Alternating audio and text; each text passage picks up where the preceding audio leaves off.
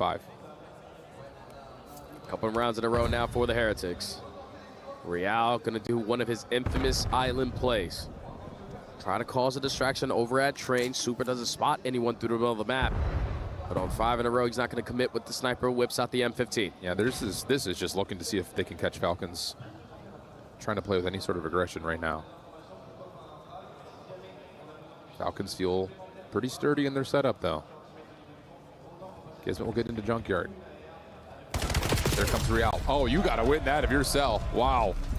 Big win for Real. Cell had the first shots in. 4v3. Now the Heretics can move, but Aluka gets a quick counter through the middle of the map. Yeah, it was an ego child there from Super. A heat check.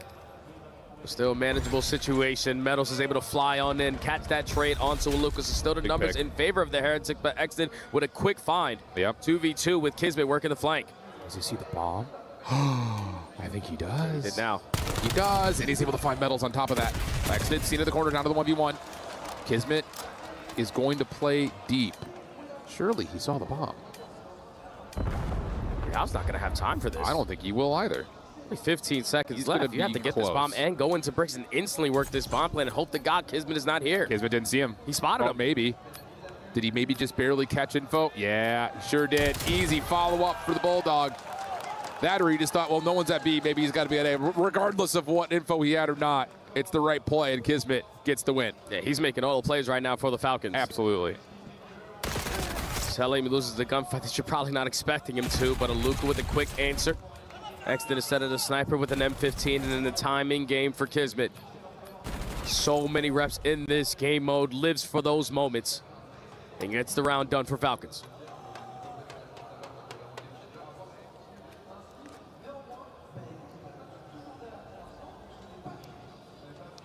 I'm interested to see what Falcons want to do here to try to avoid that potential counter snipe out of Super. This time, they're just not even going to bother playing for anything long range. Instead, it's nades in towards bricks. No one's home. Heretics instead are stacking the box over at B. Oh, we may be getting a meeting of the minds here. Real tosses a stun out, tries to follow on that. Not going to work out. Metals for one trade. There are a handful of Heretics players here. So it's down to who can win the gunfights. And we'll end with the 2v2. Quick route try to come through for Cell, but cannot connect fully. The Heretics will give themselves some space to reset. Running around as a duo, both squads want to play the trade. But you have lost info. No idea where they are going to be. 45 seconds left. Selim's going to throw a shoulder. Now you know exactly where the play is. Yeah, it's going to be on Exit to pick up this bomb. They're waiting to see if there's going to be any further contact at the top side at Barn. Exit will collect. Oh, Cell's a little bit stuck right here. Has to take some sort of a fight. He's looking for help on Exit, who is back into the play. No forced battle here from the Heretics. Just going to take that position front side at Trains. Here comes the play. There's the C. Metals able to find the first. Exit doesn't really even get a shot off onto it. Now it's down to 1v2 for him. He has no idea where Super's gone off to, so he's going to try to maybe reset this. And he's trying to bait, saying, hey, I've gone A, but Heretics are wiser to it. Doesn't give himself a chance. Doesn't give himself a chance. You're absolutely right. I thought he was going to hit the rotation right through fences. Potentially would have had the time to get through bricks and get that bomb planted, but he felt like they were just going to play the chasing game. A little bit of cat and mouse. But the Heretics do not bite the bait. They keep on having these goal line stands here at the training yard. And it's Metals this time with 2. Finds another one through small, picks up 3. And then Super, the finishing touches. Heretics have looked outstanding in this game mode this weekend. Yeah, that's just one of those blind rounds where both teams are hitting the same thing at the same time. Who wins the gunfights? Well, you can see for Exit and Selling, they haven't won very many. Mine 2 and 10 feels like a little bit of the difference maker when we have moments like that come through. Kid's been able to get an opening set nade. It's been undeniable. Doing it all, bro. With his set nades. Super will be sniping this round. 3v4. No one head glitching towards the bomb. But Kismet is right around the corner. Teammates start to put some shots in the middle of the map. He's going to start to work this pinch. So how long is Super going to hold this angle? Yeah, that's not going to work out. Exton's able to find the bomb carrier through mid. Little peekaboo? Yeah, a little bit. Hi, how are you? Kismet sees the nade being queued up for a toss. Easy follow-up. Real, the last one left. Catches the first. 45 seconds. Not impossible, but obviously 1v4 doesn't happen all that often. Yeah, not on Fringe with 35 seconds remaining. Bomb being down dead center of the map. And not a single player from the Falcons looking to be in a scam position. The time is at the red. Got to get a move on it if you want Real to stand a chance here. He's going to have to commit with this NPC right through bricks. Yeah, and Falcons are just going to let him plan and then just play this retake together. So we'll see how Real sets himself up. Just do not scam here if you're a Luca. Don't scam if you're a Luca. Okay, they're going to try to bully him out through the alleyway. Real puts himself into a corner. Just doesn't get through the window, though. I was going to say, that's about how you would do it. Yeah. Just line him up through that back alley. Just rush the play right there if you are the young rookie and a Luca. But thankfully, Real's movement wasn't the best just to get out that window. Excellent gets there just in the nick of time. Locates the final kill, secures the round, but the Bulldog is literally doing everything right now for the Falcons to just keep themselves in the fight in this S&D. Yeah. Legitimately everything. First bloods, nades, clutch moments. Holy shit, bro. Yeah, I mean, Unreal. Yep. Okay. 3-4. Falcons back to the attack, and they're going to go back to B. They're saying there's no way Heretics throw rock in this rock, paper, scissors battle twice. Smoke blocks out the side alley, and the nades come through again.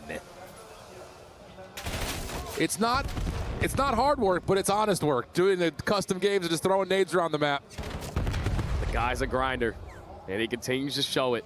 Early numbers here for the Falcons, but the Heretics, again, are just going to step up the aggression, try to catch them off guard, but this time the Falcons are ready. 4v2 Super Falls. Rancor is surrounded, 1v3. Yeah, Metal's able to find the first, not able to do much more, though. Just too many numbers to deal with. How many more nades is Kismet going to hit this map, bro? We don't have many more rounds left. He's had at least one, it feels like, every round. When you put in that work, things just come to you with so much easier access. First blood so far have been equalized after Kismet is having so much success in the first 10 seconds. But the Falcons play call to say, all right, we've been playing it a little bit too slow at trades. This time we're going to step it up to a whole different pace, and now we have a tie game. Yeah, there's no way the Heretics stacked the box there 2 times in a row defensively. 12-5 for Kiz. Super sniping at the get-go here. Nothing seen. Heretics saying, all right, you guys want to play a little smoke game over towards this back alley? We'll do the same. Real tries to throw the same nade Kismet did. No success this time. We're 4v4. You waste a lot of attacks to not commit over through the train yard. So now you're going to retreat back to your spawn. Super's gathering info, but Falcons are throwing shoulders, value in their life. Yeah, I think most importantly there, Luca's trying to play the white truck. He gets back to safety because there's a lot of action, and it turns into a first blood onto Real. Talk about your immediate cause and effect call right there. Heretics, after that opening pressure at B, are going to just bank on the fact that they could still have some numbers to play through trains. Selim gets the info. It's going to allow Kismet to hit that go button or just get back to his teammates and use the extra gun. 30 seconds left. You know they have to commit here. Oh, really good timing on the peek from Cell. Turns that into 2, plus help from up top at the barn. No worries there. Falcons putting them together round by round. 3 in a row for the Falcons now to be at game point. The catalyst has been the Bulldog, but the rookie finds the angle onto Real for the first blood this go around. Rocking the M15 for those long distance gunfights. That's all you see in this highlight reel. Falcons 1 round away. How big this would be too, considering that the soft spot for the Falcons through the week has been the search. Thank you, Ops team.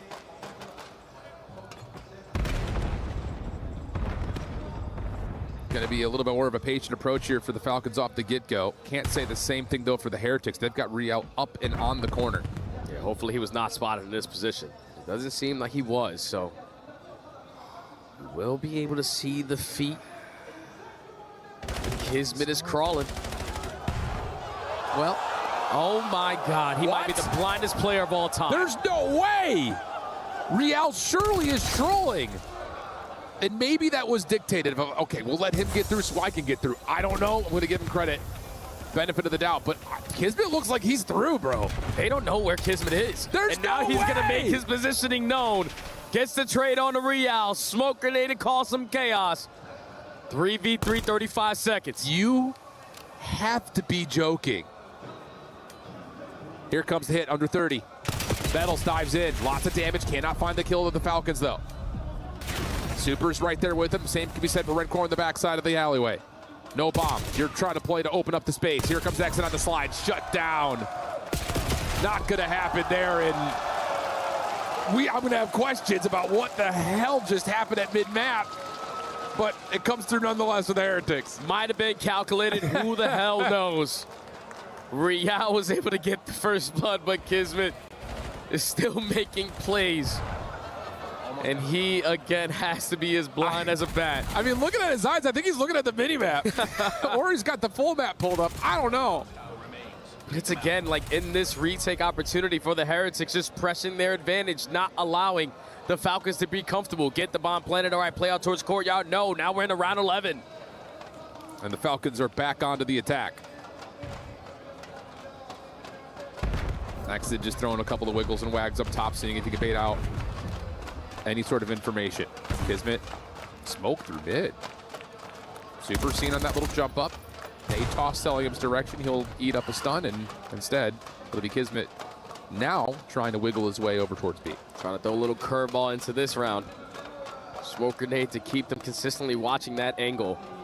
But Kismet and being on his stomach in that prone position has been very familiar all throughout Fringe. Just waiting to see what kind of info Heretics will be able to provide before he decides to strike. I'm wondering what the execute call is going to be here for the Falcons. Looks like it may just be Kismet taking a little bit of space. You got to clear this back position out. They don't see Red Core. It's a team nade. It's a team nade. He can shake this off and still hit this route, but we're running out of time. Aluka may have seen Red Core in the back, and now Kismet's position's known. 4v4 over the top of the B site. 20 seconds on the clock. Kismet, whoa, stuck. We're gonna try to rewrap the bomb to A. This is ludicrous. You gotta go quick. Cell wins a big 1v1. Exted, Metals, delayed. Cell will drop. Bomb's being planted, but Exted falls. It's all onto the new guy. Aluka in a 1v3. This would be generational. He's able to pull this off for this Falcons lineup. He has to be able to check the bomb, though. Can he find Super? He pulled it. He's already past halfway. Not gonna happen. Heretics will take the back 2 rounds and go 2-0 up. Every single time the Falcons on their attacking rounds have tried this slow and steady wins the race. They just wasted too much time in that final round. They put themselves in good positionings, but it's 2-2 split. You can't commit on the bomb plan because Kismet is getting back down, and you know Celium is going to be overwhelmed in the final 25 seconds. The game plan from the Heretics is outstanding. They're up 2 in the series. Unbelievable things. Heretics feeling good. Den Overload will be the map 3, but we got to break down the first 2, and Enigma's got the desk ready to go. 2-0 up if you are the Heretics in the first of our semi-finals of the day. Ladies and gentlemen, we know we're in for a treat, but I don't know if we were expecting this off the start of the series here today. Rosalie, let's touch on some of the stuff that Miami are doing right now in order to be leading, especially in the S&D. Yeah, no, their S&D just looks great. Fringe has been a really comfortable map for them this weekend and heading into this event. So the fact that they got it this early in the series is great for their confidence moving forward. And also, even with little mistakes and little hiccups happening, they're dealing with the situationals incredibly well. Nameless, obviously, you are tuning into that. A couple of moments that we're going to get to that you were losing your absolute marbles about, but of course the S&D, a very close affair, very back and forth. Yeah. We expected Heretics coming into this to be pretty solid in their S&D, especially considering how good Falcons have been in their respawn. But what do you think was the difference maker in that and got them over the line? Yeah, well, you know, it was a long search and destroy, and off the rip, the Heretics had the massive edge. You saw Super sniping. I think he was up to 6 kills about 5 rounds in. And, you know, their general plan was like, we'll send Real over towards Train, Super find a couple picks towards mid, and there was no adjustment on the side of Falcons until later in the game where Kismet decided to pop Takeover. Yeah. And that is a massive map win for the Heretics. They steal the map 1, which was the Falcons pick, and now they win their map pick as well. Up 2-0 in the series, they have the advantage going forward. No, I certainly do, and of course Kismet feels like he's having an incredible tournament, but we are going to flick back to something inside of that map.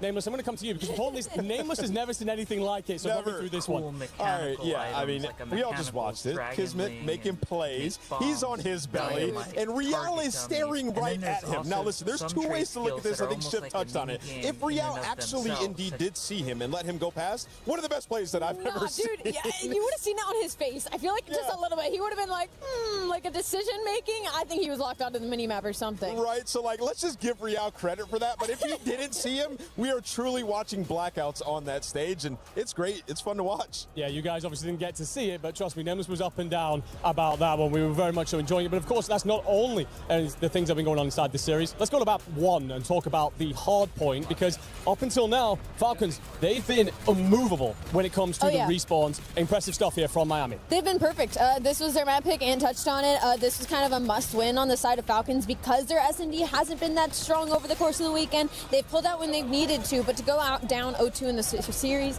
this early, considering your hardpoint's been lights out. I mean, Kismet and Celium were in the top 5 for HP heading into today. They had like 1.3, so Slaying, it's got to be moving up if they want to take something back versus the Heretics. Yeah, you stole the Falcons map pick, and looking at this one, I had questions on who could match the third SMG, and we saw Super Encore pulling them out, but really just the efficiency. Like, didn't have to massively outslay the Falcons to win this. A couple team efforts on the breaks on the P4, and it was really the swing moment. It was P3 second rotation where Rial made a massive play. This team finally coming together. As you see some of the people jumping off the map. Again, there's blackouts, but when they need the big plays, they were making them. That was hilarious when they just started falling off the roofs in this last 30 seconds. It is going to be Heretics that come out on top, though, but I love the point that you made about that second set of rotos, because it was just, they were too spread out. Like, nobody was played for a trade. Rial found the hole, and I feel like we saw that in the S&D as well. Very in those early rounds, Super's getting those picks. You don't have anybody around for the trade, and it's also why we saw the adjustments that they started grouping up together. But the problem is, Rial is still putting up damage in numbers like that. He has been the X factor for Heretics, I feel like, this weekend, and he's finally proven why they decided to make this decision to put him back into the roster. Feels like we're seeing a lot of nervy moments. When we came walking back in after our trip to the tower this morning,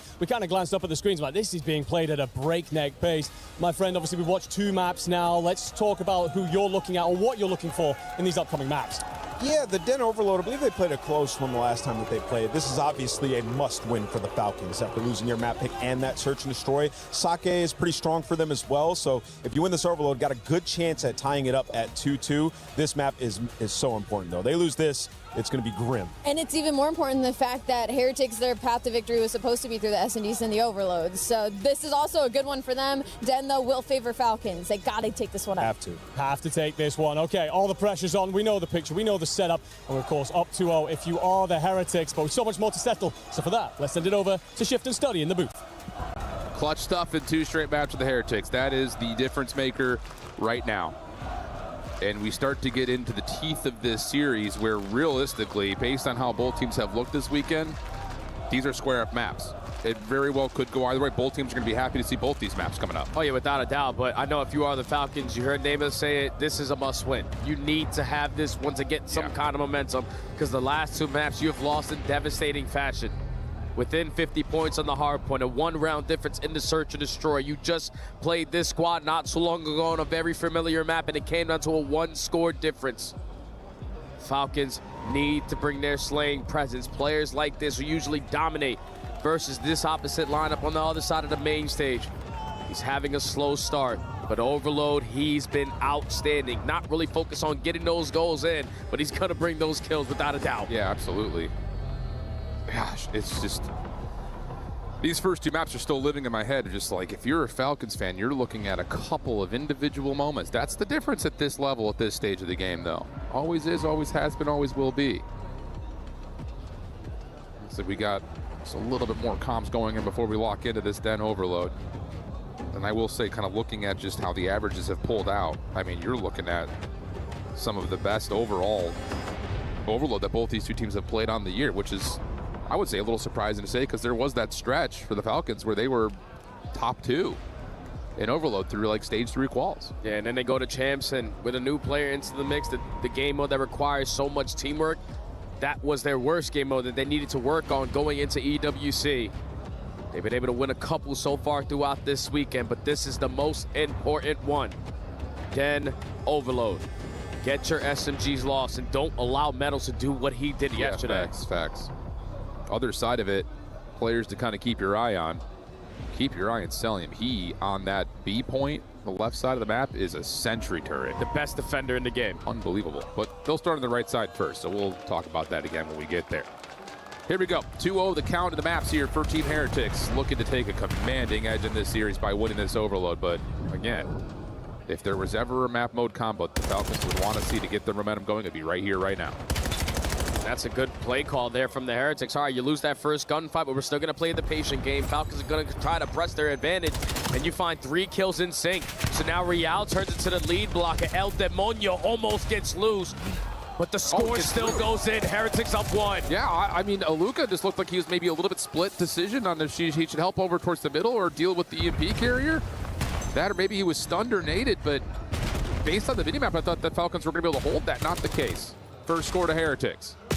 Dojo spawn now for the next EMP. First win comes through. Falcons, not the fastest team when it comes to trying to score, but they do own possession when they get it. Yeah, they play for the other team's mistakes first. If you're going to make the first move, that's where they're going to make you pay for it. But 2 kills in favor of the Heretics, now pressing their advantage on the opposite side. That's going to be 3 dead. Closest player is going to be Exit. He's able to catch 1, but there's still a chance here for Heretics to get score number 2. Okay, 1 more to grab. Real almost sneaks through. You still have to win this 1v1 if you are. Selim not quite able to super, trying to get there, trying to grab. Slide through, Exit saves the day. Heretics will have to form up their defense. And we're going to take a listen in with the Fly Saudia comms check with Team Heretics in this moment. Estoy chisando contigo. Tira la bola, son 2 izquierda, ¿vale? Vale, me estoy mandando izquierda. No, es la bola 1, creo, a meter. Está puesto por aquí, es un spawner, La bola a la izquierda. Muerto. Dragón, otra. A la derecha. Pilar. Apoya más abajo. ¿Sabes qué hace info? Dragón puse China. ¿Sabes qué hace info? Tengo yo China cero, ¿vale? Tengo a la derecha yo, no, outer China, outer. Tengo outer. Son 2, a Luca un tiro y otro papel con Seri. Más tocado. Son 3. Papel y límite. Son 3, vale, a Luque 2 más. Son 2 derechas, salita. Son 3 derechas. Una bala salita. Y otro 3 media, bro. Salita 2, los 2 muertos. No puedo. Tenemos un tiro, son 2 derechas, sí, va, quita. Toma. Vas conmigo. Voy al pin de Garden. Sí. No tengo. Garden. Garden de cara. Garden. Buena, quedarlos de cara. Vale, sí, medio. Vamos a la derecha, ¿vale? La bola está roto, ¿vale? Están abajo roto. Y yo te izquierda couches, roto y couches. Izquierda couches, ¿vale? Otra derecha conmigo. Oh, here we go. This is what we're talking about. You can hear the comms. It's scattered. It's frantic. There's a lot of hits coming all over the map. And now all of a sudden, that possession time is looking for a potential score. And Reluca will get in and actually find the pistol kill onto Real on top of that. 1-1 game, 2:12 to play. And even though there's some people that probably were listening to those communication points there from the Heretics, you don't understand Spanish. The way that they were keeping track of the players, knowing exactly where the pressure was coming in, that's all sounds like a team that's well polished. But regardless, Falcons were able to tie the game. Now with 2 minutes still on the half, reset over towards the rooftops. The battle of the rooftops continues to brew, and Exton has another gunfight that's gonna go Rancor's way. 3 in favor of the Heretics. You got Real on the pinch, trying to guard it, not gonna quite be able to, but Real is low, he will fall. Cell trying to get it defensively, gunned by Metals, but Super right with him the whole way. And now you've got a lot of presence to try to keep Falcons back into their spawn. Aluka will get through, but 2-1 the count, minute 30 on the clock. And this was the question that we had before the series started. Who was going to whip out that extra NPC to step up that aggression on the side of the Heretics? And so far, Rancor's answering the call. 11-7. Giving your team the early advantage, finding a lot of kills and just putting the Falcons in an uncomfortable spot. But Exnid, the last player alive, just tries to commit. He gets cut down. And now defense into offense for the Heretics. Long route from Cell. A lot of trust in this team here. I'll say. He's able to find an opportunity to play something through mid, but Real turns and still finds that elimination. And all of a sudden, a swing comes through for Heretics towards the B point. Real could only go so far, though. Able to cut off Kismet. Defense will have their eyes on 2 things at once here with 45 on the clock. Real just keeps on drawing the attention. Yeah, I like this. Luka just did a spinaroo through the middle of the map, just trying to locate where the hell he is. And now Luka's going to work on this pinch route. Real's going to create space on the opposite side, and Luka's also going to get taken down. So this is where the Heretics are going to rotate it back over through Dojo. But the EMP carrier is getting cut off by Celium. Got to take the long route back. It's a really good reposition from Cell right there. Otherwise, it would have led to a very desperate defensive setup. Now you have a couple of defenders over through Dojo that are going to be tested by Super first. He feels like he's got an advantage, tries to go to the pistol. Rencor working with him, shut down. Luka still holding his life. Metal's trying to keep this Dojo position in the name of the Heretics with 10 seconds remaining. They would love to get their hands on this EMP again, but easier said than done. Chance off the spawn here for Falcons to have the last possession of the half. And the reset is not going to go down, so the final push is going to come in from the Falcons. They would love to go into the halftime up, or at least tied up. Final 25 seconds. Trades already going down. It's a 3v3 scenario, but one of your teammates only have a pistol, so you have to choose wisely when you're going to commit. Oh Luka finds a double. Luka finds a triple, and now you just have to cross the finish line. And they're going to be able to. What a play from Luka. Absolutely smokes 2 with the M15. And I hope to God whoever was on that side stairs was low, because he just two-bursted it with a pistol. He got 2 with the M15, 1 with the pistol, and the final with the fist.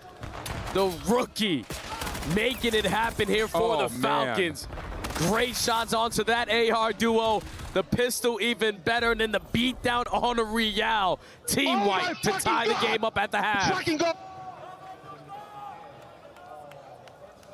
That was special.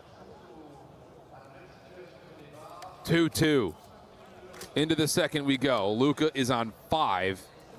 I think he's a fraction away from a Hellstorm, which gotta play for it. Massive. You absolutely do. He's still got a little bit longer than I thought. And into the second half we go. Real already setting the tone in through 10, but a Luka there for the trade. Trying to earn himself this Hellstorm. That could be a drastic thing to determine who's gonna win this overload. You see on your mini-map, though, Kismet dies, and off the respawn, he's working on this late pin, so he just needs his teammates to stay alive. Look at this isolation. A little 1v1 ball with Luka and Super, but Super is able to get the gun up, find the win. Now it's on to what Kismet can do as a playmaker. I believe Real may have spotted him right there. So, yeah, Kismet just going to try to play his life. Slides down the staircase, breaks the camera of metals, but on the other front, Super's getting aggressive in his own right. Cellium not able to equal the play there, and now it's just down to who can hold this EMP, because it's got pressure on both sides for both teams. And Xnet already pushed back 2 of them at least. You take care of Super in your spawn, so you know Real was the last player through the middle of the map. Cellium with the MPC. Should be able to clean this one up, but Real's a difficult kill sometimes. He's finessing, and he finesses so well that he still walks away with 1. This could have been an opportunity for the Falcons to retrieve that EMP and work it up through mid-cut, but Heretics keep it stagnant. 3:45 on the clock. A little bit careful here, though. Kismet is pretty far out of the play.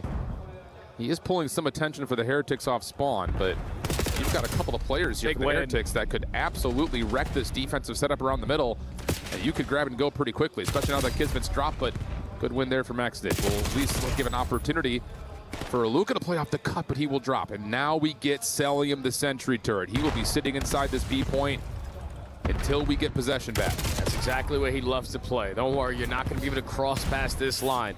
To take the lead up by 1. But the Heretics are trying to set this one up.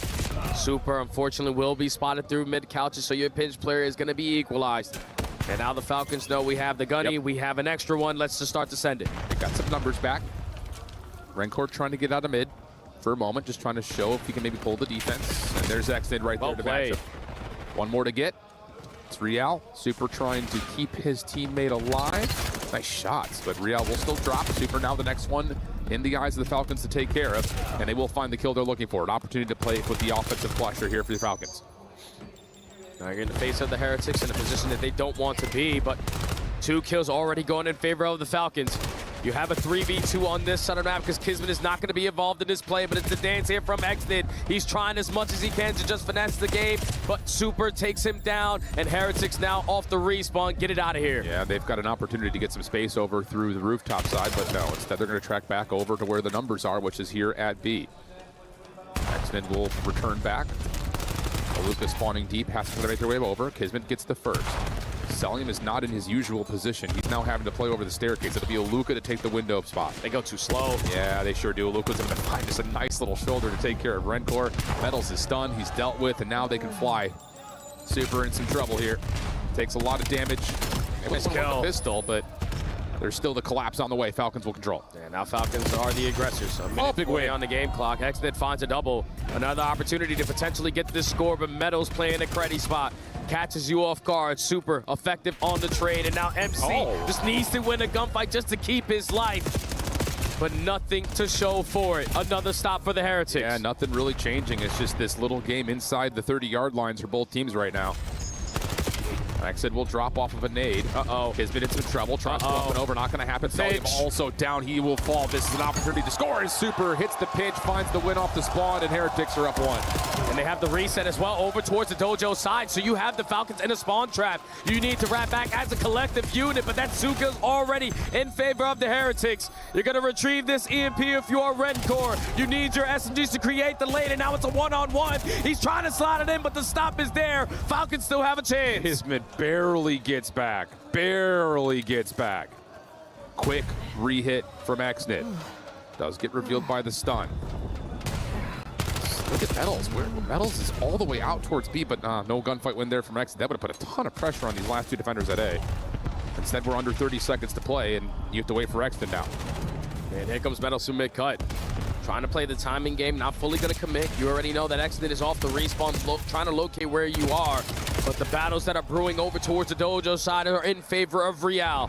So Kismet has to get back all the way through the spawn. Allow his teammates off the respawn and try to keep him safe, and he gets caught. Now Luca has got to find both, but will fall. Real in some trouble over to her couches. 3 seconds, you got to pick up the, you need to win this gunfight. It's not going to happen. The Heretics are going to keep it on the ground and take map 3. They are playing for the Falcons' mistakes. They get past that 50-yard line where they know they have to commit on the objective, and they consistently are finding the opening kills. It was a perfect flank there from Super. A perfect double from the front out of Metals leads to a clean 4 dead, which leads to the goal that won you the game. Heretics up 3-0 in the series. Another map that can be defined by the closing moments. The Heretics just continue to ice up. For a team that we categorized as they look great only when they're in the leader's advantage. Now all of a sudden, they're hitting that special end of season form where every moment feels like there's a chance for a good moment. And it's another one where you look at Real's performance and you say, okay, here he is. This is why. You knew when this roster was brought back in, if they could potentially just show you a little piece of what they were last season, then they can compete with some of the best teams in the game. It took them some time to get themselves into this form. You find it at EWC in Search and Destroy. Your hardpoint game is 50-50, sometimes 60-40. But just the teamwork aspect of what they are putting on display for everyone in the world to see. This is why you put the band back together. Absolutely. Wow. What a finish. Well, the Heretics are up big. We've got our main man, Ian Chambers, down on the floor with the Heretics. Yeah, absolutely. I'm down here with some very happy Heretics fans. 3-0 up in the semifinals. TJ, Brian, TJ, you must be feeling incredible right now. I feel great, man. It's crazy. Yo, we've been doing so well, and I can't wait for us to get to the finals. Brian, what changed? Because earlier this week, Falcons had your number. I feel like overall they weren't confident, and unfortunately they lost the first time. But after reviewing VOD and getting ready overnight, I feel like they're a lot more confident heading into this semifinal match. You guys have been loud throughout this entire week backing your team, but it must feel good this time around to have the Paris fans on your side too. Oh yeah, sure. It's been great for them. I've been loving Paris itself. So thank you guys for supporting us this time. And when we get to the finals, I hope we can, make sure we give you us too.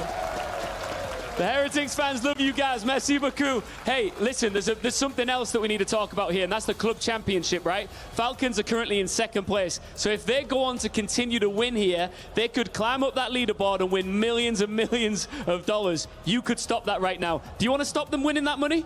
Yes, sir. All the way. 100% Heretics all the way. What about you? Oh, 100%. Yo, let's drop their bag, man. Come on. Listen, I told you about all these Paris fans who are on your team. Before we go, do you want to teach them a chant? One of your Spanish chants? Oh, that's you, bro. Yeah. Timereti jale ale. Timereti jale ale. Timereti jale ale. Timereti jale ale. Timereti jale ale. Timereti jale ale. Timereti jale ale. Timereti jale ale.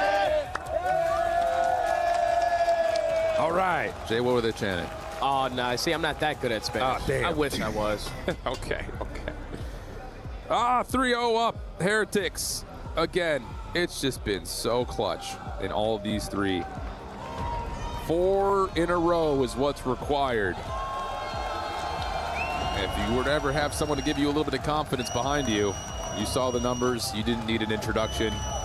Clay is the guy that could get you back into form. Yeah, that's the guy that's been in so many scenarios like this. Backs against the wall on the brink of elimination. You have to get the reverse sweep just to move on to another series. It has to start right here on a map that you have found yourself, again, so much success on.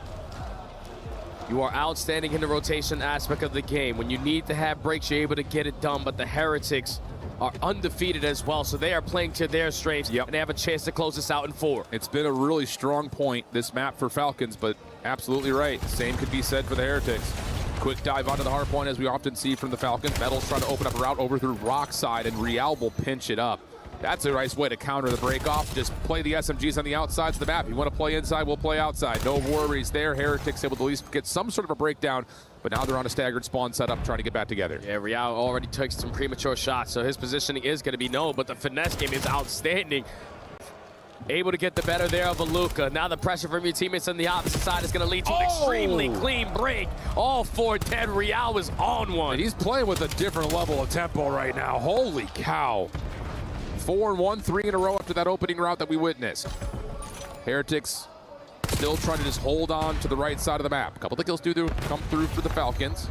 Gives them a chance to try to counteract what already this opening play had looked like for Team Heretics. And as they try to rotate, they will be shut down. P2 will currently belong to the team in red. Yeah, the layers that were created right there from the Heretics and the spots they decided to choose, you're just not going to be able to read it. So 3 kills already cleared out towards the backside. First wave getting shut down, but Real is going to start to feel this pressure. Stuns are going to connect. Thankfully, Super spawns alongside him, but he doesn't even need Super when he's shooting like that. Yeah, but here's an opportunity to break in from the front. Whoa, hold on a second. Nice shots there from Super. One more player will spawn up at least for the Heretics. Rancor will spawn out. Axnid inside the hard point. Going to get a little bit of help from Kismet, but both players are low. Both players will fall. Heretics re-break. Yeah, that's a perfect break right back on in, because knowing that you still have those back spawns, we want to walk away with this time. Falcons are going to forfeit this final 20 seconds. But you get sniffed out if you are Luka, so quickly going to fall. Depending on how quickly he is going to spawn and also your teammates getting kills. Thankfully, they find 2 at the perfect time. Falcons should be flawless off this rotation for a good chunk of time. Zell in some trouble here up top. Respects it, backs away. Kismet finds another nade.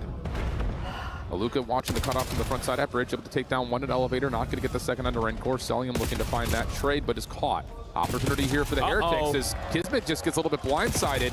Spawns are up for a small moment, but all of a sudden everyone's starting to fall, and the Heretics are going to run away with this break attempt. Yeah, the reason why Falcons were basically undefeated in hardpoint before this series started is because they weren't in scam positions. They weren't throwing away their lives for free, but you're trying to do a little bit too much right now. And that's allowing these openings for the Heretics, and they're taking full advantage of it. Shots out of El Diablo, not good enough to take care of Aluka. So Falcons are going to get this one last hurrah for this final 20. Okay. It gives you a 50-50 split on the hard point, but that's not going to feel like a win right now for Falcons. This may, though. Kismet's able to give you an opener backside dojo. And he's got eyes on more. But Rancor's right there to help. Oh my goodness! Man, pieces up 2 through the window. And Rancor is going to have 3. Heretics will have the rotation, and there's a split spawn situation for the Falcons. If they don't find the kills, this could get nasty quick. El Diablo and El Demonio, both of them are popping take over here at this P4. Great shots to clear out the back. But already in the front, Falcons are knocking at the door. The Bulldog finds 2. Sellium finds the 3rd. The break is good enough, but you got to take care of Super. And they will. Rancor also dealt with. Wow. That was about to get disastrous for Team Falcons, but Kismet bails them out again. Aluka not able to get the snap over to Metals. Opportunity here for the Heretics to give this one more hit. Kismet waiting for his time to pounce, able to find 1. Back over towards the den window. Able to get some damage out and help Sellium with a little bit more. Plus you get the kill. Now an opportunity to rotate over as Kismet's on 5, soaking a lot of that hard point time. He should be close to a Hellstorm. Yeah, he might be able to earn it off of this final 10. And that could be big for the Falcons players who have now cut the deficit to only 10.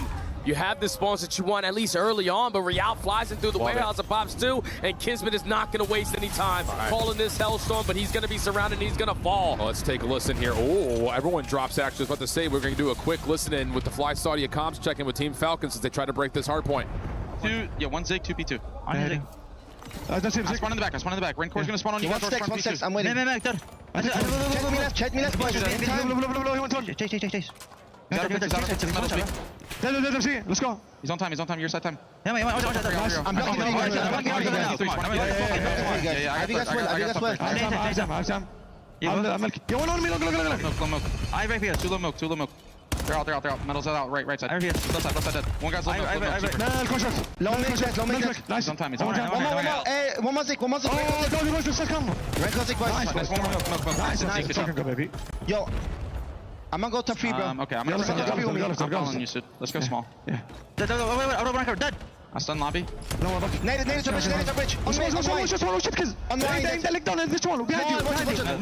the way. I hear. Lobby.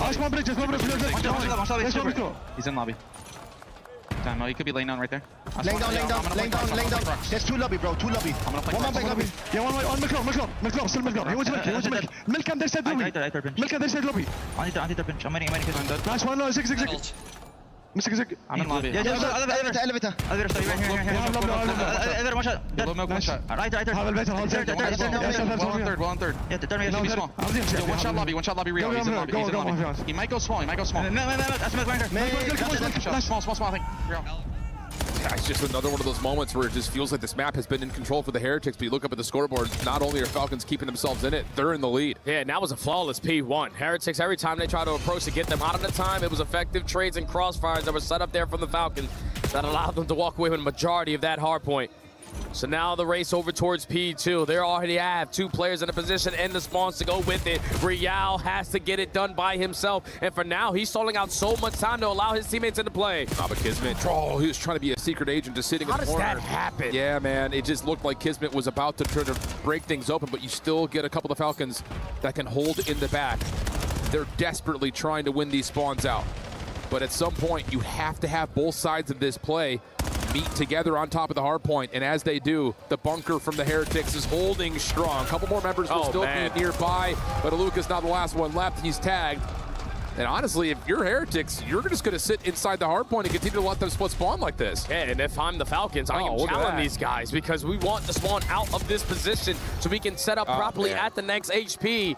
But you're going to get beat to the punch. Renkor in the spot that could potentially call game here if you allow the Heretics to chain this hard point as well. He's locking down the back, runs out of shots with the M15, but the teammates are here to clean up the rest. It's good from the Heretics. Xnid just could not get the first 1v1.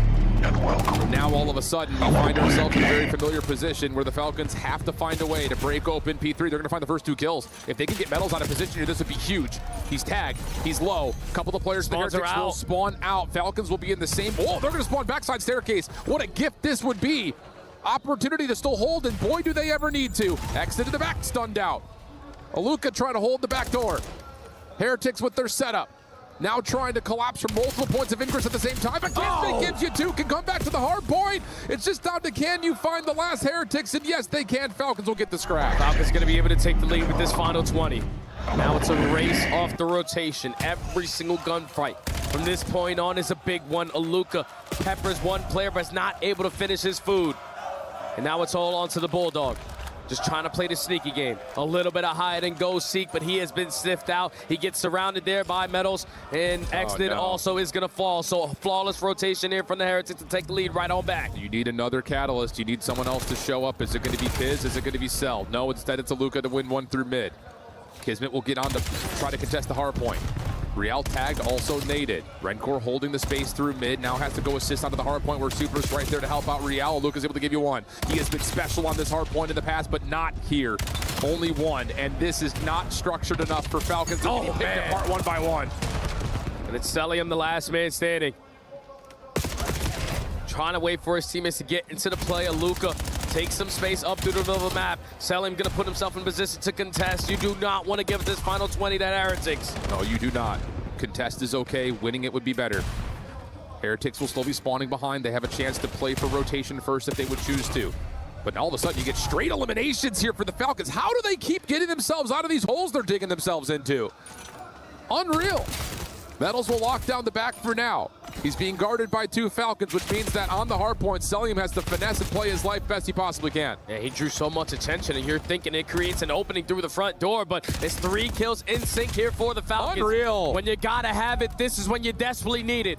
Falcons are going to be able to take the lead. The Heretics spawns are so far away, and they're going for a 2-2 split to try to break back in. Aluka, first point of contact, clean. Doesn't even take a bullet. 4 in a row, make it 5. Now the fight back over to the hard point. Selim able to get himself onto a couple in a row. Exit finishes off Super with the pistol. Split spawn situation. And Kismet wants to open up the map.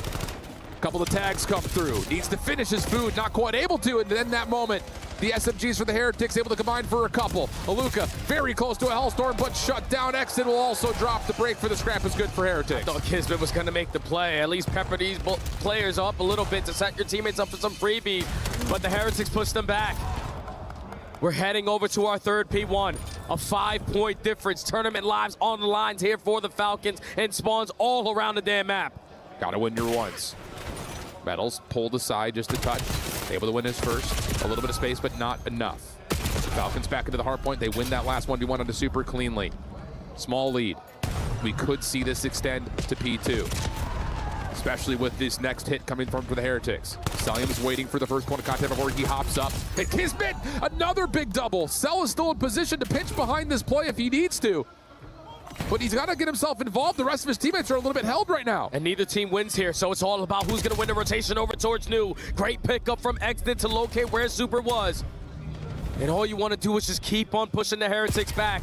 You have one player in Selim working on the pinch, giving you the information of where the pressure is going to be applied from. But you have to lock down this P2 to win this game. Heretics will need only a couple of seconds.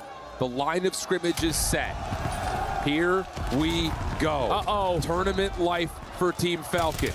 Aluka finds one over the top, but now you've got contestant from the front. You cannot allow them to stay here. You've got to pinch on the way from Kismet. Got to make sure you block, too. You've got to get in. You need to take them out of the hard point. Big win for Metals. He's going to get a second, but the break is in. 40 seconds. Heretics trying to form up in the spawns. They're going to be surrounded by the Heretics players. This one last hold here for the Falcons. Aluka. They got all on. He gets a massive double. Trying to stay alive. Help is on the way, but can they get in time extend? No! He doesn't touch, and the Heretics are in the grand finals. And Rencor is running like the Flash. What happened last time is not going to go down this time. And Rencor and MC having some words for each other. Was not expecting to see that after usually the sportsmanship that the Miami Heretics usually provide. But there's some bad blood between those guys. Regardless, Heretics move on. Wow. Have I said it once, twice, or 3 times? Yeah, I think I have. We'll say it a 4th time. In the icy moments, every single map, Heretics come through and make the play. Undeniable. A perfect time to play your best Call of Duty. Hardpoint game is good, but the search and destroys have truly been the difference maker. You bring Real back into the mix just to get the feeling that we could potentially do it a little bit different this time around at EWC compared to the last. And you get through the matchup that caused you so many traumas last year around, and you get to the final dance. Grand finals for the Heretics. Falcons still a chance to play for 3rd, but whoa, there are fireworks on the main stage. We have got Lou with Metals to break it down. Thank you very much, guys. Indeed, the Team Heretics eliminate Falcons from the run to the trophy. Metals is here with me on stage. Metals, enhorabuena, bienvenido a la final. Y normalmente hay una gran rivalidad entre Francia y España, pero aquí no. Toda la gente quería ver perder a Falcons, entonces tenía toda la gente contigo. ¿Qué te ha parecido? ¿Te ha gustado? Enséñame sobre eso. Me ha encantado que los franceses nos estuvieran apoyando todo el evento. Bueno, el partido ya que ellos perdieron contra Falcons. Yo creo que es una rivalidad que siempre está bonita de ver y que el mayor que hicieron fue una locura y fue una pasada, la verdad. Y una rivalidad sana también, creo también. Première question, first question, of course, there's a big rivalry usually between France and Spain, but not here. He had the entire stadium with him, so did he enjoy it? Of course, I think the French fans are insane. I am so happy also to have them behind me in that game against Falcons, and we just enjoy that rivalry, basically. On est très content d'avoir cette rivalité avec les Français, mais merci de nous avoir soutenus sur cette game face à Falcon. Y después, ha sido un año difícil para ti y para tus compañeros también, pero ya sabes, ahora estás logrando el mejor éxito de Heretics en la escena de COD, este top 2 mínimo en la IWC. ¿Cuáles crees que fueron las llaves del suceso después de este año difícil? Pues sí, como tú bien dices, ha sido un año muy, muy difícil para nosotros, especial para mí mentalmente, pero después de todo esto ha merecido la pena. Hemos puesto lágrimas y sudor en hacerlo lo mejor posible tanto en el Mundial como aquí y se están notando los resultados. Y lo has mostrado aquí, ahora en París. So yeah, it has been a tough year for you guys and everyone is cheering, of course. It has been a tough year for you. What do you think were the keys for success? We have shed tears, we felt shit, I felt shit mentally, and we had, to get back to the track and get work on it, but I'm really proud of what we have reached now. Y Metals, has jugado increíble ese torneo, en serio, y toda la gente está diciendo que estás el X Factor de tu equipo, pero yo creo que tú me explicas porque tú piensas que estás un gran jugador.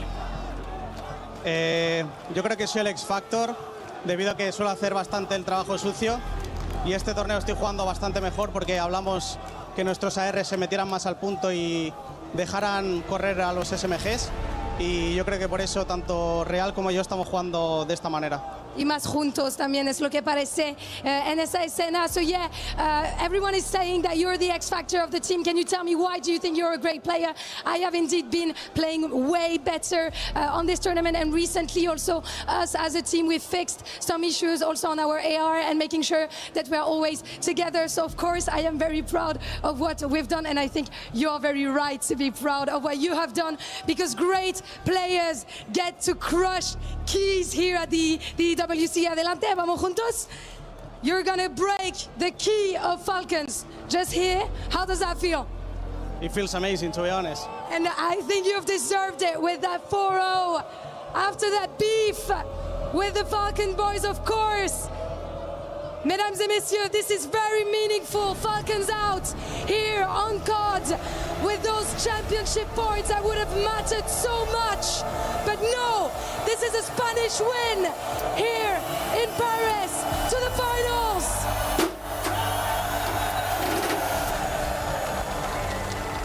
Metals, enhorabuena una vez más. En serio, qué increíble. Vamos a ir con tus fans aquí.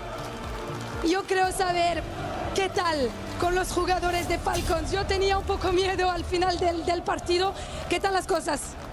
Bien, simplemente ellos hablaron mierda cuando ganaron su partido y pues nosotros hemos hablado de vuelta, es lo que hay. Así es el juego también. So yeah, how are things with the Falcon boys? I got a little bit scared at the end of the game. Everything is all right. They just talked shit when they won, so we just talk shit back, and I think that's also part of the game. Y última pregunta, last question. We're going to keep it in English because the world is watching you, Metals, and I'm sure that you know that. What do you want the world that is watching you to know about you, your team, Team Heretics, ahead of the finals? I think we're going to beat them like 5-2. I think we deserved last year to win the tournament, the whole tournament. We choked last year and we're not going to choke again. You're not going to choke again. This time is going to be the right one. Vous l'avez compris, cette année on va pas choke. On est là pour gagner, on va le faire. 5-2, je pense, en finale, et ça va être évidemment mémorable. Muchas gracias por esa entrevista una vez más. And don't go anywhere because the main event is about to start. 100 Thieves versus Optic after a short break. Thank you so much. Muchas gracias.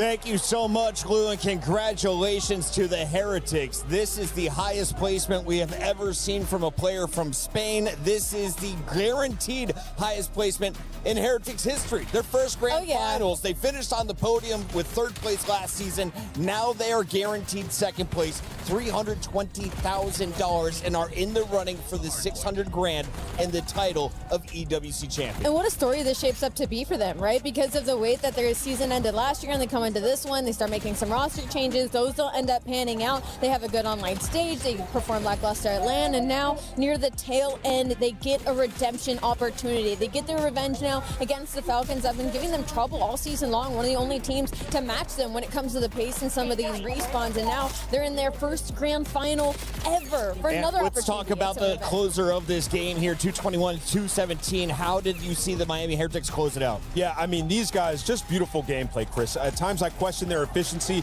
multiple times, not having spawns inside of the P2, holding it from the front. It required a break in the very end, and it's only right that it ends on this hill. It's quite poetic. Real coming in, making a huge play for the final cleanup. This Heretics team here to play. And then watch the reaction. What sparked the beef between MacArthur and Rancor? Well, Celium didn't like the fact that this man jumped out of his seat, threw off his headset, and sprinted across the stage. I felt like I was watching the UFC. Your name was. I mean, look at the energy here. Now, this all started when the Falcons beat the Heretics earlier in this tournament, and you just heard from Metals. Falcons let the Heretics know that they were on the losing end of that first fight. 100%, and they beat them at champs as well, Chris. So this was pent up. And if you saw before the match, and here's the push as you see. Get out of my face. Don't touch me, man. Getting spicy on that stage. Hey, brush your teeth. No, you brush your teeth. They had the showdown, the face-off before the match as well. Rencor was all business. He had something up his sleeve, and you sometimes got to let the opposition know. I will say, if my big brother was in the audience, I would feel a little extra special on that stage as well to do it in front of the family. Congratulations.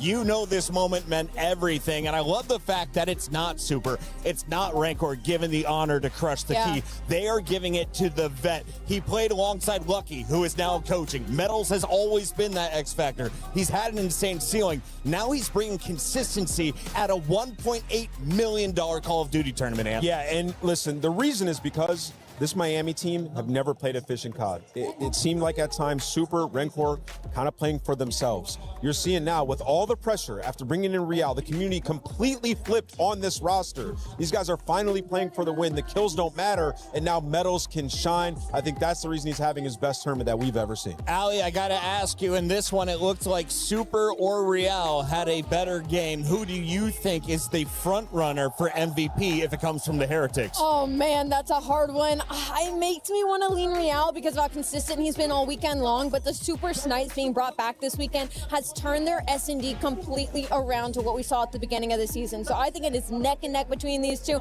If I had to pick one right now for Impact, I would pick Real, but Super is right there behind him. Yeah, I'm going to go Super because of the overload, right? Here we go. You know, it's 2-0. We get to that overload. He pops, take massive spawn kills, and look at them breezing through this bracket, find themselves in a grand final. Heretics are the first into our grand final. They're guaranteed $320,000, a whole bunch of club championship points, but the real question is, who will they face? We find out after this with 100 Thieves taking on Optic Gaming.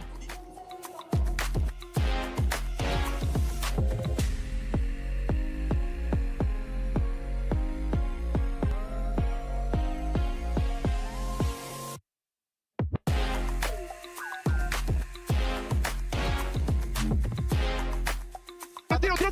Son dos de izquierda, van a hacer increíble. Hay uno pico, hay uno pico. Sí, uno de frente, hay gente de frente. De frente yo. De frente, dos fondos. Los dos, bien, tú, no hacen deep izquierda, no deep. Sí. No, Dale. Voy por Saidor.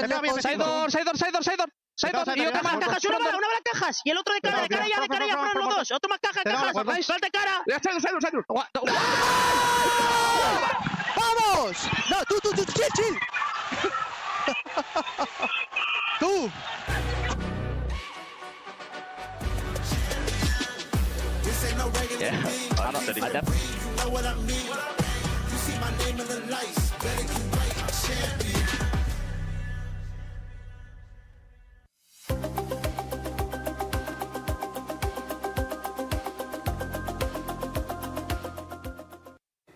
What's up, everybody? I was in the crowd, and you know I had to talk to our amazing cosplayers out there. Can you see the detail and the love put into every piece of fabric? I mean, ladies, y'all look absolutely phenomenal. Maya, I mean, how long did it take to put this cosplay together? Not as long as you may think, because there's many pieces that I bought. And because we had to get ready really fast for this event. But it was really a good time making it, yeah. Even though you got ready fast, there's still a lot of detail in it. It looks amazing. I mean, Emily, how long have you been cosplaying, you know, and doing this? I've been cosplaying since 2013. Okay. And I did this costume only for the EWC. I did it in 5 days. So it was quite a rush. And we look at this one right here. I mean, who are you cosplayed as, Calix? I'm cosplaying Samantha Maxis, who's basically a very narrative character. I like her a lot because we can see her in a lot of different opus of Call of Duty, mainly Black Ops, with the all zombie stories, and she's mainly at first antagonist, and then she became an ally. That's quite blurry, but I really love that deepness of her personality. Oh my God, you can see it in the outfit too, her whole personality. Like she just got in a fight with some zombies just a few seconds ago. Now, we got some ghosts, a squad of ghosts, and I gotta talk to the captain here. I mean, how long have you boys been trooping for? So, as ghosts, only for 2 weeks. So, let's say 2 or 3 weeks. We especially made those for the EWC, of course, to share it with the fans. So I mean, y'all look really seasoned. You could have told me 2 years and I would have believed you guys. I mean, have you got a chance to watch some of the Call of Duty action? Are you guys supporting any teams in specific? not any teams in specific. I think we think every team here deserves to be here, and everyone is really putting on a good show. So it's really a pleasure to see all these elites playing out these missions. So yeah, it's a great pleasure, and we are pushing for everyone. I mean, we love it, all right? You are a group of elites. We appreciate you holding it down in the crowd for us as we are watching all of these amazing matches. I mean, look at them right here. You guys gotta love this, right?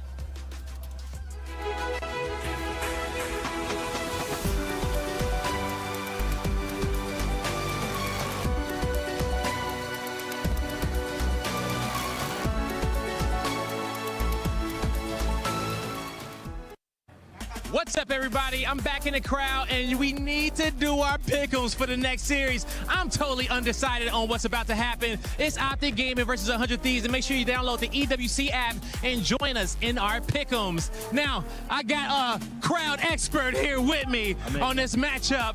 I mean, fella, 100 Thieves, Optic, we've seen this matchup before. Where do you think this is gonna go?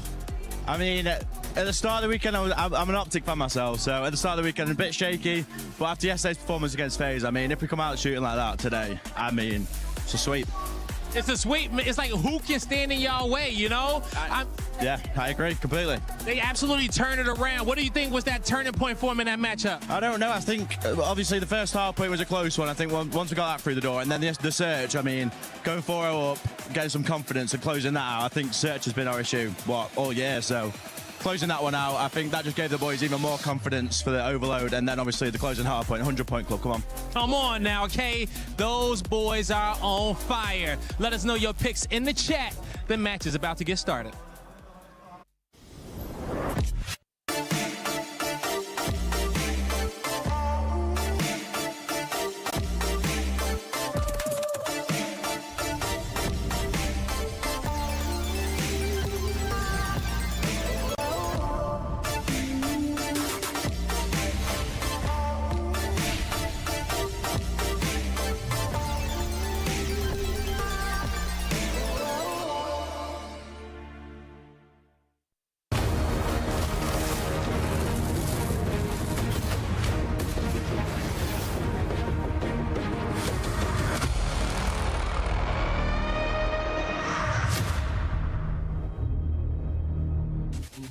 Welcome back, everybody, as we are gearing up for what is the most anticipated rematch of the tournament. 100 Thieves and Optic Gaming met up on day number 2. That was the matchup of the group stages. At the end, it was Optic having to fight for their lives through the elimination bracket. Thieves had an earlier seed into the playoffs. Now, they're fighting for a spot in the grand finals. This is between 2 tournament winners. They're huge juggernauts. How excited are you for this matchup? Can't wait. This is going to be a classic. Then again, we said that yesterday about Optic and FaZe, and they got belted. But I think that Thieves have something to offer on this one. Again, Scrap and Co looking great, bouncing back from champs. And Neum, boy, has been a superstar. We'll argue whether or not the right side of the stage is going to win this match in just a second. But first, Rosalie, some people out there are very excited about the club championship. Oh, yeah. One of them is my friend Fancy, as he knows the Falcons are out of his way. Twisted Minds have an opportunity to climb this podium. And more importantly, so do the Thieves. Currently, they're in 10th place.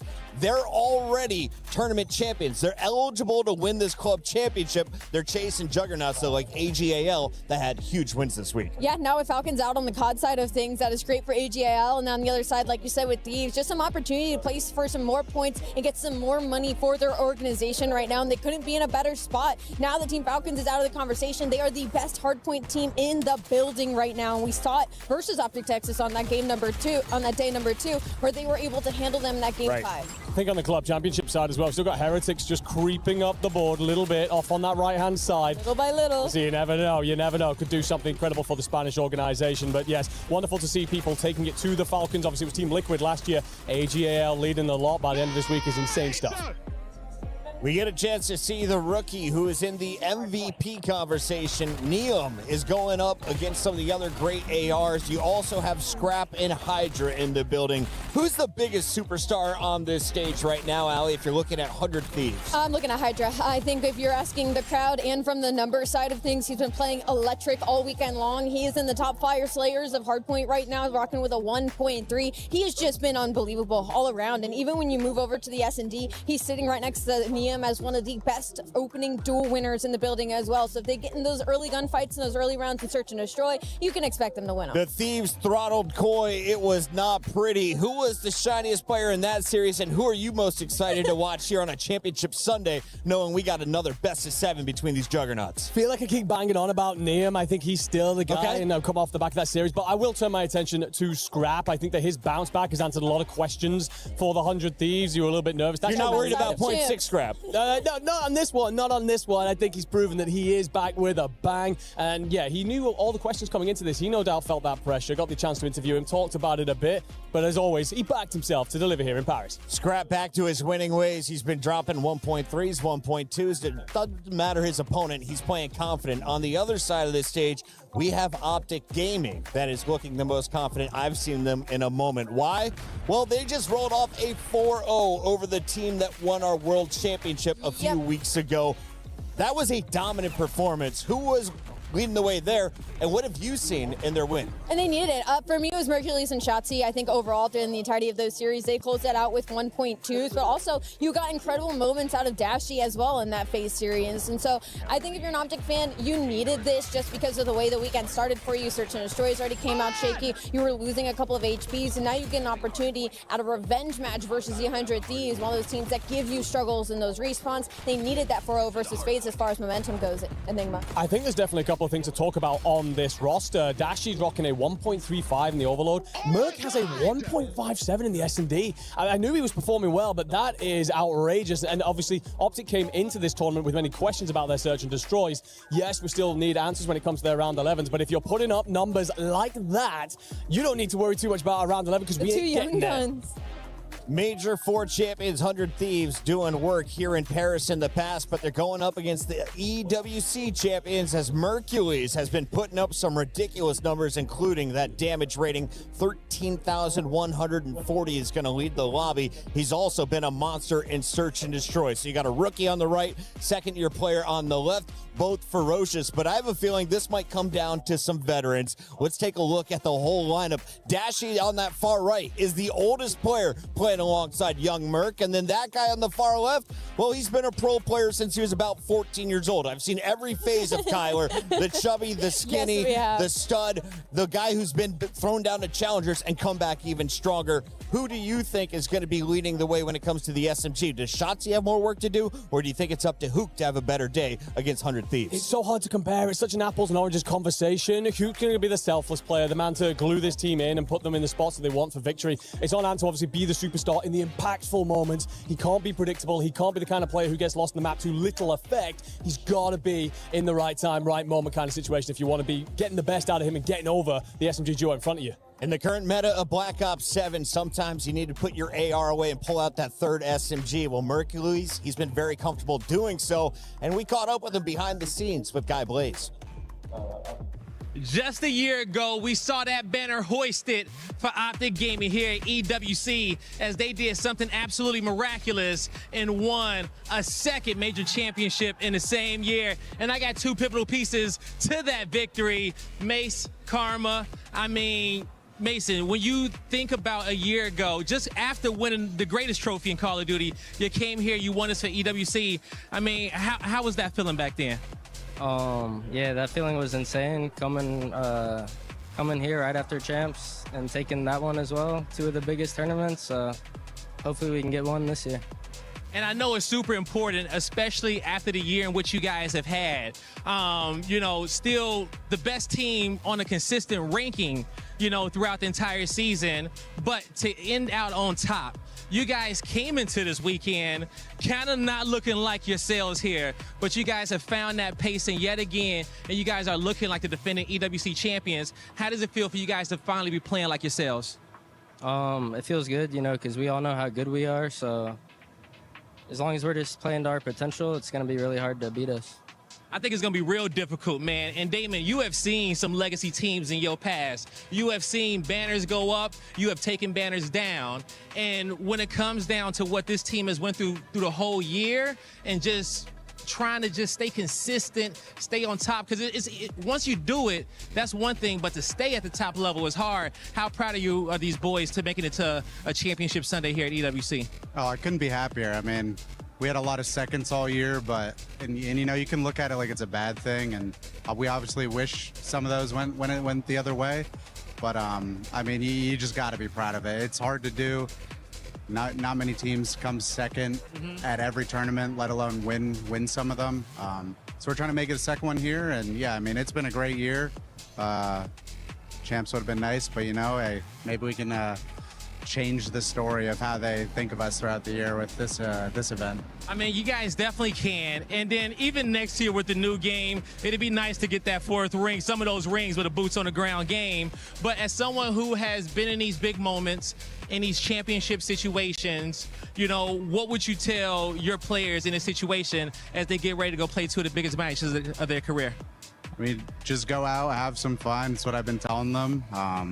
It's the last event of the year. Nothing after this matters. So, like we said going into the event, you said, we started off a little slow, and, we might have, but the tourney started yesterday for us. It's the final day. It's the final day, and what matters is now. Greenwall, get ready, because Optic Gaming is ready to play. It's the final day, unfortunately, in 2026. Championship Sunday has been a nightmare for Optic outside of their one tournament. We take a look at their maps and modes, and Ali, well, tell me about the last time they played 100 Thieves. Was it Search that was the problem? Because that's what cost them in a Game 5 early in group stages. As much as I wish I could say it was Search, it was actually the hard points, just because of how important they are for this series. 100 Thieves, a little bit of an edge here. They're going to get that Den hard point once again, which is one of Optic's favorites, but they lost it to Thieves back in that day number 2, and then that Scar opening hard point is a must-win for Optic Texas, one of their best hard points on the season. Maybe an opportunity for them early. Enigma, who's got the edge in your eyes? We got about 40 seconds before this match kicks off. I'm going to go with Thieves on this one. I think the map mode set does lean a little bit in the hard points towards Optic early, but I think that you end up with that situation. Last time these two teams played, there was 7 points in it. I think that Thieves have come into this looking extra impressive in their respawn in their hard points, in particular Hydra and Nemo putting out masterclasses, and then I think you get it done in 6 if you are Thieves, but it's a tough prediction, if anything. Ali, 82% of the fans were wrong when they picked the Falcons last match. 72% of the fans are leaning with Optic this match. How do you feel they're going to play? I feel like they might get a little upset. I'm going to go with Thieves in this one. Game is ready. So are we. Let's set it down to the stage for the second semifinal.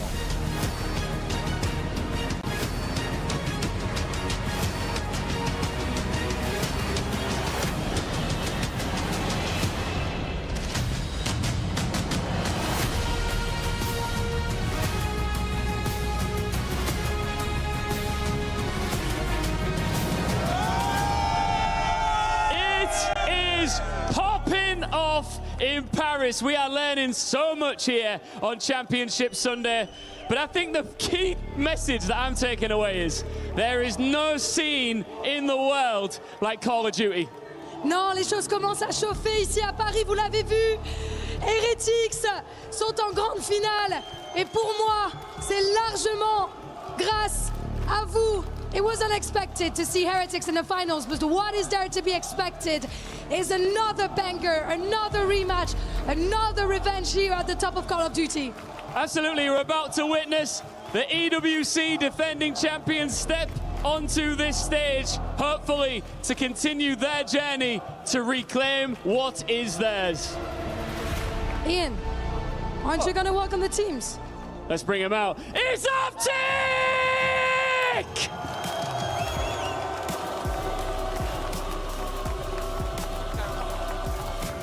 Optic woke up yesterday with one piece of unfinished business. By dinner, it was finished. The world champions who took their rings in Vegas, 4 maps, see you later. But there's still one blemish on Optic's week in Paris, one loss, and they're looking at avenging it here in the semis. And against them, les sans voleurs, 100 Thieves. 4-0 over movie star Koi, clean, ruthless, exactly what a roster with superstars should look like when champs are so fresh and stings in the memories. With a fresh and a French prince, they are ready to hit the stage and to take that win and steal all of the crown's jewels. Big fight feel here in Paris. One team wants the double, the other wants the last word. 100 Thieves, Optic Gaming, let's run it back.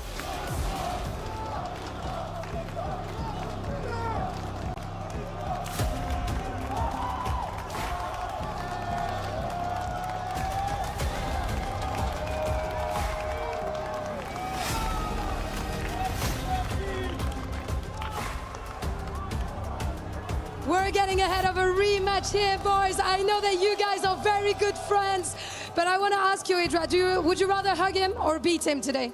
Beat him today. How are you going to do that? Just run at him.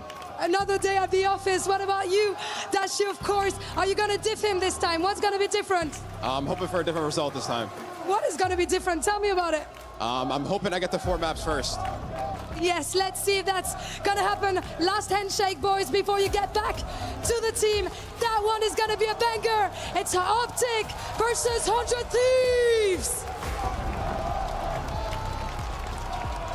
I'm at a few words unless he's on his own stream. But Dashi, absolutely correct. I'm going to be the first of 4. Hydra will simply run at him, and we'll see what kind of results that gameplay yields. Excited is an understatement to watch these two teams do it again. Miles the Chance here with you for Optic Gaming, taking on 100 Thieves.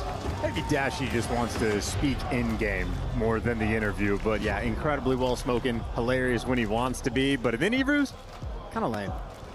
Yeah, he's a man of his business. Yeah. Bruce is strictly business. He just wants to shoot his gun. He just wants to shoot his gun. He's going to wait until the game's over before he gets it out. And whether it's socials or in an interview, we'll see. But for now, it is going to be a treat, ladies and germs. Welcome back to EWC 26. Another match here today. So got a 3rd place battle to play for, and our grand finals much later on today. What a glorious time. This is the most COD I've ever watched in a week, ever. And that's saying something because this is the job. It's a ton of maps. It helps that we've gotten all the ones that go to Game 7 rather than the instant 4-0s. But yes, ton of Call of Duty. It has been a special time. We've turned back the clock on sort of old school Call of Duty vibes. Anytime you see a guy sprinting across the stage, you know you're in for a good day. And shout out the cardio. It's a big stage. It's not a small amount of ground to cover. So Rancor fast on his feet. Well, more on that maybe later. More on that in a tactical rev video coming your way probably this afternoon. For now, it's all about the game. It's all about Optic fighting for another grand final, fighting for another chance to lift a trophy. Back-to-back EWC winners. What a story that would be. 100 Thieves, how close they have come in the past to lifting that absolutely resplendent and luminous dish. I've heard it called the dinner plate. And that's only because we are indeed eating here, COD fans. Another best of 7, 2 of the best teams in the world. But they're about to go toe-to-toe, tete-a-tete for our viewing pleasure. And this is the type of lobby that is a different experience entirely. Very few Call of Duty players over the course of competitive history have experienced a lobby like this. They're playing a different game. The chows are different, the flow is different. It is a unique experience entirely. But when it comes to Hardpoint, when it comes to this Scar, these have been dominant. A 1.16 team KD is fascinating how impressive they have been. Make no mistake, Optic looking to take them down.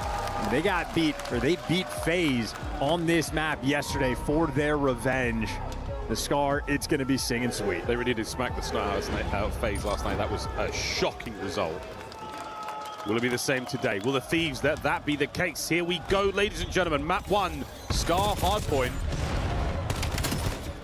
And the onslaught already beginning. That P1 right in the middle of the map. A dicey location here throughout the year. And they want to go for the flip, though. Shotzi, this is what he does. He gets to blue, tries to get behind enemy lines, and drags as much attention as he can. But Hydra and Beezy there to take him down. And on the time, a hook goes soaring, but it doesn't make a difference. Thieves still have the lead, still maintaining those right side spawns, and they're getting every single kill. They're setting the tone. Early test. Shot C. Wow! Take Scrap and Hydra out of action. That was unbelievable 2P. Jeez. Hook, there he is, right at it with a 2 of his own. Looking to that P2 as well. Low left-hand side of the map, that's where we're going. Optic with a slight tussle is going to be dashing him out of the interview, taking on Hydra. Hydra indeed does run straight at him. Doesn't yield any great results. Slight lead now for Optic. P2 open for business now. Liam caused the problem. Yeah, he ends up getting a kill just to kickstart this sequence. Optic read that spawn from start to finish, but he takes a good route, and now it's going to be a little bit mixier. You feel like you're going to have the extra men here if you're Thieves, but Dashy picks you apart. Good for 2. Backs down Liam. Optic will be in the top. Right up in the front. Oh, right up in the action. Beezy gone. Shotzi's flanks on Scar yet again yield their results. 3 dead. Relatively close here. 400 Thieves. Beezy and Hook will go toe-to-toe. That fight gets ended very quickly. Next to Native from Merc, and he's doing all the work. That's a lovely 2-piece in the feed. Shotzi goes up. Neum goes down. Just a gorgeous P2. Everything goes right. Shotzi, when the pinches are going great, you know the team's going to have a good time. Dashy lighting the kill feed up at the start of the hill, and his team helps convert into a decent chunk of time. Still trying to drag this pressure for the final few seconds. Thieves are going to get it, but Optic will get to at least the plane first, but they are some men down. Pressure's on. Speaking of planes, let's go for a check-in with Fly Saudia. Yo, top broken! Dead! Absolute time! They're both on time, they're both on time! Watch out, top lane. Yeah, I heard son of a time! I heard son of a time, chow these kids! Yeah, I'm name time. He's their side time.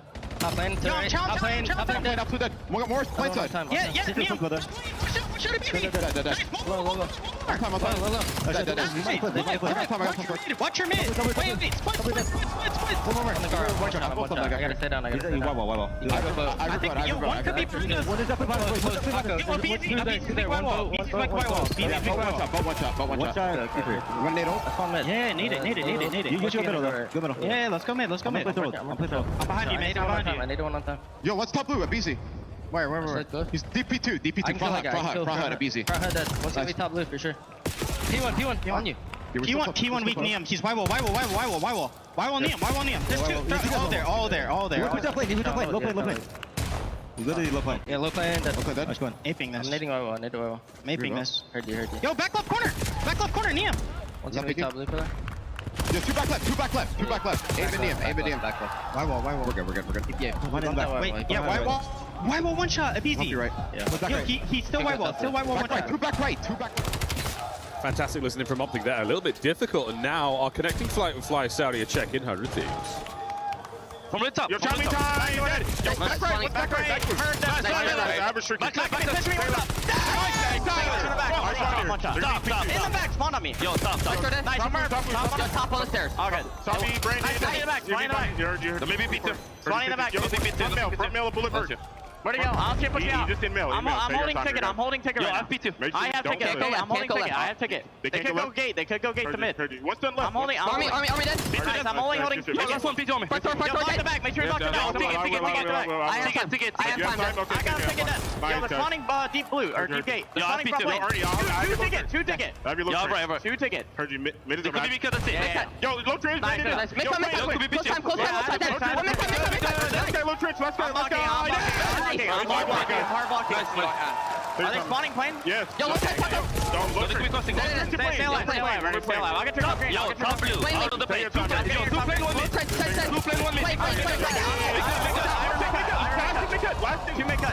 Last two. Yo, I have no gun. Right side mid bus. Right side bus. Yo, Paco. And bus. Nice. Plane. I'm trying to make plane in trench. Plane one trench. All right, guys.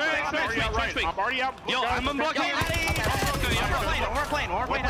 One's back green. One more plane heady. One's back green. Brandon, back blue. Nice. Good job. One more gonna be. One's on the back. He's going 18 to top green. Heard you. I'm playing back. Top green weak. Top green weak. Still there. What an electric listening from 100 Thieves. The deads were outrageous. The pistol kill even more so.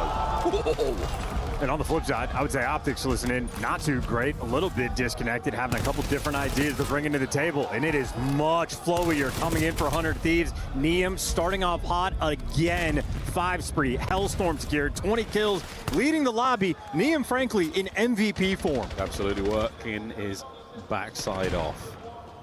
5 spree, Hellstorm, Scrap with a Hellstorm as well. So the boys are loaded, the pockets are laden. With more ordnance, you could shake a stick at, whatever that means. Fantastic lead here from 100 Thieves in the second set. Optic now on the attack forward. Eyes on those blue arrows, trying to make their way over towards P2. They've got a bit of a hold, but Scrap has, oh yeah, he's come over and ruined it. Here's Neum on the flank, and that's your P2 Thieves. I mean, they're picking them apart. That was great time on that first tilt, fully set up on this rotation. And keep in mind, with the Hellstorm in the back pocket for the rotation to P3, they can put the extra emphasis on this time. Ooh. Great damage from Scrap, but no kills. Optic, a little bit of a gift. Here's the trades. Neum putting the work in. Hydra finding a 2-piece down low. On a Neum, another wipe. Optic on the right-hand side of the map. Thieves, I mean, more than a front line right now. Scrap denying all presence. Here comes Neum. An attack now from Merc. Denied yet again.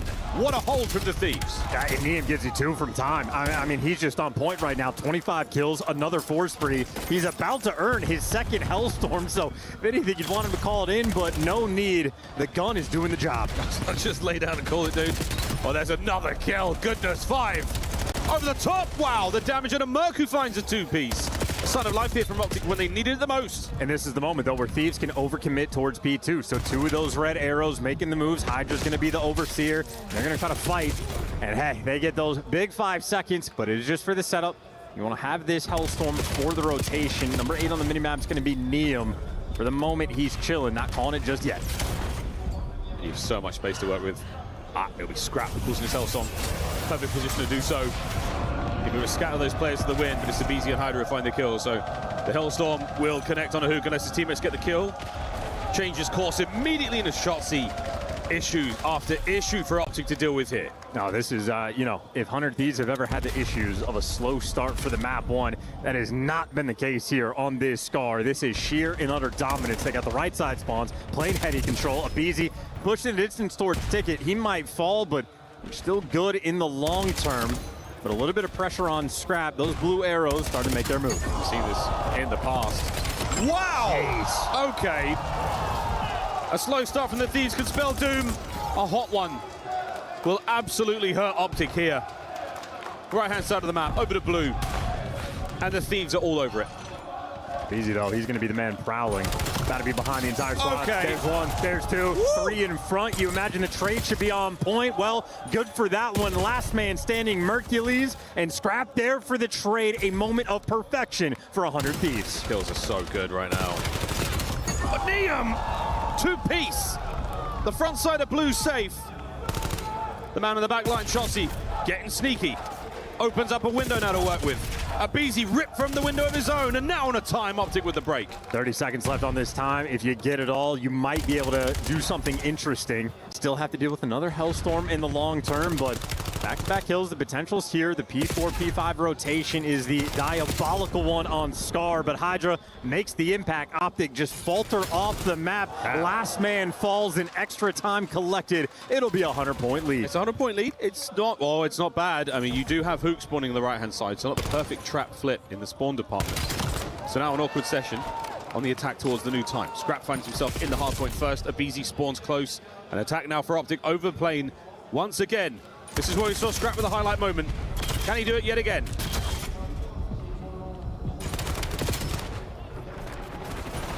Niam upstairs. Scrap, Hydra with all the respective kills. 5 in a row now for Hydra. It is an absolute bloodbath. Map 1 Scar. 10 seconds for the win. 100 Thieves have absolutely cleaned house. This has not been close. That is a stamp on the game so far. Thieves take the first. What an absolute electric performance from the squad. I mean, Miles, I don't know about you, where you casted your votes for the MVP, the Rookie of the Year. I spent 10 to 12 hours just to debate between Niam and Kips. Because if you're looking at the stats, Kips had them. The deciding factor was Niam's performances in the big moments. How's he doing in the winners finals? How's he doing in the grand finals? How does he do when he's playing the best teams in the world? Well, this is him. That's why he got my vote. Niam against the very best levels his game up. He has been a special player in Black Ops 7. Change the overload game. Couple of Thieves lift a trophy. Can he do it again here? Wow, highlight moments indeed. Thieves certainly shooting hot. A very, very strong showing. And this two-piece that's from Scrap, the pistol kill. I mean, it was a single bullet all he needed, but that dead reverberated around the COD world. And to get a Hellstorm off that pistol kill, that's just one of those sort of flow state moments where you know you're going to win this map. Destructive front, I mean, Optic simply not able to fight back. They were good on the maybe first 2 hills. Shotzzy started off about 12 and 5. The pinches were feeling good. Dashy lighting up the kill feed, but by the end of it, maybe 2 players started sitting around that 0.5 territory. They could not keep up with the slag. They really couldn't keep up at all. Now look at the scoreline in game. You kept them at bay.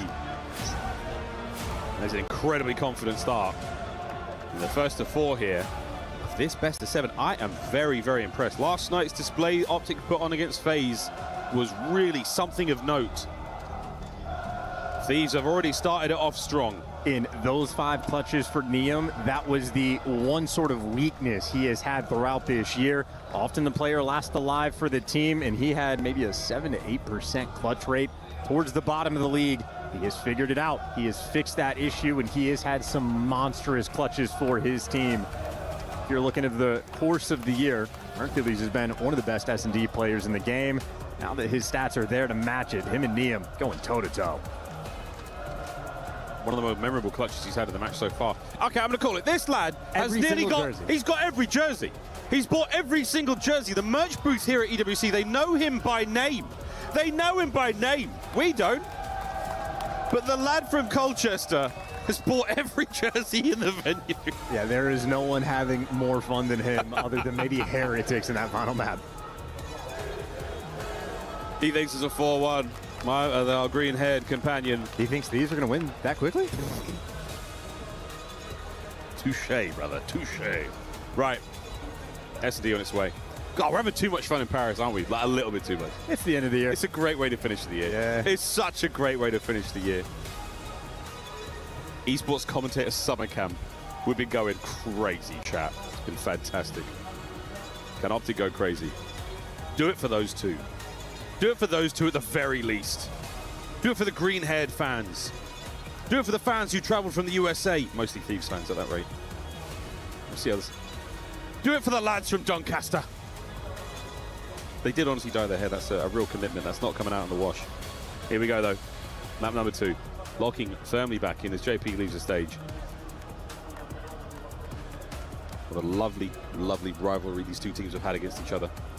And earlier on in this tournament, it was the clutches of Niam that certainly helped them out. That gridlock search and destroy 1v2, magic. Yeah, the clutches in this tournament from every team have been, one for the ages. Think about Abizi's sort of, overload clutch he had when he was top broken on the gridlock.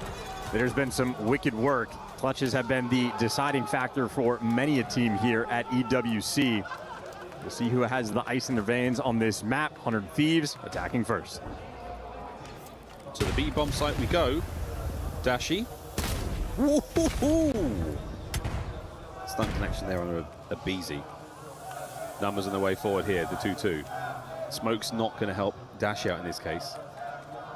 But he's still got to stay close. If he stays out in that window for too long, you could see Hydra swing mid and cause problems. There's a stalemate in the middle of the map between Neem and Shotzi. So this is sort of the game of just who bites first. Oh, Hydra on the other side of the map.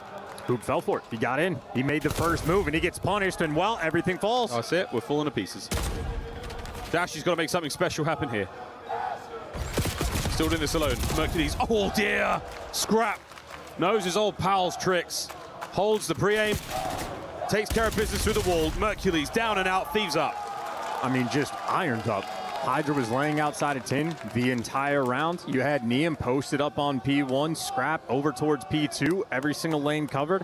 Nobody moved. Hook, the first player to get a little too antsy, jumps into tin, gets picked apart, and I mean, the first blood just kickstarts the entire sequence. Neem with the bite on the middle of the map. And Scrap not holding the heady, holding the off angle. Puts Dashi in a world of hurt, and the wall bangs there. It's literally paper here on Den. A free and easy kill. Lovely first round. And the crowd very much on the side of Hydra for this match. Hydra, as they say in France. And Optic leaning towards A. Neem will be the distant player for 100 Thieves that is ready for the response. He's asked Scrap for some support. Merc down. Good trades here. Hook's getting involved rapidly. Scrap on the contest up close. He definitely saw both of those players. And he's going to go back for it.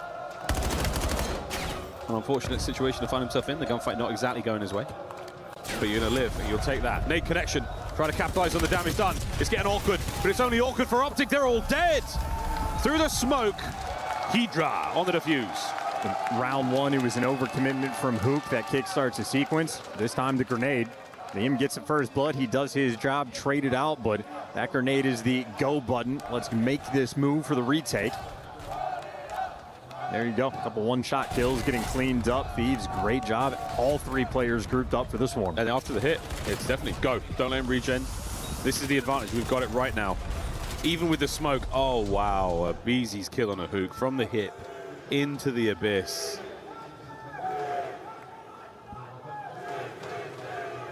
The Gentlemates have repurposed their chants to suit the Thieves. That is a spectacular level of commitment from the French fan base. There was concerns that they wouldn't stick around. This place is standing room only, from where I can see. Yeah, the French fans have shown they're the best fans in competitive Call of Duty. Scrap, swing and a miss. That's strike one with the snipe. Strike two. Strike two. Okay, strike three, and you got to put it away. Nah, that's not the rules. But we will enforce them. So will Reddit. A-bomb. Getting hot. Getting maybe too hot for Shotzi to handle. The B-bomb site as well. Look how close it is. That's a naughty spot. Hook. Look at this. Hook on a rock. And look at that. I mean, realistically, not that well camouflaged, but he's all gillied up. Our crouching tiger. Hidden dragon. And Abizi has not checked it.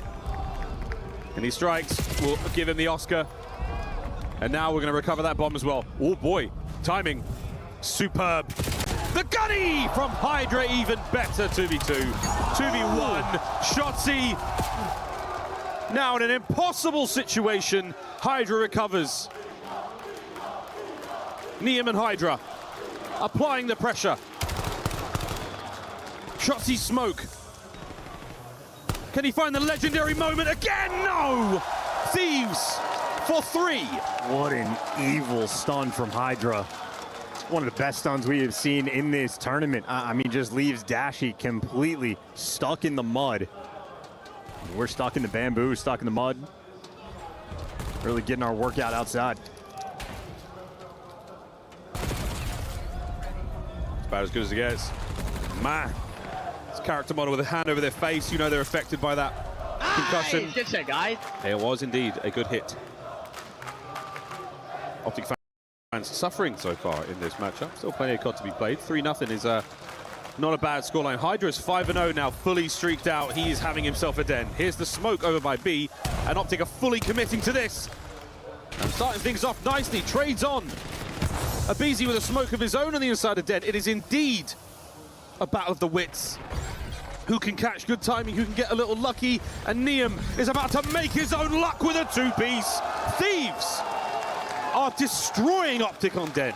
I mean, whatever happened to Optic from last night to today, is it the time we're playing at? Is there more excuses we can work with? This is two different teams. Optic have yet to find their form. Oh, wow. I mean, Hydra is having himself a map-less flank from Niam. It just doesn't get better than that. It cannot. Good round, indeed. I mean, Optic needed the previous one. They got the first bloods. Things were finally going right. Hydra just good for 2. Dashy left on a donut so far. And Hydra, if you're playing this deep, this is going to be your Hellstorm round. It's absolutely the call. Waiting for the ability to call it in at the start. And here we go. And Hydra also carrying the bomb. So interesting to see what Thieves can actually get off of this. Abizi's making the move, but there you go. Dashy's gonna fall. There's the first blood. As good as you like. Passes the intel across as well. He knows where all those players are. And Niam doesn't hold firm against Shotzi, and now he's on the run. A fast attack here. Hydra still holding it close. Reinforcements in the form of Abizi. A bold and brave challenge forward. Hydra flies at Mercules. Shotzi staying alive now. The 1v3. It has got to be simply one of the greatest we've ever seen, and Scrap knows. Don't give him a space. Don't give him a chance. Don't give him a hope in hell. One more round. Optic fans fear LA Thieves on Den S&D, and this is the final reminder why. Nice hit. Superb hit. This is one of Abizi's challenges. And watch the Hydra kill. Off the wall, right into the fight. And this was Scrap.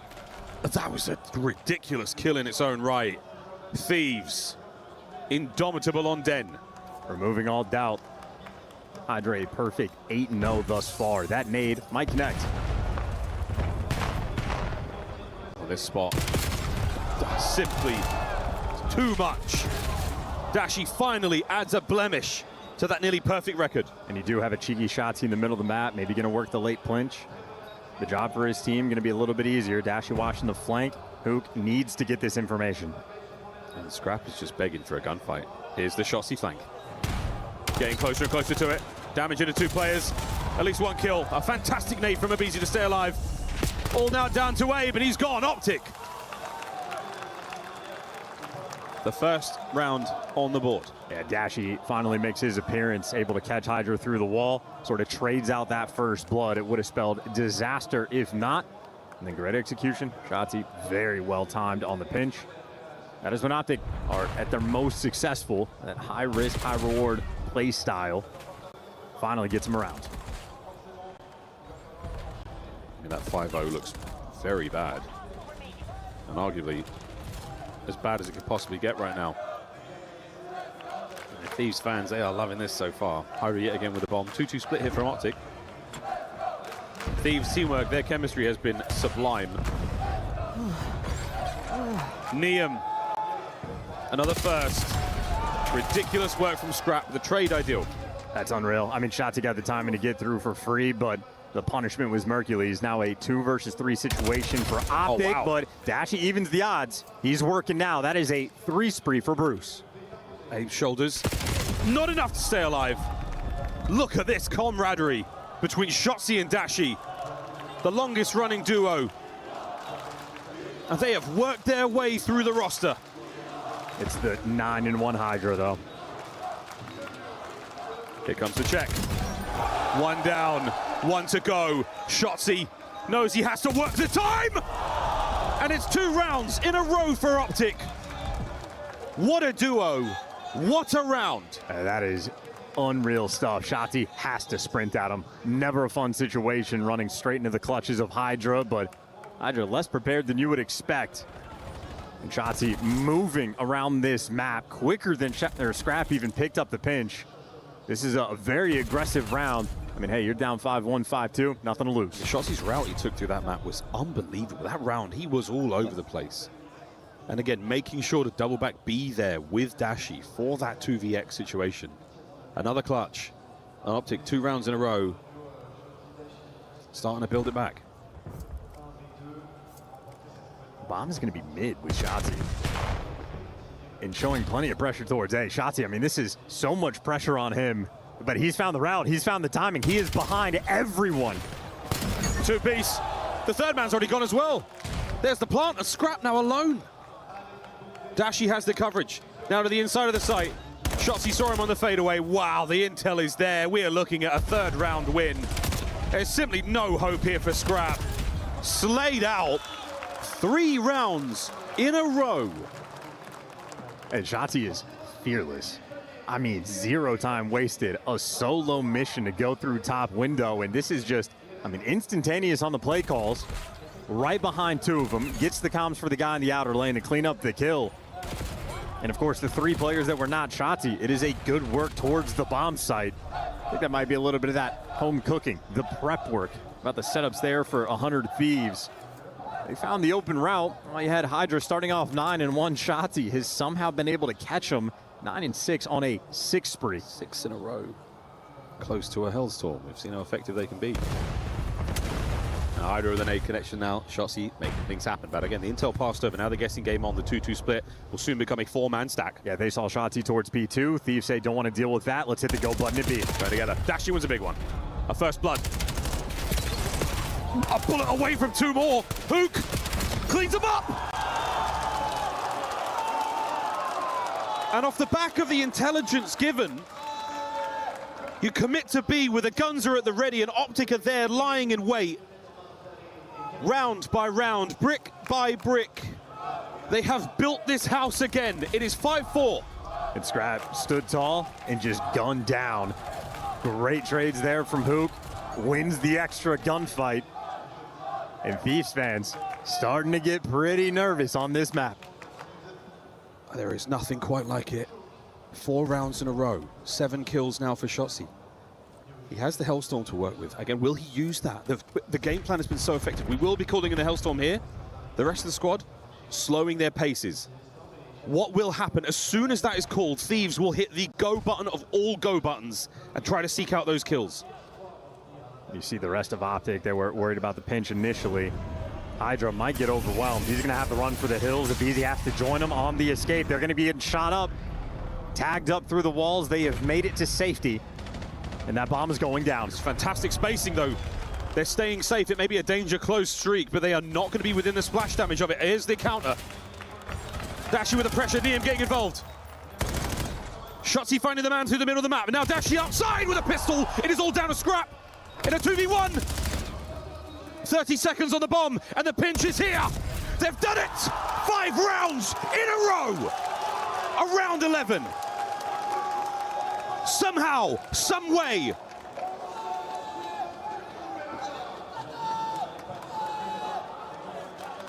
A final chance here on Den.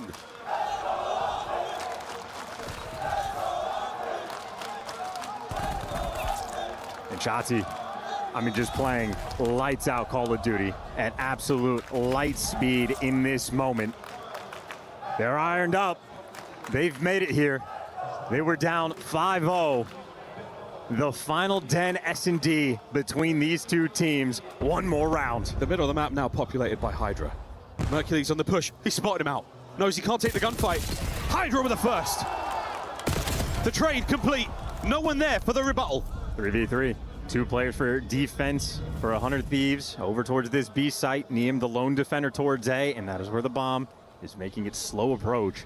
Dashi leading the charge, loves to cover that outer lane. The bomb site wide open for the plant. Suppressing fire there forces Neem now out of the angle. Not a huge amount of movement yet from the Thieves. They are making their way over now. Will we see the bomb plant? Yes, indeed. Hook lays the rock. Here we go. On the outside is Scrap. Through the site. So much damage on the Shotzi, but no kill as of yet. Ebeezy gets it done. Now to Kyler Garland. one last time.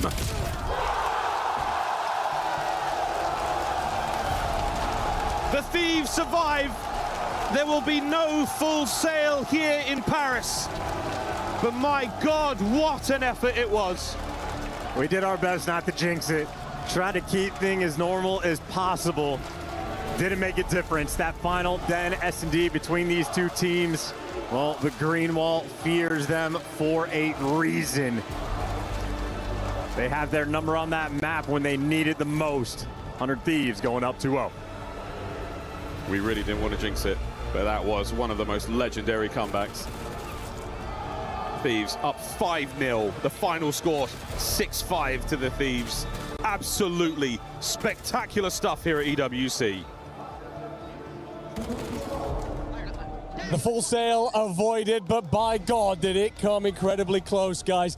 I tell you what, first two maps have delivered in very different ways. That second one, Demis, I'm going to ask you, how would it feel as a team to go up 5-0, staring down the barrel, walking into a round 11? Like, what is that? Yeah. It is a mental aspect. Yeah, I've never been full sailed completely, but it has gotten to that 5-5 mark. But it's crazy. You can feel the impending doom coming. Yeah. Or your strats, you're like, okay, they've adjusted. What do we need to switch? We just need a hero play. And that's what we saw. Scrap winning a huge 1v alongside Abizi in the 5-5. But man, what a treat that we got. Optic are showing some signs of life. Yeah, and it kind of feels like they traded places. Like these first 5 rounds was Hydra getting up close and personal and really confident in Optic spaces. And that's when Shotzi kind of decided, like, okay, we're playing too safe. Like, we're playing too respectful. So he starts abusing some of these open lanes. He just starts full sending it and trusting his ability. And it works out. He goes on that 7 spree. He gets that streak that then is able to push them to that round 11. But Thieves, it was really good adjustment out of them. They decided, okay, if Shotzi's going to keep trying to find the open lane, we're going to widespread the entirety of the map, make sure we have every lane covered. We got the info. And then it was Scrap the equalizer, getting that first kill on that retake. That was huge considering they let the rock go down. Yeah, early in this map, the difference was just the 10 fights. I mean, every single time it was either Hook or Shotzi getting taken down. So need to slow it down a little bit, especially offensively. You saw when they all tried to rush over towards 10,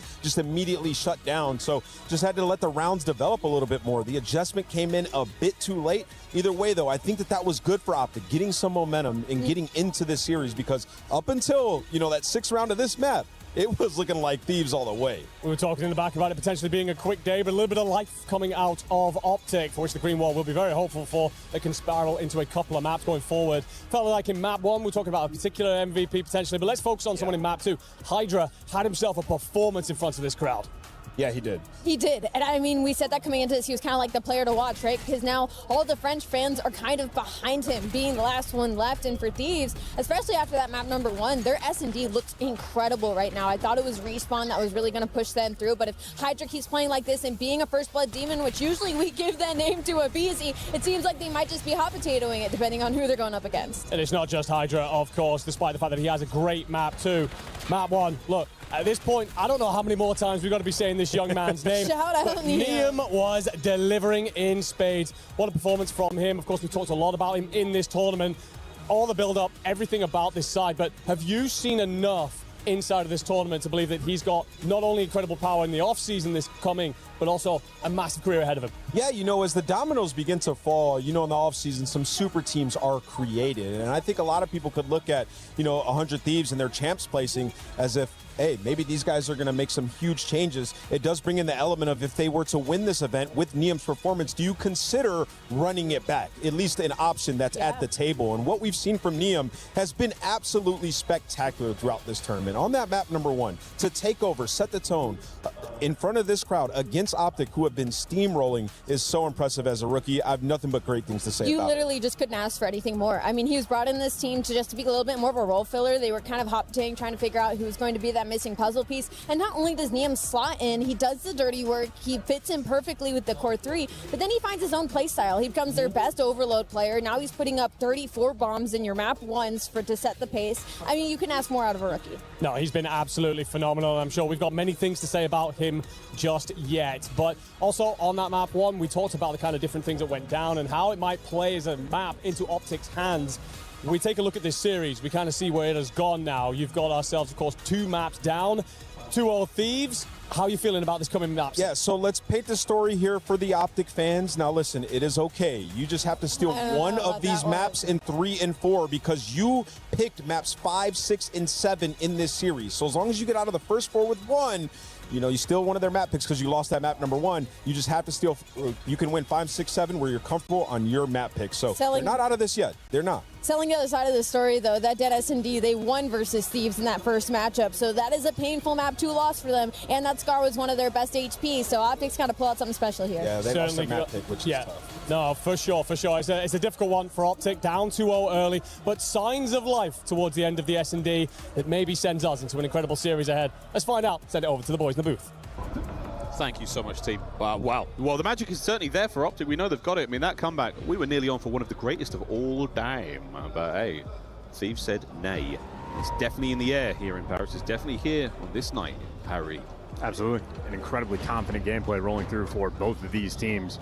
Multiple rounds, just standing tall and chowing. I mean, Hydra sprinting through the middle of the map looking for it.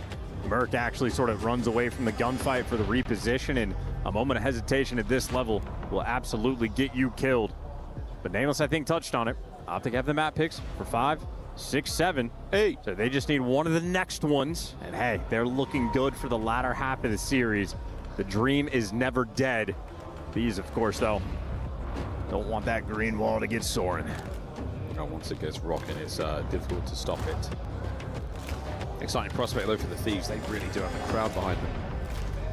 Optic have had a rough year of that. Certainly European shows. Not to say that they're not Greenwall fans out here, but they are certainly not the majority at this point in time. Overload so far for Optic? Perfect. Absolutely perfect. And I don't know if Nameless touched on this in the pre-show for this match, but when you're looking at the possession time between these two teams, Hunter Thieves actually allow a ton of device possession to the other team. They produce very high-scoring games. Optic are the opposite. They don't necessarily control the device too much, but the other team has a lot of difficulty touching it, and on Gridlock, that is absolutely a major theme. Yeah, terrifying prospect. Again, middle of the map, this is where the EMP will spawn after every single overload.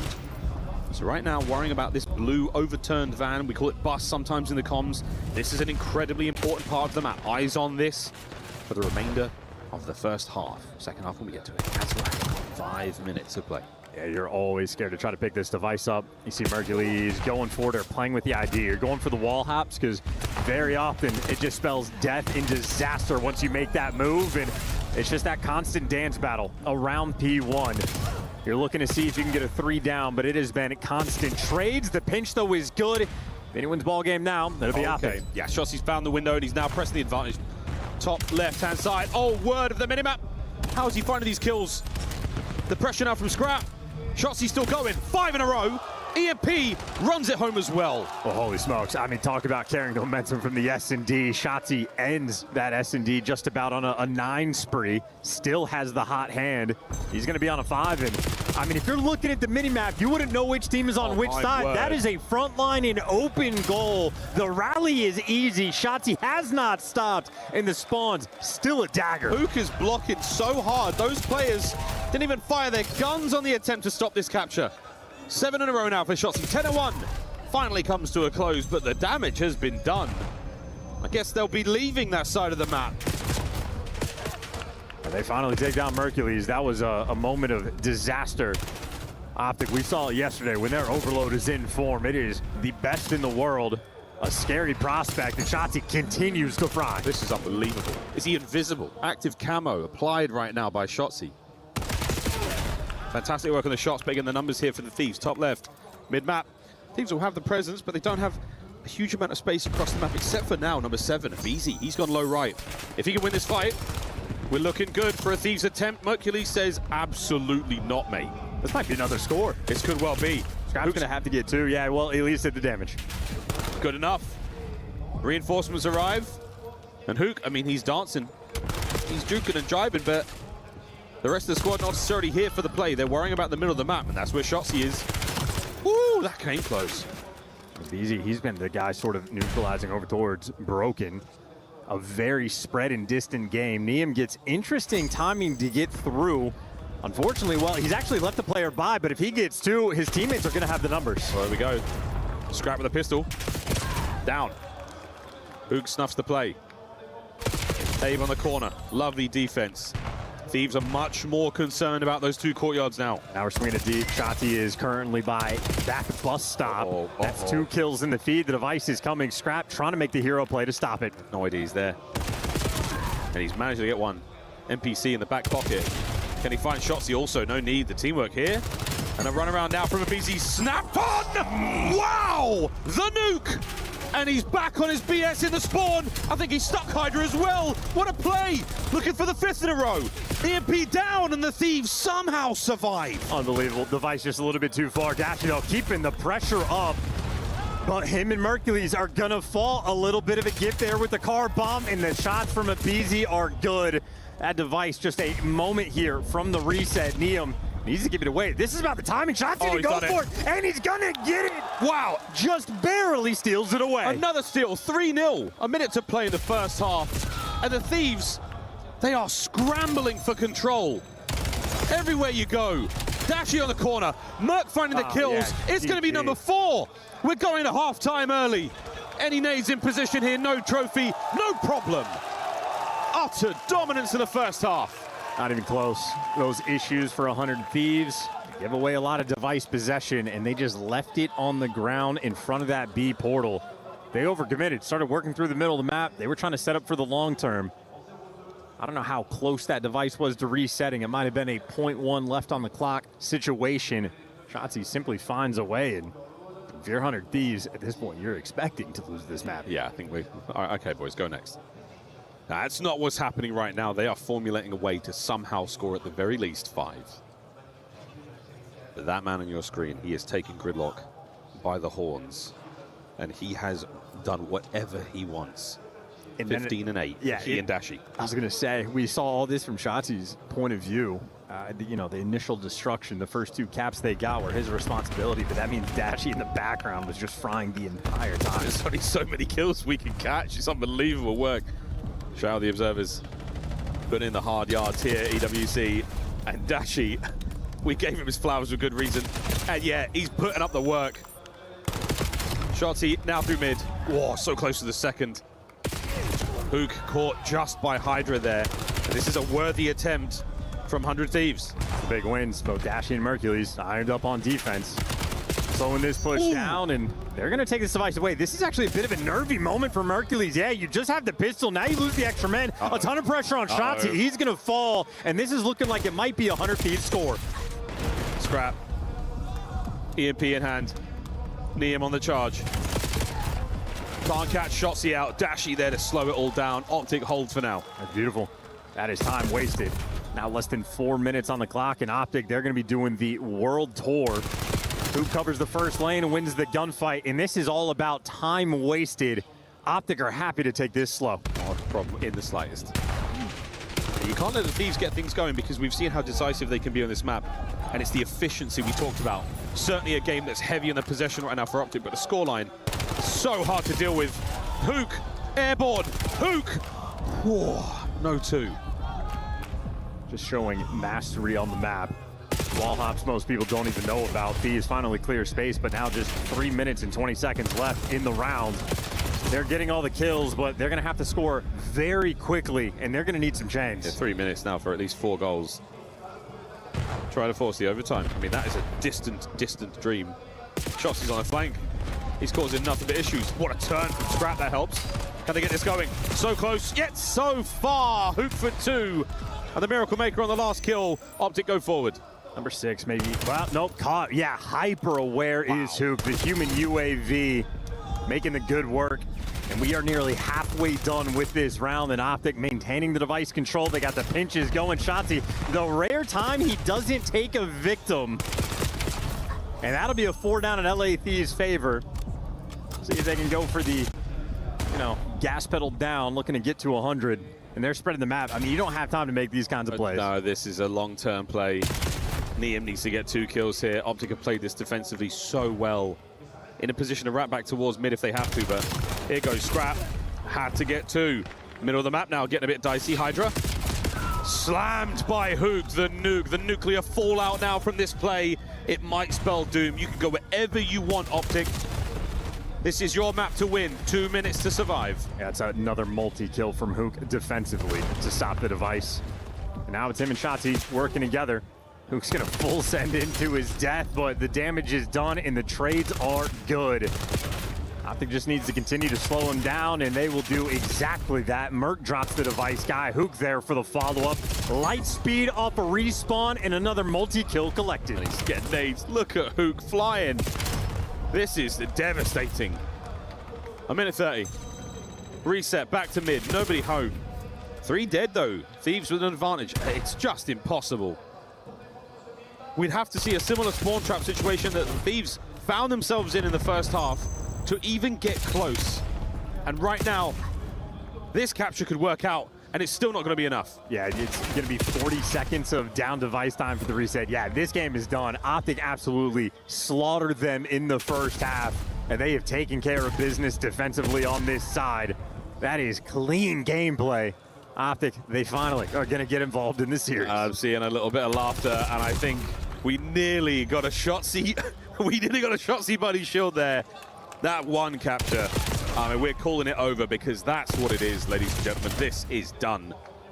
The score will be 2-1 in 40 seconds time, but for now, we're looking at the stats. We're looking at the creative attempts here from 100 Thieves to desperately try to capture.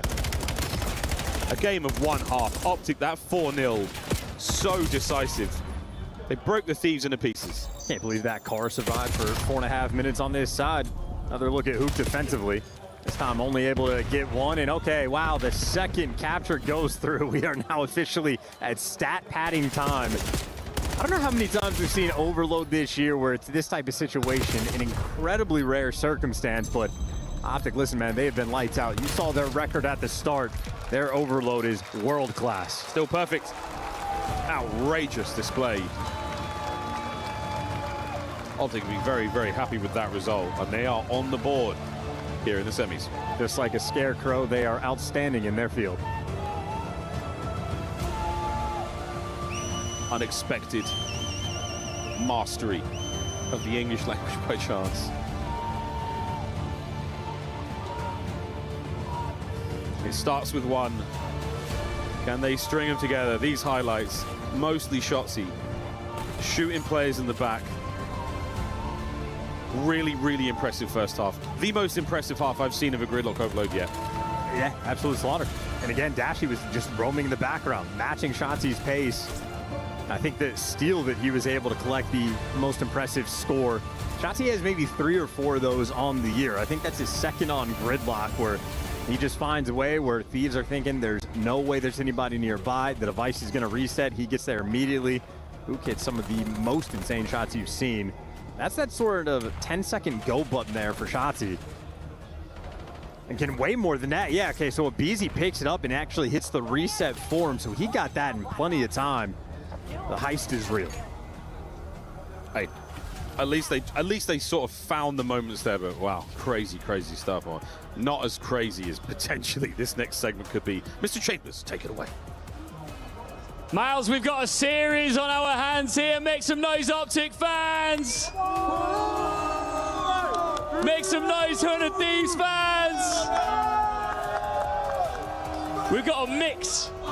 Both sides here at 2-1. It's on fire. The Great Wall are terrified. Scrap is on fire. The Great Wall are terrified. Are you terrified? No, absolutely not. Tell them why you're not terrified. Because Hook is now showing up. You know it is. 4-2. 4-2. 4-2? Maps. No more maps for Thieves. Why are you guys going to win this? Tell them. We're the best team, obviously, man. It's just Hydra in final. Bro, you've got a different shout on every day. Who do you support? A new team every day. What can I say? I like it. I like it. Right, come here a sec. I just want to apologize for you anyway, because I made you drink hot tea yesterday, and I'm sorry. That's fine. I'm going to make you drink something instead.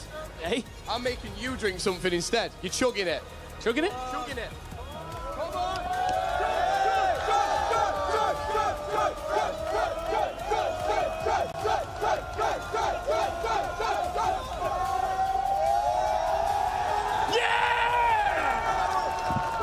Right, once on the final call, make some noise!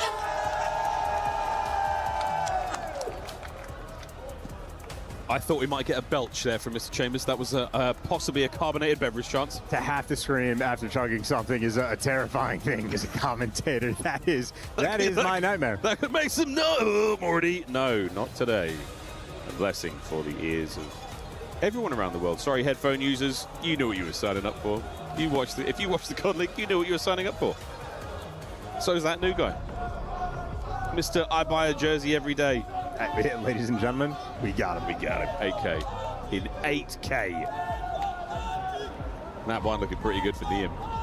Feels like a long time ago now. This match could certainly go the distance.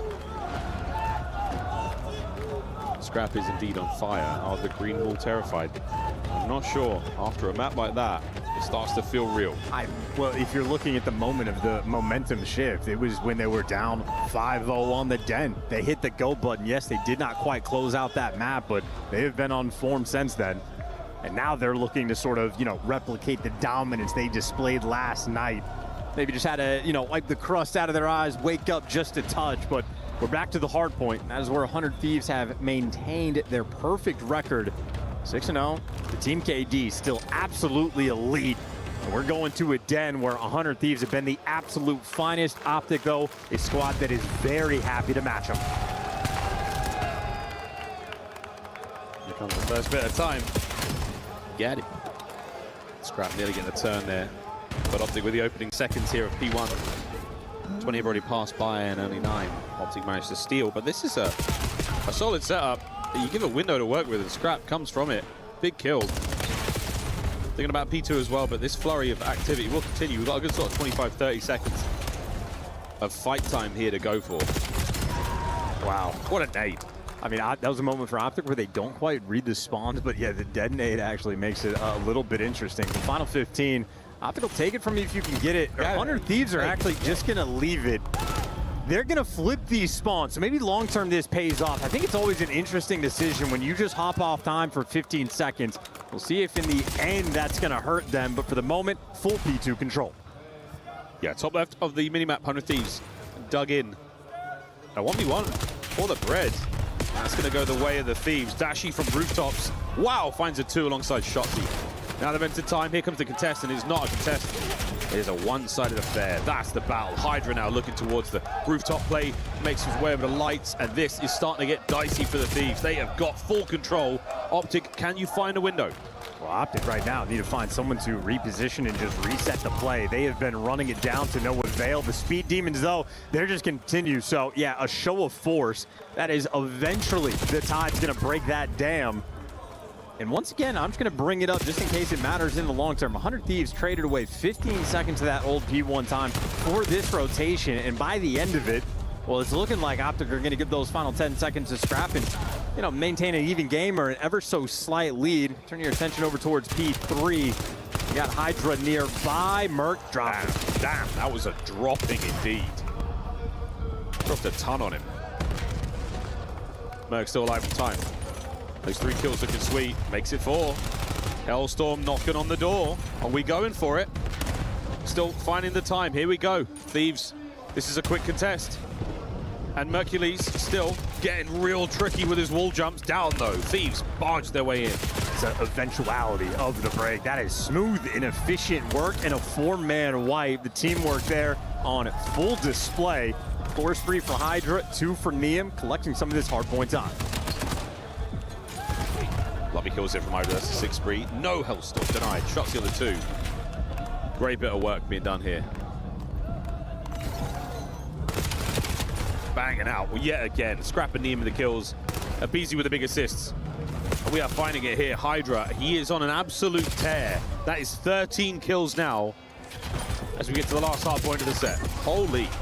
That was some nice shots. Well, yeah, gets taken care of, but easy job now for Abizi.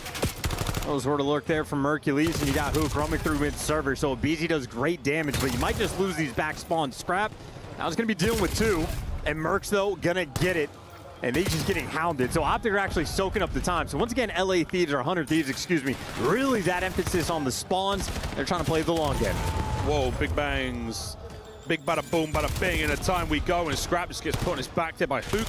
Immediate trades, and Optic are absolutely not giving up any of this space. 20 seconds to play for here by Tree. Shotzi, outstanding damage in a Hydra as well. And Hook good for the nothing. No trade, no nada. That is an unfortunate hit. Merc, though, picks it up quick. Fantastic work on the two-piece. Just about dead, bang even between these two squads. Optic will have the slightest of advantages after the first set of rotations, and we're just having battles all over the map.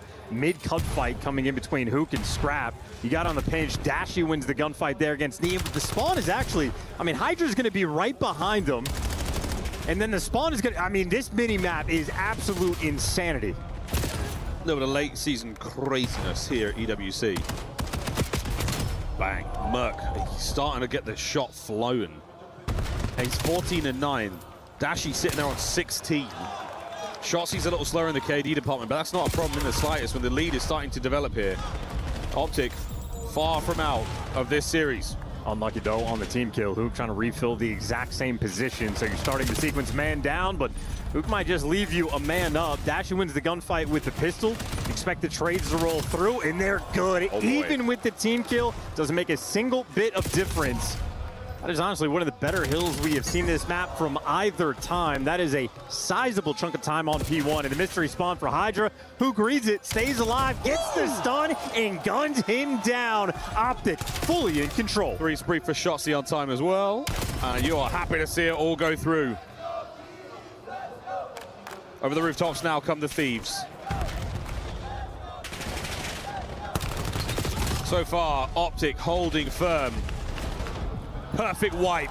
Wave 1 done. And every single arrow just turned for the pinch spawns. They decided who was going to pick it up, and that's going to be Hook. He might fall, but you still just have so much space on the map. Hydra, right now, just a nuisance. Fairly far out of the picture, but you end up losing the gunfights everywhere, and Shotzi overwhelmed. Hydra finds a way to reset the situation, and he's got 20 kills, and he makes the heads-up play. Endless back and forth on P2, just the way it goes. Final 10 seconds done. Optic rotation going to be 1. They'll be down by 3 first. Easy, a bit of a tough map for him here on Den. That 10 and 21 after the nade. Oh, whoa, look at this. Everywhere you go, there is an issue. And Optic have managed to find their way through the rotation and win it yet again. Abe on the outside. Fleet-footed, stays alive, doesn't fall prey to gravity here. He's getting his kills. And it's going to be a good bit of work here from the Thieves. No one on time. They don't have the numbers. Can they win the gunfights? And so far, the answer is yes. Hydra finding a way onto 2. Shotzi still dancing, and that is a battle won by the Thieves. Hook left alone, but it might not matter. It took a long time to make it happen. That's a long sequence where 100 Thieves were getting the majority of the kills, but they weren't actually collecting a ton of the time. So all things considered, I think Optic pretty happy about how this hill ends up playing out, and they wipe them away and get the final 15. So yes, make no mistake about it, Optic still firmly in the driver's seat. Dashy wins a gunfight on rotation. Scrap might be out of roofs, but it's Shotzi and Hook there to keep him at bay. They are kept. All onto Shotzi here by the new time. He does have his teammates making their way through lobby. Dojo battle lost. That's another angle to worry about for Dashy in the back lobby, and he's gone. Contest is immediate. Hook with the pre-fire, gone, done, down. Shotzi brought to his knees as well. The break is clean for the Thieves. And they need all of this time to feel like you can get back in the game, and you need a BZ to start to heat up very quickly. And well, gets the first kill. There's the 2-piece he is looking for. Oh! Honest Abe is on a 4. Honest Abe. Tell no lies, kicking ass. The fight by range. Abizi wants it up close and personal. That's where he likes it. He wants to see the whites of their eyes before he guns them down. And here we go. 5, 6. Looking for the next victim. From 12 and 24 with that .5 to lighting the kill feed up. That's a great play by Shotzi, though. That takes that Hellstorm away in the long term. So I think I have a 50-point lead and no extra tools for the Thieves. Another set. Thieves have started off nicely. Unable to get themselves on the timer. They get a couple of clean kills. A sweet 3 in the feed, just enough now to cause an issue. Shotzi on the contest. Goes high. Connects with a pistol. 3 dead, immediately Optic are up. Jeez, they are looking to snap this hardpoint win spree from 100 Thieves, and I think they're going to be able to do it. Mercules, by the way, 32 and 19. I think we might have answered our question. For Optic, it was all just a slow start at the start of the map. once they started to get the momentum, this has been destructive for the past 25 minutes. Smacking it. Merc on a 5 at 34 overall. Shotzzy on a 4. Hard point in the hands of Optic so happily right now.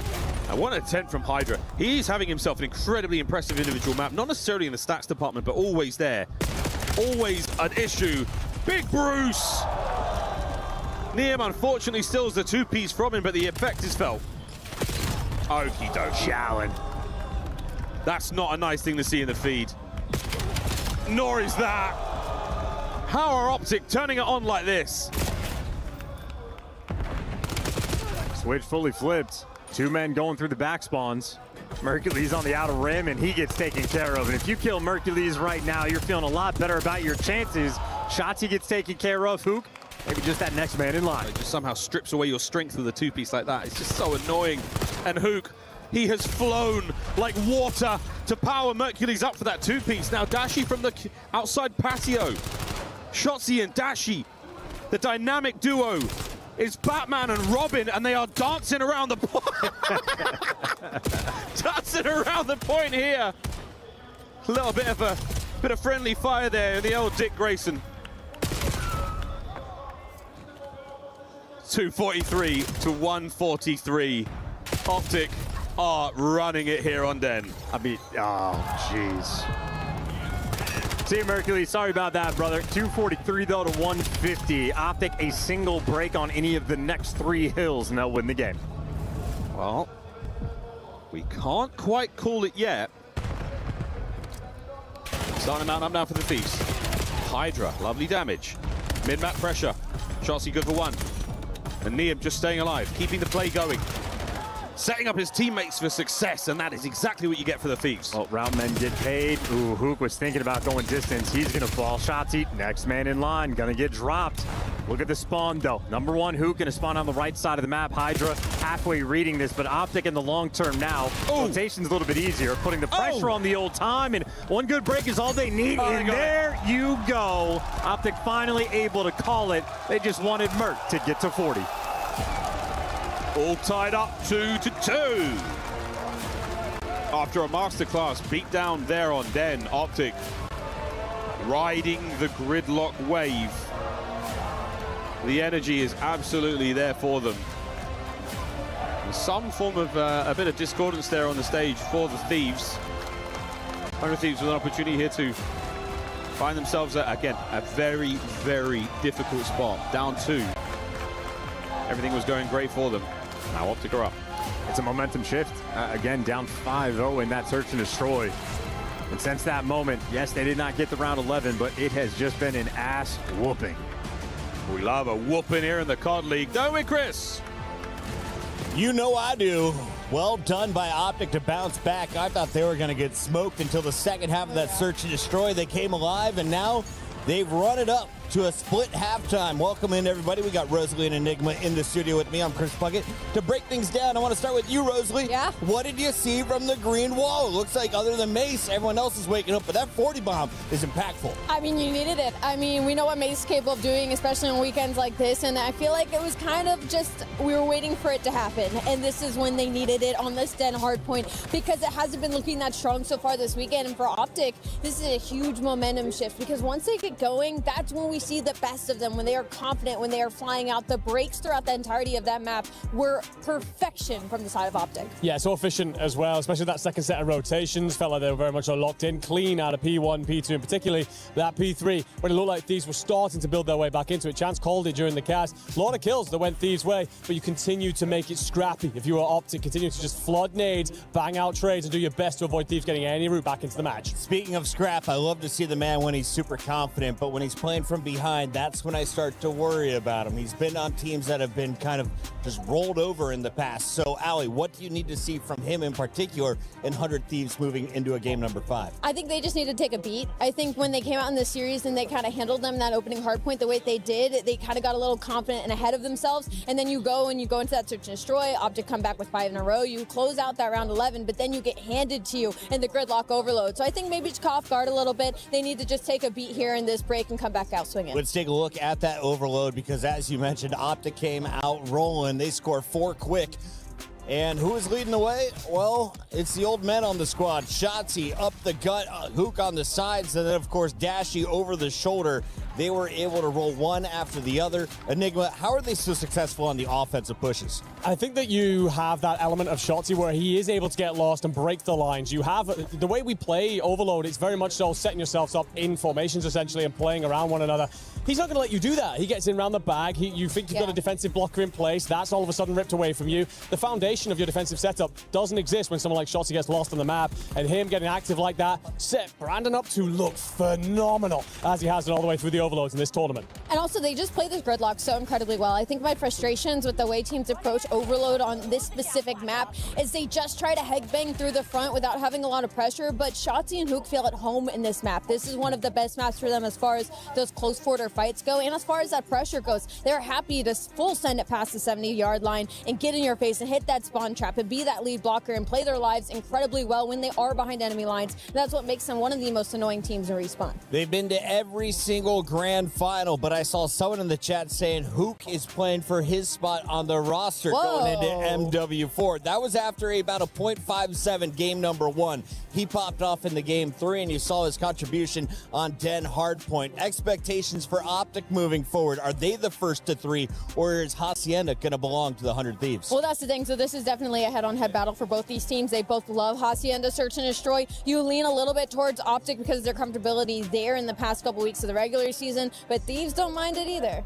No, definitely not. I mean, it's weird looking at this map set as well. When they last played in Paris, there's only one change from the map set, and it is going to be this. We're going to get a good look at them here on this S&D coming up, and I think it's a must-win for Optic. You take this if you're Thieves. The last 2 maps in this series, they were both played in Paris. They both went to Thieves. They'll be confident if they can get a hold of that pendulum momentum yet again. We've got plenty more Call of Duty still to come here on this stage. In the meantime, let's check in with Ginny because I hear more birds are falling out of the sky. What's going on out there? Of course, besides the fact that we've got COD as well as PUBG Mobile, some Rocket League LCQ, some CS2 LCQ, we also have Siege going on right now where teams are battling for the last remaining slots to go into the top 8. So Gabe is kind enough to join us and give us an update on what is going on over here. I mean, you just missed probably the biggest upset. Team Secret, currently the Esports World Cup champion from last year, was last place in EML in their league where Falcons were #1. One of their players leaving that roster, who was Joom, just got knocked out of the tournament, as well as Falcons and Secret have the chance to be able to defend their title and will be on the main stage. That is absolutely incredible. Insane. Unexpected. What happened? How did they do that? I mean, it was a blowout. It was a 7-5 and then immediately into a 7-3, and it was a little bit of a poetic justice. Noah and Mowgli, 2 MVPs back-to-back to send Falcons out of the tournament, send Joom out of the tournament. Again, a little bit of poetic justice coming through here at EWC 2026. That's quite sad for Falcons side of things because they've already been knocked out of COD yesterday, which means a couple of points for them for the top 8, but that's about it. No points that are going to be gathered here over for Siege, so they're going to be relying on the next few titles. I do see the 2 teams setting up behind us, and in the corner of my eye, I spotted Liquid. What are we expecting here? Because I know it's Liquid. Yeah, I mean, Liquid, you know, they're no stranger to this competition. They're world champions in their own right. They did switch from that Furia roster into Liquid now, but they are going against Keg Barrel, which is the current Japanese roster representation here.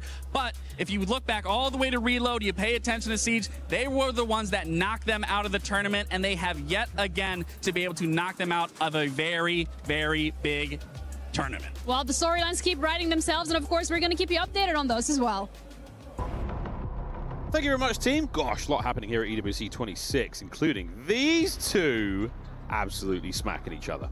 Right next to each other. I mean, almost dead even in every single category except for the S&D. Oh. Make no mistake, though, Mercury's fully capable to bounce back in that game mode. He has been lights out, and obviously Perk 40 just made the guest appearance on that den. Ever since he is back, I think we are looking at a spicy position in the Search and Destroy. We'll find out how that goes momentarily, Chance. Absolutely. Yes, we will. Yes, we indeed shall. We intend to, together. As always. As always.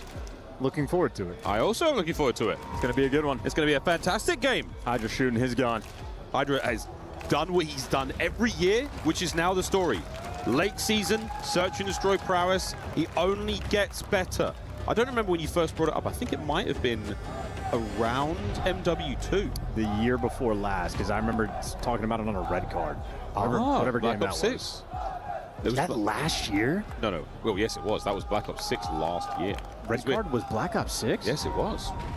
We're playing Black Ops 7 now. Oh my God. You know what game we're playing next year? MW4. Black Ops 8. Let's get it. First blood already secured. Mercury's on Hydra. Shut down that Reaper. That is why we bring up those head-to-head matchups. Bomb plant. Nice shots from Scrappy, even though the odds, we got a 3v3. Once that smoke clears, we're going to start throwing hands. There it is. 2v2. Oh, my word. Them shots are nice. They're real nice. Abizi back on it. 2-piece set from Shotzi, I believe. He managed to catch the other player as well. First round, Optic. Quick and efficient. First blood, just a bang out on that A site. No trophies, but they were simply not needed. Optic able to just run him over and, yeah, challenging with confidence. I think Hydra not prepared for the quickness. Yeah, Scrap evens the odds, but in this smoke, you're just trying to go at light speed. Abizi might find the route, but he's just there to get some trades. A nice pinch route from Shotzi. And when they hit perfectly. Ever since Gridlock, he's been on the routes. Route Man's bank account right now, slush. 2 there early on for Shotzi. Thieves on the attack here. A lot of presence now being shown towards the A side of the map. Here from the window, we will be getting involved. Lovely spot there from Mercury. What a dirty little angle he finds it. Overwhelmed. The guns of Scrap now brought to the forefront. And Mr. Shotzi indeed on a route. On the other side of the map, Neum. Oh dear, he should be on the other side of that. Yes, he is. 2v2. Now all down to Shotzi, and again, his whereabouts entirely unknown by the Thieves. Yep, it's just guesswork. They might as well plant the bomb and force him to come to you. Bomb planted 2v1. Both of them looking the right direction for now. He's gone outside the map. A route found. There's the first man. Gets away with it. The smoke and joke now begins. What will Abizi do? He will go for the check. Just through the smoke. Catches him out. What a heads-up play from Abizi. Yeah, crowd trying to show their influence, but at the same time, Abizi has more S&D reps than just about anybody else in the league. He was very quick to get back in the picture. I think anyone that's paid attention to Abizi's gameplay in the past few years know he will absolutely sprint at you. Even after his teammate falls, he does not waste any time. So more of a real front. There's like 17 Optic fans here. They're not that loud. And for the information for the Optic fans, because I know they might be curious as to Poach champs with, you know, the glitch spots we had rolling through, they are patched. So no longer going to be an issue here today. Deuce, 1-1. All square. Lovely nade. Not an easy one to throw. Try it at home, I dare you. You won't. Filthy angle from Hydra. He is the biggest credit we have in the league. I thought it was Pred. It is Hydra. Look at him. Right back at it. Even if he doesn't necessarily catch a player from that angle, he's got the option here. Oh, yeah, here we go, mate. Just check it. Go on, son. One spotted out. No way he gets that. The smoke and the instant attack. Hydra is having some sort of round here, folks. 30 seconds. He still has the option to clutch this one up. Merc in the middle of the map. What an attempt. 1v1 for Neum. 15 seconds. It's an absolute classic spot. But Shotzi's gone low. He's not gone higher now. The defuse. Easy reads. Those 17 voices ring it out here in Paris. God, move my mic away. At the same time for Neum, 17 seconds left on the clock. He is basically just forced to make that play. No great options. Yeah. Too many spots to check. You're just going for the hope and a prayer. Well, you had Hydra with the cruddy spot over towards fences. Shotzi doing a similar thing near the fountain. And I think ultimately just the clock, the biggest enemy there of 100 Thieves in this round. They're able to find some of these kills immediately after the post plant, but just not enough time in the end. 2-1. This might be a bit of a bang out. We're going in. Merc upstairs. running into a lot of trouble. Those are beautiful shots from Scrap. Superb damage. Shots with walking away with the first. But not for long. Hydra takes a filthy route here in BO7. Good aggression. Uh-oh. Uh-oh. Hydra now. 1v2. And he's hot on the heels of Dashi. But currently bombless. That's on the other side of the map. He has got quite the journey to make, but he has the time to do it. He's going to be doing the tour around the Arc de Triomphe, Eiffel Tower. He's going to see it all. He's got tickets for the Louvre. We having a little look at the Mona Lisa. And his home. He can pass by Notre Dame as well on the way back. What a fantastic day in Paris for Hydra. It's good sunshine, enjoying the fountain. Well, there's the information. Now he can calculate and make the play. Number 1, gone. Number 2, now maneuvering. Oh my word, does he want this? Dashi's not as close as he thinks. Dashi's actually not really moving just yet. Another corner to be found. Will he check it? Will Hydra look right? What? Delectable. God. What a lovely day in Paris for Hydra. And take a look at the reaction time. I mean, Hook makes a nice play up top, but this is just, ready for the pre-fire, expecting to be direction. Unreal. Just catches the glimpse of his barrel. And the reaction time on point, and stone-face sour. Attaboy for the Phenom. 2-2. What a round. That's a difference maker. They needed that because, make no mistake, past few mats, Optic have been soaring with their momentum as they are in this round, straight towards the B site, wide open. Hydra just now wrapping back, able to catch a glimpse, so no one's been able to push through, but the bomb's still down. Dashi firmly posted up on the pinch. This is going to be a classic retake. Yeah, this really is. All right, plant it. Trophies, let's go. None of this run around, hope for the madness. Shossi's being read in the water easily. It's Scrap in position to try to deal with that. There it is. That's the coverage. Convergence now on towards the site. Hook finding a lovely set of damage there, but not enough for any kills. The Scrap now to join the fray a little late, and he is brought down. Optic up. And nice maze for the first blood. Kickstarts the entire sequence. Yes, Shotzi does get red in the water, but the trades afterwards just too good. Hook flying at these guys that are one shot, and that was your first blood there from Mercules. Just a handful of pixels left on his screen, but he shreds with the M15. Oosh. Looks so easy, doesn't it? It looks so simple. With the timing and the precision it takes to get to that moment at that exact time. These boys, they got it. They got it all. 3-2, back and forth here on Hacienda. Square up in the hallways. Hell yeah. Oh, Mercules didn't see it. Oh, no. Dashi did, though. I think Dashi has the information. Okay, they've snipped this out. It is going to be, what, a 2-2 split here for Optic for this retake. Oh, Mercules, not like, no cover, no needed. Out of the window ledge. Ripping heads. Dashi's here as well. Retake. I mean, so simple. So smooth. 4 kills in a row for Dashi. An unbelievably effective retake. It might be the cleanest retake that site has ever seen in any lobby. Starts with Mercules. The top windowsill. Over to Dashi. Instant attack. Providing coverage in all its forms. And the last kill goes his way as absolute. It's a penmanship there. And we're talking about back and forth it's been. Not anymore. 4-2. Also great decision-making from Dashi on like which order to go for those gunfights. Helping out the Lambo guy the first. That might have been the only possibility for 100 Thieves to recollect on that round. And well, Optic went towards B last time, so 2 players for 100 Thieves go that direction. They have, though, cleared this out. Scrap's playing distant, defensively towards A. In the meantime, Abizi. First Blood King collects. Bam. Back at it. Smoke and Dashi on the streets.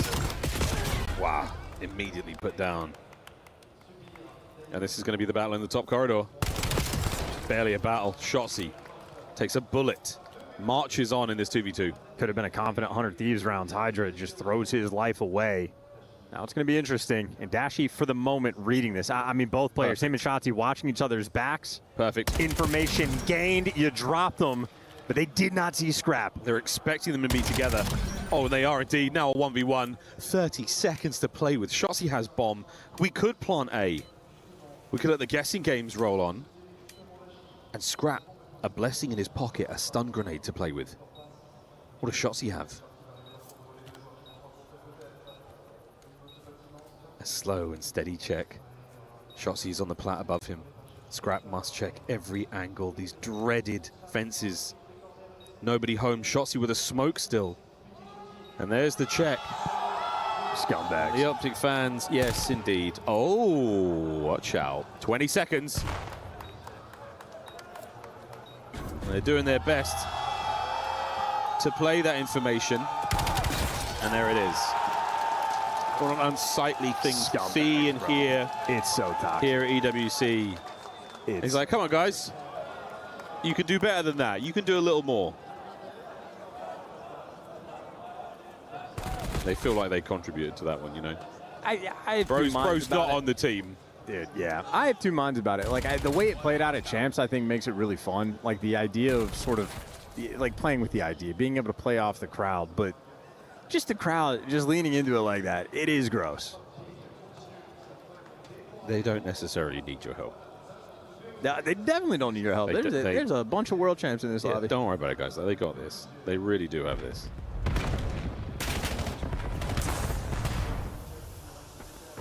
Well, it was 4 rounds, now it's 5. Map point, Optic. No good for Hydra. Merc's going to get traded out. A-Bomb's getting a little bit mixy, but they've passed each other. No signs of life. Good teamwork. And Optic together in the 3v2. The Thieves have been completely isolated from one another. Optic are holding hands, charging forward. And they're going to still roam around the map together now. Clockwise, all together. If Liam can get his gun up at the time, oh, it's a fight and it's on. First good. Trades. Sensational work from Scrap, but simply too many members of Optic to deal with. Lead change. Match point, Optic. 3 maps in a row. They are looking to find their place, their home in the grand finals. One more map away, and obviously the momentum, I mean, so firmly in their control. They just had a slow start in the hard point. I think that answers out what we saw on the Scar. Since then, they have been class. Well, this is not over yet. Still plenty to play for here. A lead change. Optic now in the driver's seat. And we've got an opportunity now to hear from Lou, who seems to have a very familiar face to chat to. Hell yeah, she does. I'm very excited for this one. I'm also very excited for this one. Highlights there from that map. Search and destroy. Sublime skill. A little bit of help from their friends.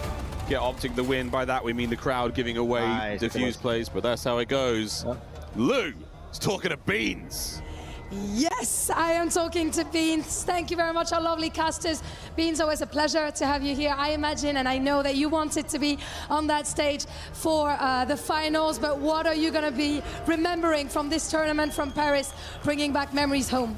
I mean, it was a sick event, sick crowd. Obviously, I think it's more of a what could have been for our team. If we had a little bit more practice, a little bit more time, you never know what could have happened. But yeah, it's been a sick event overall. Could have been different, but still a very good result from you guys, of course. Donc ouais, de quoi je vais me rappeler de ce tournoi de Paris en vrai, public de dingue. Je vais pas mentir, c'était vraiment incroyable. Et pour nous, c'est vraiment un tournoi de ce qui aurait pu être si on s'était plus entraînés ensemble, si on avait eu un peu plus de prépa. Mais en tout cas, vraiment très content. And that's a big matchup here. It's looking like a finals before the finals between 100 Thieves and Optic. And it was all about 100 Thieves at the beginning of the series, but it seemed like Optic are back. So who's taking it and why? I think Optic got it. I think they've got some momentum now and they're going to run through with it.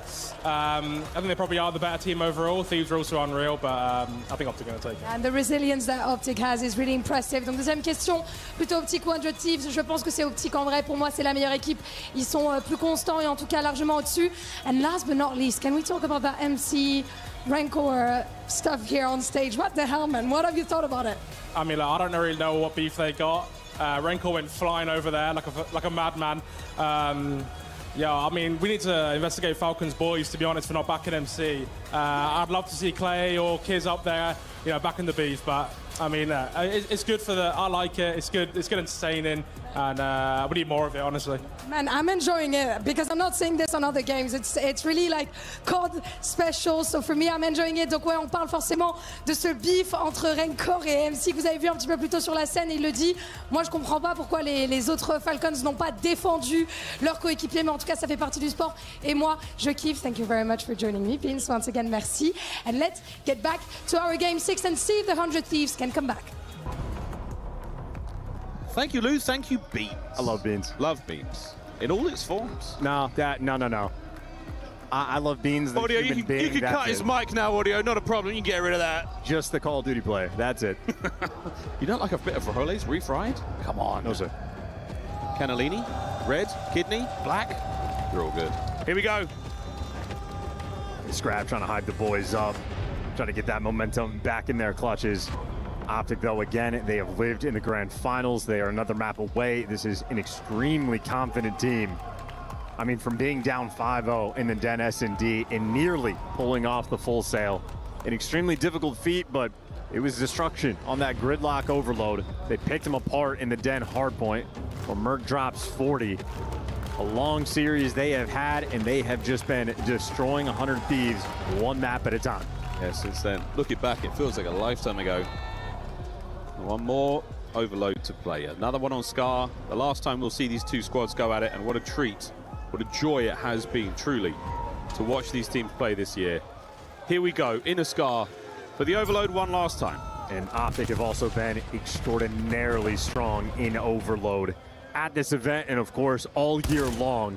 Maintain that perfect record in 100 Thieves. Well, they have just been a step behind. Gonna have to dig deep, but it's Dashy that gives you the first blood.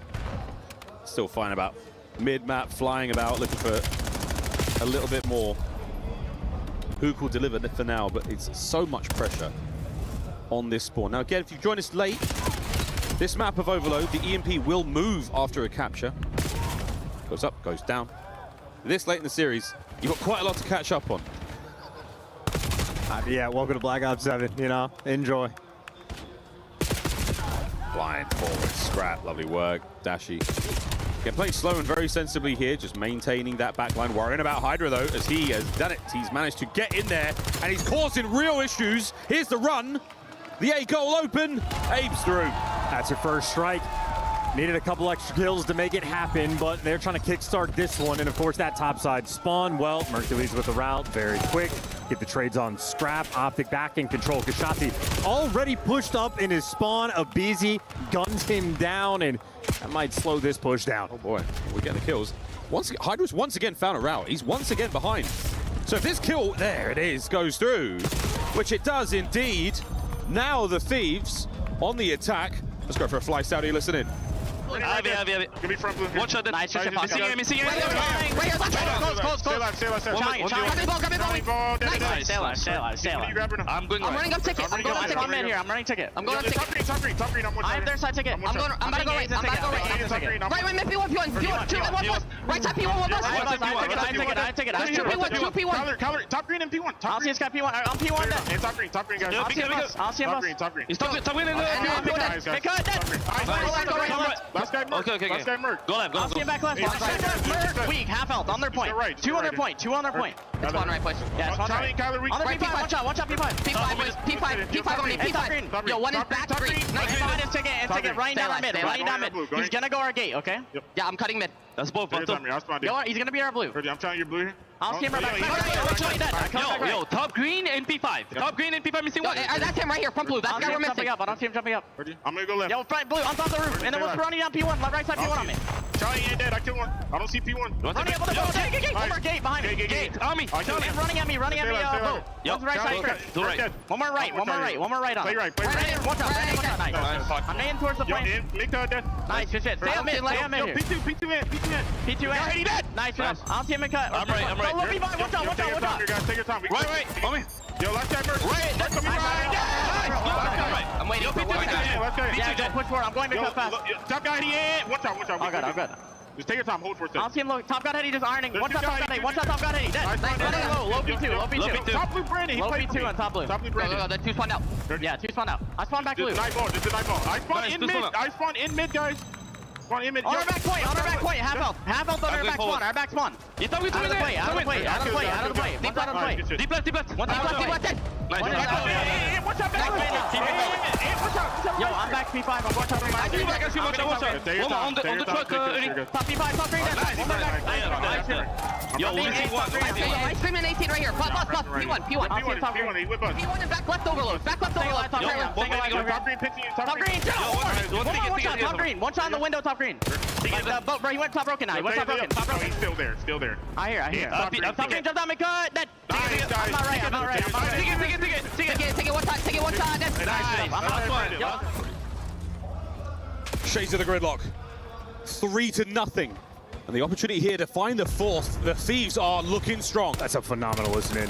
Chemistry on point, kills flowing, Abizi chasing, also falling. 44 seconds left to play. Perfect awareness of all these players as well. They've got the counts. You heard the spawn call as well. And now a run for Optic to desperately try to get themselves on the board here. Top right side of the minimap. Fortified right now by the Thieves. It is a fortress. And Optic have battled their way through. Last man gone. Shotzzy, what a spree. And there's the cap. I mean, from 3-0 to now 3-1. And if anyone's going to get another score, it might be Optic. They have all 4 players right now pushed up for spawn kills. They've got all bases covered. Hook's got the mid-map pressure now. He's the man to wrap back, grab EMP. Shotzzy still has to keep finding the kills now. Dashi departs until he gets to the respawn. Mercury's now to the pistol. My word, it's a knife. But wait, forward we fly, and a desperate attempt on the goal. Extra time for the Thieves. That kill from Hydra was elite. Also, Shotzzy, I think, might just save the round for his team, or he's going to be out of the play. 20 seconds. What a snap. Abizi still, a wind up. Yeah. Fresh mag, no need. What a first half from 100 Thieves. Well, incredibly important that Optic actually do manage to get a point on the board, so really does change the dynamic. Being down 2 is not a pleasant experience, but being down 3 is hell. I think one of my favorite moments in listening is Liam go, I spawn in the middle of the map, and Abizi's on top roof staring at his spawn. He's like, I mean, he has to be here. Where? Oh my God, he's by the fences. There you go. A hiding spot, but crazy stuff. Efficient work, and Scrap continues to bark at his teammates, trying to make sure they keep that energy flowing. On that final map. On that 7. Well, we're not there yet. The Thieves have got to hold the lead that they've worked so hard for in that first half. Second half, whistle blown. Thieves on the left-hand side of the minimap. Is it a preferred side? Will it be more successful for them? We will soon find out, but it's 3-1. No complaints whatsoever. Directly now for the jugular, Abizi and Hydra go. I love this play. I mean, 2 players already pushed to the blue side of the map. The device guy ends up falling, so the overwatch from Dashi and Mercury is going to stop that in its tracks. And Abizi good for 1, but not good for enough. And Optic, this might just be a quick store. The bounce back immediate, a 30-second capture. He can't ask for more. 4:20 on the clock. Optic currently flying high right off the whistle blow. Hook finding kills. Top side lane. Optic looking solid so far. Doing what they can. Shots with the M15 in hand is good. Number 4 mid cut you think might get traded towards the shop. Instead, that's 3 there in the feed from Optic, but Scrap is able to slow him down, able to win a big 2. Still trying to maintain some pressure here. Hook trying to get lost. Reinforcements now through the middle of the map. That's the next battle to be won. What a win from Abizi. That's huge from the Thieves. And Shotzzy trying to make a sneaky play happen here. Can he get lost in no man's land? Scrap, diligent watch upstairs. Slade. This might be the capture because he's going to be forcing to spawn out. Mid-cut's going to be the only thing. Number 7 there to slow it down. And, well, the gunfight just gets won. LA Thieves keeping it stable, winning the key gunfights. They have device control. Counter-attack now from the Thieves through that top lane. Optic guns at the ready. A fantastic stun gives Hydra a 2-piece. Hydra, wow, what a win. Abizi, and it's an open goal. No, what a save. Liam, down, a fumble. Mercury's on a run. And there is so much time for Optic to work with. What a slight misstep that could be costly in the end. 3 minutes on the clock. Optic with possession, finding their kills. Let's go for a fly Saudi check-in. Shop. He's really shop. Shop a busy. You went make up. Watch out, now they got P5. Don't play. Nice. I'm behind mid cut. He's going to shop. Shop on me. Shop on me. There's two. Dad, where's the other one? Never mind. I think he's there. Top broken, scrapper. We're missing one though, 100%. All shot. Yo, we have so much time, guys. We have so much time. Get the ball and come left, maybe. Yeah, get it out left. He's top paint. I got you. Top paint, got me. All good. We gotta still chow this. He's top paint still. Shop door. Why does top blue, guys? Top blue and other guys are shop. You flanking. Two in our Yo, Niam's top wood. We combo. No, leaders. One behind you. Yo, we can still top this. I'm throwing shit. One guy top blue, another guy's going. Nice. 1v1. Nice hit. Yo, last guy. Who is it? On the right. Scrap last guy. P5. That's him. Yo, you have space to go. P5 Ernie. He's still there. B cut. I might be able to go for this maybe. That guy was mid cut. He cut dead. Back left, You're gonna be back left. Here, back left, cut me. He's going to top which He's low, boys. Which is me? Jen's dead. There's two. Last guy. Grab it. He's still holding it. Pods. He needs help, top broken. I don't see top broken. He's still holding it. One shot near squads. He's dead. Another squads. All good. I'm being H. He's front broken on me. He's gonna reset mid, right? Keep watching your own stuff, Keller. Reset on the right. I can grab it. Do you guys have ready? TP5. No, one TP5. Hellstorm. Yeah, I'm gonna try to run it as far as I can. Shop 8. Paco's weak there, One shot. Paco dead. If you can run it, you might be. I'm running it as far as I can. I'm gonna die. You can run, Keller. You should be able to run it. B cut. He's B cut on you. Close B cut. He's like P5. Yeah, one guy's on me, P5. Yo, listen. P5, one shot, 2 P5. Yo, 2 P5. And look at the Thieves fly. Under the coverage of the Hellstorm, they managed to turn this all around with 1 minute to play still. Optic are not out of this yet. Well, stock and standard push. You got the one lead blocker, Nabizi, gonna fall. A couple trades roll through into the Vice guy. Well, had to run for the hills. Can't make it. A minute left for Optic to attempt to make this comeback. And of course, if they do, that'll be the series. They'll see the grand finals. Thieves must survive. Thieves must hold on. Hydra, every kill helps. Pressure now forward. To the blade heading is Shotzi with a 3-piece. Heroics with 35 seconds to go. The trades are good. Mercury's forward. 30 seconds. And you have to make a play. It might be Hook in position to desperately try to stop this. EMP dropped in the middle of the map. Hook will not be able to hold on here by the goal line. Shotzi, will he maintain? Extra time if they hold on to the EMP. Oh, yeah, he's swinging it all the way around. He's got plenty of teammates here, and that is a good nade to land up top. I think that baited out Mercury's probably got the comm, and now you're a man down. And Liam, though, he's made the sneaky play on his belly, and now Hydra moving in a position. The final 30 seconds here of the map. 100 Thieves, they must survive this. Otherwise, it's over. Optic could not find the success in Scar, and now a map 7. The fans are eating good today. It's a good thing they didn't play up for grabs. We're going the distance, and we would have it no other way. The first half, that listening from the Thieves, told you how much they wanted it. How much control they had over the game in every single aspect. To play a team with a hot hand like Optic are right now, the momentum, the shift is there. We might be at an even keel going into the final map.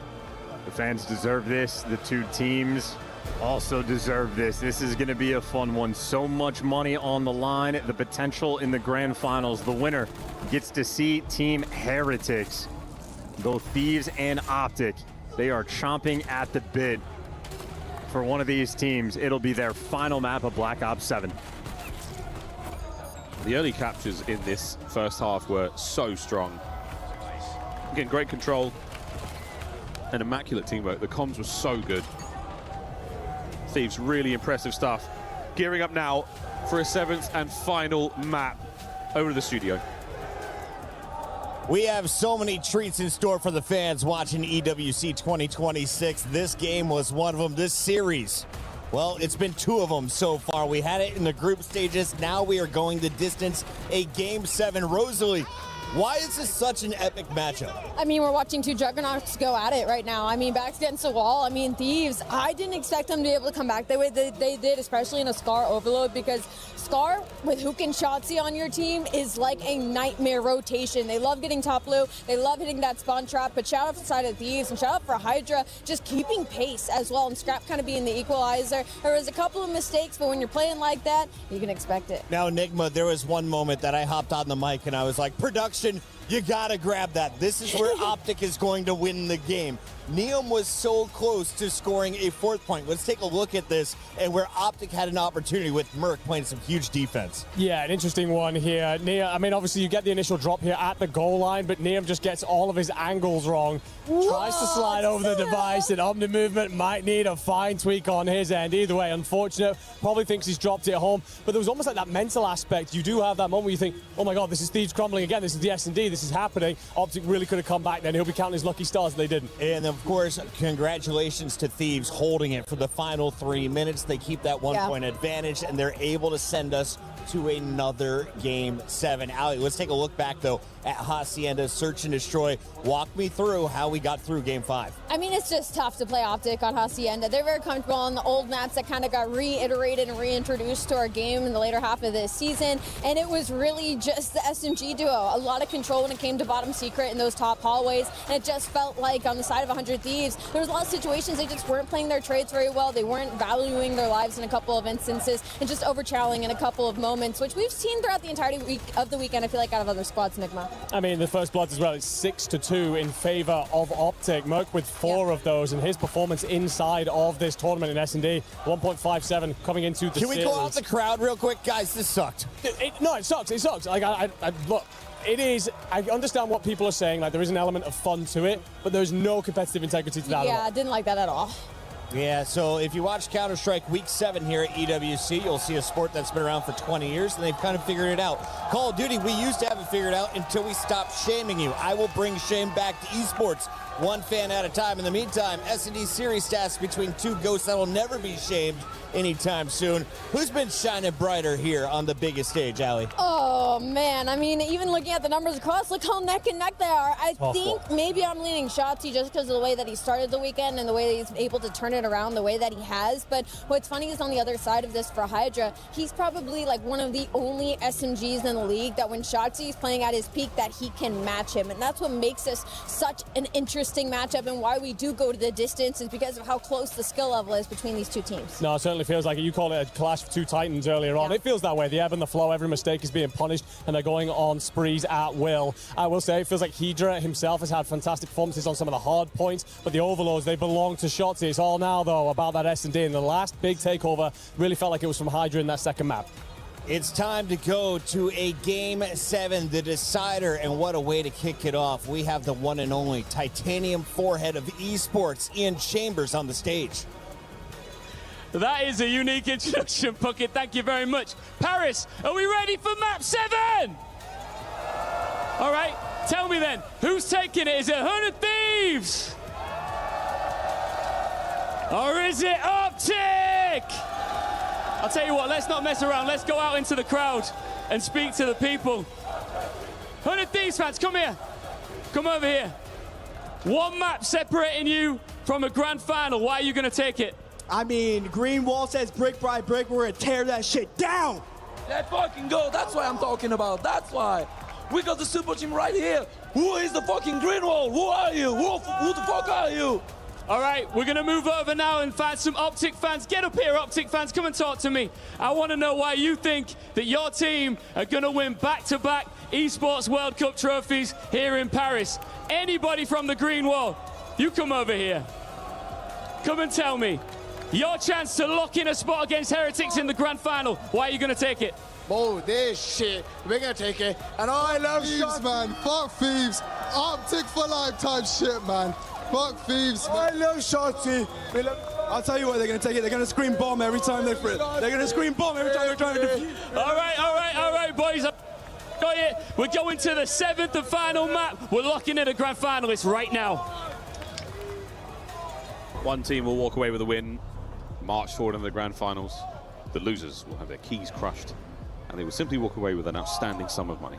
And worth mentioning for this crowd, it is a packed house here in Paris. It is but a small segment of the crowd that is making noise when the defuses take place.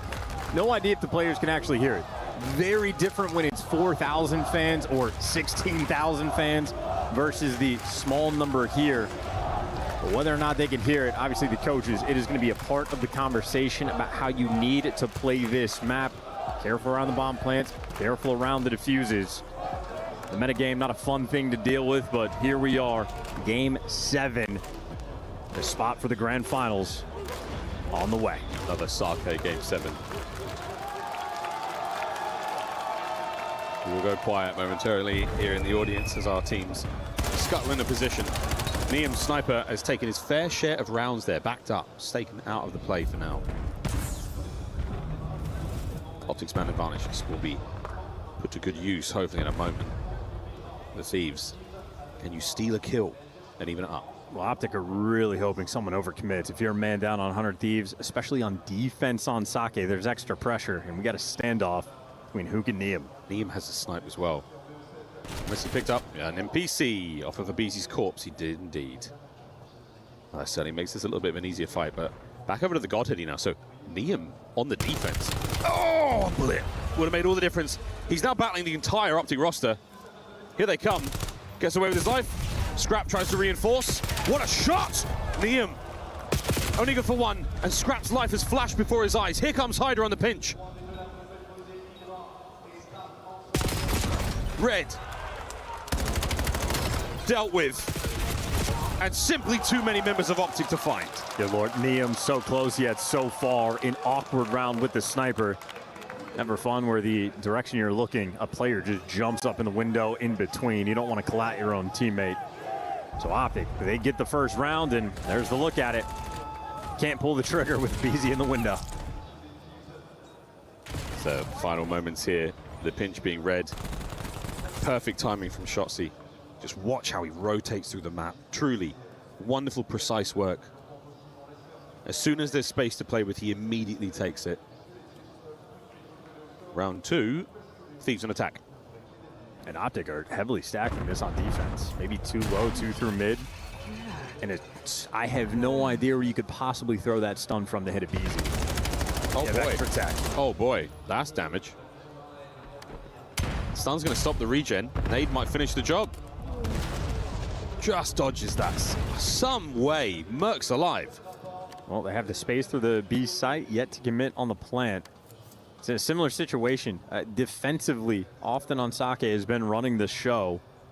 So it's the offensive team almost spreading the map, playing for picks, but they found the time to get the bomb plant. A pure retake. Scrap just trying to find some damage to the middle of the map, but BZ with a diabolical corner upstairs.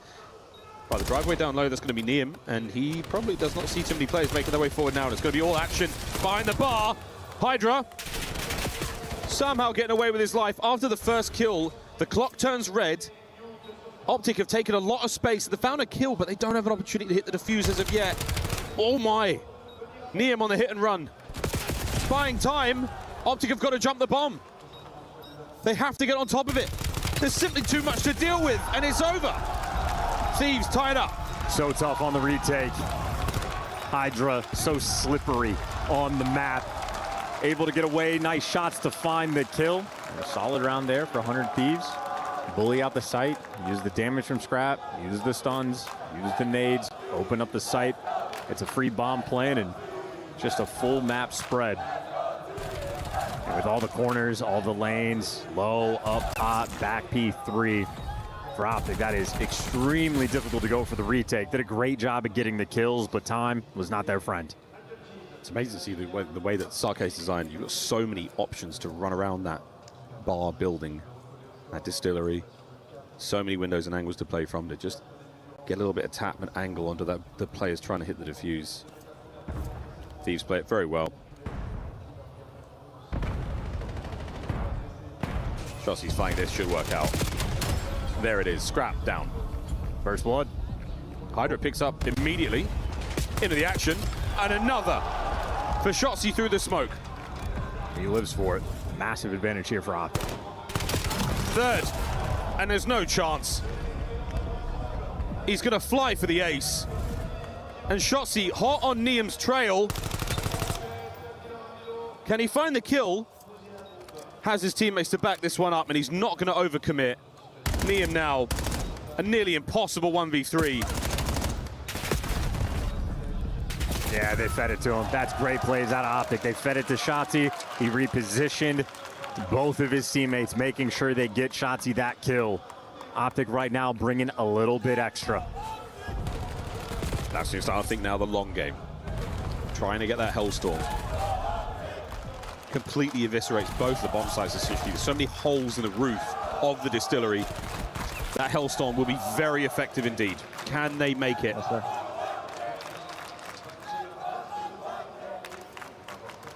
Just about halfway for Shotzi. Time and time again, though, in COD history, we've seen desperately trying to play for streaks can have dire consequences.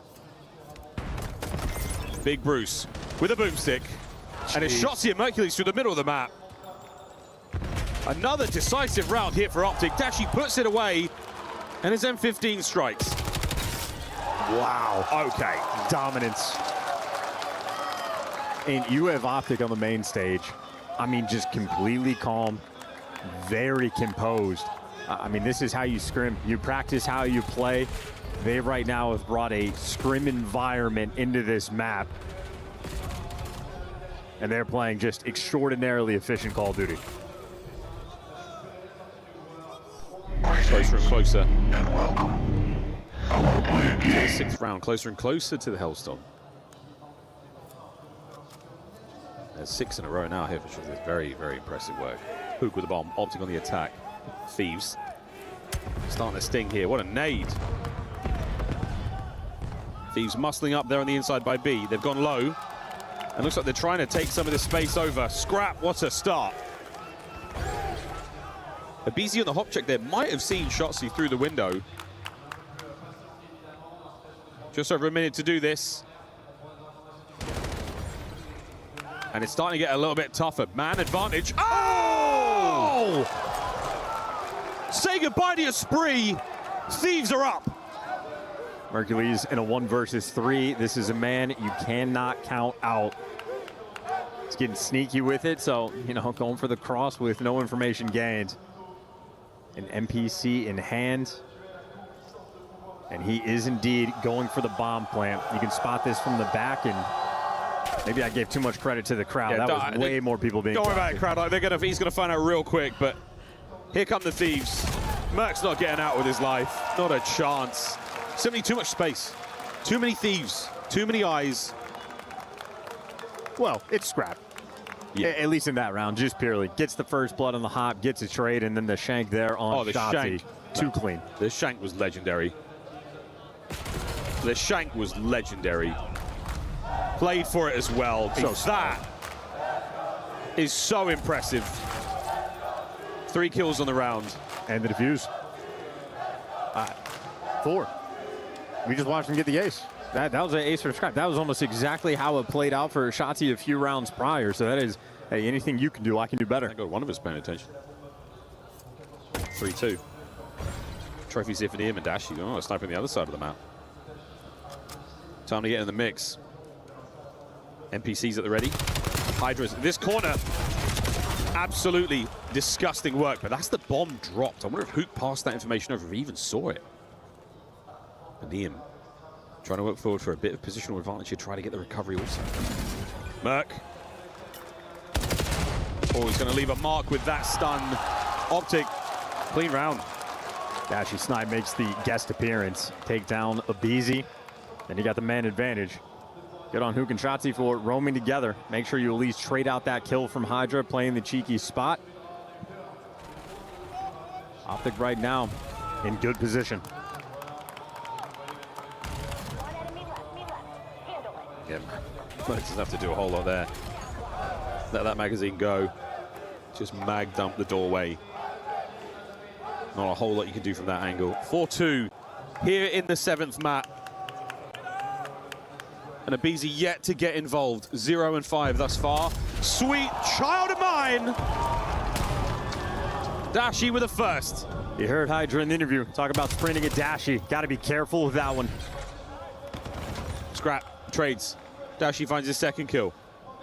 Kanabizi drawing the score sheet. No, he cannot. Dashi finds a third, and Optic suffocate the Thieves.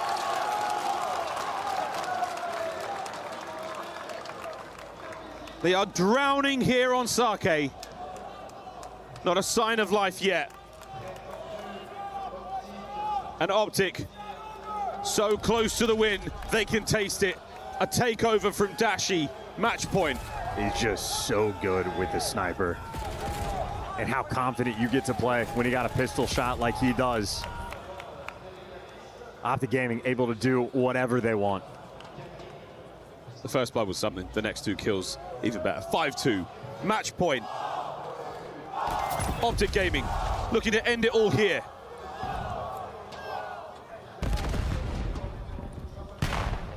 Thieves with a B-bomb site pressure.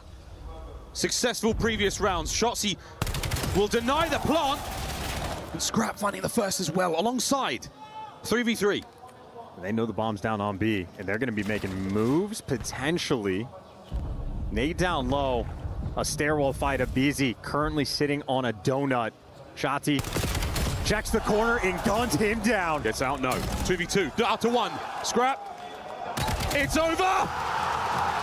And it's Big Bruce's Jaeger, the hunter, to close it out. Optic go to the grand finals. Heretics await. The last we will see of 100 Thieves in Black Ops 7. And something we will always remember about this year in Black Ops 7, Optic Gaming in the grand finals is a guarantee. It was always going to be the way. The tone of the year, the story of the whole season. Why would it be any different? A top 2 finish guaranteed. The green wall. The few warriors who turned up elated at their team's performance. The Thieves, you gave us everything. You showed us so much. We were with you every step of the way, but it all ends here. They will play for the third place matchup. But what a tough series. Dashi taking over Sake. And the unbelievable performance on Gridlock just to turn the series around and give them a fighting chance. And it was more than a fighting chance, it was a lifeline which turned into magic. And the man on stage with Ian Chambers, the young magician Shotzi. An absolute magician, you're right. Shotzi standing by. Optic locking in the grand final spot at EWC once again, back-to-back years. Shotzi, the expression on your face tells me that you expected this. Yeah, I mean, obviously they're, a top 3 team, so we expected a grueler series. I'm glad that we came out on top. Do you enjoy these grueler series? Because look, you have to have long stamina, especially when you got to go into another long one later on today. I enjoy it if we win. If we lose, it's demoralizing, but yeah, I mean, honestly, GG to those guys. Yeah. What did you learn from them after the loss to them earlier this week? I learned that I just got to play my game, honestly. I feel like sometimes we, don't play our game, we get out of the moment, and I feel like today it was pretty sloppy, but I mean, we got with the dub, so that's all that matters. For sure, and you got the dub yesterday over FaZe. Do you feel like this is starting to, I guess, feel like some kind of a Optic revenge tour? I mean, if that's how you want to put it, I'm down. Fuck it. Hey, are you down to crush a key? Of course, let's get it. We said on the first interview that we had to get the Shotzi that you wanted to crush the FaZe key. You guys did exactly that. It's 100 Thieves' turn as you join our keymaster here as we commence our traditional ceremony, the brutal part of the Esports World Cup where we punish the losers. As the man himself, Shotzi, hits the lever that came to Paris as title defenders. And now they are crushing a key before getting into another grand final. 100 Thieves are out of here. Shotzi, you've got some big fans over here. I'm just going to take you over just quickly. These guys have been chanting your name, cheering you on from the very beginning. These guys down here from all over the world. You're used to this kind of support, but what do you want to say to them? Shout out all the fans, man, seriously, for the ones that, pulled up. I appreciate you guys, seriously. I love the green wall. and anyone in general, any crowd, any fan base, we love you guys. Thank you, Shotzi. We will see you in the grand final, man. Incredible stuff. He gets to defend his silverware. Team Heretics stands in his way.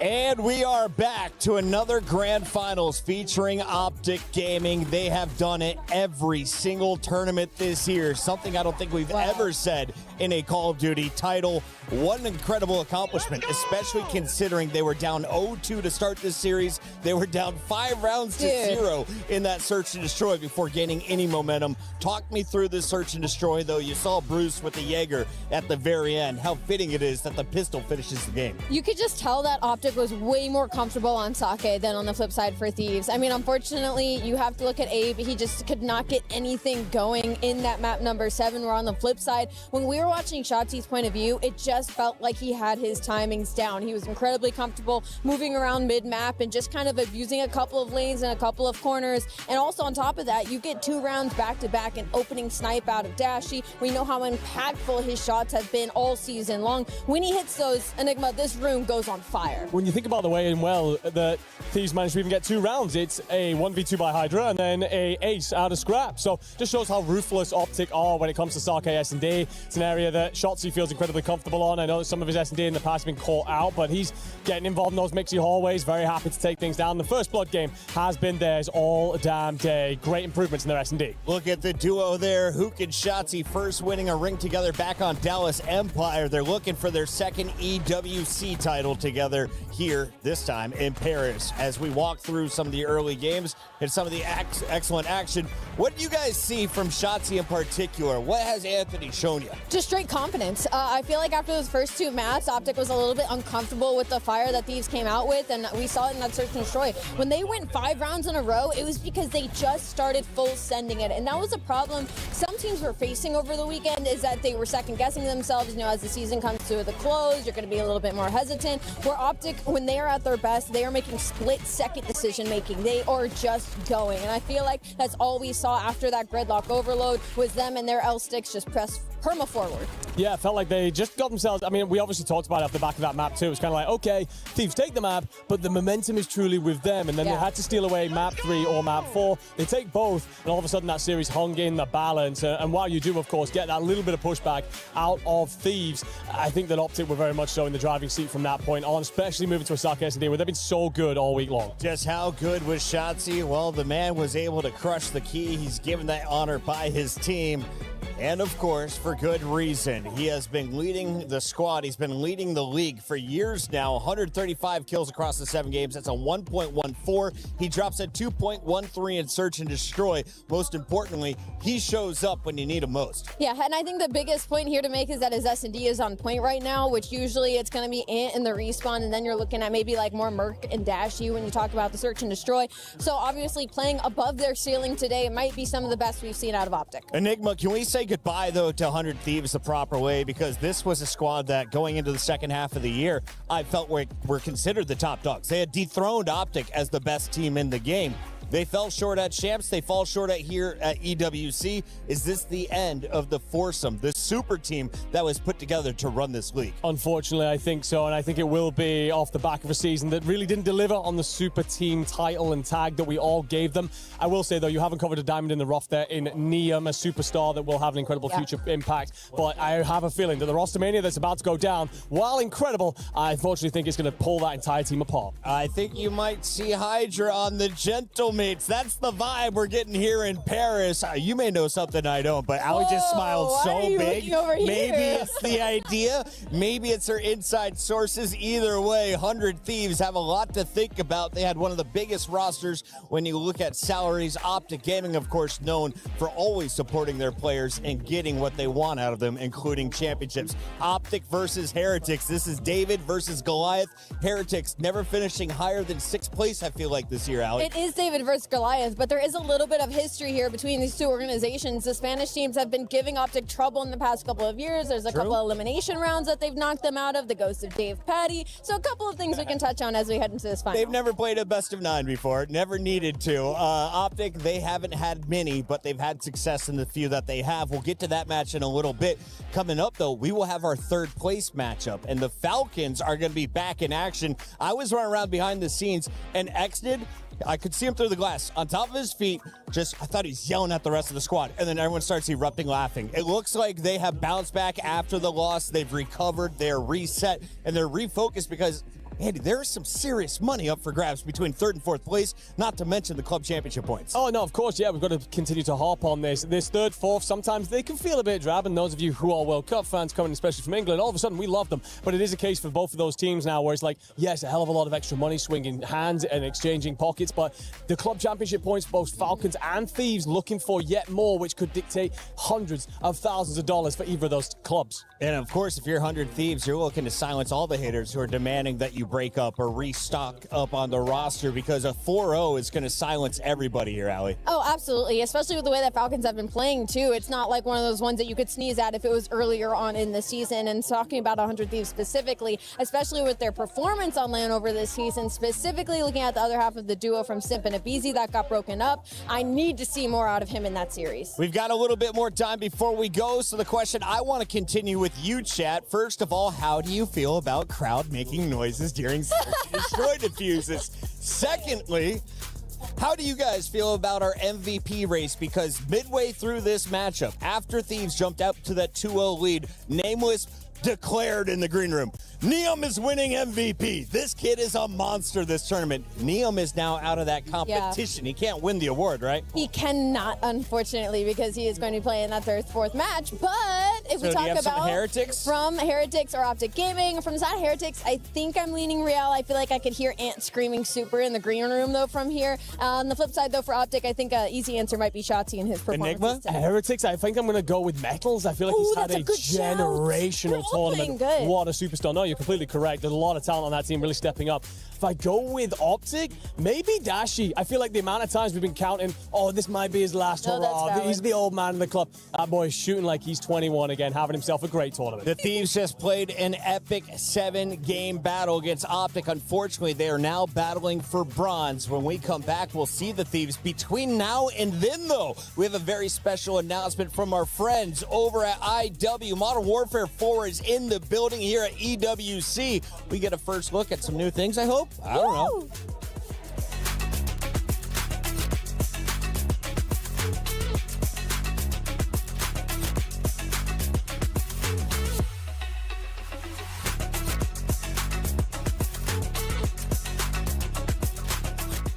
Count on me. He's chowing. Watch out for you. Nice hit. Go through mid. We can look. Ant's already on time. Watch out, our side hill. Get our outer. Guys, spawn behind him. Spawn behind him. I have your left. What is Dojo? We're still missing one Dojo. I have your left. Close 10. What's Dojo? They have to hit this. They have to hit this. Another 10. One more. On time, Neum. Last guy. One up this. Yeah, where do we spawn? Yo, soak. Middle. Yo, Dojo. Nice. Come on, baby. Let's fucking go. Fucking go, boys. Come on. Come on, guys. Get fucking...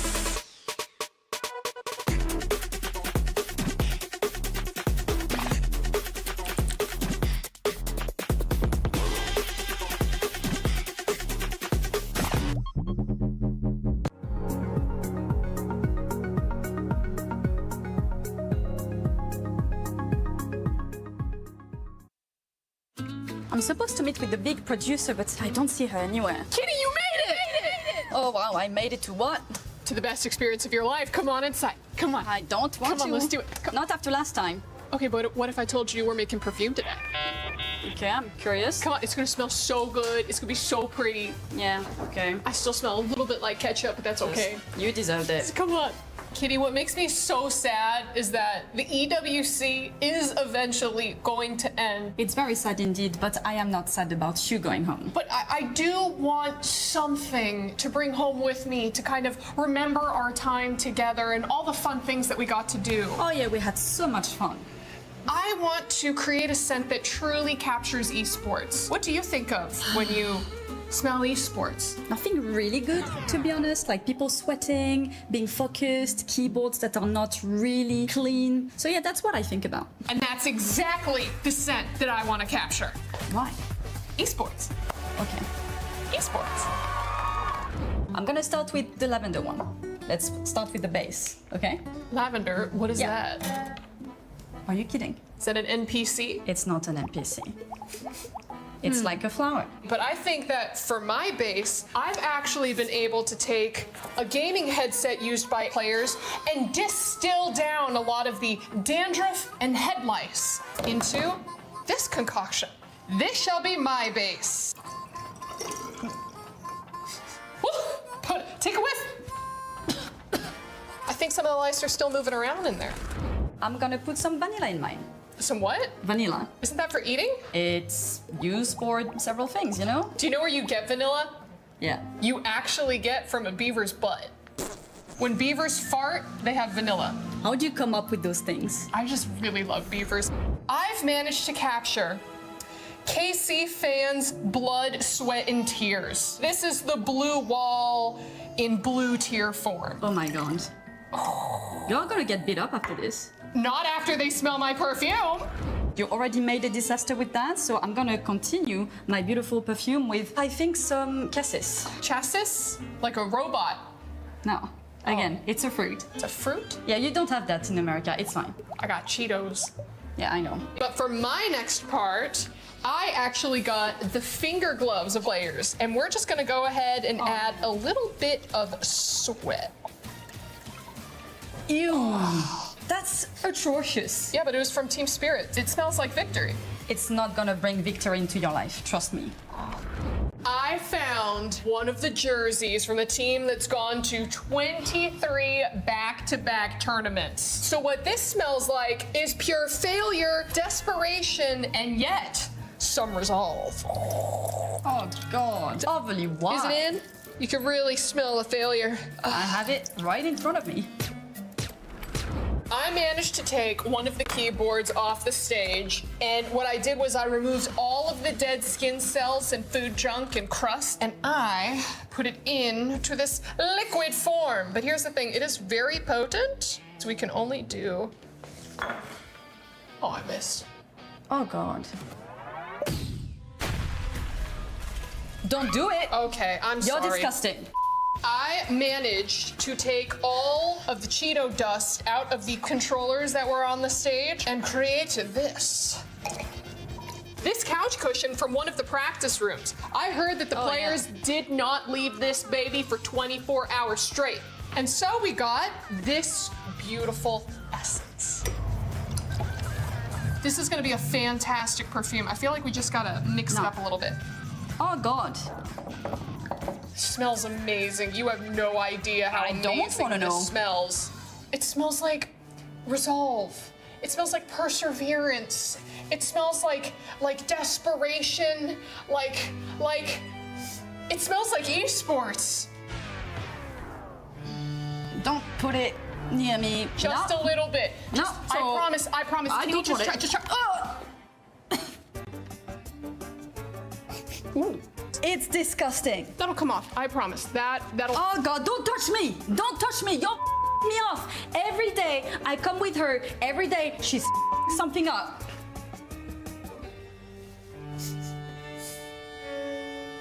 Le Esport.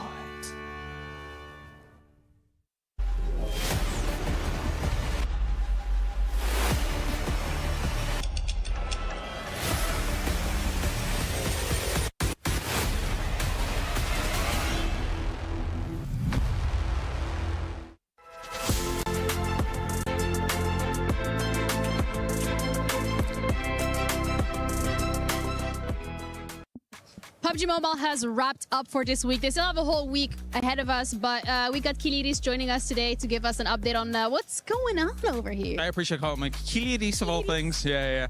No, it's been a really good day, of course. We just finished up Group B. One thing that was really standout was the fact that Vitality at #1 looked unbelievable throughout the 2 days of their group stage, finishing off at what was probably a point record of all time in the group stage at the international stage. Wow. Not that really people put them at the #1 spot in this group as a whole, because there were some really big contenders, but they looked absolutely fantastic getting #1. And it was, of course, top 5 that were able to qualify on through here. So we've got some other really big names that have been able to move through.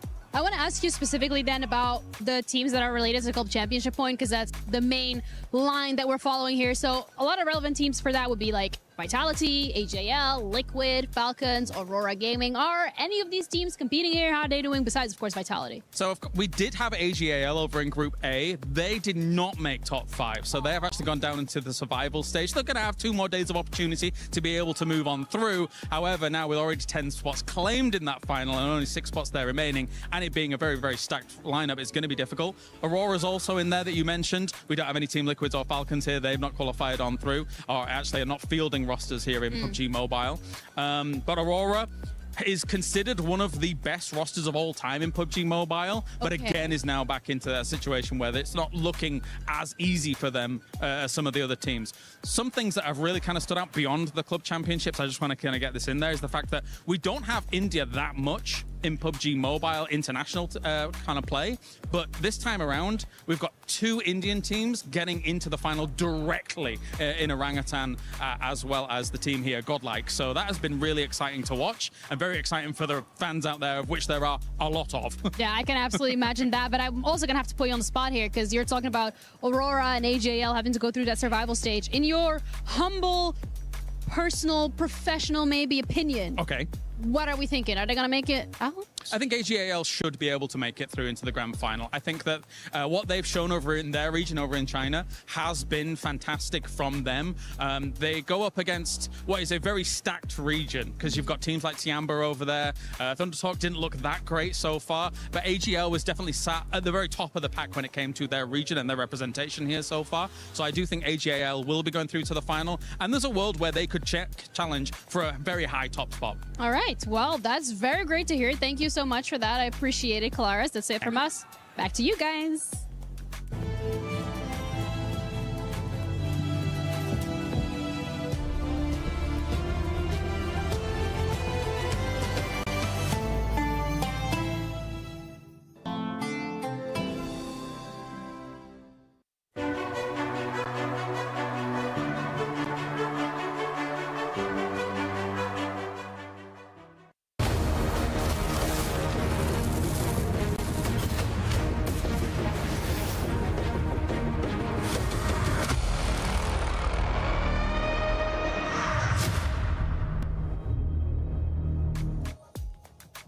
Ladies and gentlemen, hello and welcome back to Call of Duty Black Ops 7 here at the Esports World Cup 2026, live from Paris. My name is Miles Ross and I will be your host for this very short but very sweet segment. We've got some very fun news indeed to talk about. I'm joined by Jackie Reynolds, multiplayer design lead at Infinity Ward. Jackie, firstly, welcome to our wonderful studio. Welcome to the arena.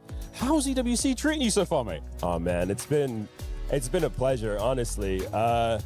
You know, it's been a great week for COD Esports, great couple weeks for COD Esports, I should say, and we've been talking to all groups of players. I chopped it up late last night with a couple of guys from England and Wales, and they were telling me how much Call of Duty has meant to them in their friend group and how they keep in touch. And, you know, talking to players and orgs who have dedicated their lives to playing Call of Duty, you know, it's honestly humbling and it's a blessing to represent the studio and be a part of this franchise. That's a beautiful thing, man. That's incredible. I mean, well, obviously, the reason why you're here, Modern Warfare 4 is coming out October 23rd. Yeah. I mean, that's a big deal. A brand new game adding to the already very, very iconic Modern Warfare franchise.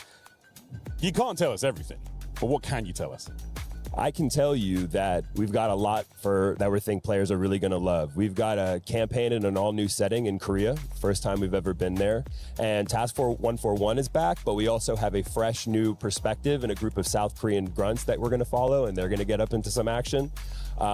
We also have an action extraction shooter, DMZ, which is so full of content, we call it a game within a game. And for multiplayer, you know, we've got new weapons, maps, modes, equipment. We also have a new movement system that's based around player fluidity. And we have a dynamic multiplayer map that we're calling Kill Block, which we're super excited about. Now, Kill Block was available to play in New York. It's available to play here in Paris. Kill Block, I mean, it's been so much fun. We got a couple of rounds in. It's an incredible experience, dude. I mean, what is Kill Block all about? Yeah, one of our creative directors, Jeff Smith, he's made so many maps. He's made stuff like Vacant and Crash and Shoot House and Shipment. And he was feeling like, you know, once we finish these maps and they go out, there's not a great opportunity to revisit them. And he was also really inspired by the Real Madrid football stadium and saw how the grass would split and contract underneath the earth, and then these concrete slabs would rise up for, you know, concerts and things like that. And so these kind of two ideas together, he came up with this idea called Kill Block. And it is a dynamic multiplayer map where no two rounds are going to be the same. We think of the map split into thirds. There's here's a little piece from High Rise, here's a little piece from Shoot House, here's a little piece from Crash, and as well as some cool new places. And every round when you're playing gunfight and the guns rotate, the map is also going to rotate. So you're going to have to think on the fly, but you can start to put the pieces together too. We have so much fun with this at the studio. We're so excited that players can finally get their hands on it. It is such a cool idea that, you know, every round is going to be a little different. Even if it's a different piece of the map, it's going to be in a different location. Oh, yeah. It's crazy. Do you have any idea about how many possible scenarios there are? Yeah, so there's over 500 combinations on launch, and we're going to keep supporting it right through the rest of the year. So this is just the start. We're super stoked. I love it. Dude, that sounds so good. All right, cool. Yeah. We're excited. More fun news. The beta's coming out in the near future. What are you most excited about? Honestly, for me personally, I'm just really excited for players to get their hands on it. You know, we've been working on this for 4 years, and you know, we've seen how much Call of Duty has meant to players, and it's not something that we take for granted. We want to meet the community where they're at, but we also want to take them to places that they've never been. And you know, for me personally, I really want people to have a feeling like the first time Call of Duty really clicked for them, you know? Those are core memories that you'll never forget, and that is what this week has been all about for me. And I'm hoping that we can meet those expectations and even more through beta and all the way through launch and through the year. Jackie, I cannot wait, man. So excited. What an awesome thing. Thank you so much again for coming. Oh, man, thanks for having me. This has been excellent. And, you know, the games aren't done yet. We've still got our third place matchup coming. We've still got the grand finals on the way. Tons more news, dude. Cannot wait. MW4, October 23rd. That is all from myself and Jackie. However, we are getting some updates from Ginny about CS2 and the LCQ.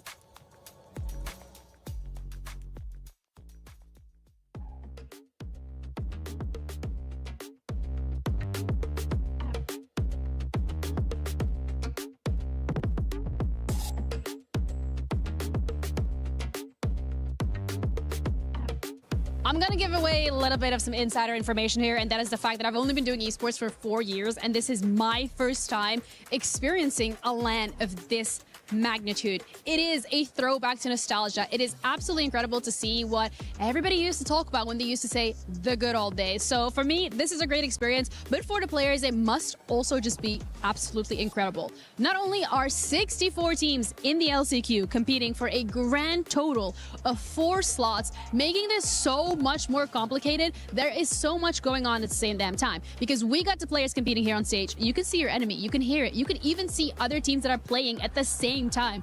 On top of that, we have stage 2 that is currently live with PUBG Mobile, where you can hear the shouting from the fans, especially the Brazilian ones, who are having the time of their lives. This is such a fun environment, and it really is putting these players to the test in regards of how much can they lock in when everything around them is not up to scratch. That's it for now, but I just want to reiterate this: 64 teams, 4 slots.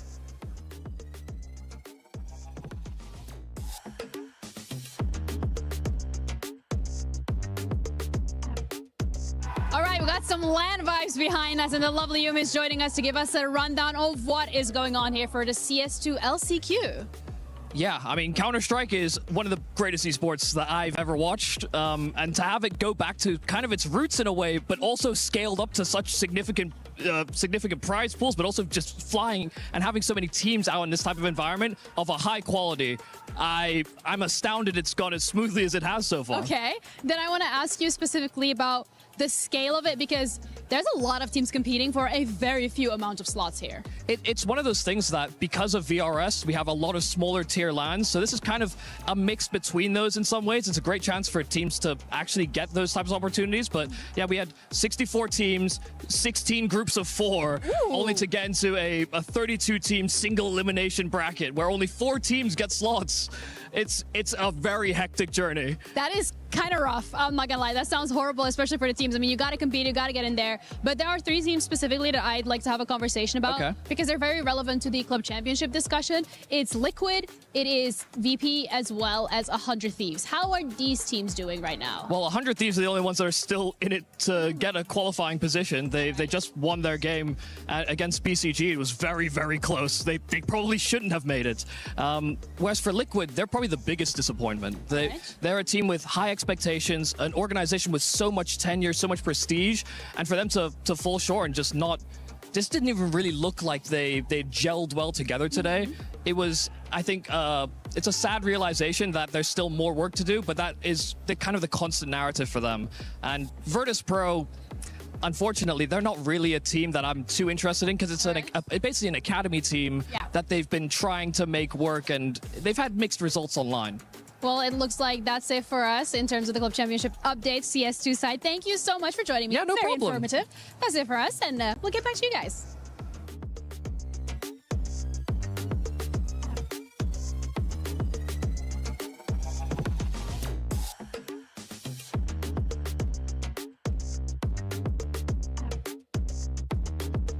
Masioso is joining me here, who is the operation manager for CS for 100 Thieves. You guys are playing a very important match right now.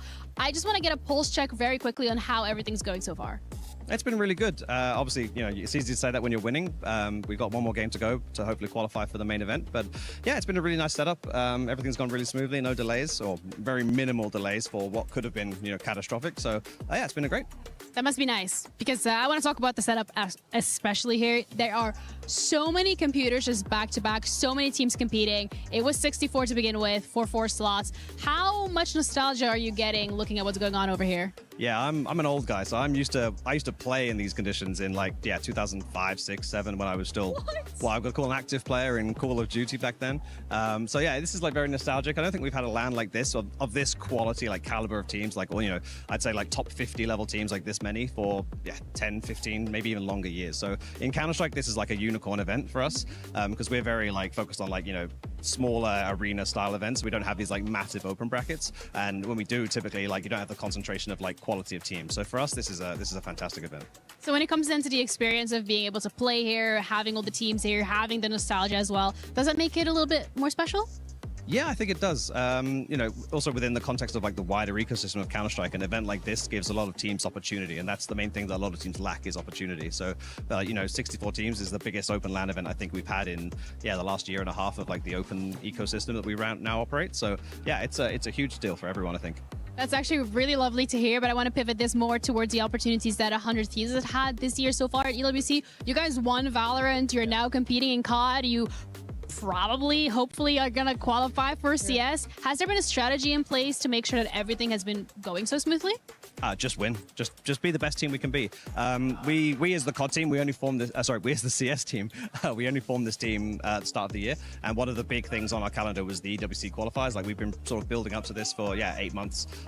So yeah, we sort of put a pin in it and said this is where we want to be at our best level. It was certainly a good opportunity for us. One for the club championships, obviously try and contribute to 100 Thieves' success there, but also for the CS team to sort of get a big operation, get a big opportunity, and hopefully we take it and we'll make the main event.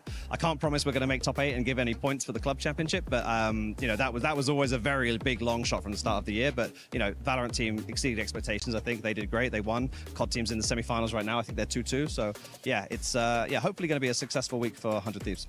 All right. Well, thank you so much for that. I hope it will be a successful week as well. I appreciate it. That's it from us.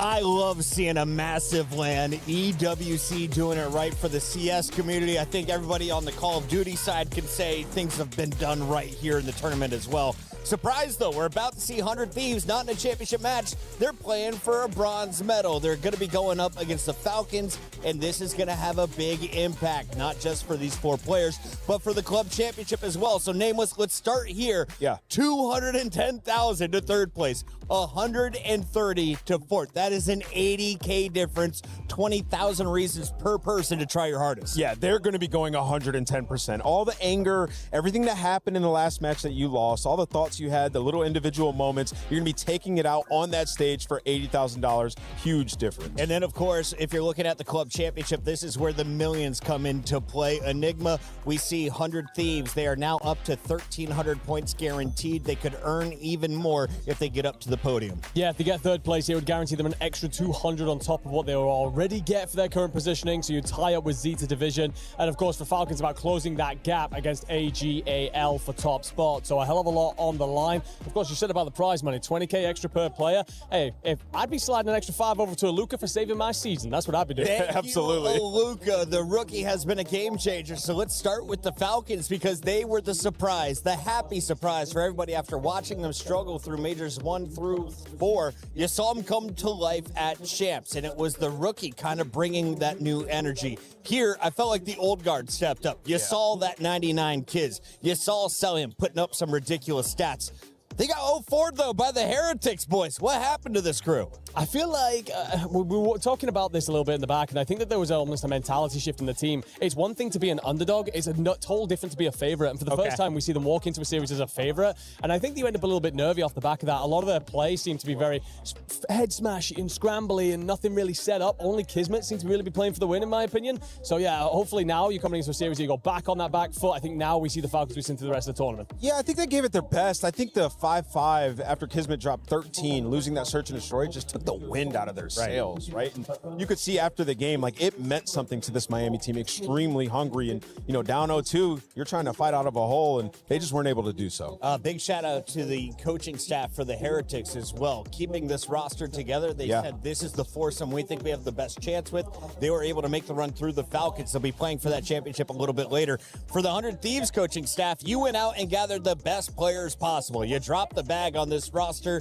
How did they perform across the season? Did you get what you wanted? You got an MVP for the regular season in Scrap. Yep. You raised a trophy. You got Rookie of the Year in Neum. What more did you really need when it comes to accolades? Yeah, I mean, the icing on the cake would have been, winning champs or winning this event. But all in all, it's a fantastic season. And, you die on your sword in a Game 7 up against Optic, right? You've had their number majority of the season. It's hard to beat those guys every single time. So, they had a great performance here. I wouldn't be so down if I was them. Yeah, I think they've been solid. I think if you're talking about the season performance, I think you take the 2 minors, the 1 major. The thing is, and shout out Brian Stats for putting this out this morning, Thieves have typically walked away with at least 2 majors when they have managed to pick one up inside a season. So I think when you look at what they invested into this squad, I don't know, maybe you're walking away a little bit disappointed from this one overall, but there's some highlight moments for them, of course. And it's hard to win all the time. Yeah, of course it's hard to win all the time. It's okay. 100 Thieves, great year. Well, Optic won almost all the time. They got to every single championship match. And they only have once one. Again, here is a look, though, at your maps and modes as a triple dose of Den will be in your first 4. Do we get to a Game 5 gridlock? No. I'm going to say a straight 4 sweep. Straight 4 sweep for who? Thieves. I'm going to go with Thieves. I think they're good here. I think they're Listen, good. I just got to say, this is the matchup that put Aluka on the map. He popped Takeover and beat them. I think he could do it again. I got Falcons. You got Falcons in how many maps, though? Game 6. Game 6 Falcons. Chat, let us know. Are you thinking Thieves or are you feeling Falcons? It's time to find out who moves onto the podium and who finishes in 4th as we head to the stage.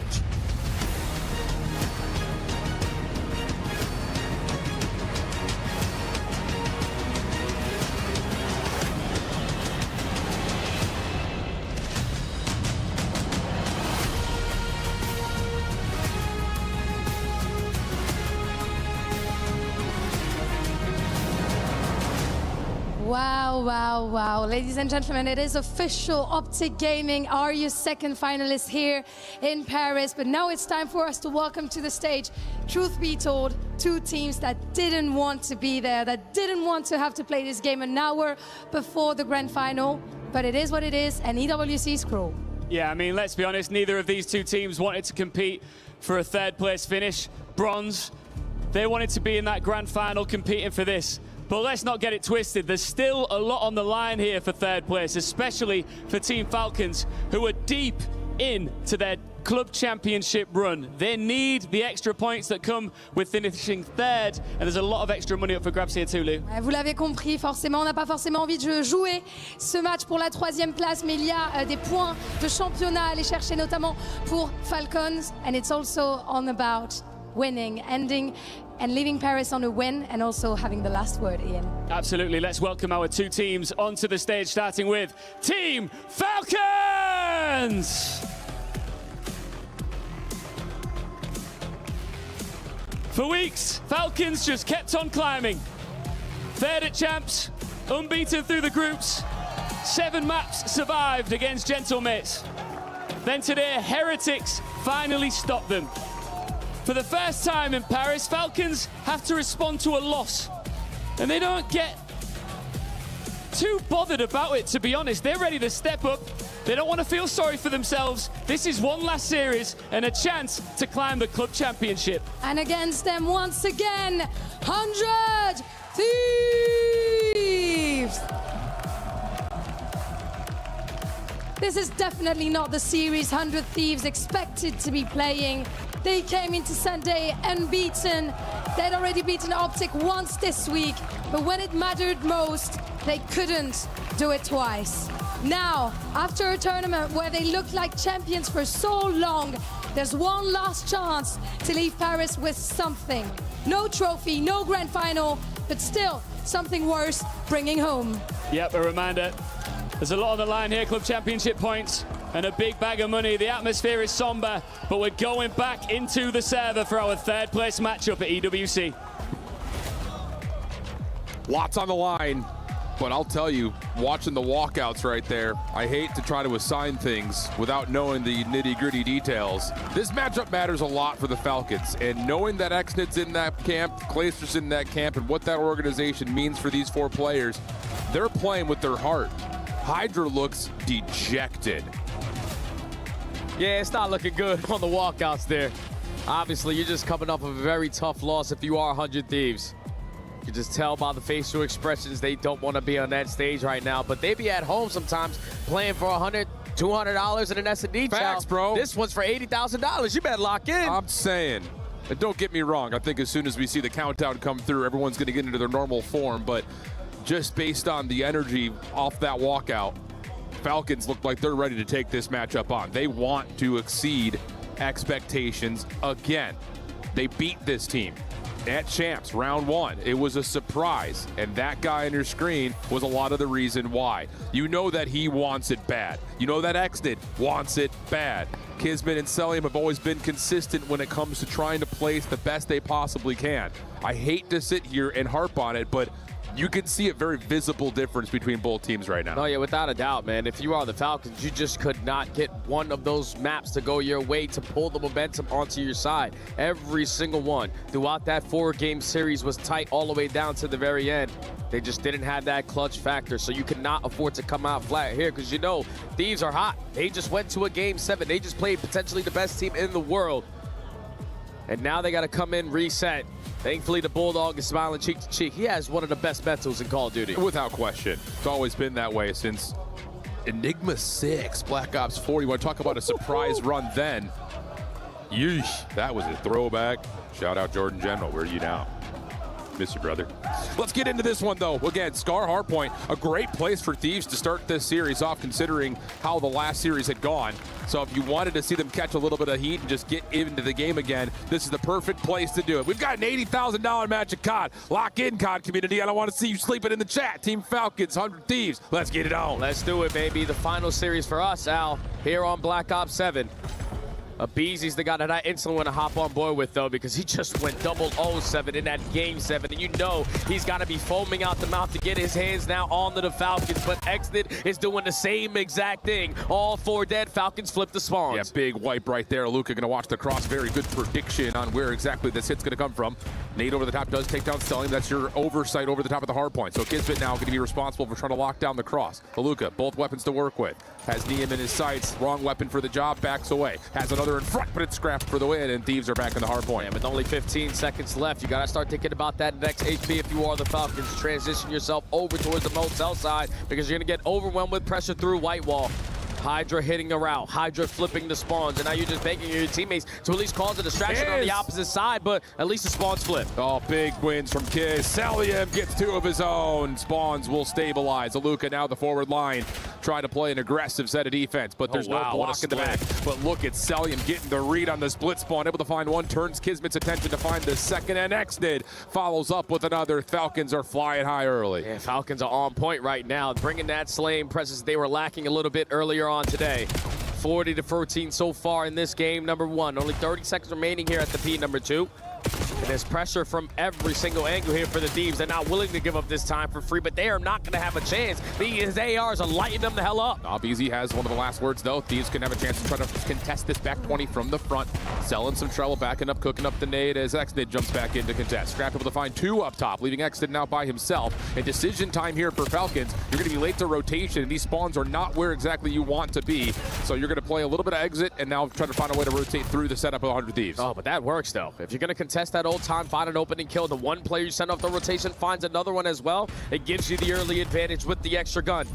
Approaching now over towards the plane side. Spawns all over the map here for the Thieves, and you've gotten a read on it, so you try to push to the opposite side, but is Thieves still in control? Absolutely the case. So Luka going to hold his life, play over towards the wall, as Kismet will put some pressure on the middle of the map. Hydra trying to push forward, but it's a team nade that comes through, does take down the intended component anyway, so not the end of the world, as BZ now has to try to do it all. Finds one, pistol, wow, not quite able to find the second. Falcons will have the numbers, but they need to work through Hydra. And eventually need to get in towards this time. They cannot get any seconds off of this P3 HP. And now with only 25 seconds left, Thieves understand where we need to press our advantage. They found a bunch of kills, just couldn't find the one that was necessary. Now Aluka off the respawn, had a natural pitch come on in, and that's going to lead to all 4 dead, but you do let one player slip by. Yeah, that's the loss from Xnid right there that allows Hydra to play his life, wait for BZ to come and help. Kismet the one trying to search it out.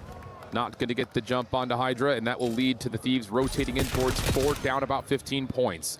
Split spawn situation again for the Falcons. 2 from Motel, 2 from the field. All of it being watched, though, by Thieves. Yeah, and BZ has this side on lock until Xnid pops that double. Thankfully, your respawns are very close towards this hard point, because the pressure's still not going to be quick enough for the Falcons to spawn you all the way across the map, but it's a pinstripe kill feed. Scrap with a big one-on-one is going to secure this side for his team, and Thieves take the lead. That's a really big stabilization towards a lot of pressure starting to build from the front. We're not done yet, though, with all these SMGs out and in play. Running around the map is Neum. He's able to find 2. Kismet, the last one up, able to find a double of his own. Help going to be here by Aluka, just trying to stretch his way in, but Kismet may not need the help. He's found 3. A BZ will eventually drop, and that'll be a flip for the scrap time. Yeah, you would gladly take this 20 if you are the Falcons, because now you have so much time to work with off this rotation, and every single kill you get will spawn them behind you. You have Kismet hitting the route through Motel. Big one-on-one there versus the Rookie of the Year. He's going to spawn behind that P3 HP because look at what Celium is doing. Already at the 18-wheeler, hitting a hard block. Oh, you can see Scrap nearby, but Cell pops up, finds the win. Kismet into the hard point off of 4 in a row. That's number 5. Number 6 would be up top, and he's going to get information on that. Let his teammates try to isolate just a touch, and they will find elimination. Plus, able to clear out the field. That's gigantic for Falcons, who are now up 20. Yeah, this is what I've been coming, I guess, comfortable with seeing in the Falcons ever since they add Aluka to the mix. Because whenever you see them starting to kill in that kill feed, it's usually in sync, and that's exactly what they've been doing all throughout this first set of HPs. Aluka, now your turn. Lock down the back, the Rookie lines up a double, and all this time is now going to Falcons. That's a brilliant moment just to exhibit cause and effect. If Aluka just overchows or tries to take the extra couple of shots and dies, that's a flip. But you wait for your teammate, you call out the help that you need, and it turns it into a double for you. Unbelievable discipline from the young German. 118-69, rotating over back to P1. Watching the rotation on the exit will be a BZ. Kismet not necessarily prepared for it, but is able to at least get a couple of shots in. Thieves will still be in the time for now, though. Yeah, Thieves are trying to trap them over towards green, but they do spot Xnid on the cross through blue. He's going to decide to commit on this Chow, but unfortunately, the bait and switch is good enough to eliminate him from in power position. A 40-point difference, slowly but surely. Thieves climbed himself back in and Scrap on 4. Opportunity to possibly get himself a Hellstorm, especially if he can continue to line up shots like this. But Xnid, hope your hit margin clean shots. He's able to turn that into a handful in a row. Neum able to get one off the regen, waiting for help to try to isolate on towards the first hard point. And that'll be enough to get Falcons out. Look at the mini-map, though. Hydra working on a route. Just flip the spawns run as he finds that kill. That's enough of a block to force Falcons to spawn towards green. Yeah, and he still knows he's looking for one more. Where is Celium gone? He's going to be able to push his way out of blue, and the headshots are good enough to eliminate him from that spot. It's still Falcons in the time, and it's still Falcons roaming all around this blue area. So you're going to think that it's potentially going to be safe. Exit is going to be able to find another kill. 23 and 14. He's outstanding so far in this map 1. I know he's had a little bit of hot and cold moments throughout this tournament, but right now he is red hot. Aluka, nice nade, cooked up, softens up some of the setup. He's able to turn that into 2. Down low, though, Hydra gets a double. Exit able to follow behind that. Last one to grab would be Neum up top through Art. Help on the way quickly. Abizi melted by Exit. But Scrap has got his Kismet now with an M15 in hand. He's going to be working with Celium, but watch the long pinch. Celium is currently watching it. He's able to see Hydra, and now it's down to just trying to isolate him out. But with the pistol, you're not going to beat Hydra with an SMG, but the trade is there, and the Falcons are still in. They're still in the time, and there's still 20 seconds remaining here. You got to try to contest this. You got to try to get them out. Aluka is just not missing with this M15. Almost finds the final kill there with the pistol, but with only 10 seconds left, it's a race off the rotation over towards shoulder, and he's still going to win that gunfight. Unbelievable stuff from Aluka. Neum will get the early rotation here for Thieves, but they're down almost 60. Have to get kills on the rotation, and no one is really watching the middle of the map at the moment. That's going to allow Kismet to get all the way around the back. How can he line up? He's going to find 2. There's all 3. You got to watch your corners. You got to watch your back. Kids is all over it, 21 and 19. Yeah, just the way that the Thieves are playing right now, it's not clean Call of Duty. It's everyone trying to be Superman at certain points, routes being hit. When you have your advantage, you're not pressing it. And Falcons are capitalizing on this situation. A 70-point lead now. If you are Thieves, you desperately need to get them out the time. Hydra with a double to do so. That's going to work out nicely. The Falcons will still spawn all 4 members over towards New. So every gunfight a big one here on rotation with 15 seconds left on the old time. Celium able to at least trade out 1. Aluka gets another up top. That will solve this problem as 100 Thieves will now be in a bit of a conga line with Kismet. Hardpoint will open in 5, and Thieves will have to break. And I'm curious what his final player is going to spawn. Kismet's going to be all the way across the map. Aluka falls, and so does Celium. So a bad time to die because you put so much pressure onto Exit. But he's able to manage at least for a double. It's not going to be good enough to secure this side of the map, so Thieves have a chance to cut the lead a little bit less. No, but look at this quick route coming through here. Yeah, that's a nice win from Kismet. It's going to open up the back of the hard point. Abizi's got to do it all. Able to find the first, good information on the second, wants it, gets it, slips away. Can he keep his life? Yeah, absolutely. Now help is here. Really well done by Abizi. He sets his team up. Now it just comes down to finding the final punches, but Exnid again takes down 3. Unreal out of Exnid. Up to 32 and 22. The break is good for Falcons. 25 seconds remaining here. Thieves cannot allow them to get this time, so they're going to give it one last hoorah. Abizi from top blue is able to pop a double, but you got the read where the pressure is going to come on in. He gets the 3rd, but a great nade out of Exnid. He's making every play that he wants. Falcons going to be able to breach that 200-point mark. Just need one more hard point to call game. Yeah, they're up big. They're up big. Play developing here for Falcons on their break attempt, rotating through Motel. 100 Thieves have the full setup that they need. Just need to make sure that they're fully blocking in the back. Scrap will get a couple of shots and say, I'm out of here. Hydra able to find 1. Neum able to push off the play towards the bottom side of the minimap. That's a big win, able to turn that possibly into another, and that's absolutely perfect right there from Thieves. It might have been the first time I've seen a kill feed in favor of the Thieves, 3 for none, without Exnid finding a kill. But it's still going to be the Falcons on their second attempt, just putting themselves in a position to influence the map. The hard blocks coming in from Kismet, the pressure is from the front, and Falcons get the break. Yeah, they're just so clean in these halfway points and the hard points to break. They're our best breaking team in hardpoint throughout the weekend, and they're showing you exactly why. Moment of contest trying to come through. Scrap able to come back to the hard point, and they will make sure that they were able to get this scrap time. At least that should be the case, only 13 remaining.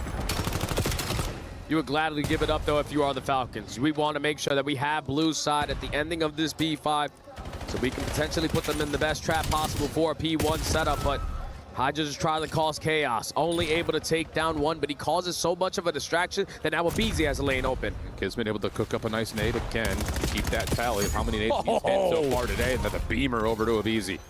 219 to 175. Numbers still flying forward for Falcons, getting more time here on P1, and they're still finding kills, and Thieves are scattered in the wind right now. Neum is trying to get up top to green. Hydra and Abizi are working on the pinch. Both are pushed off by Kismet. And this is just so much time on the first hard point for Falcons. Just not doing anything together if you are the Thieves. And now it's only 13 seconds before you fall short here in map number 1. You still have win condition right in front of you, and you just can't win a damn gunfight if you are any of these Thieves players. Another 3 dead, make it all 4. Man. This is game. Yeah, sure feels that way. There's just no way that Thieves can clear out all 3 of these members that are near the hard point in time, you would think at least. Nice shots from Xdid. He's trying to get to 40. One more contest, not going to happen. Falcons, casual, map number 1. It's good to see that the Falcons, with a little bit of time between the loss that they took earlier versus the Heretics, still come with the mindset, we want to get this one done. Xdid wears his heart on his sleeve. Of outstanding map number 1 performance with the AR, with the SMG. It didn't matter what he wanted to use as the weapon of choice. Falcons come out the gate swinging and start up the series up 1. Unbelievable stuff. And again, look, I'm going to talk directly to you now, YouTube and Twitch chat.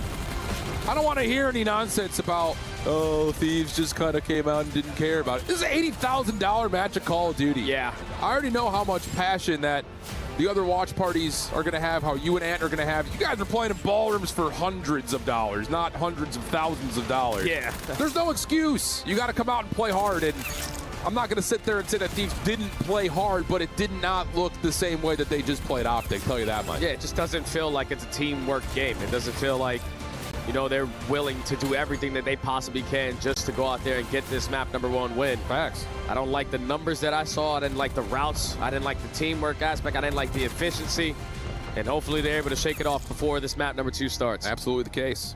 We've got a lot of Den coming up, but again, this is a very important match for Team Falcons.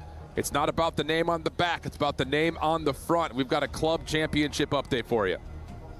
Thank you very much, boys. It is lovely for me to welcome Ginny to the stage. Thank you so much for joining me. Ginny is our club championship reporter here. So I want you to tell me about, the club championship in general. How is it looking? Who's the top 5? So I will talk about the top 3, maybe top 4 Yeah, even. So okay. number 1, actually AGAL, which only happened yesterday because they won Tekken 8. Falcons currently sitting on number 2. Under them, it's Navi and Vitality. So there are some games coming up that are going to be very important for every single one of these organizations. Next weeks are going to be very important for these ones. Donc vous l'avez compris, par rapport au club championship, pour l'instant, c'est AGAL, Falcons, Navi, Vitality en tête. But we're talking Call of Duty Black Ops 7 here on the STC Arena on that stage. So Ginny, can you tell me why this game, 100 Thieves Falcons, matters? Because usually third place matches are a bit boring, not gonna lie, for the competitors, but for the orgs, it's a whole different story. Yeah, absolutely. Falcons needs to grab as many points as they possibly can to close in the gap between themselves and AGAL. Falcons came into EWC this year with 20 rosters competing out of the 24. Wow. AGAL had 17. So they're actually quite close. For 100 Thieves, though, they don't have as many rosters, but the fact that they already won Valorant on week 1, that's an automatic 1,000 points. Getting a few here would bump them up, at least most likely above Zeta Division, into top, 10. So it matters for both. Oh, right? absolutely. Okay, and especially for Falcons. Donc ouais, si Falcons, vu qu'ils sont deuxièmes, arrivent à gagner ici, ça pourra les faire remonter en tête et ça pourrait être important. And ladies and gentlemen, I have a surprise for you that you may not know about. Les gars, Ginny, elle parle français. Ah, juste un peu, hein. Donc qu'est-ce que tu penses du public français? Tu veux leur dire quelque chose, peut-être, ma sœur? Non, mais vraiment, ils sont trop, trop forts. C'est la première fois que j'expérience quelque chose comme ça. Donc, merci à vous. Amusez-vous bien. Merci à toi. Thank you very much. And let's see who take the win on the S&D. Yeah, I think Ginny actually brings up a good point, not to sleep on it. I mean, if I'm the 100 Thieves management organization, I'm getting on a call with Shane and being like, brother, we get top 10. We're talking $650,000. Ninth place is $800,000 for the org. That goes a long way towards not just obviously their immediate pockets, but it could impact rosters like this in the future that play for the Thieves banner. Oh, yeah, without a doubt, man. So you want to make sure that you get these guys locked in. So it's good to see Scrap smiling, Hydra having a good time. Map number 1 didn't go your way, but you don't want to end out your Black Ops 7 season by losing to the Falcons in 2 different tournaments in just a couple weeks. Yeah. But a roster that they just made not too long ago. Absolutely. Just for what it's worth, in case you wanted to throw the dollar amounts around. For Falcons, second place, very casual, $5 million. Nice. First place, 7 mil. We're talking a $2 million difference. Here we go. into the search and destroy. Thieves are going quickly to A. Late on the rotation is Exnid. He's going to get the heck out of there because Kismet's already on the pinch. Oh, he's so fast on the pinch, too. That's a free first blood for Exnid, and now Kismet, the Bulldog, is going to take his bite. 4v2. Hydra is able to find a trade, but it's the Bulldog still getting loose. Kismet is just having himself a hell of a tournament.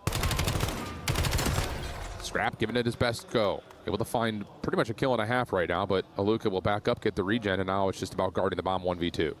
And I don't know if they spotted Scrap, so thankfully you have the 2v1 buddy system as the play call.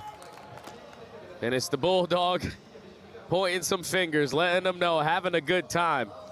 Falcons take the opening round. Kismet's having an unreal 2 tournaments. Him and Cell both.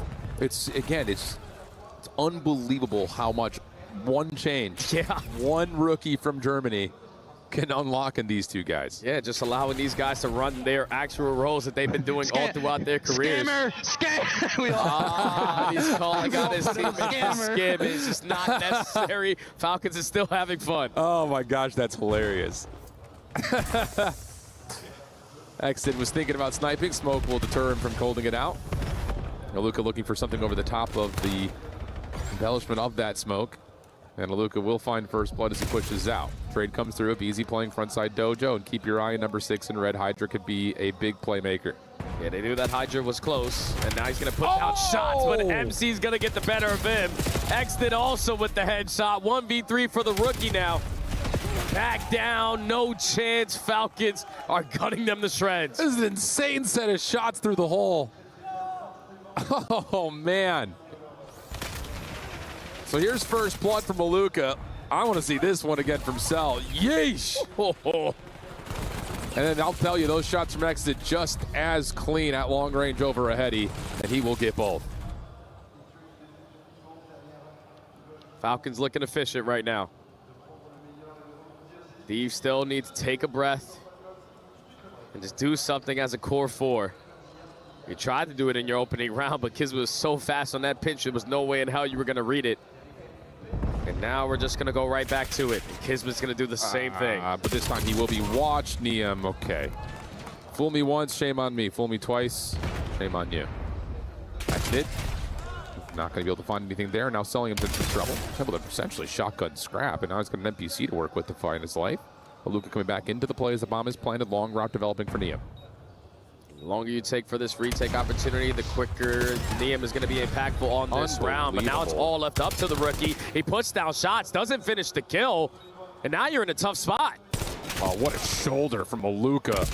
Oh my God. Brother. Oh, yeah. He's the last airbender up there, dude. Oh, my goodness. They're having fun, man. They're having a good old time right now on Den Search and Destroy. The nade set up good enough to get the player weak. You're flying with the pistol, bait and switch for kill number 2. And then Niam just takes the wrong shots. Puts himself in a bad spot. Don't worry, cutie. And you can get the defuse, you can get whatever you want. Falcons up 3. This guy's insane. Holy cow. You know, that's one of the best pieces of advice that I've ever gotten through my career. Hit me. When we were at Champs, me, Nameless, Rambo, Merc back in the day, and we were getting cooked. Joe looks over at me, he just said, Jason, start having fun. And that was led from a top 16 all the way to a 2nd place, so it's good to see the Falcons still smiling. Bam. Heard it here first. Proof is in the pudding, as they say. Zelium just trying to guard over through couches. It's Hydra nearby. Wide open A site for Kismet if he wants to play off of it, but doesn't have that information confirmed. Instead, we'll see what exactly Cell and Exit can find through the middle of the map, and maybe if they catch intel, Kiz will commit for the plant. Yeah, I think Kiz is waiting for his teammates to take some space up the middle of the map. But Celium, that is your teammate. Thankfully, the bait and switch technically is still going to work out. Exit locates one, MC locates another. Bomb is planted 2v2. This is so good because Exit knows he needs to keep his gun up, able to find the first, and he should know that Scrap is rotating through mid. I like this route, though, from Scrap. Maybe able to just barely avoid it, give himself a chance at something long range with his M15. Kismet and Exit working together.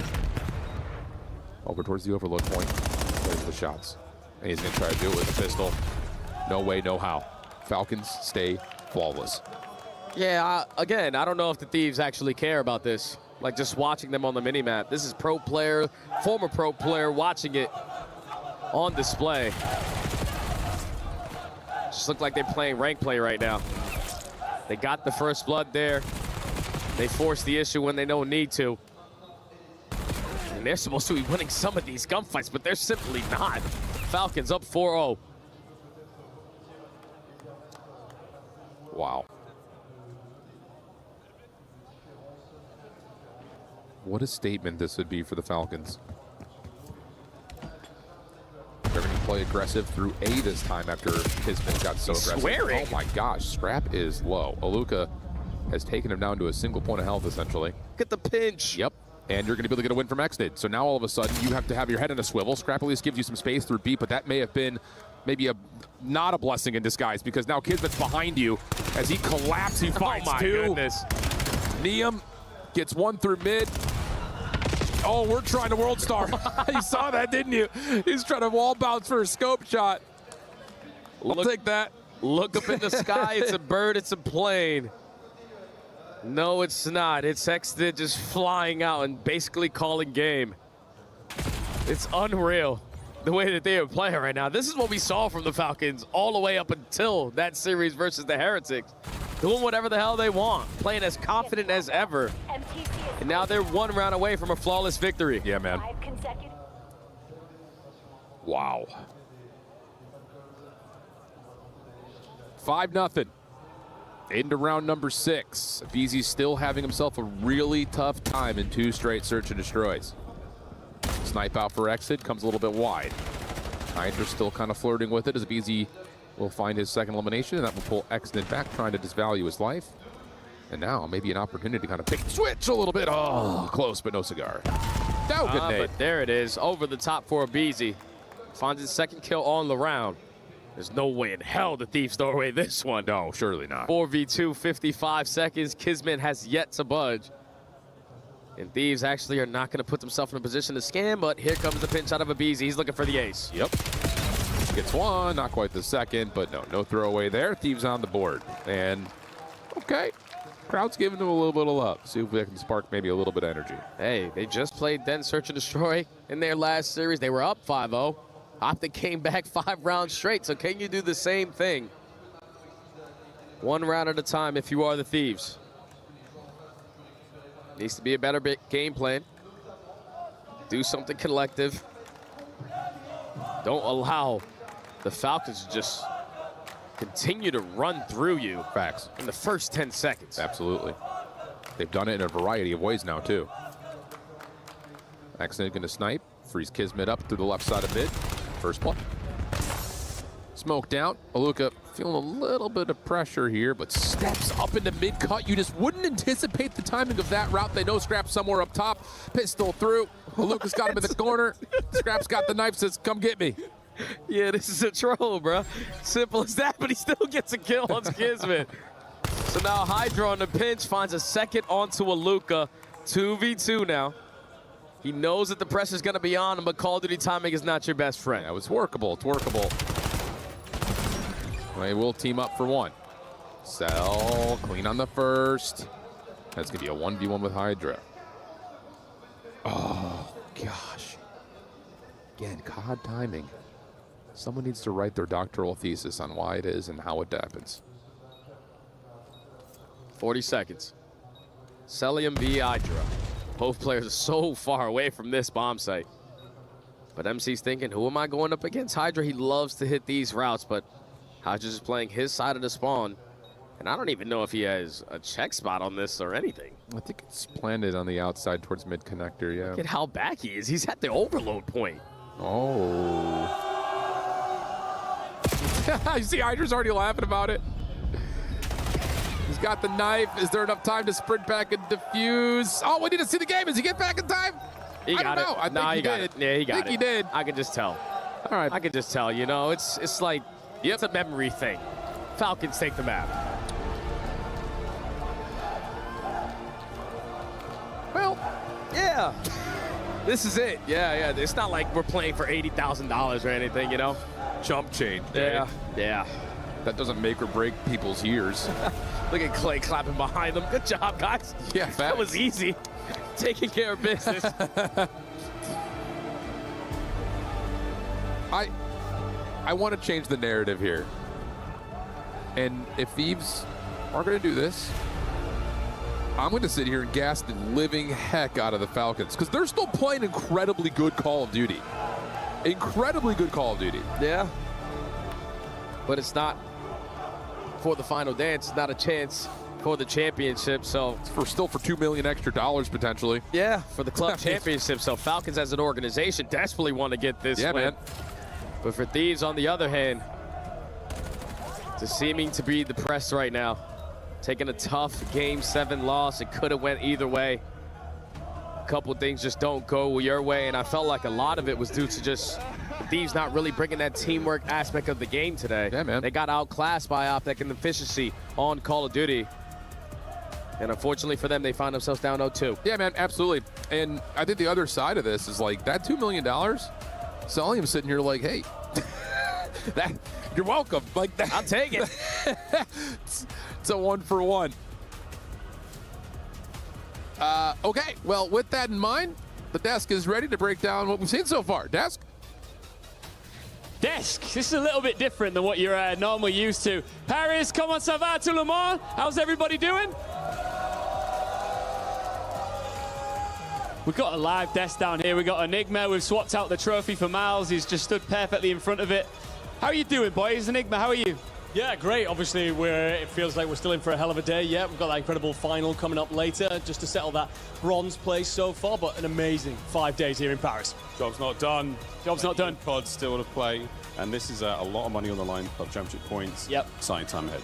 It's never easy, is it, to, dust yourself off, go again in a third place matchup, but ultimately, like you mentioned there, club championship points, the prize pool in the club championship is astronomical, and every single position you can move up that ranking, Enigma, gives you some serious chunk of change. Well, Schiff called it on the cast. He said someone needs to go and shake some life into the Thieves boys because there's hundreds of thousands of dollars potentially on the line for the extra 200 points that's available here for third. So, yeah, man, it's tough coming off the back of a loss, but you've got to figure it out and quickly. Miles, you've been doing Call of Duty for a long time. How long? I'm coming up on 10 years. 10 years? A decade I think I might of be past it. I might be coming up past it, yeah. So when you come into a tournament like this at EWC and you imagine what that grand final looks like, did you picture Optic versus Heretics? Absolutely not. No. I certainly didn't. No, this is a really interesting surprise. Heretics as well, the first grand final I've ever seen. Yeah. Maybe ever. Which is exciting for their own. It's really, really exciting for them. For Optic, though, this is the whole year. This is the way it's looked. It's absolutely since the start. So again, for them, it's very familiar territory. For the Heretics, though, this is a scary place to be. And that team is dangerous, but I can't wait to see what they do.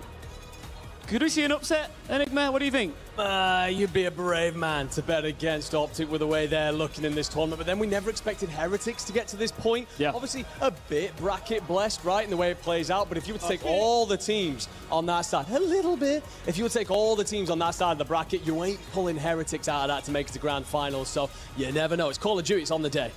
Also, I've got to say as well, you've been in this game for 10 years. For me, every single time I get to experience live Call of Duty fans, just blows my mind. Does it ever get old for you? Some of the stuff, the antics you've seen out here? I've seen so many dirty signs. I've heard so many swear words, but I will say everyone's been really creative and really fun, and you've all brought so much energy. So thank you all. Thank you all for coming. Merci beaucoup for all you've done this week, and it's been so much fun. I never normally like to boss our cameraman around, but can we just get a close-up of this right here? These are official EWC trousers that this man is wearing, and I'm going to put them out there as the greatest pair of trousers I've ever seen. That's an insane thing to claim. We're missing some important context here. These two have been jostling over the one size that was actually left that would fit the pair of them. So that's the whole context in this. And Miles came out on top and showed them off in the city of Paris. I'm going to give it, after I've soiled them, I'm going to give them to Ian. Yeah, thank you very much. I'm going to look after them for the rest of my life. Thank you very much, Miles and Enigma. We're going to get right back into this third place match. Bang! Bingo! They're having too much fun. Too much fun. Just the way the Falcons are on that main stage right now. Correct. All right. One Den down, two to go. Den Overload coming out next. Den Hardpoint to follow. That's the way it works. You guys already knew that. Let's see. Has there been any jostling of energy for this 100 Thieves team to lock it up and get back involved? One can only hope. Hey, maybe the CEO gave a phone call to Shane or to Troy Highcal Michael, said, nah, we need this third place. Facts, dude. We need these championship club points. We still have teams competing in other titles, and it will do us wonders if we're able to get this extra 200 here. So hopefully the Thieves can show a sign of life. Clayster on the opposite side for the Falcons. You have a chance to get back-to-back third placings with a kid on short notice all the way from Germany. But here we go. Yep. 10 overload. Let's get it on. Absolutely. This has been a really good map mode combination for 100 Thieves, 4-1 on the weekend on it. And they have been winning by an average margin of almost 3. They have been very good. But Kismet once again, quick route, scrap to drop, Hydra to fall. Kismet just wants it more. Abizi on the other side, though, does get 2, so no immediate pull or cap. But if the spawns will move around, and Kismet is in your gills. And so is Aluka. So this duo with NPCs in hand are finding every single kill. Just on the opposite side, Abizi single-handedly keeping the EMP safe. Finessing in towards bottom server. Not going to show face. Still alive and still finding ones. Baxton wins this. There's an opportunity to pull and go and possibly score behind it. Kismet going to step up towards the tank. He's got a couple of crossers. Lots of damage, able to find 1 kill. Should soften up enough for the pistol to come through. And yes, Aluka's not able to fully slide through. Extend to follow. No! And that might be a little bit of a spark there. Neum able to get a double and hold the line. Yeah, but it's Celium now.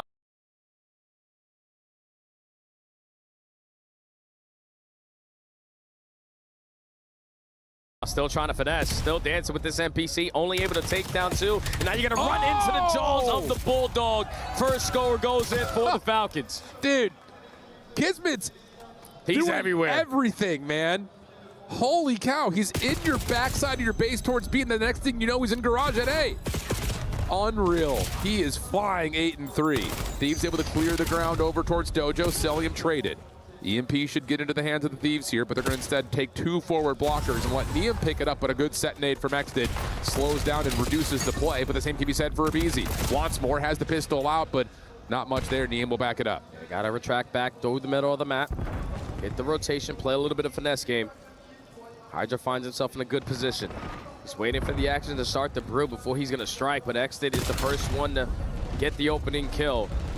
He's also finessing, but the capture's still going to go on in tie game. Really well done right there by Thieves, specifically being able to kind of maybe call out that route of, okay, we've got them split spawning. No one over towards B except for the 1 player. And now Neum's doing a little bit more. He's got a Hellstorm earned with all of that play that he was able to put together with the EMP in hand. And a chance with this setup to possibly get a double score coming through. Neum is trying to be the electricity here for Thieves. Abizi able to slide through and score, and Thieves have gotten their second. That's exactly what you want to see. Usually you expect the veterans to provide that spark, but it's the rookie who continuously has been doing it ever since he joined alongside this core 3. Now Thieves have a 1-score lead, and Thieves are starting to bring that slaying presence, but Scrap is not able to get out. Aluka's just got to keep this at mid-cut. This is a little more like it now all of a sudden for Thieves. Hydra finds 1, cook nade by Neum, doesn't get out of his hand, and Hydra will be shut down up top. EMP still down, could be grabbed, does reset back over to mid. Oh, and Scrap thought he grabbed it, not the case. Exit takes him down, as Abizi would have been able to provide maybe an opportunity to score, but now he's got to finesse his life. That's an accident. It's definitely an accident. But still, the Falcons are able to manage it. Regardless, Thieves are going to be working their way over towards the B point, already cutting through bottom servers. But again, you fall into the hands of a Kismet. Now the rotation out with the clean 4 dead to working through Dojo side. Oh, but interesting enough, Kismet's running it through Dojo. Problem is, there's 2 defenders here, and now you have a chance to just grab it and possibly score if you're Scrap. Does he have the legs to get there? Semtex changes the route, and that's enough for at least some sort of a defensive stop to come through. Hydra rotating back over to mid, also getting cut down as Aluka gets to 4 in a row before being shut down. And this is defense now turning into offense. Only 2 players from the Thieves standing in front of you from tying up this game. The pinch, though, is going to be here from Abizi. Thankfully, you quickly take care of him. Last one standing in front of you is going to be Hydra, Mr. Paco Taco, but all he is doing is stalling out time. Teammates are back into play. Both trophy systems are deleted. Cell taken down, EMP carrier. Aluka trying to hold. Kismet looking for a route. It's Neum who's watching it. Doesn't win the gunfight. And now the pressure is on. Big win. It's now an opportunity to grab this and go. Kismet trying to find the last defenders in the corner. Oh! What a little setup right there as Kismet slides in, pirouetting to find the kill, and we're tied at 2. And that's a tie game now. Thieves are forced to hit some of these long routes. Can you get to that position that you want to be if you are a Beezy? Over at the Heglitz, that's going to be all 4 dead. An instant offense opportunity here for the Thieves. Should be able to take the lead before the halftime, unless you have a Semtex that can stop them. No. 20 seconds remaining. Thieves up by 1. Yeah, I like that little route right there from Thieves as well. If you get the wipes, you get the capture, and then you get 2 more kills through mid, you might be able to get 1 more score before the half. Instead, it's going to be a negotiation of who can win out these gunfights rooftops to get the extra time before the half expires. Scrap will grab it, pull it back, Exodus double. You would think would have the Thieves backing away, but instead, they're still committed, they're still forcing, and in that moment, the EMP will drop. Okay, at least Thieves go into the half up by 1.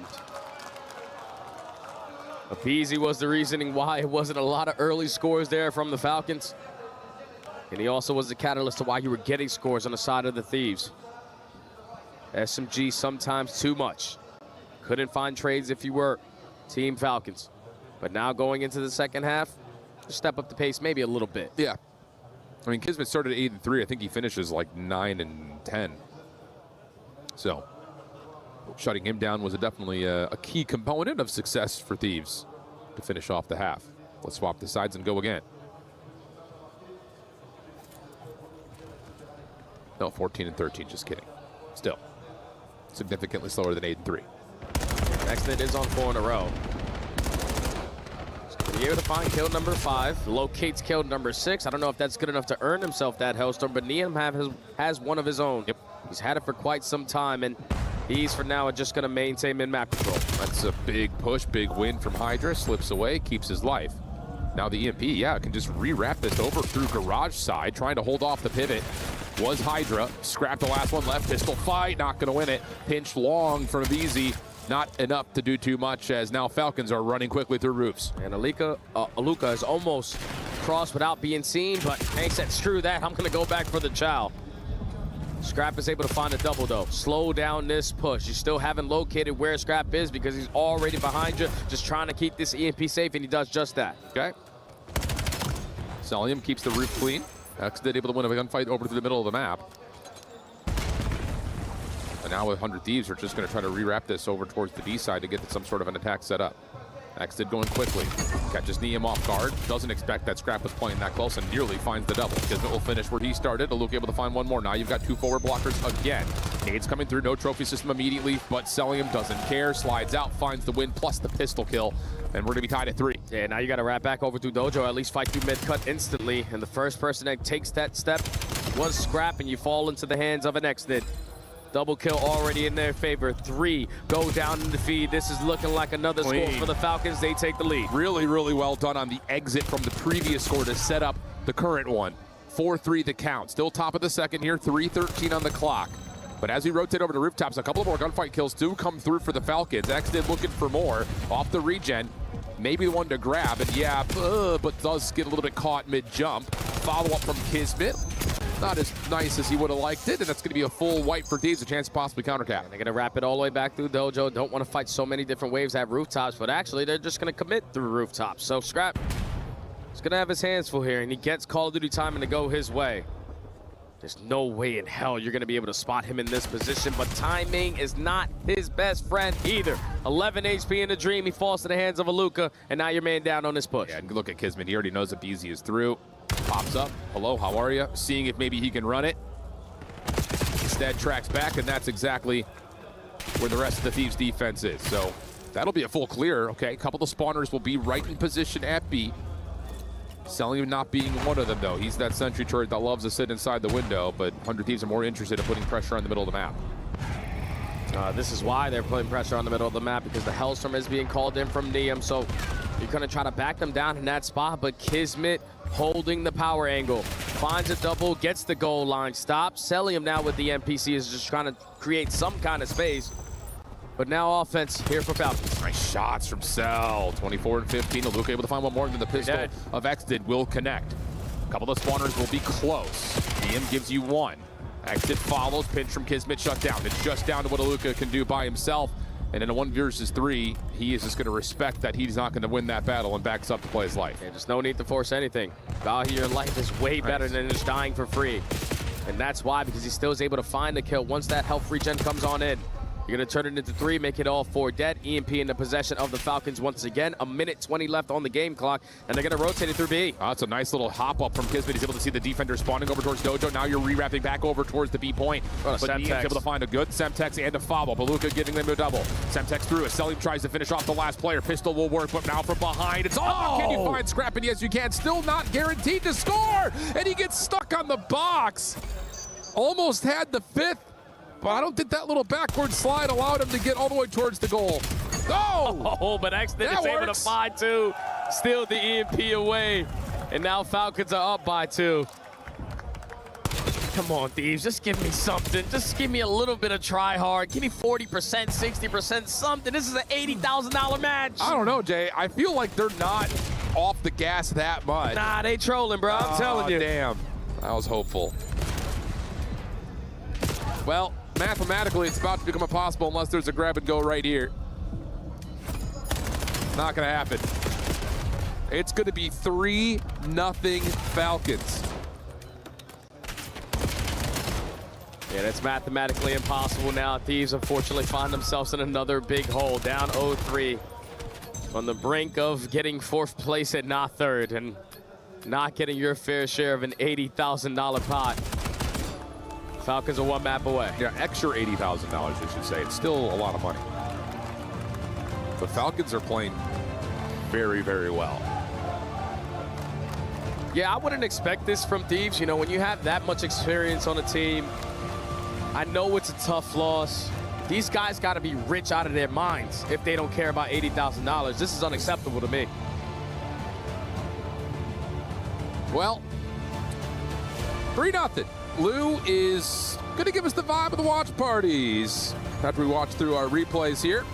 And I thought for a moment that Niam was going to be the spark plug. Like, okay, our Rook is doing it.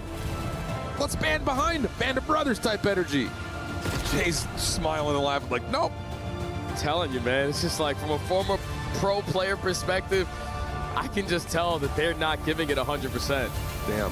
Falcons are. They're going 120. Oh, yeah. Every time Scrap is dying, even in this scenario right here, like when does Scrap lose gunfights like that? It's barely been any time throughout this year. But regardless, the story is still going to be true. Falcons are up 3 in this series, and we need 1 more match. I'm going to talk more about this point as we're about to finish out the replays here when we come back from our little segment that we're about to have. Because there's something in mind that I think is just like, where does it happen? But we'll talk about that in a moment. Right now, it's all Falcons all the time, always. Looking for back-to-back wins versus this 100 Thieves team. And vibes are good. Let's see how Lou's checking out the watch parties. Thank you very much, boys, as I am with the 2 co-streamers from Gentlemate Mystic and Brooks, of course, the CEO. Brooks, I'm wondering how you're feeling about potentially having Optic lifting another international trophy here in Paris after the major, and what has been your best memories this week, throughout this week in Paris. Donc ouais, bah tu m'as compris, de toute façon, tu parles très bien anglais. Mais voilà, ton souvenir préféré, et est-ce que ça te dérangerait de voir Optic soulever le trophée ici, un deuxième? Voir Optic soulever le trophée, non, ça me dérange pas. Je pense qu'au vu de leur saison, c'est totalement mérité. Après, il faut faire attention, Heretics, hein, ils n'ont pas dit leur dernier mot. On sait que souvent ils ont été appelés les Optic Killers. Ouais. Donc on va voir si ça va toujours tenir. La dernière fois, c'est pas passé, Optic leur ont marché dessus. Mais pourquoi pas. Rêver, c'est un BO9, tout peut arriver. Et puis mon meilleur souvenir, c'est tous les supporters évidemment qui sont venus, qui ont fait encore un bruit incroyable.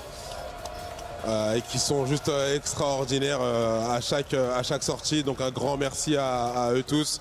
Vous êtes les meilleurs On continue. Et on continue, on fait du bruit, on encourage et on vive Call of Duty parce que vraiment la scène est incroyable. On baisse jamais les bras, la scène est incroyable. So yeah, it's a long answer that I'm gonna have to translate here.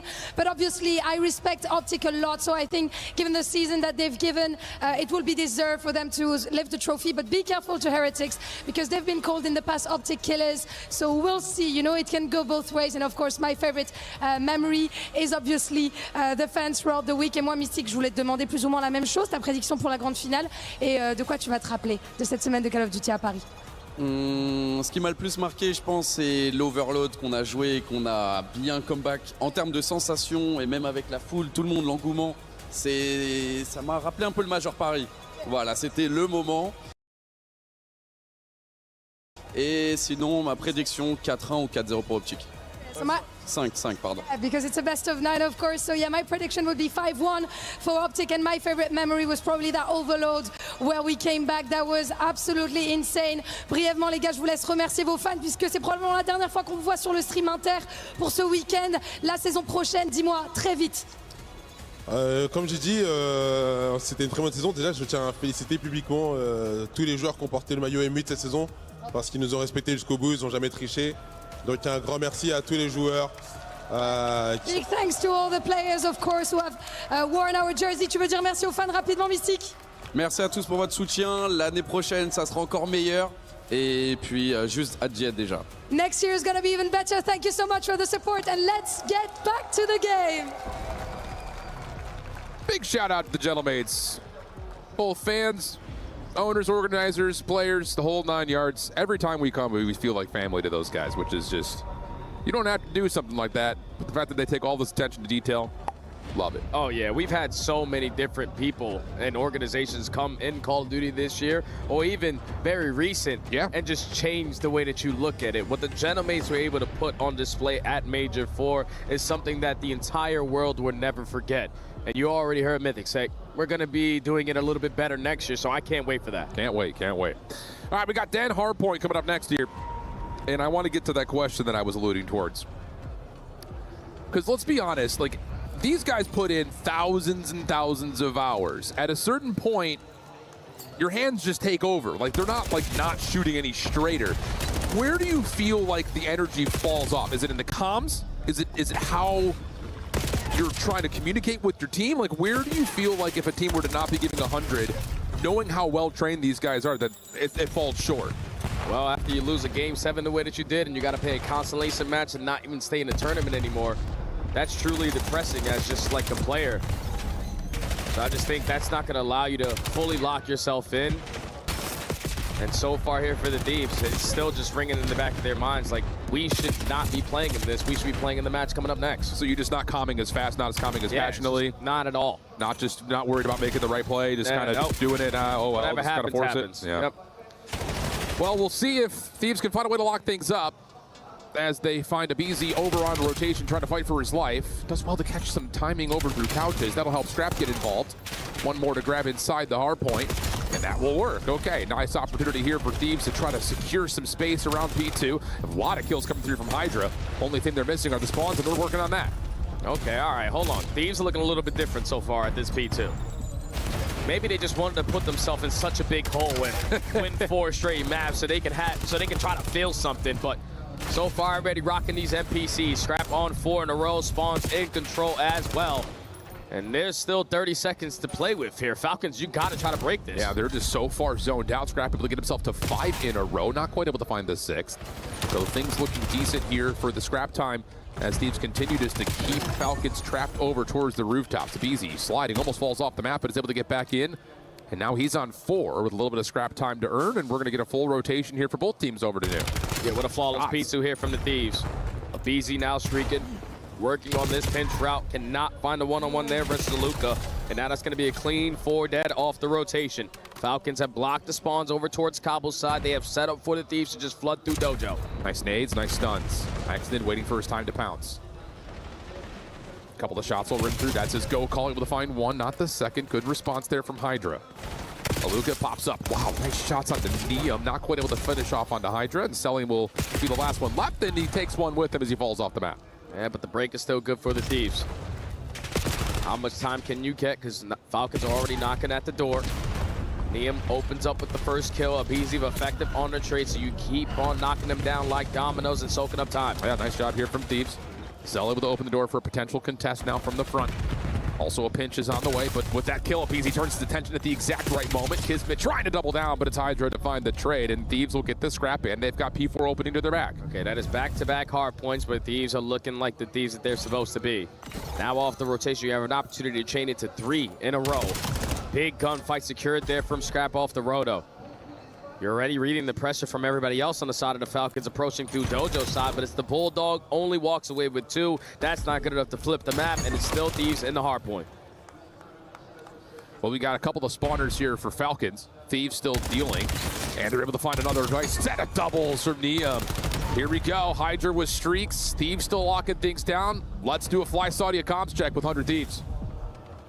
I'll see him window. I'm holding front window. I'm just holding the front window. Enter that. Nice. Missing one mid. Yo, eat back. Back door, one shot. Back door, that. Right outer roof, I'm trying it. I'll see him outer roof anyone who's server. Yo, pinch me. Pinch again. Tell me outer. Nice, one more outer. I know ammo. That's guy Luca. Nice. Gonna be another one maybe? Gonna be another one outer, trying old. Oh, that's a bump. I got it left. One shot. We should just kill this guy. I'm killing this guy. I'm out left. Close left, laying down. Exit back broken. Yo, maps. Left side. Map set. Nice. Missing kiss, sorry. I don't see him middle. Broken. Yo, in front couch. My time. I'm near the right side. I'm near the right side. Right side couch. One shot dead. Yo, 2 left. Out left on time. Out time dead. Last 2 left. Yo, flipping three. Exit here.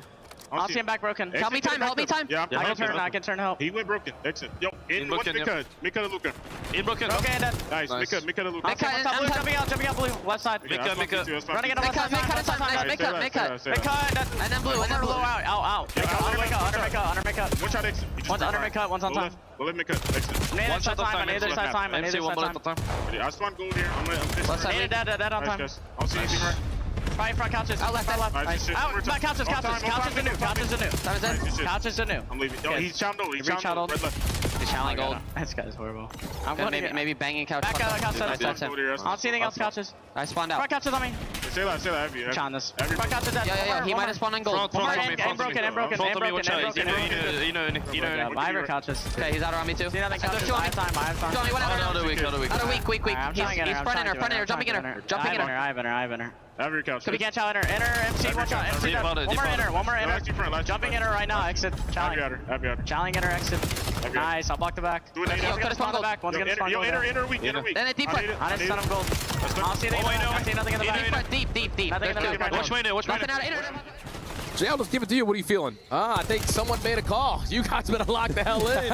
Don't roll over and die. The communication is there, and it seems like, the consummate professional that Abizi is, leading in the communication. He's not willing to give this up for free, so Thieves actually playing some Call of Duty right now. All right, and they're running away with this map number 4. Neum on 3 in a row will clean out the back. Scrap time going to be guaranteed, and Thieves will be threatening a possible 100-point club in the face of the Falcons here. Yeah, it's not looking good for the Falcons. This is a map that they have found so much success on throughout the weekend, but can't get anything going. Just haven't found that slaying presence like they have in the last 2 respawns that we had throughout this series. An 120-point lead. Abizi's got a streak. I'm pretty sure somebody else has a streak on the side of the Thieves. But at least for the Falcons, that's 3 dead. Last player alive is going to be Neum, so you desperately need this time. Well, they're going to soak it up for now. Get the nades set up to try to contest this dojo play. Once everyone's in, I'm just going to call in the Hellstorm here. And Kismet will push forward, clear out the space that they need.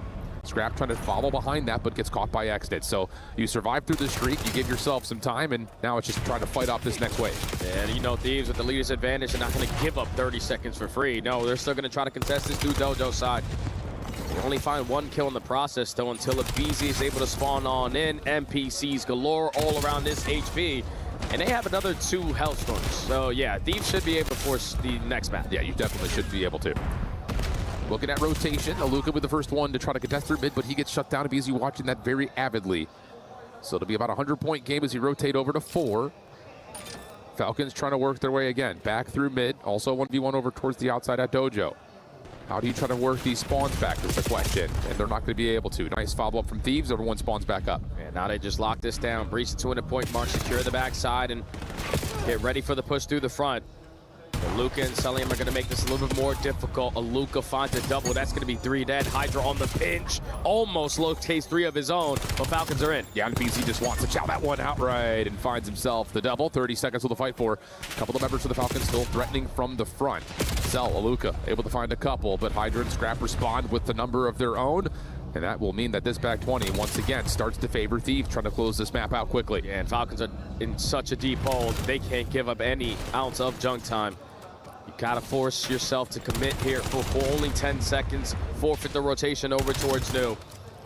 Hydra finds another one. 31 and 19. Abizi alongside him. That SMG duo is taking over here on dead. Yeah, they're just running it down. Neum, quick route, big win on the Kiz.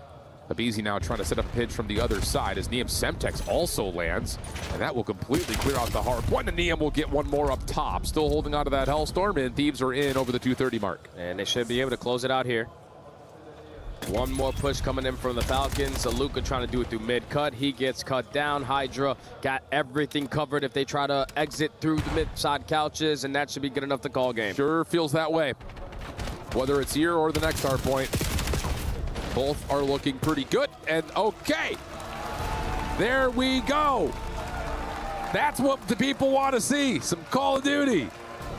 Big win for Thieves. Some applause in the crowd. You know, there's a lot of Thieves fans that are here to support them, and also a lot of French fans who are here to support Hydra. You didn't want to see them get 4-0'd here in this matchup, but it's good to see one go through the hoop. Without question, it's good to see one go through the hoop. Dominant display. Start to finish. I want more of it. It's the final day of Black Ops 7. It didn't even feel like they were 100% all in. It was like 60, 75. It was good enough. Oh, goodness. Well, we're through 4, and Thieves are on the board. Let's start setting up the dream. They just wanted to lose the first 3 for dramatic effect. That's all it was. We'll see how it goes. We've got gridlock possibly to come as we go back to Bucket at the desk. I love the strategy we're seeing from 100 Thieves. Let's big brain the rookie. Let's give him all kinds of gas. Let Luca burn himself out and then carry on the second half of this series. 100 Thieves showing life after 3 beatdowns in our first 3 games. We welcome Enigma and Nameless back into the booth. Gentlemen, are we going to a map 6? No. You know We're why? not going to a map 6? No. For Thieves, maps 2, 3, 4 were their map pick, right? So the strength in the series was, quite frankly, the beginning, and they got clapped. Showing some life there, Abizi and Hydra popping off, but these last few maps, Falcons are happy to go there. Enigma, are you depressed by the 100 Thieves and their performance so far? I think in the first 3 maps, absolutely. That was awful stuff. I think there was a couple of comms thrown out there about potentially rank-type plays, and it did feel like it. Abizi didn't spawn in for 3 maps. That is one of the worst series I think I've ever seen him have. There's all this talk, though, Andrew. I know you heard it. We were talking about back there, them not trying. We go to that listening. What did it sound like to you? They were going hard. Yeah, no, for sure. Wait, which game did we listen in? Right here, just right now. Okay, the game they won, they were trying. Yeah, but okay, so let's listen in when they're losing, shall we? I mean, sure. Yeah, let's try to do it in this next map. But to me, I mean, they're just getting outclassed. Oh, yeah, for sure. I mean, look, the Falcons, again, I go back to something I commented about at the start of this series, and it's the mentality aspect. I think Falcons are feeling very loose out there, very free. Thieves, they've just come off the back of that loss, heartbreaking stuff, of course, and they're expected to come out and apply that favorite pressure. They just haven't. They haven't spawned in until this last map, and then you never know what could happen from here. Yeah, I mean, exciting overload in this one, and I hope we see another overload. We're going to get a little bit spicier in Search and Destroys if this one goes to distance. After watching both teams all season long, you now got to win if you're 100 Thieves. You've got 3 wins if you're Falcons, and there's $80,000 difference. Falcons have already motivated you with the club championship talk. Yeah. 100 Thieves are probably getting that talk right now. What's the real motivation if you're a guy like Hydra or Scrap, though, coming in this next game? The motivation is that your season was dreadful. It was looking terrible. And then you guys have to get rid of Kenny and bring in Neum. He turned your whole season around, went hard, and as a rookie coming into this year, he wants to win as much as he can. These opportunities might not come back, right? Win 20 grand for the Rook. 20 grand for the Rook, and then also a podium finish here at EWC. That is awesome for the resume. You owe it to him, if you're Scrap, if you're Hydra, if you're a BZ, to go 110% and get this win. I don't know if you're allowed to hire consultants, but I would hire Nameless as a hype man right now. What are your thoughts, Enigma? We still got about 2 minutes before this match 4 kicks off. Or 5. I mean, I am with Nameless on this one. I'm a little bit worried about the gridlocks coming up now in terms of how Thieves have looked on them thus far. But then again, it's also about that momentum aspect. You've got that one on the board. They sounded a lot better when we got that listening. So have they finally kickstarted that fire beneath them? Was Shane's phone buzzing through the breaks? And he's been told that he's got to motivate the troops and make sure they're getting these extra, what could be tens, nearer to hundreds of thousands of dollars in club championship money. Nameless, one more question because I want to remind everybody this is just our 3rd place matchup. This is for bronze. We will have our grand final after this.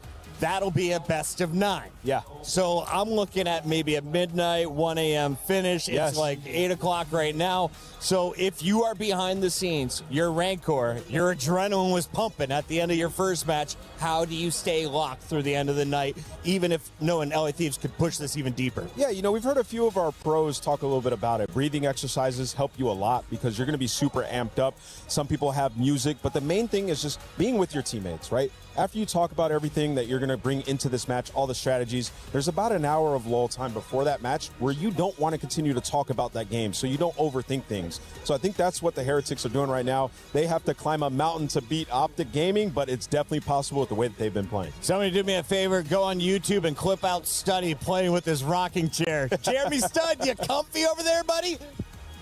Yeah, I'm a little comfy, and now I'm even more comfy because I'm going to start believing like Wheeler. We got to win it for the Rook. You don't know how many chances you're actually going to have to play on that main stage, so you might as well at least end out your Black Ops 7 season the right way. Facts. That's just 1, but you need another 2 to at least force Game 7.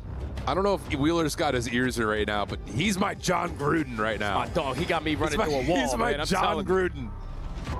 We're doing this for Quan. If you caught that reference out there, you guys are, yes. Jay's got no idea. He doesn't watch golf YouTube. It's fine. It's a golf YouTube reference. Shout out Barstool. All right, come on. Let's get this thing going. Gridlock. I want to see bloodshed. It's a good map for the Thieves. I know that if you are the Falcons, you've been looking forward to playing a lot of gridlocks all throughout this weekend. But this has been one of their go-tos ever since it was added into the map pool. So let's see some teamwork making the dream work to try to force Game 6. Let's get some action. I want to see something hard and heavy, and that might be what we get because we don't have the bomb. Abizi going to work out with Scrap. Xnit sniping round 1 in the face of nades. Bolt. Kismet gets pushed off the angle through mid. And now it's just down to, is there going to be contact here? Yeah, X is going to take a shot. I don't know if anyone's able to hear game sound because I sure as hell don't, but Scrap is going to be able to find that first blood. There we go. Bomb is not going to be in their possession, so they're trying to get this done with strictly gunny, and it's a 4v2 now. That'll work. Hydra also the final 1v1 through the middle of the map. Aluka, he's got info. Do you anticipate Scrap holding the corner? Oh, you don't, but Scrap, what? Aluka! He's having fun. Brother, stop that. There are ladies present. Up and over. He's got a little ISO ball back if he wants to try to fight up against Hydra. Hadn't seen him initially. Hydra shots are good. Yeah, everyone in the crowd was happy to see that, I think. Yeah, Luke was in a 1v4, you know, at least got the better of Scrap's going to let him know about it a little bit, but a 1v4 always seems to be impossible. So even though Thieves were saying, screw the objective play, bail themselves out with the gunny. Opening round goes to Thieves. I want to see Scrap's player camera after he sees himself getting... Probably smiling, you know? Laugh it off. Good personality out of the Rook. You love to see that. First offensive look now for Falcons. 4-man stack to B. What year is it? 2019? Oh, and Hydra sniping. Oh, okay. He gets the first blood, but it's a 3v3. Yeah. Trey's still going down, 2v2. Semtex will at least get the self-trade for Neum. Aluka cutting it off through mid. Tough fight here. Ooh, stuns Nate. What a stun. All coming through. Everyone's locked, but Kismet gets a really well cooked nade off, but not going to make a difference. Flying out of ice cream. Easy second kill. Stun grenade is what aBeZy likes to have when he's going to be the aggressor. Connects onto both players, but his Hydra with the boomstick finds that opening blood. aBeZy just walked right through the hell of fire and somehow, some way, walked away unscathed. A nice double, deserves a good reaction. Thieves up 2. All right. Good to see everyone having a little bit of fun at least. Bang! I love it. 3 for aBeZy in the round, though. Thieves up 2-0. Jay, maybe they heard you on broadcast of, let's just go out and have a little bit of fun. All of a sudden, the mojo clicks a little different. I'm telling you, it just allows you to play free. And that's what it's looking like the Thieves are doing. Smoke grenade right dead center of the map. Everyone going to bombard their way up through ice cream. And Scrap's going to say, I'm just going to push up to the middle of the map. Wow. These guys are winning gunfights. You're not supposed to. Already a 1v4 again for Luca. Yep. All right, Luca. Who's getting the bag this time? Might be Scrap again, based on the routing. Oh, I want to see it. That's going to cut it through small. Doesn't win that time. Thieves up big. Yeah, Thieves are just making whatever play call they want in the first 5 seconds of the round, and everyone is committing on it. A smoke grenade dead center here on Gridlock. A 4-man push through the smoke leads to finding every single kill besides one. Benjay Nassim is standing right in front of me with his eyes wide open. Thieves are doing what they need to do. He looks like a deer in headlights right now. Take a picture of this and post it to Twitter. Hey, Ben.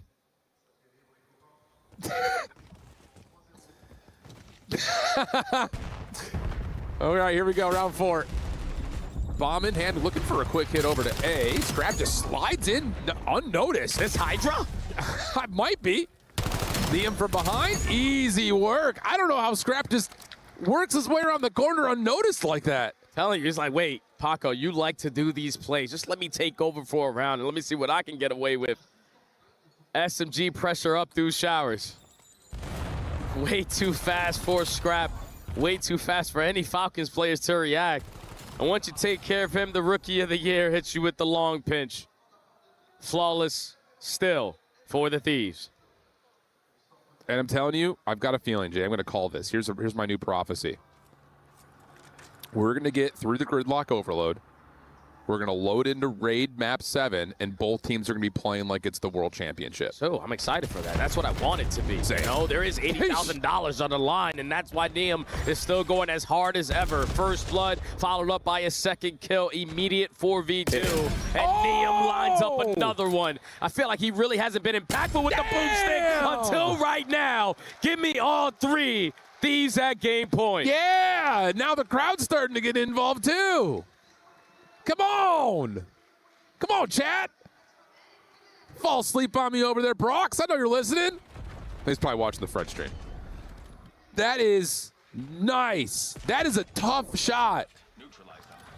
Makes it look easy. Bang. No problem. One round away from forcing another map. Telling you, the Thieves had an extra game plan. They had the 1,000 IQ. All right, let's put ourselves in a deep hole. Give the Falcons an opportunity to think they're going to be able to earn this extra 80K, and then eventually we will start trying. A total of a 10-team spree right now. And Falcons only have 5 kills. Yeah. They have been stuffed. And aBeZy's going to find first blood on the bomb carrier of Luca through mid. aBeZy on 5 in a row. Here's the easy pinch from Scrap to find Kiz, or pardon me, find Cell. Kiz made the play over through A. Xnid. Oh my God, wow, Hydra with the scope finds Kiz somehow, some way across the map. Not going to get that one on Xnid. He's looking for a 1v3 and has the bomb right underneath, but doesn't look the right way. Okay, 1 gridlock down, 1 to go. All right, Thieves are starting to put that foot on the gas. Straight B2A there on that search and destroy. It wasn't even close. Every single first blood went in favor of the Thieves. every single trade scenario went in favor of the Thieves. You don't give the Falcons a round, and okay, now they're playing ball. First I get in your head, then it's all action. Bro, what are we casting right now? Third place match EWC, that's what? Damn. I'm going to be dreaming of that Neum one, the little three-piece right there at the scope. That was sick. It's great shots from Neum. It's a great search and destroy from the Thieves overall. It's been one of their go-tos ever since it was added into the map pool. And with Scrap going 12 and 2 EKIA, that's a 6.0 KD. Okay, so 3 convincing maps for the Falcons, matched by 2 convincing maps for the Thieves. With Gridlock Hardpoint to come, I feel like we've just been reinvigorated. Overload. Yes, sir. Did I say Hardpoint? Yeah, you said Hardpoint. I'm blacked out. It's all right. The Overload should be fun. Yes. Obviously, what happened earlier versus Optic, when you got put in such a trap that you couldn't get out of, yeah, you probably don't want that to happen again, but the Falcons, who have been outstanding in Overload, especially on the defensive side, just need to make sure that they're matching the aggression from the Thieves, because it seems like everybody's just rocking an NPC and getting loose. Yeah, absolutely. And one of the most dangerous things in COD is 100 Thieves laughing. I wonder if Scrap brought his Worley top hat. Probably not. Probably not. You know, he used that, when he was playing against Cloud9? Yeah. That was probably, that may have been, I know we had our little segment of like favorite memories from the year. Yeah. That holds a special place in some way. Yeah, we got characters in the CDL, man. A lot of personalities. Everybody brings out the best when they need to have it. Oh, looks like Falcons have re-locked in. Oh, yeah, no more smiles from the Bulldog. Yeah, no more smiles. It's business time. Gridlock Overload. Why did I say Hardpoint? Jay doesn't know. Yeah, no, I don't. It's fine. It's Overload, though. It's a respawn. It's true. Close. Not really. And then it would be Raid for map number 7 if we get there. Somber music echoes across Paris. Walk back in. Yeah, everyone's going to go a little bit harder now in this map for sure. Feels like it. No more having fun in 1v4s for Luca anymore. We're starting to understand Thieves came to play. Fist swamps going out. Gridlock Overload stands in front of us. If we are going to be blessed with another Game 7. If I'm Falcons, I just want to set the tone early. Facts. I want to get a score, potentially a rally cap, and just force the Thieves to play at a different pace. Yeah, 100%. Just try to do exactly what Optic had done to them. I will say, though, at the end of that Overload, Thieves started to put it together. Math was not in their favor with the clock, but they were starting to put it together. So with something unlocked in them to try to go 3 in a row here and get us to that map number 7. Again, this is still an $80,000 match at COD. That's the difference between 3rd and 4th. That's not the total. It's a lot of money. And we already talked about the organizations. It's like another $150,000 at least for Thieves. Possible $2 million more on the line for Falcons as Orcs. Scrap is able to kick us off with the first blood. Hydra around the back of the bus. Nice shots onto Celium. That will clear out the middle of the map. Neum in some trouble here with that car explosion, but still wins one before Luca trades. And this is going to allow Thieves, knowing that the last 2 players alive were around Ice Cream, to retrieve this EMP and start approaching it up through showers. But it's a juke move. They're trying to cut it right back through the middle of the map, but Kismet is not going to be fooled. He finds a double and slows down the play. Neum trying to get up, and he actually will be able to get the EMP. If he's not able to win his gunfight, though, over towards A, has Neum now scrambling to find something to work with. He will fall. Exited, shut down by Scrap. 100 Thieves still working on some of that mid-map control that they were already able to build. And Falcons will just kind of take a moment, try to evaluate where exactly Thieves are. Stun comes through. Scrap needs to fall here, but Exit instead is going to try to help out up top. Yeah, but the reset goes down. That is what the Falcons were banking on. Stall out enough time to actually reset the entire play, but it's still Scrap lost. In towards the top side of Broken. Able to find another kill before falling to the hands of Aluka, but Aluka's not going to look left, and that's going to turn into a Hydra double, and also now Thieves with its possession. Oh, yeah. It just comes down to Celium. He will fall. This should lead to a score here. Hydra's already guarding the goal line. Nades coming through. Axton will drop. Sliding forward is Abizi, and the first goal comes through for Thieves. Yeah, I don't know how the Falcons can prepare themselves for this. For The Thieves have just flipped the switch on its head for the last 2 maps, and now going into this one, they are stepping up their level of play. 3 minutes left to go here. Before you hit halftime, Falcons want to get the score. They want to try to tie it up, and that's going to help them to go their way. And they are able to get a quick pull and a quick route developed by Xnid, who gets onto an AR, top side 18. Good for the first, snaps over for the second as Neum low, but 3 kills for the Thieves come through to shut down the attack. Yeah, this is a counter now. You're not going to rush it if you are the Thieves. You're going to play this patient. You're going to allow the EMP to draw attention that's thinking it's going to go on the opposite side, but now you create the space for your SMGs to open up this entire lane. Yeah. You got to scramble here if you're Xnid It's itself. so far away. Oh, Neum's able to at least find one. It's just down to what Celium can do. He's not going to be able to do enough. Yeah, that's a really nice little juke move right there from Thieves. 3 in a row from Hydra. A big catalyst for Y as he was the one to sneak through. Now you're down by 2 if you're the Falcons. Not where you want to be. No. You don't have any mid-map control. Also, even with Kismet wrapped back into the play and finding a double to clear out your top broken, the knife play almost plays the timing, but it doesn't work out for Hydra. But they still have the EMP. Falcons, you got to get it out their hands. Yeah, and Neum is still putting pressure on the middle of the map. I mean, if you were to put a heat map over the top of the mini-map, 100 Thieves would have dominated everything going through this middle lane. Falcons have not been able to do too much besides get 1 pull of the EMP at 1 moment in this map. Under 2 minutes here in the first half. Abizi's nade tags up a ton. Team nade comes through. Opportunity to reset here as Hydra's still working on routes, but Kismet's nade shuts down the EMP carry, and that will slow things up a touch. Minute 45 left to go.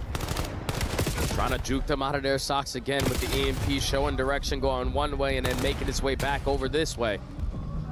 Scrap is still finding kills. Headshots onto Xnid, even better. Looking for kill number 3 onto Luca or Celium and cannot find it, but it still potentially leads to a score. It does not. MC gets not done yet. We're not done yet. Neum's got a 1v1. If he wins it, he can grab it and go, but is going to wait, try to help out his team to come back into the play, and Kismet will be able to secure the elimination. EMP grabbed by Celium, not playing for the reset, largely, I imagine, due to the fact that Falcons have no mid-map control again. And instead, they're going to be waiting over towards Showers with a trophy system with a minute on the clock. Yeah, they're just happy to finally have the EMP in their possession instead of playing the try to defend it and hold the line and get the stop. Hasn't really worked out, but this is their best chance of getting a score. You just got to get past Scrap, and that's never going to be easy. Oh! He locates all 3. Scrappy do. Have yourself a moment. And he's out of there, but Kismet is chasing. Problem is, he doesn't have the angle initially. Able to find one through bottom underpass. If he finds this window, there could be a chance just to grab it, pull it back. Is there going to be an angle for Neum to stop him? He's got tack mask on. He doesn't quite get there. The dive, not fully over the line. And now all of a sudden you have a chance to get a last-second capture for Thieves. Neum's got 3. Space to maybe get another. Oh, it's just down to Xnid, and as he drops, it's going to be a 3-0 half for 100 Thieves with maybe one more chance to extend. Potentially one more chance to grab this EMP. You have found every single kill on their side of the map, but the 2 players who were creating that space do fall. So now you got to retreat. You got to work your way back over towards Scrap. Unfortunately, he does not pop a multi-kill, and you got to reset the play. You've got time. Abizi wants to still keep the effort alive here at B. Oh, and another fake through mid. Has Falcons out of this shower position, but Kismet gets 2, bounces up, has damage onto Neum, and will clean up the half, but it's still a 3-0 lead for Thieves. Yeah, just too fast. Efficient. Right now in their overload game plan. Now we see the smiles. Now we see the deep breaths. Thieves not messing around anymore. The last 2 maps that they were able to win with absolute smoke shows, and they might be able to add this one to the tally. Up 3 going into the half. But what a stop from Neum. He's been like their safety net, especially when he was first added to the team in Overload specifically. But he continues to have his moments when his team needs him to have it. And now it's just 5 minutes before you force Game 7. Absolutely. A heck of a way to possibly get there, but we might be getting there. Nades over the top. Beezy just going to grab it, pull it back. Thank you very much. And Neum, I was going to say, if he finds a win right there, he's going to have this defense scrambling. May not make a difference, though, because here comes a quick hit over towards 18. Kismet able to find one, turns that over, but Beezy trying to do it all, but gets shut down. Defense for the Falcons will hold. Oh, if that turns into a couple more kills for the Thieves, then they're quickly up 4, but good stop there from the Falcons. Now working their way over through shower sides, but they lose their lead blocker, and now Luca's just got a finesse. He has to allow his teammates to come off the respawn, and they're not going to commit through the middle of the map. And shots from Kiz. Clears out top broken. Hydra showing himself backside bank. Exon gets the first shots in, wins the battle versus Scrap. Oh, they're trying to rewrap this back over towards the B point. Maybe still a chance for it. Exon off the reload, able to get one more. If he gets the second, maybe, but Kismet still has an opportunity to get this, and whoa, he's going to pull it back through short. And that's not going to allow him a chance to sneak a score, so he'll have to wait for help. Yeah, he's just going to set up a team push here, but trophies do go down to make sure that none of your stuns or nades are going to have any impact here on this push. No one wants to make the first move. These are itching. These are trying to fly on in with these NPCs, but don't want to take the bad risk. Yeah, I mean, they don't have to. Falcons are the ones that need to score, obviously. So at a certain point, you would think you try to get this trophy down and try to hit, but instead it's going to be Thieves making the first move. Kid's been able to find one as the EMP carrier, but Thieves will clear the floor. Now Hydra, with how aggressive he is, he's going to tell his team 2 players spawn right in front of me, so let's wrap it back over through the A Street. If Abizi can win this one, and potentially he's going to lead to a score, because now it's all on Abe. How much can he clear? Out for Scrap to potentially run this in for free, and that is nothing. The stop comes in for the Falcons, 3 minutes left to go. Luca almost able to provide a huge spawn move, but gets shut down by Niam. Kismet pinching through mid-map. Cut down. Rewrap over towards A. Pistol out. Not going to be the win there. And once more, Under Thieves defense will hold as we approach the bottom of the second. Now they're just going to commit forward. You'd rather die with the EMP on their side of the map than yours. So just taking some space. Fortunately doesn't lead to a kill. A couple close spawns come in for the Falcons players to get that stop, but now it's a 2v2. Hydra's got a head glitch. Hydra's finessing. Hydra's dancing, and I don't know how many times he's got to hit Kismet, but he's still alive. Eventually he'll drop. Trade's looking good here for Falcons, but it's a back and forth affair. Still holding through mid is Exnit. Trap sees him in the corner. Oh my God. Pulls out the quick knife, but Niam was also trying to get that kill. Essentially makes that a 1-for-1. EMP in the hands of Falcons. 2 minutes to play. They've got a route available. Now it's just down to winning the gunfights. Yeah, Celium's got to create the opening. He knows he has to choose the direction wisely of where he's going to peek, and thankfully he found that kill to lead to the opening score here for the Falcons. He's still got a lot of time to make a 4-2 score deficit, but that's not a sequence that you desperately wanted to have. No. A clean 4 dead, now all map control in favor of Thieves. And you got to work through this entire setup again. Arguably even worse than it was just a moment ago. Cell gets a win on Niam through mid. Thieves looking to put this one on a question by finding a score right here. Hydra trying to give it a go. Does he get there in time? Yes, he does. Aluka can't find the kill in time. And we're back to a 3-score game. Game is just becoming more and more out of reach now for the Falcons. We need to have a couple sequences of kills where it's a clean 4 dead without any of your teammates dropping. And it's always been a pinstripe kill feed. Scrap gets 1, Exit gets the trade. Now Celium, your turn to get kill number 2, so you can have yourself the advantage, but Hydra isn't going to give it to you. He's just going to get lost. Yep. Isolation towards Hydra is the attempt, but easier said than done. Cell's lost him. Back over the middle of the map. Able to get one. Knows that Niam's playing whole, but there's help behind by Scrap. And with only 50 seconds on the clock here, it's not looking good for Falcons, which means we may get that fiery raid search for an extra 80 grand. Yeah, I think we're definitely going there. They only have 10 seconds to basically play perfect Call of Duty, and a double team kill is going to kill all the chances that you had. Scrap's going to retrieve the EMP. That's going to be good enough with the game clock now no longer being needed. Thieves have bounced back 3 straight maps in a row in dominant fashion to add to that. And now we're forcing the game 7. All right. Who knows, Jay? Maybe it was just like reset there. Let's have a little bit of fun, all right? It's working. It's working in a major way. Wow. Okay. Peasy wants a knife fight. How dare you bring a gun to a knife fight? 4-1 the count. 3 straight dominant maps for Thieves. Couldn't we just have loaded up a best-of-1 raid search? If we would have known about the future, potentially, this is must-see TV right here. I hear you, brother. Falcons thought that this one was going to be free. An extra $80,000 for our organization in the back pocket. But Thieves said, nah, we're not going to go out like this. We're not going to end out Black Ops 7 like this. And we're not going to allow the rookie to not to get some extra chicken in his pocket. 3 straight maps that go to the Game 7 Thieves came to play. Extra chicken? Oh, man. Got the lingo sometimes. I thought it was extra bones. That's chicken. All right, bad. Can I get some extra chicken? Ask one of these guys. Okay, after everything is said and done, we've had some fun. We've had a lot of fun. I think it came with the backside of just some unbelievable disappointment, but we're having fun. And we've got one more map. Yeah, good slow motion there. Kismet nearly able to get through the threshold. Not quite able to. And I think you hit it on the head though, Al. Yep. Like if they were able to force it to a Game 7, this is where everybody's going to give it 150%. Yeah. Because you play one and done tournaments all throughout the year. You play S&D Childs versus each other, maybe for $50, $100. This is an $80,000 S&D map that is coming up for the final for both of these teams to end out your Black Ops 7 the way that you potentially want to. Obviously, you don't get to the final dance, but at least you end on a W with some extra money in your pocket. Game 7. Can't wait. All right. Wow. We took quite the journey to get here. But our third place match gets to a map 7. And I think the whole community can be happy about that. We've got our analyst desk, I believe, on the stage. Analyst stage? Question mark? Yes, thank you very much, boys. We have women of many talents here with me on stage, besides, of course, being very good looking.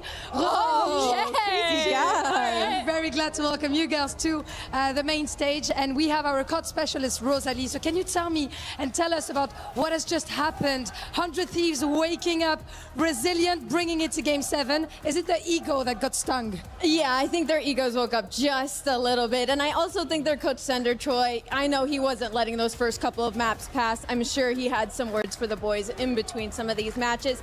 They're just comfortable. And I think what's dangerous about right now and the reason we're going to a Game 7 is simply the fact that for the side of 100 Thieves, they have nothing to lose now at this point. It's a complete cooler. They couldn't go lower right now. So they're almost kind of treating this like it's scrims. They're comfortable. They're able to just take risks freely. And we're seeing some of the best COD I think that they could give us this weekend. Yeah, I mean, after, bringing up such a comeback, you don't have any pressure left on your shoulders. I saw Scrap and Hydra just giggling in between maps. They think it's hilarious. So they're definitely playing confident right now. Yeah, that was really fun. And what was the key for success on our 400 Thieves for that comeback, according to you? Was it a specific player? Was it just teamwork? What made the difference for 100 Thieves? It was just them taking it more seriously. I think, they needed those first couple of maps. The loss stung. They had to go straight into another match and that they probably didn't really want to play. Yeah. And after a little bit, they were like, all right, guys, let's not embarrass ourselves. Yeah. And we're gifted a Game 7. Let's get back to it. Yes, and talking about getting back to it, Ginny, we have big news regarding 100 Thieves because you're our club championship specialist here. Well, 100 Thieves specifically just played the LCQ for CS2. 64 teams on LAN competing for 4 slots. Somehow they made it. They told me that they played 7 maps. So now they're actually going into CS2, which is the final week for us here on stage 1. A lot of points for them up for grabs if they can do it. That could be massive, of course, for them on CS2. And I am the crowd specialist. Yes, which is actually a very important question that I want to ask you. Oh, yes. You've been doing all the interviews, you've been asking all the questions, but has anyone asked you a question? How are you finding COD? You're doing it for the first time in your home country, in your native language. Man, how's that been? I am loving it. It's probably the week that I've been enjoying the most here at the STC Arena. Probably biased, but man, the trash talking, the energy is just mental. Like no other. And yes, and the scene is just awesome. So I'm looking forward to seeing also the finals. But before we get there, I am the crowd specialist. So I'm going to teach the girls how to do some crowd work. Les gars, vous allez pas me laisser flop devant mes copines. Je vais leur apprendre à hyper un peu le public. So Ginny, you take Falcons, who are going to be here. And Rosalie, you're going to get 100 Thieves.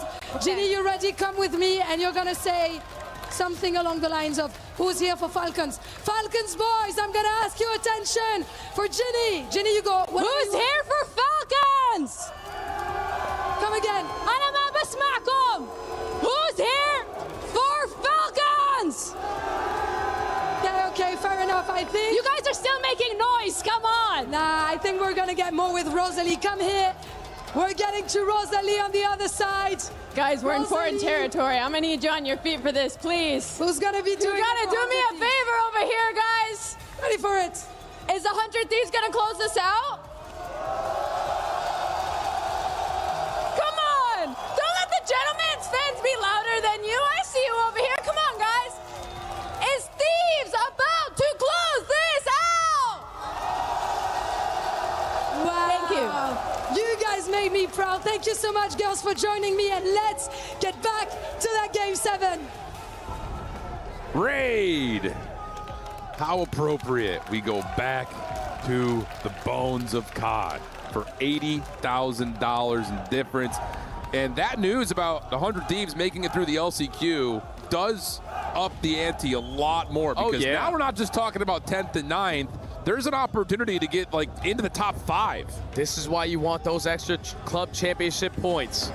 You win this one and done for $80,000. It's going to give you an extra 200 towards the organization. Falcons desperately need it. Thieves will love to have it. 150% from every single player on that main stage. Trying to end out Black Ops 7 on a high note. I love that energy, my friend. Okay, it's a one and doneer. Team Falcons, 100 Thieves, 3rd place match for the final time. Let's get it on. And a good opening nade over the top from the Bulldog. You know the homework, the preparation is always going to be there, and they're not going to waste any time on this bomb plant. 4v3 with the post plant over towards bedroom. Good luck, Thieves. Exted trying to slide across, could get caught here. Looks like he will. No trade immediately behind that, so we're staying 3v3. Aluka has Hydra in his sights. Gets some damage, but nothing more. Smoke comes through to try to get the retake a little bit further over towards the pool, but Kismet finds the first in this engagement. Selim in some trouble. Hydra gives you 2. Whoa, but Selim out the top with the pistol. No, it's Hydra to do it all. Ace in the round. Thieves on the board first. He loves the chaos. Those are Smoke at water steps, and screw this with the NPC. I'm just gonna send it. You catch the bomb planter first. You understand there's no pressure in Tiki, there's no pressure over towards B-ball side. They have to be playing bedroom. And with Hydra, the skill that he possesses, the movement, or one of the movement gods, picks up the ace in the opening round. This last one through the smoke gets so tight, but never a doubt for Hydra. Rips him apart. And now already halfway to Hellstorm. Exit takes the first opening shot with the sniper. Does not hit. Kismet looking to get aggressive through the water. Stabs and Exit almost able to connect over the top. And Hydra just wants to keep playing through smoke. Scrap traded mid-map, 3v3. And they just keep on backing down Exnid. He was forced to be committed with the sniper on this round. And instead of continuously trying to push through, we're going to hold down Laundry. We're going to plan it for the middle of the map. And your safety net is going to be Neum. Yeah, Kismet gets tagged, I think, from that cooked nade. So Abizi will have his head up. Exnid shot just over the left shoulder of Abizi.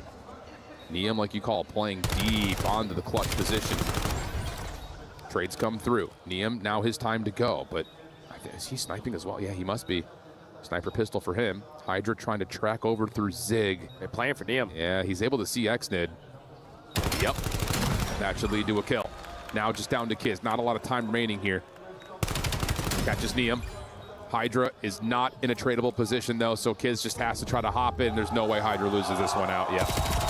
Oh, and that's also a big kill to get if you are Hydra, because that now puts him at 6-0. Very close to earning himself a Hellstorm. It's the First Blood King all throughout Black Ops 7 who start this one off. Great angle for the First Blood, even though he quickly falls. It just starts the domino effect. And then your counterpart, your duo for the last couple of years in Hydra, who tends to be the closer a lot for this team. Be louder! Gets the closing moment, 2-0 Thieves. Huge. Okay, yeah, he is very, very close. Nades over towards Zig. The offense is going that direction. No tag from Hydra, though. Stunned to counter as the offense will get some information underneath him, trying to isolate on him, but he gets out towards money window and is actually baited exited almost into the trap. He sneaks away and is able to find Abizi, who was trying to follow through pillars, but spot him in water. Yeah, Kismet right behind this play. But can he get there in time? There's so much smoke. cat and mouse game. Doesn't want to take premature shots. He wants to guarantee the kill. But I think with Hydra earning that kill before falling, he has a Hellstorm now in the back pocket. So in a 2v2, 50 seconds, you're going to be able to spot them if you are Neum, and look at the positioning of Scrap. Perfectly prepared for it, but it's a one-on-one. Yep, Kismet knows exactly where Scrap is playing from. Oh, what a matchup here. Yeah, he tries to bait the kill cam. Scrap will wrap into Tiki. How does Kiz choose to play this? He wants to go water. Not gonna happen. Scrap's got it locked down. Thieves up 3. Way too easy. Consistently finding first bloods. When those fights are going down, you have more numbers in the fight to walk away with it at the end. And just a perfect read there from Scrap. Puts himself in position, plays the 50-50, chooses right. Kismet walks right into the pre-aim. 3-0, Thieves. Nicely done. I love that play from Hydra, too, just to burst on in after knowing there was aggression at mid, smoke the back, make a mess of it all. He's done that. He's pretty much in all 3 rounds to this point. Stuns and nades over through mid and to B. Hellstorm ready. Is it going to be called in to get the free Planet A? Well, Hydra is the bomb carrier, so he's probably thinking I should get this down instead of just playing in the back of the spawn with it, but he's there for the trade. Still going to be outnumbered, though, with a Luca finding 1. They're still going to try to be the aggressors with Falcons. We're prepared for the push.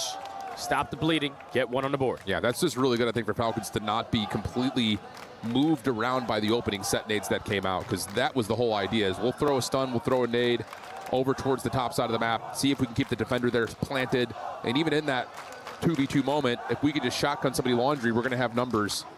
But not the case. Falcons don't take the bite. They get on the board. Now to the offensive side they go. Got to be thinking of where we're going to decide to think about the objective play, because both of these bombs are going to be outdoors. We know Kismet, a guy who is so smart in Call of Duty, is most likely aware that Hydra has that Hellstorm that could be a true difference maker in this game, but it's shots over the top. Cellium not able to finish his food, but on the opposite side of the map, his AR duo, Aluka finds the first. I mean, that should be an easy rotate over to A. The problem is you still have to fight up against a potential Hellstorm to defend, but instead, Aluka will commit for the plant. Post-plant needs to bank on something inside. And they're going to bank towards the art side of the map. Long wrap on the way through the back of bedroom. And Cell's timing could determine the round. Literally everything right here. He literally misses all of it, but Aluka may slip away and not be noticed either. He spotted Scrap. So now he's on the hunt. Nice. He gets there before his teammate falls, but Hydra is still going to be effective. 20 seconds remaining. Neum spots out Extend. He just needs to finesse because Hydra's in another one-on-one all the way across the map. Oh, Cell wins it, though. So now Extend could just throw shoulders. Neum's going to have to peel him and then immediately get the second, and it's just not going to happen. 2 in a row for Falcons. Good play call. Spread the map, see what the Thieves are going to throw at you. Cellium gathers in for there's 2 players approaching up through B, so they get a little bit more aggressive up through ring, and they're able to catch 1 player for the first blood. The shots from Aluka, straight wall bangs onto a BZ. You get the bomb planted, you play safe, you back up, you value your life to a T. And that's now 2 rounds in a row for the Falcons. Okay, still have to fight up against the Hellstorm at certain points. But that is a really nice bounce back. Yeah, I'm just going to call it in here. The play is going to be set up around this B-bomb site. You're going to force the Falcons players to be nice and tight in towards Laundry and through the middle of the map. But now that you got the first blood, we might as well get this done with the guns. We don't need the Hellstorm. Don't need it. Don't need it. Cellium is going to get proactive, though, and clear out ring. BZ just able to slide over through the water steps. Nades and stuns from here on out will be denied by this trophy system. And if Easy cooking a nade towards Money Window has Kismet tagged, and Easy will have the Sanctuary to plant. Yeah, this is a free bomb plant. Falcons can't do anything about it. Kismet is hoping that he can finish this kill into the BZ, but he doesn't. Cellium gets the timing on the Hydra 3v3. Yeah, there's no retake nades here because of those double trophies that are down, so you got to do this the hard way. They know a BZ still in the water somewhere. And they're going to teamwork him out. Problem is, you still have help over to the bedroom, and Abizi's just going to start to slide away. Cell able to find one. You able to track down Abizi in the water, so now it's just down to Niam. 1 versus 3 situation. Wins the first one cleanly. 17 seconds on the clock. Aluka still on for the defuse. Niam trying to get back from the regen. It's being held by Cell. Not going to get there in time. You just can't do anything about it if you are Niam in that 1v3. You get that kill at water steps, you're banking on potentially for both of them to try to commit on a double chow, but they stick the defuse. So Falcons, even in a man down, perfect on that retake opportunity. I understand you wanted to save that Hellstorm realistically. That was a perfect call. But this is a breakup that can't, a breakdown that can't afford to happen there. Absolutely. Falcons back to the attack. Opening set made for Niam lands at Sig.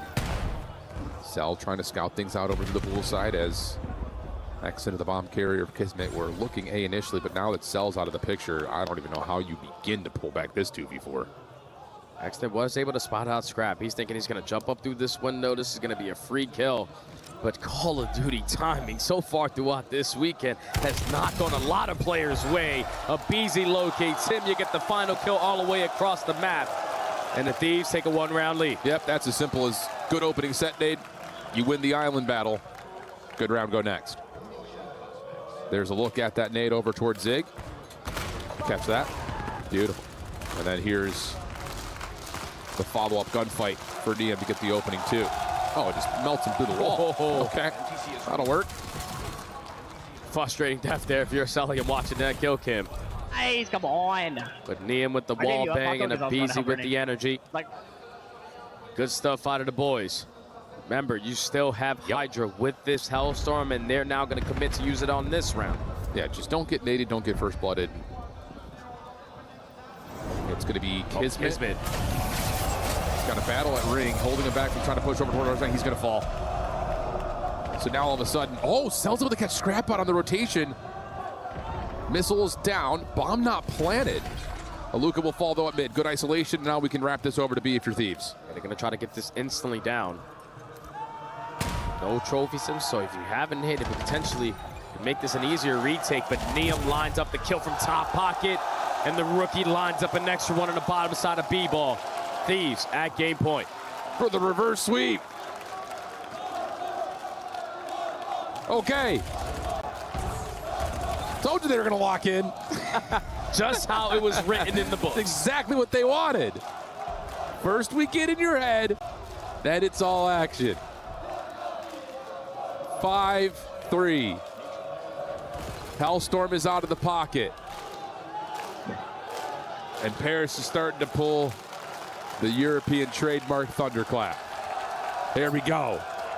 Thieves onto the defense. Falcons trying to extend by hitting a quick route through water. Snaps, but Hydra's right there to meet it. First blood onto Cell. And now you got to slow it down if you are the Falcons.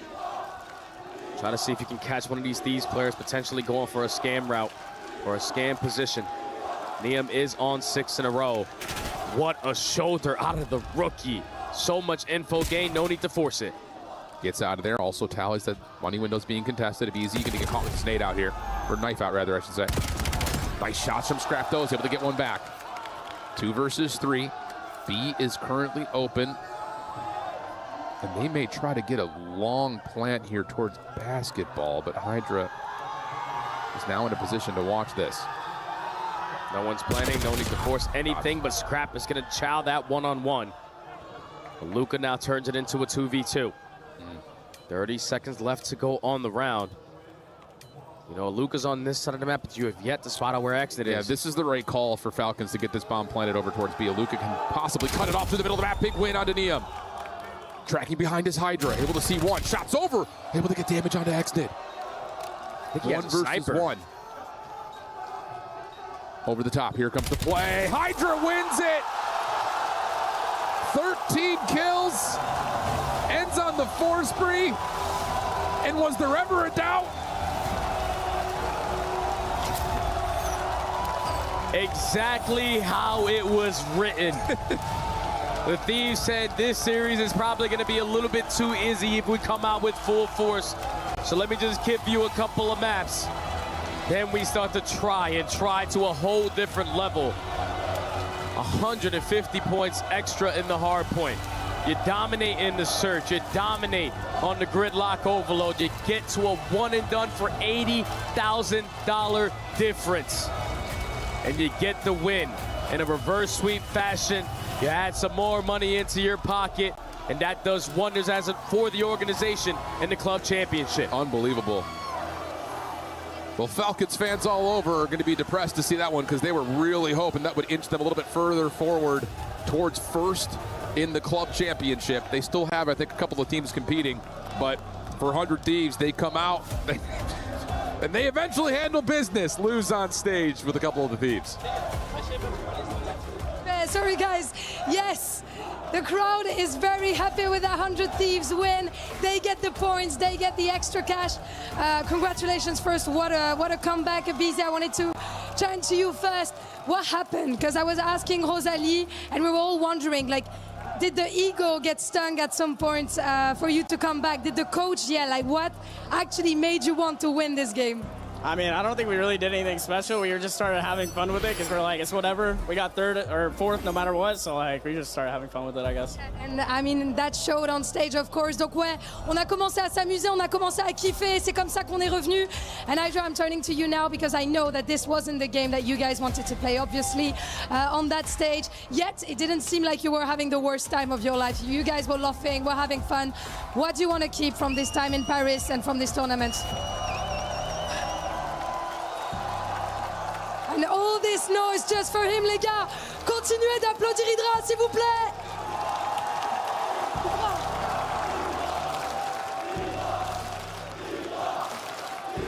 Merci les gars. J'imagine que ça fait quand même plaisir. T'as envie de repartir avec quoi, toi, de ce séjour à Paris? Hein? T'as envie de te rappeler de quoi, de ce séjour à Paris, quand même, avec tes teammates? J'aimerais me rappeler... Je vais pas me rappeler de grand chose, on a perdu. Mais voir les fans, voir les Français, ça fait toujours plaisir. Donc merci à vous. Tu vas revenir plus fort? On va essayer. On va essayer. Of course, there's nothing much to remember for this tournament. We wanted to do more, but thank you so much for the fans for being here. Obviously, every time it means a lot, and we're going to come back stronger. And last but not least, the grand finals is coming. I wanted to ask you boys, who are you going to be rooting for? Do we have any bromance with any of the Optic or Heretics players? What do you have for me, Abizi? I mean, I don't really have anything. I mean, whoever wins, I guess. I mean, Who's going to win, then? I'm going to rephrase my question. Probably Optic. Probably Optic. Do you agree with him on that? Are you rooting for anyone on that team? 5-0 Optic. 5-0 Optic, that's a statement, man. Thank you very much, boys, once again. Merci. We're gonna be moving to the grand finals in a few. Don't go anywhere.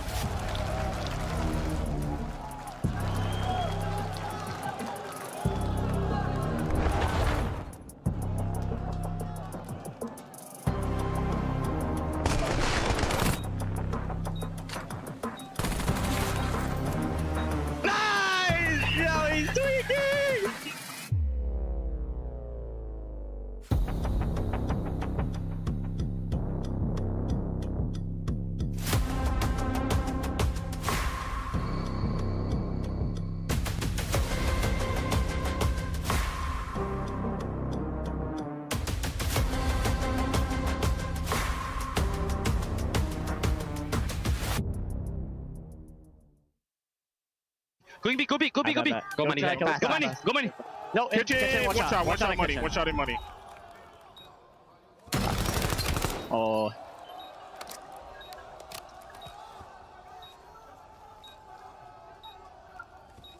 Nice! Yo, he's tweaking! What a way to end it. That's it, boys. For every click, every clutch, every respawn. We were there for the years of grind, and we're here. Now, the proud founding partner of EWC, powering the biggest event in gaming, shoulder to shoulder with the world's best, making history. Greatness deserves a stage. Lenovo Legion, reach your impossible.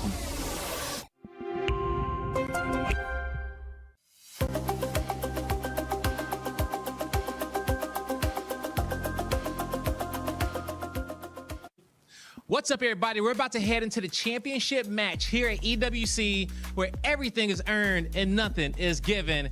And Rencor, you guys just earned the highest placing for a Spanish team in Call of Duty history with a top 2. The job isn't over yet, but how proud are you of you and the squad to do this? To be honest, it's a really special feeling because this team, the same team, last year we were so close to play a grand final, and we finally did it after 2 years, and we are so motivated and so happy. We want to enjoy the match because it's gonna be so special, and if we win champions of the world, I mean, right? It'd be amazing. You know, we saw you here last year at EWC. You know, you went out on 2 Game 5 series. It was some of the longest series we saw. And then you guys went on a little decline. And now you're reaching that pinnacle again of what Heretics Esports can be. And you just guys came off the fastest series against the Falcons. And the only thing that I saw faster than that was you getting up to run over there to talk that trash on the other side of the stage, man. I mean, we saw it. What happened from your perspective? What did you have to say over there? Okay, so basically, I just go to them to talk the same things they did to us in the group stage match. Basically, when they came in the group stage match, we were waiting for the GG with the 5th, and they were saying some shit words and some bad words, let's say that. Yeah, we'll leave it at that. So the only difference is I did the same as them, but they react different. Oh, okay. And they get like, it was really spicy, but I was calm, to be honest. I don't want to like fight or something like that. Their emotions got to them. Yeah, it's just the nerves of the moment, the tension of the moment, and that's it. I mean, GG's to them. 4-0, easy, and go home. And go home, man. And you guys are still here. And now you're going to be playing up against a team who back in the day, you had their number a little bit as an organization. You done won some big matches out there against Optic Gaming. Talk to me about how does it feel to go play against them now? To be honest, for us, it's really special, like I said, because last year they beat us in the semifinals in Map 5. I think we were, and probably now we are the only team that can beat them because we have a really similar roles and matchup. We have a good matchup against them. We are really similar in terms of playing the game, how to approach the game, how to think about the game, and it's really, really, really, really special to play against them because they are obviously our idols from when we were a child. So when we were young, sorry. So it's going to be a really special match. It is going to be a special match, man. One more game left, and you can hoist that trophy here at EWC. Best of luck to you. Anything you want to say to the fans in Spanish? Give you the opportunity. Ok. Muchas gracias a todos los fans que habéis venido. Disfrutar de la final, que esto es para vosotros. Espero que podamos llevarnos el trofeo a casa. Va a ser un partido súper emocionante y súper divertido y súper intenso. Y nada, un abrazo a todos, también a mi familia, a mi padre, a mi novia y a mi hermano que están aquí para apoyarme. Os quiero mucho. Y nada, vamos Heretics. All right, guys, it's time to get to the match.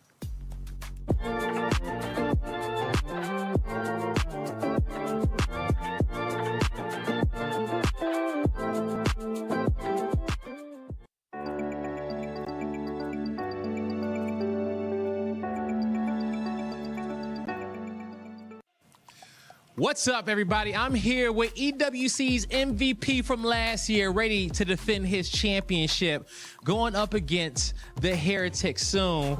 But, you know, Shotzi, just having the opportunity to be here to defend his championship. You guys have had a crazy season, but you're probably not surprised that y'all made it back to another grand final. Yeah, definitely not surprised. It is cool, though, that the fact that we're able to defend the throne. Looking forward to do that, especially against Miami. So I don't remember the last time we even played them. So it's been a long time. So definitely not going to keep them as if they're, you know, a shitty team or whatever. We're going to come out hard. Definitely got to come out hard. You know, you start underestimating your opponent, and that's when things go wrong. And even in the past, these guys have taken y'all down or had y'all, at least your number there, for a little bit in the season. And I got a chance to talk to Rencor, and he felt like he matched up well against you guys. How do you feel like you match up against them? I mean, honestly, well, I think the majority of every team, for the most part, ever since we got Mace, like, we've always matched up well against anyone. I mean, we've made 8 grand finals at this point. So I feel like we match up against everyone pretty well. So I feel like we just got to come in with energy and just playing how we've been playing this tournament, and yeah, we should get the dub. There you go. Now, making all the grand finals takes a lot of composure. And even getting to a grand final is one thing. Winning it is a different type of a battle there. Sure. Now, I don't know if you saw your opponents in the way that they just won their last matchup against the Falcons, but do you feel like the way that ended was composure going into the grand finals, or do you feel like they kind of celebrated in a way in which they feel like they won everything? I feel like a lot of teams do that. There's been, it's not only them, but there's been different teams with that, like the way they celebrate was as if they won the tournament, which is like either a good thing or a bad thing. I don't really know, depending on like how you look at it, but yeah, there's still a lot of tournament to play. I mean, it's literally a best of 9, right? So like we had to lock in. It's gonna be a long day. I mean, how do you gear up for a best of 9 there? I don't even know. Usually I'm not used to this. Cause yeah, lately we've been playing at like 10 p.m., right? So then adjusting to now playing at like, well, I think we played like 4:35. So it's been a challenge, but I mean, honestly, the boys have been on board and just shooting bots, listening to music, and just making sure we're not, sleepy. Okay, my last question for you, man. In order to really win these best of 9 series, I feel like it's the S&Ds, and you guys got to be solid. Do you feel like even going into this best of 9 series, there's another level in which you guys can hit in your gameplay, or do you feel like the S&D is where you want it to be? There's always room for improvement. I've always thought that no matter how good you are. So yeah, like you said, S&D wins championships, so I think that's like our big focus in this best of 9. Okay. Just winning and not getting clutched on. For sure. I'm gonna give you one last opportunity before you get ready to go prepare to just talk to the Green Wall. A lot of them are in the States, but you even got a good amount of fans out here. A good amount going up against the Gentlemates and everyone that's been really booing you guys. Because coming to this event, it felt like Optic against the world, man. And everyone from the Green Wall is trying to will you guys over. Yeah, shout out the fans, man. Honestly, regardless, I said it in the interview, like on stage, like wherever fan base you have, whether it's Gentlemates, Falcons, Optic, or like literally whoever, we seriously appreciate you guys. If it wasn't for you guys, we wouldn't be here. So, and then obviously shout out to Green Wall. We love you guys. Best fan base. You heard it here from Shotzi, everybody. Get ready, because they're about to set the stage ablaze. We book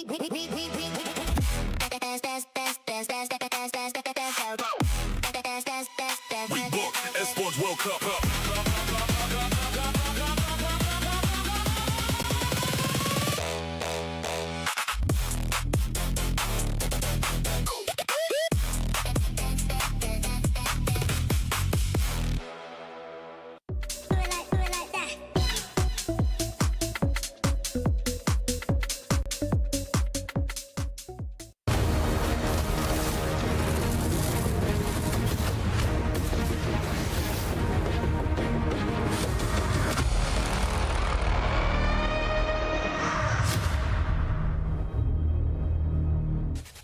Ladies and gentlemen, one and all, welcome to the City of Love. We are in downtown Paris as we conclude the Black Ops 7 tournament at the Esports World Cup 2026. There is one more final to go, one more match that could go 9 maps. And if you've been tuning in all day, there's a good chance we go the distance. We welcome in the whole team for this final. I'm your host, Chris Puckett, alongside Enigma. We've got Rosalie and, of course, Nameless. And I want to start with you, Rosalie. It's a best of 9 with a huge surprise in the grand final. How did the Heretics get here tonight? I mean, they've just been playing to their ceiling. It's one of those underdog teams that we know how low their floor can be, but when they're all on their A game, they can run through some of our top teams. They were able to put it on this weekend, and now they can see if they can close it out versus Optic. They lost Real at the end of last season. He went over to Koi. Koi let him go. He finds himself back on the Heretics, and we always wondered, why do you replace Trakes after he had a Rookie of the Year like season? Well, Real has shown us that, but he's not really been the star. You said it's the old man on the squad, Metals, that's been stepping up so far. Yeah, I think they've just completely revamped their game. Everybody playing for the win. I had so many questions, and I had watched so much VOD on this Heretics team. You knew it was always in there if you could get them to think as one, be one organism. And Metals was the one guy who was always the objective player, playing desperately for that win. And now that they are that one organism, you're seeing him absolutely fry, having takeover moments, huge swing plays. Metals is the guy to watch for me the grand final. No, I fully agree. I think that the thing is as well, Super and Renko have quite often been the players that they've lent on to really bring the superstar firepower to this team. If anything, Renko's having a little bit of an underwhelming event. Super's kind of been solid. What do you mean? Renkor's all over my timeline. Well, yeah, you're going to find out why.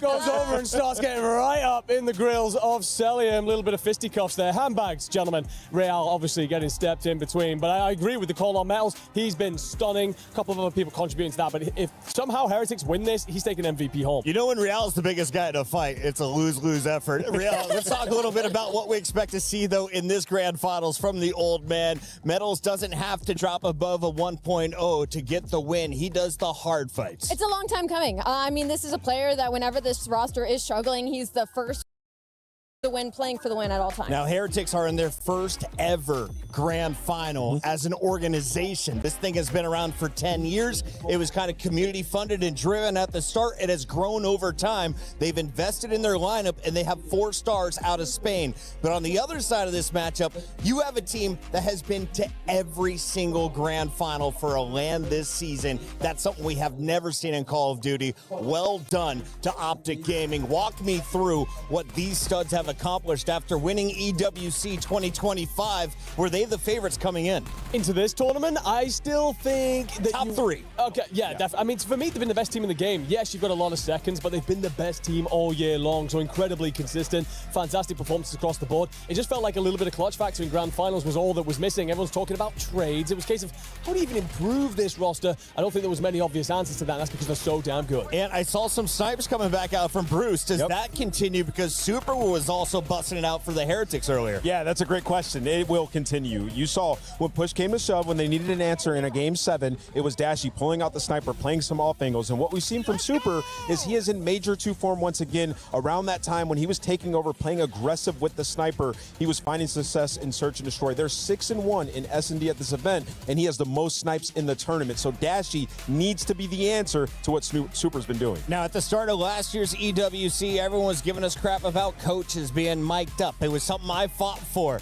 Then Optic wins it, and everyone's like, wow, micing up the coaches is the best decision ever. Rosalie, do you think DB5, a.k.a. Damon Barlow, who has 5 world championships, 3 as a player, 2 as a coach, is having an impact? Oh, wow, really? I don't know. Does he have an impact? Absolutely, he does. And honestly, I love that we do it for events like this, especially with some of these teams that have veterans. We have, Crowdy behind the scenes sometimes. Rambo Ray's been on it, Claysters. You can feel the difference that they make in weekends like this, especially in these long days. You need karma in your ear. And if it's not your coaches making the plays, you got to rely on your superstars. Let's take a look at some of the biggest numbers from 2 studs in this fight. One goes by the name of Shotzi. He's on the right, on the left. It's Real, who had a very disappointing all of 2026 up until this moment. No, for sure. I think that there were a lot of question marks coming into this tournament. It's reminded us who he is, and very much so one of the front runners on the team last year when they were competing up towards the top. Obviously drops out, goes through all the drama. Did you sign? Did you not sign, brother? Let us know. However, what it is, you come in, you dominate in this tournament, and again, it puts him back in that front spot to be on this team again next year. But of course, for Shotzi, Rosalie, do you think Real is most dangerous on a big map or kind of like in a small elevator-sized box? Small elevator-sized box, for sure. Sometimes he can be the route man, but I think Too Real aggressive. thrives the most when he's just up front, in your face, and playing around his team as well. They're one of the best bait-and-switch teams that we have so far in the league. The only issue is when they match up versus Optic, they get edged out in that category. And let's take a look at his maps and modes. If you're looking for Real to drop a triple or a quad kill, where does he get it? Is it Frequency, Sake, or Scar? We get a double dose of Scar for Overload and Hardpoint, games 3 and 4. Yeah, for him, Frequency out the gates. We've seen Optic already on that map. They faced a tough loss when we watched it versus 100T the first time around, but then bounced back. So I think for Heretics and their playstyle, this map could be great for them. And then just taking a look at the Search and Destroys, who I think are the most important in this series, that raid could be massive. I think there's a relatively good start here for Heretics in terms of the map pool. We've obviously not got much tape. Frequency and Sake and Scar Overload's a mixed bag for both teams. So an opportunity if they can get out gates hot. Rosalie, 88% of the fans over at esportsworldcup.com have picked Optic in this fight. 12% of the Spaniards are siding with Spain's Heretics. Where are you going? I'm going to have to go with Optic here, rightfully so. Throughout the season, they've dominated this matchup. It's first to 5, best of 9. Nameless, how many maps? 7 maps. Optic Gaming take it again, back to back, baby. Also going 7. I think you're absolutely spot on. You maybe nick 1 or 2, but that's about it. I saw another shiny plate headed to the Optic Gaming dinner table. They are ready to crush some keys, and one might be from Spain. Let's get into the final games.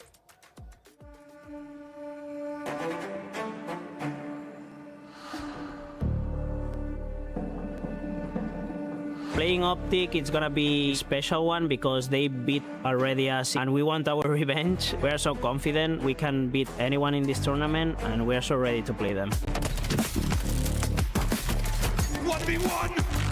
Sensational work from the young Spaniard. Lifting the trophy of the EWC, it's probably one of the best feelings in the world, if not the best, and we are really motivated. It's definitely nice to be back another Champ Sunday. Heretics, a little bit of an unorthodox team, so we're probably going to be the better team if we just come out and execute our X's and O's. And thankfully, you potentially have another Hell's on the value out. The gunning is unreal. 4, give him number 5 for the killing spree. Yeah, being back-to-back EWC champions would be definitely a sick way to end the year, so we're definitely going to try to do that. Job's not done, so we got to make sure we close it. May the best team win.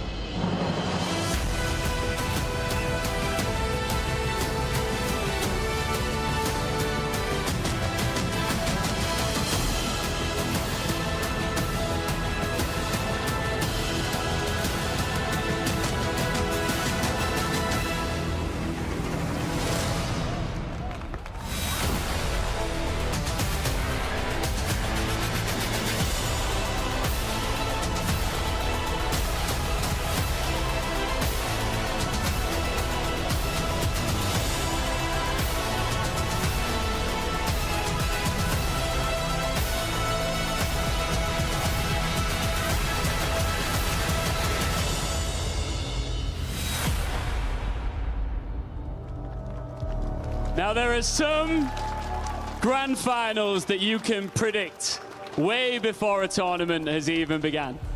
This is not one of them. The defending EWC champions are here for the back-to-back, but standing in their way is Team Heretics. On savait tous qu'Optic Gaming serait au sommet du monde ici à Paris, mais on a été surpris d'apprendre qu'Heretics les rejoindrait. A Spanish team that came to Paris with no expectations of them, but that could leave the city of love with everything. one of these teams know exactly what this feels like. They've been here many times before, but the other, they've never experienced anything quite like it. Il y a une équipe qui connaît très bien ces scènes et cette pression, et l'autre qui va devoir la découvrir. Ladies and gentlemen, it's best of 9. First to 5 for the Esports World Cup trophy. Paris, the time has come. It's time for the grand final of Call of Duty Black Ops 7 at the Esports World Cup. Mesdames et messieurs, c'est l'heure d'accueillir nos finalistes tous ensemble. Faites du bruit!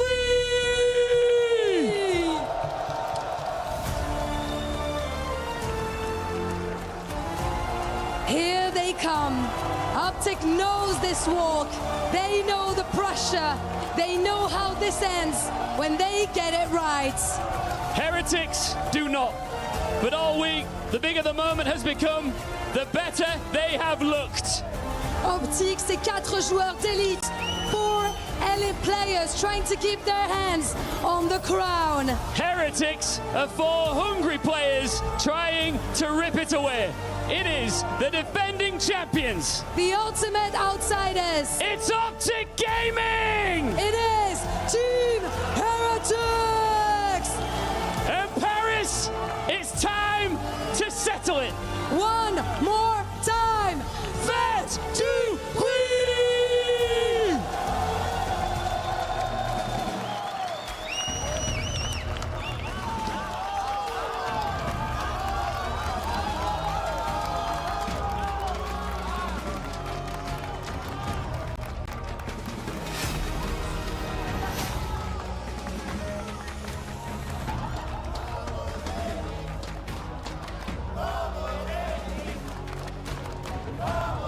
Shotzi, Rancor, you've been here before.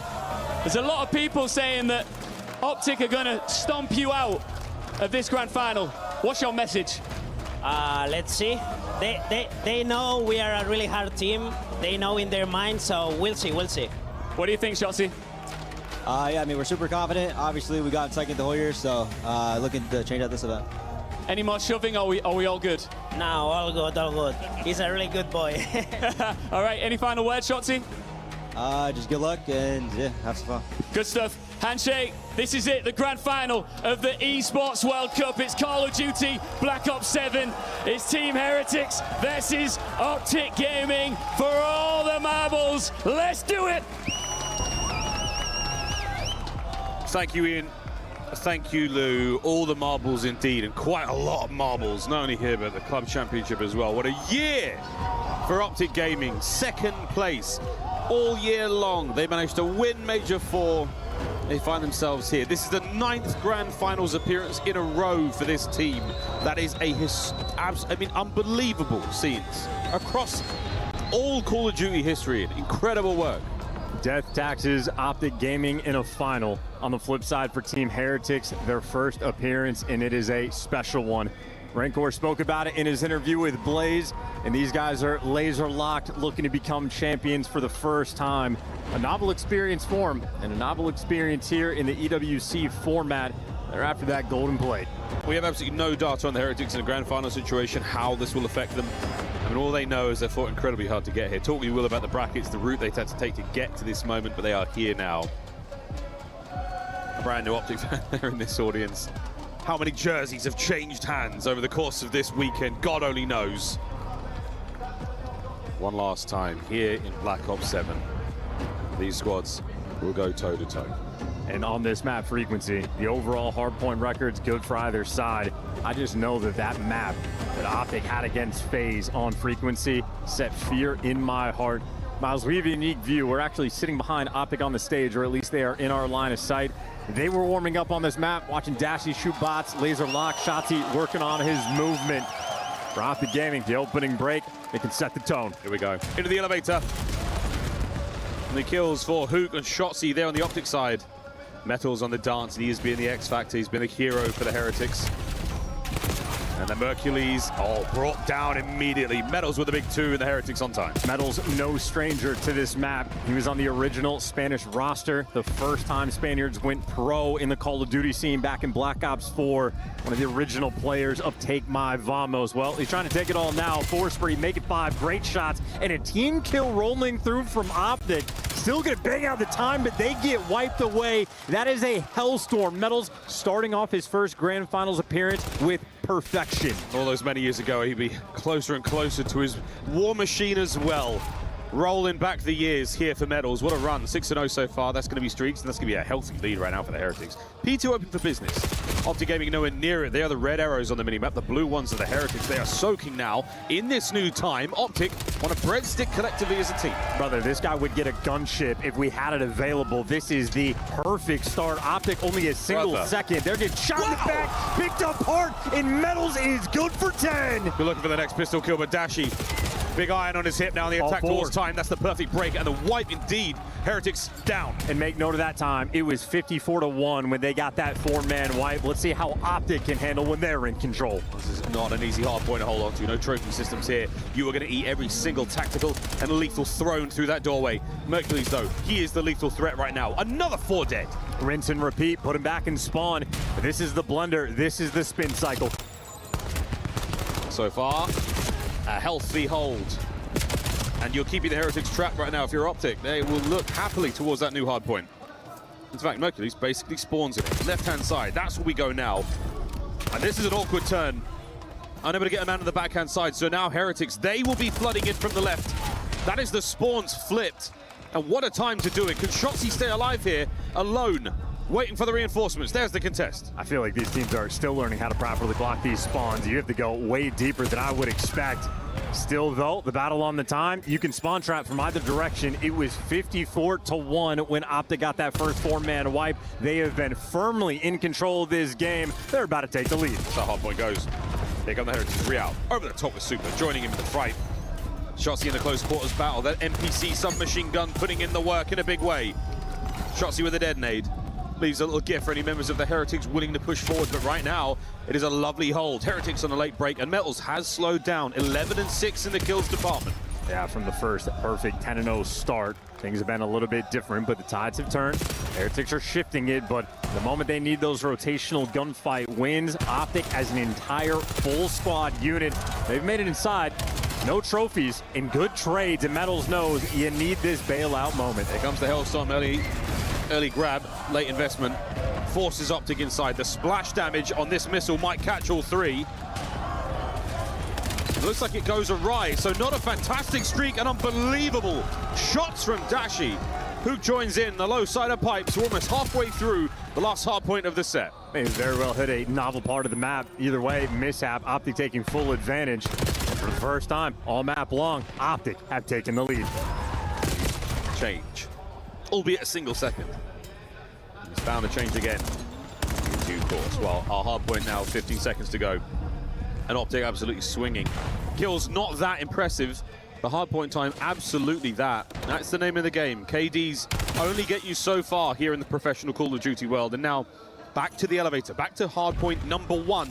This is the second set of hard points here. We play first to 250. Well, Optic hitting it from every angle, but it looks like Heretics have it covered. Mercules last man standing, taking care of business. It is going to be nothing but NPCs swarming around this time. Real spree done. Renkor's going to find himself a couple. But once again, the Heretics, they love this style of hardpoint. This little ring around a Rosie, the bait and switch, that really aggressive Spanish style of COD. Throwing caution to the wind.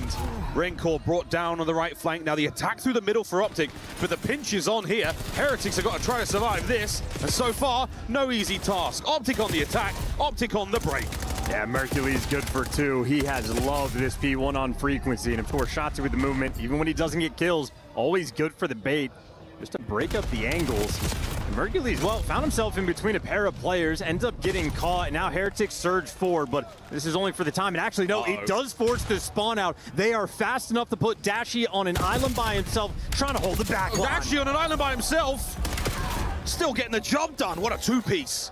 He might have had Wilson there to back him up. That might be the name of his M15. Now, those 2 kills really help. Optic somehow find a way into hardpoint again. Hook on that right flank. Watching out for the nades and the stuns this time around. The trophy system still not ready here for Optic. As the field upgrade they'll be throwing in there that will eat all the projectiles thrown. Helps fortify a position. Essential on a hard point like this. Ooh, don't cast him away. Yeah, that team kill's gonna hurt. Hugas loves some team kills at EWC, and it is gonna be a punishing moment, enough for Heretics to make their way inside. 20 seconds, plenty of time to fight for. Hold it on. 20 seconds is gonna go a long way. We might be seeing the lead change again. Well, there's another nade. Trophy system's very, very close. Low right-hand side of your screen. You'll see that little bar fill up, and as soon as they appear, very, very helpful. Watch for that placement as well. Another 3 dead for the Heretics. Yeah, Optic cover every single exit, and that means those Heretics players spawning all the way across the map. Super thinking about the deep route, but this is a hike and a half to get there. Optic, this is a perfect setup on the mini-map. Shotzi on the chase. Super, well, he's good for 1. Can't get the second, so Shotzi covers him, all the actions in the front. Merc on a run here. Oh, he's flowing around the map like water. Beautiful stuff here. Optic with a wonderful bit of control. Let's go for a fly Saudi, a check-in, and see how they sound. Middle, right? Yo, I'm picking up you. I'm picking up you. Window with you. They're going Stay there down. with you. Window, watch your window. Wait first. He's pop. Okay, let's just contest. He's under plat. Leave window. I'm down. Window top. Leave plat. I'm gonna chop. Close. Plat. I'm down. Plat. Dead. Window, watch out. Window. Letting window. They're both window. I got out you. Window. I think he's still window. Window. Yeah, he is. Window. One shot, guys. Dead. I died up hold. Okay, let's trap our side. Let's. Okay. Play together. I'm going our side. Play together. I'm down to go our side as well. I'm down. It might be in a corner. Close on you. Yeah, he is. He's still pipes. Nothing. I got him on our side. I'm one shot fuck. He's pushing me outer. Outer weak. Outer record. Yeah, other guys in there. Both there. He shot in there. One shot middle. Super. He was in there. Inner really weak ranker. Heard you. One's underground right now. Get in our side. Someone still play mid. Last guy still play mid. Our like to do. Still there. We're half health in there. There's it. Do the trophy. Outer just stand. He scanned that time. One's out. Our side pipes. What? Lily's weak inner. I'm trying You probably went back to their side. Or he's going right. Yo, 200 on me. Metal's one. Another one inner. You can hear the stress. This one is going to be a dogfight. Only 15 seconds separating these two teams. 6 players currently standing on this time. First 2 kills go in favor of the Heretics, and that might be enough to give them the pressure. So much so the Heretics, thinking about the rotation, they got the bodies at old, they got Metals inside of new, and where he falls, his teammates trying to pick him up. There's Blue Arrows across the top side of the map. Oh, what a turn. That is an absolute smacking. Dashi picks up the trade. 2 hardpoint up. 3rd set of hardpoints here on Frequency, a throwback map from Black Ops 4. Already up to 7. Good lord. Time is flying. Time of the hardpoint flying right now for Optic. Lovely stuff here from Dashi, just keeping Rancor at bay. Mercury's on that trade, and the contest is continuing. And both sides of the elevator are cleaned up by the Miracle Maker. And this is worst case scenario for the Heretics, because you are spawning on the wrong side of the map. Mercules gets to be the roaming Slayer. Front lane covered, waiting for the intel on the guys towards mid. He gets to go on the pinch, and he's good for 2. And pay attention to these spawns. It is going to be Heretics again, so far away. Super might soften up the push, but this is still golden time for Optic. It is. The front line now getting ever so close to the hook, and the damage is outrageous. You're happy to take the fights here, but you still want to maintain that right-hand side as Shotzi gives you 3. 22 and 22 overall. Unbelievable. This is devastating. Now you're going to be down. This is the largest lead Optic have had all game, a 40-point margin, and they're fully set up around the new time. You're taking the left lane. Dashy's watching that. You try to bang it out through the front. Optic simply have everything covered. Yeah, here come the trophy. It's going to be an incredibly challenging break. Heretics going to get it done with the guns. No stuns will make their way through unless they do manage to shoot those out. So Merc holding it down, keeping the kills going. 225-ish and climbing. We are very close to the win. Heretics denied entry. Heretics forced away. Mercules finds kill number 30, and we could be looking at a win. Yeah, that should be your game. The way Optic have played this, their resurgence after the first 2 hills on point. The team when they hit flow state, nothing else like it. Heretics, though, that is a nice punch. And if Optic are spawning on the right side, well, Mercules knows the importance of taking these routes and sort of breaking away from this spawn. And Heretics, well, they have an idea, but this might just be the battle for the new time. And Mercules just needs to get away. He's got to keep running. Keep running. Can Optic spawn up? No, they're still on the right-hand side. So Mercules still a man alone behind enemy lines now. Anything he can do to buy time is valuable.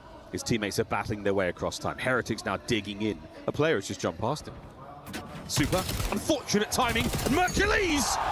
A 2-piece rendezvous on the hard point, and we're looking at a map 1 win. Merc on the back door. What a play! What a life! Map 1. Young man calls game. They bring him into the squad, and he feels like the panacea. And that poisonous spawn, his teammates get daggered. 3 spawning out at the old hill. Well, he makes the bailout play, times it perfectly. He's not just a shooter, kid can think. That really is a heads-up play. The run across map absolutely won his teammates the game there. You are trapped on one side. What does he do? Evades, infiltrates the lines of the Heretics, managing to get there without alerting anyone whatsoever, under the radar the whole journey. And just when you need him the most to give you 2 kills, outrageous work. Mercules, he's given Optic so much over the last few years. An unbelievable addition to the squad. And on the flip side for Metals, that scorching hot 10-0 start, Hellstorm earned. I don't know what the stats are for the finality of it, but I think he might have gone on about a 9-25 run through the stretch. The Hellstorm whiffs, doesn't connect on anybody.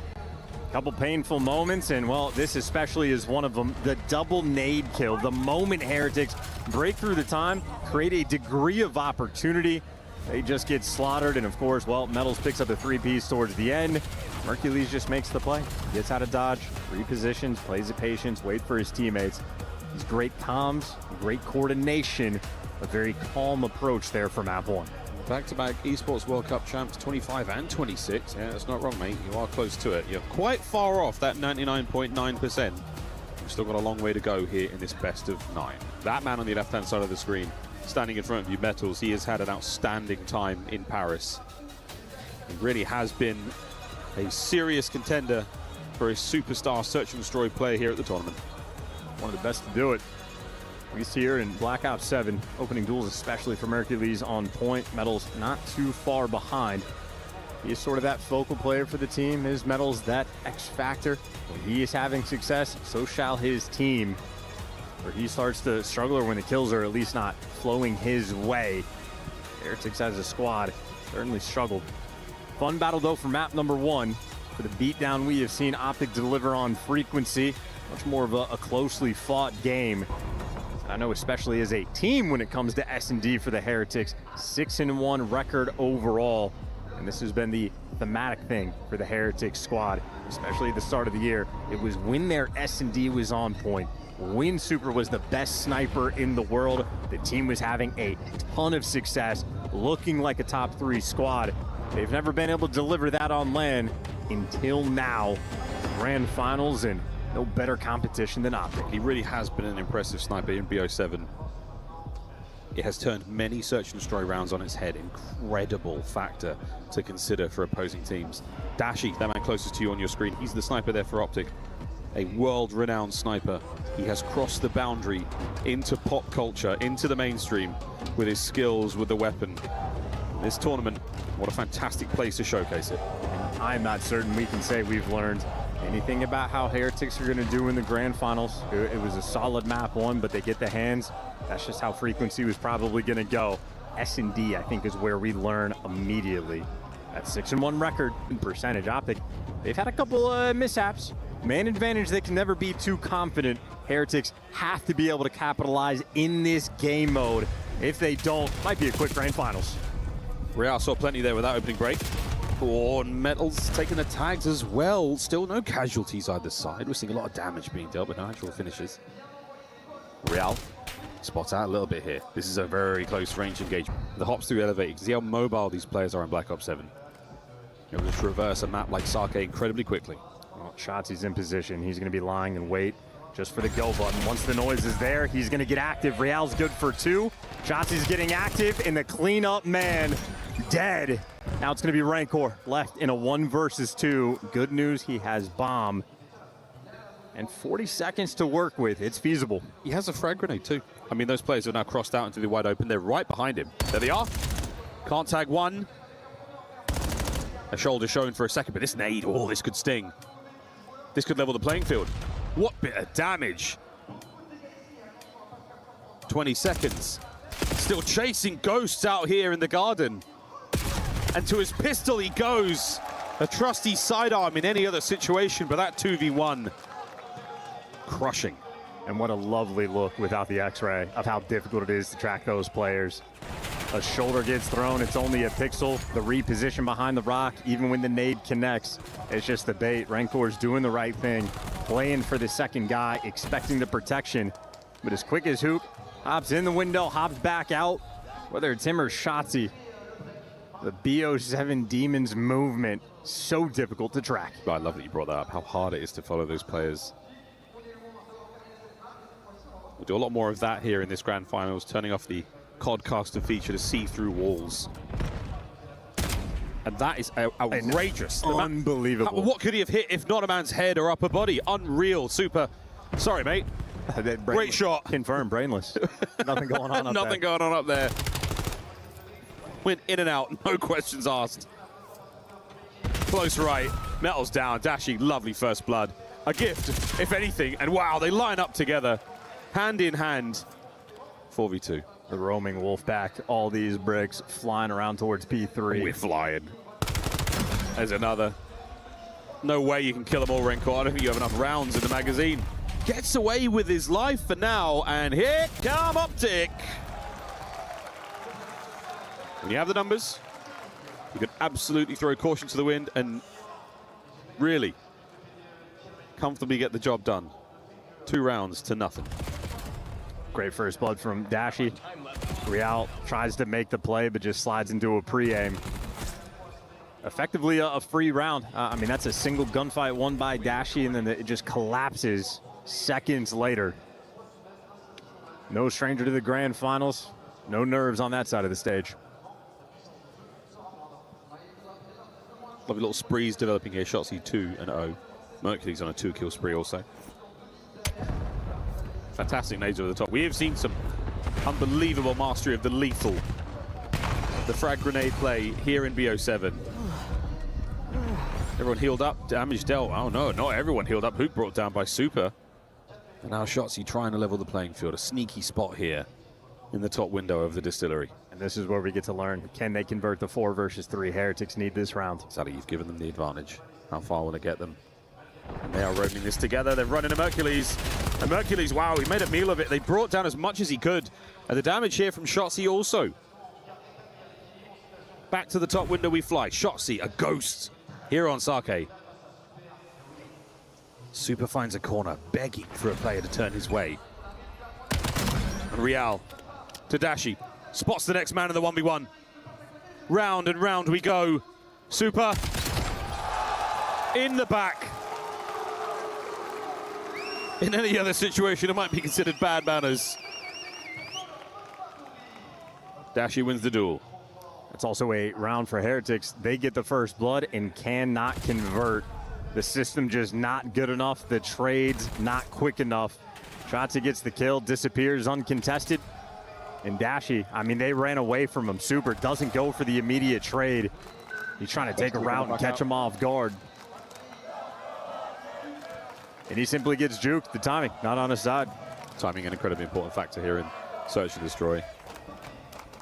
So many ifs, buts, maybe. Shoulda, coulda, woulda, would have missed the snipe. If not for a touch of flinch. Got lovely work from Rancor. Maintaining position by the stairs. Real now by the bomb site. Oh, for the love of all things sacred. A team nade. Not here, not now. B-bomb plant.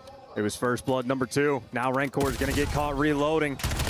They simply do not have it. They are not shooting back. The last man, Metals. Here he is. Not a soul on his screen. He can see nothing. He's surrounded. Optic converge. Another round goes their way. So far, perfect on Sake. Yeah, Super loves those nades. He has had success in this tournament, hitting that exact same spot. Now your teammate's standing there. I mean, back-to-back rounds, Heretics get the first blood, and this one just painful. And just chucks it directly at him. This is Merc harvesting those members of the Heretics in the outer Zen Garden. A frustrating round there for the Heretics. And again, this is going to start to test the resolve. You're only 2 maps in. You start making mistakes like this. They do form a little nest egg in the back of the head. And you get that spot check in the interview with Rancor where he understands how serious this is, how tough of a task. They want to have self-belief, but every round that goes by, it is just going to drain from their eyes. Knife out and gunned down.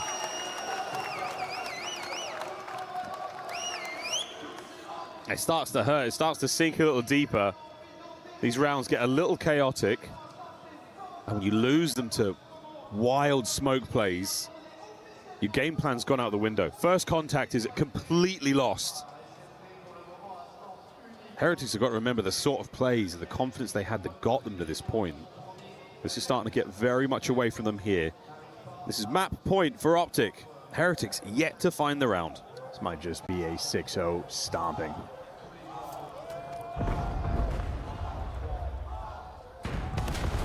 See what we can find here. Heretics, watch those blue arrows. They're trying to take something, but Shotzi is reading this patiently, slowly. Not a whole lot happening here elsewise. They've gone down low. Optic, the second floor. We're hoping for someone to get a little bit curious. Try to find something down low. There we go with Real, the first blood. Bomb plant, down a man in the post-plant position. Metals, his corner pays off, but it's Real again in the feed. Real down, trade's good. This is exactly what you wanted for the Heretics. Hercules in a 1v3, bomb down though. A near impossible task. And that was the missed opportunity. Had to basically get that one to have any hope. And the route is just too distant. Heretics on the board. The fans tried. Try as they might. Heretics too confident there. Bomb successfully defused, the 3v1. As you said, a nearly impossible task. Let's face it, at EWC we have seen many 3v1s. Our pros making the impossible possible, but the odds are still astronomically low. Very true. Well, credit to Real in this round. Gets the first blood. There for the trades for the second guy, but just wins the gunfight clean. That is the efficiency from the Heretics we are accustomed to expect. And a first blood that Metals is gonna have to fight for. Dashy has stood his ground and escapes with his life, but the trap is gonna be set, but not good enough. The smoke causes you problems. And finally, Dashy falls. That's not ideal. Metals fighting forward. Only to an early grave, and this is it. This is the final chance, Super. You have to win the 1v3. If you can recover the bomb and get a plant, that might help you out here, but Optic all over it, all around it. They might give some space here as Super. At this point in time, he is praying for an Optic member to wander into his sights, and it is not going to happen. Here comes the check. They're inside the bottom of the bar. Might be able to grab bomb. The clock's starting to tick here. Can't get it done. Heretics down 2 here in the grand finals.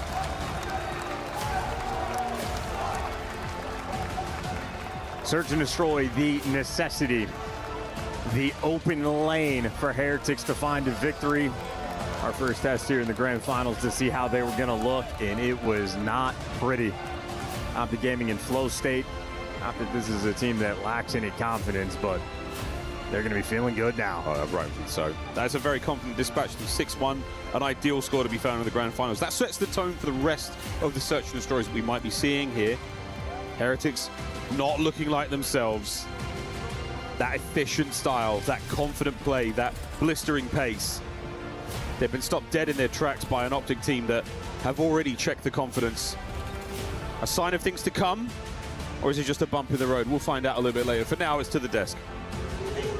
You know, when I first saw the championship whites with the gold accents, I was questioning it. I was like, is that really Optic's colors? They're normally white, black, green for me.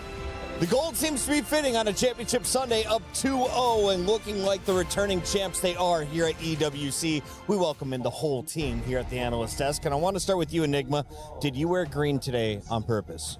I think I joined Nameless on this one. I'm thinking it might be a Falcons and Optic ending. So we very much so tried to fit the vibe, but my God, we're going to be glowing in green very soon, I think. We heard Hydra call a 5-0 Rosalie at the end of the 100 Thieves He third might have place been onto win. something. It's kind of looking like that if it goes to all search and destroy. So let's start there, Nameless, and walk me through the highlights because most of them belong to Optic. A 6-1 finish in game 2. Yeah, Optic are playing phenomenal. And on the map 1, obviously we saw Mercury's pop off, but in this game 2, Heretics made it extremely easy for Optic. They're falling into old bad habits. You see them just a little disjointed. First Blood's obviously heavily on the side of Optic. And, you know, when we saw this, Sake, and we saw it up against 100 Thieves, we knew that Optic have just gotten to another level on this map. 100%. And what's crazy about this map number 2 as well is it's like, yes, Dun S&D is strong for Optic, but they felt this earlier in the weekend. So, like, there was VOD review for Heretics to go and do some brushing up on, but I think you touched on it. I think they just lost a lot of gas under the tank, and you saw the small mistakes, like a teammate coming through. They're not getting their opening picks. They're not playing for each other's trade, which just doesn't feel like the Heretics that we saw earlier this weekend. Optic doing a great job of trading out every kill possible. My question is, what is more impressive? Mercury's getting these kills in front of people or Dashy pistoling them in the back? I think every time I tune into the Dashi pistol, I just lose my mind. That guy may as well just run that as a primary. Obviously, Mercules looks great. Yeah, Dashi's absolutely standing out here in a map that you said earlier they look best when they swing and hit pretty much every single wall. Feels like they feel great on Sake right in the middle of it. All smiles for Shotzi. He knows how close they are. This is a best of 9. It's going to take 3 more wins, but with 2 in the book, all things are pointing to another Optic repeat here at EWC. Allie, let's take a look, though, at our first game because this was our respawn, and if you're a Heretics fan, you're hoping you can keep pace with Optic Gaming. Did they do that here on the newest map, and can they as we go to some familiar faces moving forward? Well, it's painful because the start of this map obviously was Metal was going on a 10 spree, right? And so, like, already we thought, okay, Heretics are warm off the gate. Like, this could be a map they steal away, and that would have been huge because Frequency was looking like a good map for Optic Texas, and fortunately so, that's how the cookie crumbles. Mercules picks up the NPC and just starts frying the Heretics hand. It was the second rotation P1. You saw Mercules, for this guy to be so young, I don't think he played any Frequency way back in the day. Right. Pushes all the way out, goes on like a 4 or 5 streak, and they just extended their lead by so much. You see 40 already in the series. Mercules, man, this guy is an absolute beast. Frequency, a great map back in Black Ops 4, added for EWC, the first time we've seen it at professional competition. 40 kills on the map. He drops a 174 with over 5,000 damage, and this was a blowout win in Hardpoint. It wasn't even close. You got to think he could have passed the 6K mark. Honestly, he was just absolutely tearing the opponents apart here, but it's the way in which he plays it as well. That late stage slows things down. It feels like he's been around forever at this point, a veteran player in the moment, shot things out with a 3. Really nice mace. Great work from him on the Frequency, but also, remember, he wasn't around when this map was there yet. He's playing it fundamentally so well despite its new addition. Now, Optic played against 100 Thieves on Scar and Overload. How did that go earlier today? Oh, listen, that map was a statement yesterday we saw versus FaZe. Like this, in the Scar Overload and Overload in general, Optic are just going to have a massive advantage up against these guys. The one thing that I want to see different here, we didn't spend too much time talking about Heretics, so let me hit it. Rencor has to play for the team, bro. This guy was playing alone in the search multiple rounds, not playing for the win in the clutch. We saw it in the last couple of series. They were 11-3 map count coming into this. They were playing as a unit. They're falling back into old bad habits. If we don't see that early in this map, I fear it's a 5-0. Keep your eyes on Rancor. Keep your eyes on Heretics. If they want hopes of staying alive in the grand final, you need a win in the next 2. We send it back over to the caster desk for game number 3. Thank you very much, team. Almost ready to run to our 3rd map of this grand finals, Overload. Brand new mode here in Black Ops 7, and it has treated us very well. We have had a ton of fun with this one. Thanks to our friends at Treyarch for putting it all together and supporting it throughout the year. So now, Optic, really good at it, Chance. Pretty good indeed. I'm scared. Why? For the Heretics. Yeah? Why? I'm not scared for the Hate Watchers. Oh. The Hate Watchers are going to be having a fantastic time. Yeah? Enjoy. It's decent hours over in the States. It really is, actually. Yeah. 10 p.m. here in Paris. This late night in Paris. Treating Optic Gaming well so far. That doesn't mean it can't change. We saw a reverse sweep in the 3rd place matchup between the Falcons and 100 Thieves. Now for Team Heretics. Time to dig deep, fellas. Your Overload game has not been bad at all. Optics statistically better, but Heretics statistically better at search and destroy. And how did that go, Chance? Yeah, 6-1 if you've just joined us. And that's what we're playing for, a mountain of money. And that incredible trophy, Optic, it will be their 2nd back-to-back if they can do it. For the Heretics, their first trophy in the Call of Duty world. At this level, what a thing to do. Yeah, we're going for Ghostals here. Keep in mind for Optic, they're actually one of the better teams at denying the device control for the other squad. So even though they have lower scoring games, it's really about their opponent scoring much, much less. And of course, Optic on this map, when they hit the flow state, I mean, clearly they are perfect at this map. Scar Overload, here we go. 2 5-minute halves.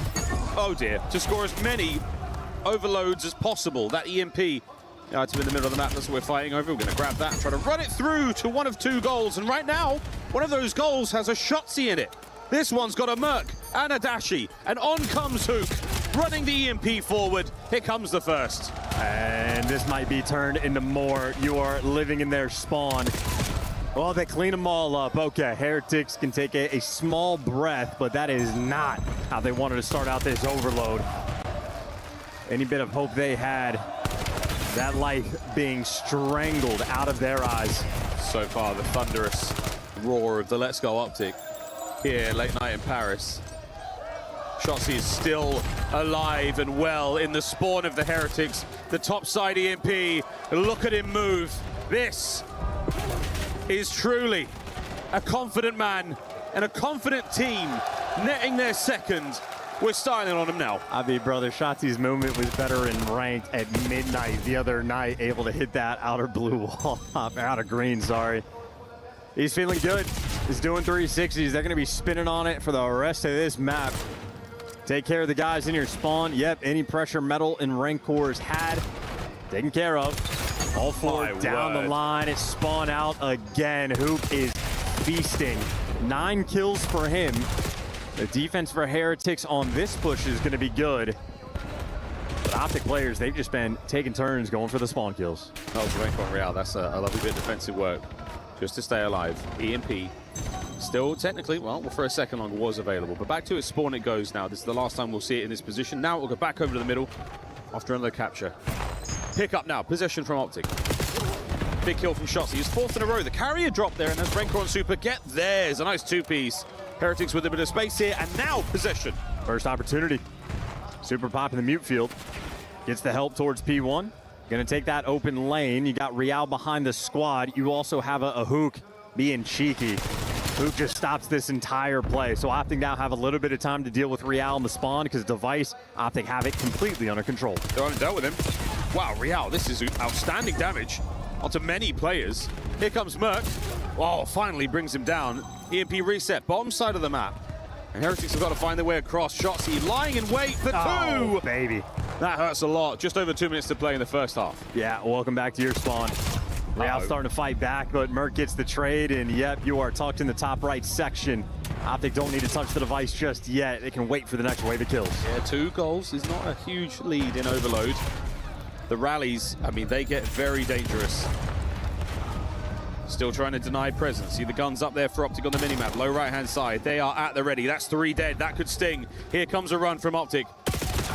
Looking for the last man alive on the defensive side. It's going to be Rancor, and he's managed to walk away with a pair. A brace of kills. Mercules trying to make a sneak play, and he was close, but no cigar. It's a great play from Rancor. There to give you 3. That's going to be the sort of pressure gates opening.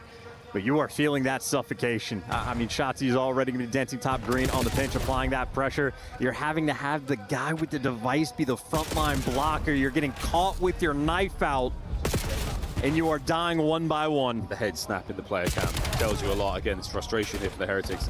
They know what they want to do, but they've been denying every single possible corner. So many roadblocks, so many bumps. They are struggling to make any kind of ground here. Metals, just a lovely kill.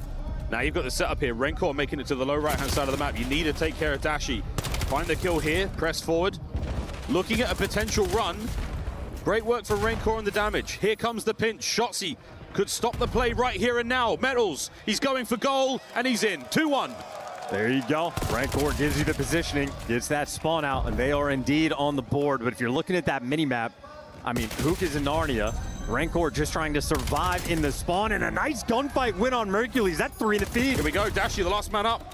That could be a possible goal as well. Oh, we found the equalizer we have with 20 seconds on the half. Unbelievable work from the Heretics. They're alive and well. It's a 5 spree for Rancor inside spawn. Real now with the damage way downtown. Rancor finds his 6th, looking for number 7.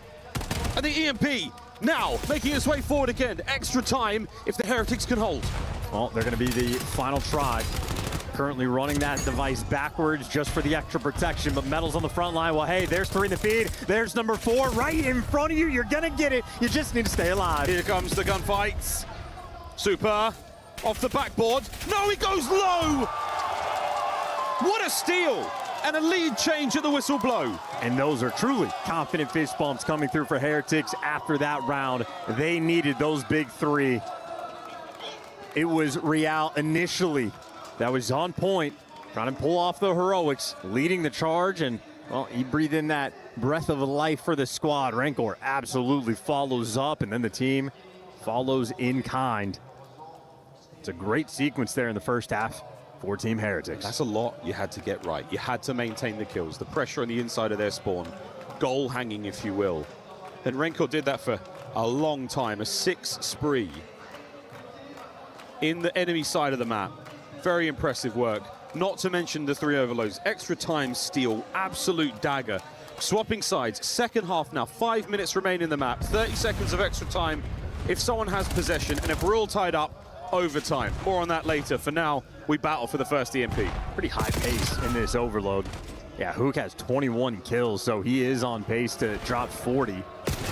Yeah, Optic are just flying forward, but they're going to get punished for it. A couple trades roll through. Device making it out, but Rancor tries to take the gunfight. Trading out the one-shot kills is super. He's hitting the go button. He's hitting the go button. Real with fantastic shots for the NPC. And there we go. Number 4 is in.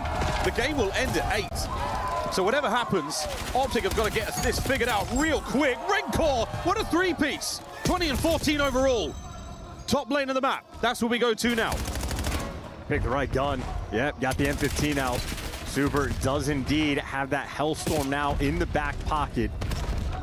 And they're trying to play for control. They need the kills. You had Metals trying to take a route. Dashy's going to back them down. Heretics, they're going to have to play this through the front. Kills are what you want. You've still got that Hellstorm to play with for Super. And it takes quite a lot of time to get this one done. 6 seconds to call it in. Heretics trying to hold on for dear life, and what do you know? There it goes. Optic get it across the line. It's 4-3. That's a miss. Shotzzy in your spawn. Going to be around blue. Able to get the first. It's going to be number 4 on the chase, and well, the movement, he tries to disappear. There's everybody there to try to slow him down. Heretics now on the fan out across the map. Full wind in their sails, desperately now, trying not to lose the lead. Let's go for a fly Saudi listening. Puxa marque, no te apagues. Antena detrás tuya. Está en marque. Puede estar el Sofi. Estoy mirando el pinch. El pinch está muerto. El otro se pone y está en marque. El pinch está ahí, va. Muy tocado en antena. Muy tocado. Baja, hago una triple y tapoteo la racha, ¿vale? Márquese por la... Esto que me va a falta pintura. Buena. Pintura está, vas a posar la tuya. Hay uno medio, ven con la típica. Pues veo racha, pilla el pinche y la bola. Está la bola también, Si podéis. Dip izquierda, tengo 2. Tres verdes. Me estaba para el liner, bro. Vale, aguantar. Voy a pinchar el rollo. Otra, dip izquierda y uno. Dip izquierda para fuego ahí. Tengo la market. Vale, si quieres. Verde, muerto. Bueno, he metido otra dip izquierda. Falta otra. Me puse a la izquierda. Me puse a la izquierda. A lo mejor en con juego. Corre. Es bola. Dos info. Well, despite the cataclysmic team kill we saw with the Hellstorm, Heretics still running Scar. They are flying on this map. Real, he's already good for 30. Rancor going to be looking to join him, and that device, it is oh so close. Super, well, he knows he needs to play keep away. Wins the gunfight, trades out the one-shot kill. I think Optic defensively on this push have done enough. But Real is the nightmare living top green. Super has another Hellstorm. He's calling it in right now. Unbelievable. What a run he's had. 17 and 17. He's got himself a hat trick of overloads. And this time round, oh, he's done it again. He's managed to trade out another team kill. 3 with the streaks. I mean, they are incredibly dangerous. It's a Hellstorm missile after all. Optic now, a minute 15. This is not out of reach. And if they're speedy enough, they might be able to leave Super out of the picture. Oh, well, wow. There's the nade you're looking for. Kills the play. Stick that in your pipe and smoke it. Super for 2. Top lane has been bust wide open. He's the front man right now. Shotzzy of top tank, trying to keep him at bay. The run is still on. Kills are good here for Optic, but Rancor's out. No, stopped on the goal. Oh my, I've never seen that before. That is wild. We've never seen that before, ever. Right until the last event of the year. Incredible. Mercules now trying to find this something, and it's gone through. No kill. It's 5-4. 40 seconds to play. This is still doable. Oh no, this would be a tragedy. You have 3 players on Optic in the spawn. The device gets reset inside of the portal, and now in the span of 20 seconds, Optic looking like they're going to pull this off. This is the rally. This is the rally, and it's Hook. Kyler Garland can't get any further. Optic still with the numbers. Dashy's desperately trying to keep the run going. A pickup and a run now from the Heretics, dropped immediately to their knees. Dashy now on the fight forward. 15 seconds to go. Rancor can't stop it. Tie game. 10 seconds to play. Well, one more device pick. Yeah, Murky, he does not have his teammates. Wants to hide. The stun is going to miss. They are going to check it. They have the device. Heretics get the regulation draw. Maybe a nade came from over top. Unreal that it ends like that. And you go from the reset. Rancor was inside of the portal. Now, there's a verticality to it. You can be above the portal, but there's a certain threshold, maybe 6-7 feet off the ground. Either way, for the reset, we've never seen it in Optic. They were able to turn that into 2. That's unbelievable. The rally, a brace of goals brought together that quickly. What a war. Now, we go to overtime. We'll swap sides once again. It's not quite a golden goal. You capture your first point. You set the time that the team has to beat in the next half. 5 minutes to get something done. Dashi's Hellstorm could prove essential. I believe Super's called in his as well, so we don't have any more for the Heretics. Here we go, though. Quite the onslaught already. Heretics have taken a huge amount of space. Who has to stay alive? He's down. This is massive. Vamos the Heretics. They have the space to work with. At an early time, it's been set. Heretics have set the time that Optic now have to beat. That's the damn near record. That is a massive kill on Hook inside a shop. He was absolutely playing to wait for the device to get picked up, swing out, and stop it. That is heads-up gameplay in OT. Now that is exactly the style of play we expect from the Heretics. Ruthlessly efficient. That was so precise, so fast. I mean, they killed Optic once and made the most of it. Optic now have to do the near impossible. And of course for Heretics, you could just play around this so well. Spread the map, get the credit corners, make sure the nades just land on the device. That is your entire focus point. Just do not let them touch. 23 seconds. The clock is already ticking. Can you even get near it? A grab down from Shotzi. The kills on the top side of the map looking okay for now, but okay is not going to get far enough. Rancor's found them to the pistol. Everything he could possibly do to try this, and it's down. Final few. No extra time. Heretics win the map. They're on the board, Miles. We might just have ourselves a series. I was counting them out in the overload, and what a run they go on. It was devastation in the final half. But maybe that's the situation. Ball don't lie. OT, 23-second capture. Record-setting pace they just go on to get that conversion. The final score overload we see, and we're still learning new things. What a mode. This is incredible. A bit of a stinger there from Optic. Wow, what a comeback just to force the overtime. But wow, Heretics bringing their A game there on Scar Overload. The last time we will get to see that in the Black Ops 7 season, and my gosh, what a memorable one that was. 23 seconds, really, we will be looking back at that as the time to beat. Heroics got us there, but at the end of the day, pure magic. And that Spanish play just to close it all out. Well, Heretics on the board now. Might just have ourselves a game. And you got all the flavor you want for the Heretics there. All 4 players making plays as they do. Electric stuff. Well, we'll take a quick break and we'll check in with Ian, who seems to be down on the stage. Miles, a chance, you're right. I think we might have a game on our hands. I have got the Optic fans next to me. On the other side, we've got the Heretics fans. Let's see who's loudest. Optics fans, make some noise! I know we got a COD legend in Blaze standing by with the Heretics fans. Blaze, how you looking? I mean, that was okay over there, Ian, but I think the Heretics fans can do better than that. You guys, right? Where my fans at? Boy, try again, Ian, try again. What you got over there? All right, let's try some trash talk. What do you guys want to say to Heretics?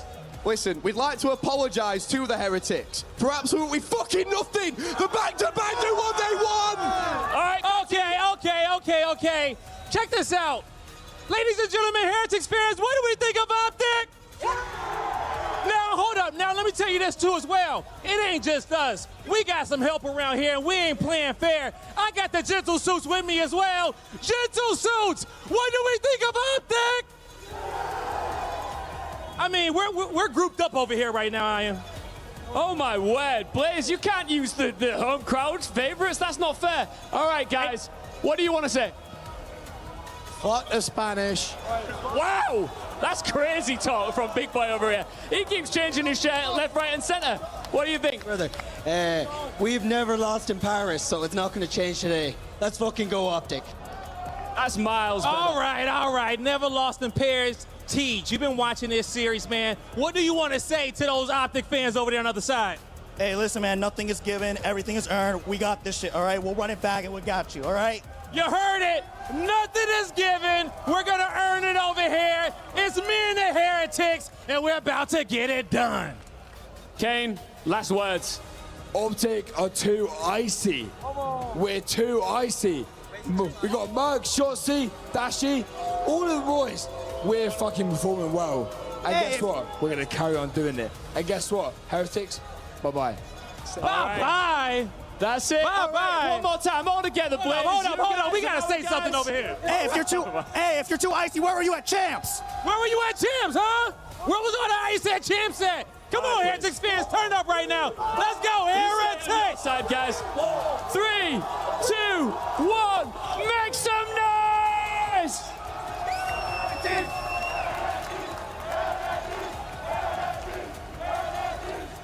I'm impressed. I am very impressed by the amount of energy that everyone's got this late into the night. Terribly impressed. The noise is being made by our fans. Everyone's having themselves a time. I was impressed by Heretics' gameplay. I mean, you had him down 2-0 on the map, down 2-0 in the series. Real starts popping off, making the kills, dragging his team to it. Rancor then picks it up for the follow-up sequence. Super then goes on to get not 1 but 2 Hellstorms. Now he's got some practice in. Maybe we'll team kill a little bit less if he gets any more in the future. And then, of course, that final play in the OT. Metal's doing what he does best, making the heads-up play. Boop was there like a funnel web spider, setting the trap to play off the device. He reads them inside of the shop. All 4 players shooting on all cylinders now. We got ourselves a game. Don't put your shoes on just yet, folks. We're staying on Scar for the next map. Back over to Hardpoint we go in our grand finals here at the Esports World Cup 2026. Still on a run here tonight. Optic have shown more than their worth here on this map. Heretics not too far behind them. Let's see what they're made of now. Opening salvo, Dashi, first blood. He's had quite a few first bloods in the respawns in this series. Good for it on Scar, the ARs. Love this map. Certainly one of my favorites. This and then the absolute golden maps. Love them. BO7 treated some fantastic additions to the Call of Duty competitive map pool that we will look fondly back on through the years to come. Rancor and Metals that find their kills. Real yet to get himself on the board, but at this point in time, the dance is on. That's an unfortunate 3 down incredibly quickly together. Final 15 seconds of this first hard point of P1, and we will see how this one ticks over. Right now, Optic soaking as much as they possibly can. See how pruny they can get on the approach towards the second. That's the low left-hand side of the minimap. That was a strong start for Mercules, and so it shall be a strong start for Optic. 20-second lead in towards the new time. There's no trophies on this hill just yet. Rancor, you see him getting stunned, you see him getting tattered and tagged up and traded. A pinch here from Real, cleans up the one-shot kill, and Merc up top is gonna do the little dance, and he cannot survive. Real was good for 2. Heretics are in. Oh, look at this, Real. Super, he dancing around, staying alive as long as he possibly can. The M15 back at it. The assault rifle here in BO7. Ideal damage dealer at range here in the respawn modes. And this is the setup. The coverage from Metals over the left-hand shoulder there of Real. You see how important it is for him to stay alive. Make sure that the hard point time's still ticking away in favor of the Heretics. And now the lead is theirs. Oh, they're losing bodies though. Super's hit good for 1, but yeah, if you lose it on the pinch, Real versus the world, and he gets overwhelmed. Optic, it took a little bit of time to orchestrate. They get the break, and that'll be all tied up going to the new time. And on the sequence, Mercules gets the first blood on Super, who I think has time to respawn and be back in the fight. And it looks like Heretics doing a good job playing keep away. Here on Scar, this next hard point was 3rd here in our set. This one always seems to be a long run. Want to get there first, you want to set up early. That playing a really powerful piece of cover to work with. As long as you can identify the spawns and where the attack's coming from, you can absolutely milk this hard point for everything it's worth.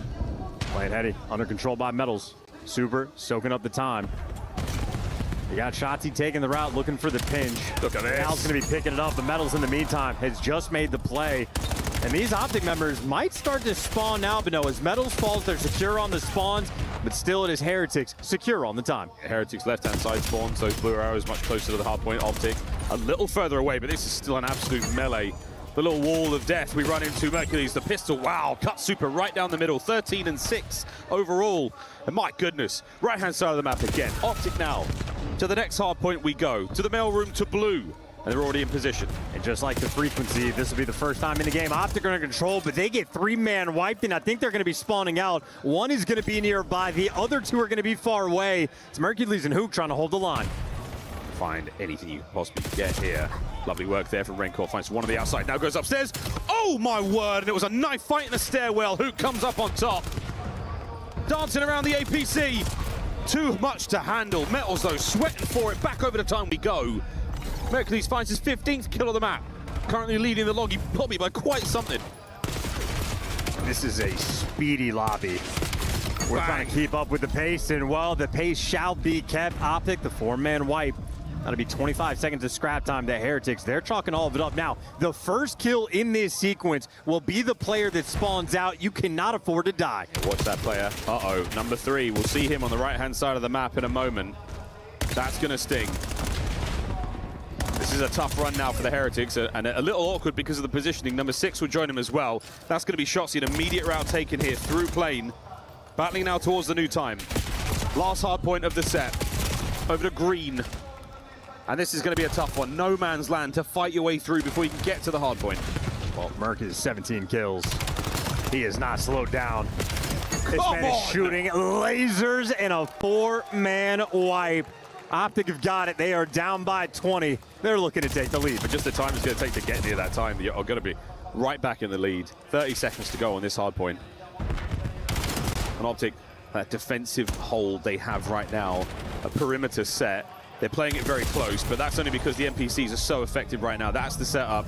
Get those kills. Lead change on the cards. Here we go. Lovely nade work there by Dashi, but over the top, Real stops it. So no lead change yet, technically. And Real has managed to become quite the issue here. Mercules finds his 20th. Shotzzy to the other side of the map. The spree gone as well. So all over the map. Absolute action. And for Real, that's a 15-point play in that he strips away a little bit of time from Optic, gives a little bit of time to himself. So a solo play that is very valuable. Now on this rotation, number 5, Hook's going to go through the middle cut, and he gets the guy off at time. So Heretics a little bit scattered, leaving things open on the map, and Optic, they punish them immediately. Ooh. Gunfights feeling a lot faster than they are usually right now. Wicked work from Rencor. Back over to P1. Next set of hard points upon us. Not a tremendous amount of separation for both of our squads. The only man really fighting tooth and nail, Mercules, standing shoulders above the others. For him, this is just gamer hours. The later into the night it goes, I think he will just level up and level up more. Mercules, the man of many nicknames, the Miracle Maker, the Messiah, the microphone manhandler here at EWC. And he's got those mitts on the hard point. The man with unreal grip strength, and well, for Shotzzy, just going to be the man, the route taker on the pinch. He's good for a distraction and maybe for some spawn kills. You got the man on the trash can, and Shotzzy does not spot it out, so this has been a good hold so far for Heretics. They have retaken the lead, and by the looks of it, they're going to be able to hold on. This is as good as it can get. Hang on, lads. A sneaky Hook upstairs. Oh, he pops into the action, finds 2. That is wonderful work. Rencor, one of the assault rifles here. Ouch, for the Heretics. Trying to hold on, but again, it's the sub-machine gun players who fight their way forward. They get right in that sweet kill box. Getting the job done again. Optic with a late change of hands here. Merc on time, and he is soaking away. 1:14 plus to his name. Well, Heretics overwhelmed, so the final 10 seconds they're going to take have a fragmented lead going into the new time. Optic, though, fully set up. Rancor has words for his teammate, so he's going to shoot him in the back of the head, and welcome to the respawn. A little bit comfortable so far. First 10 seconds go by, virtually uncontested. Super, though, with some nice shots to rip the guy off the plane heady. Between the shots and the nades. Real finds the pinch as well. That's a great break. Yeah, this third hard point so far, not looking fantastic for Optic. They are trailing yet again. Heretics, incredibly close battle. This might be a photo finish towards the end. Now bear in mind, any time that no one is in the hard point, the game clock will tick away. Optic with a clean sweep. That's their time. That's also a clutch trophy. That was the issue for Heretics. They made the break immediately, but the nades punished them. Now that trophy ringing out, keeping him safe on the time. Hook with a nice spot. Super gets a kill before he falls, but I don't know if it'll make a difference on the time. Optic don't quite flip these spawns out, but they soak up a decent chunk, a 20-point lead and a Hellstorm in the back pocket. It's a very handy thing to have. We talked about how important the trophies were on frequency, just as important here on Scar. Optic on the fight through. One man there to deal with in the middle of the map. Rancor, he's gone, so now at full strength. They attack the back. Trade's fantastic. Oh, what a win from Super. He finds 2.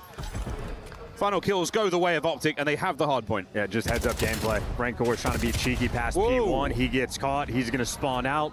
And now the life is just very difficult for the remaining Heretics players.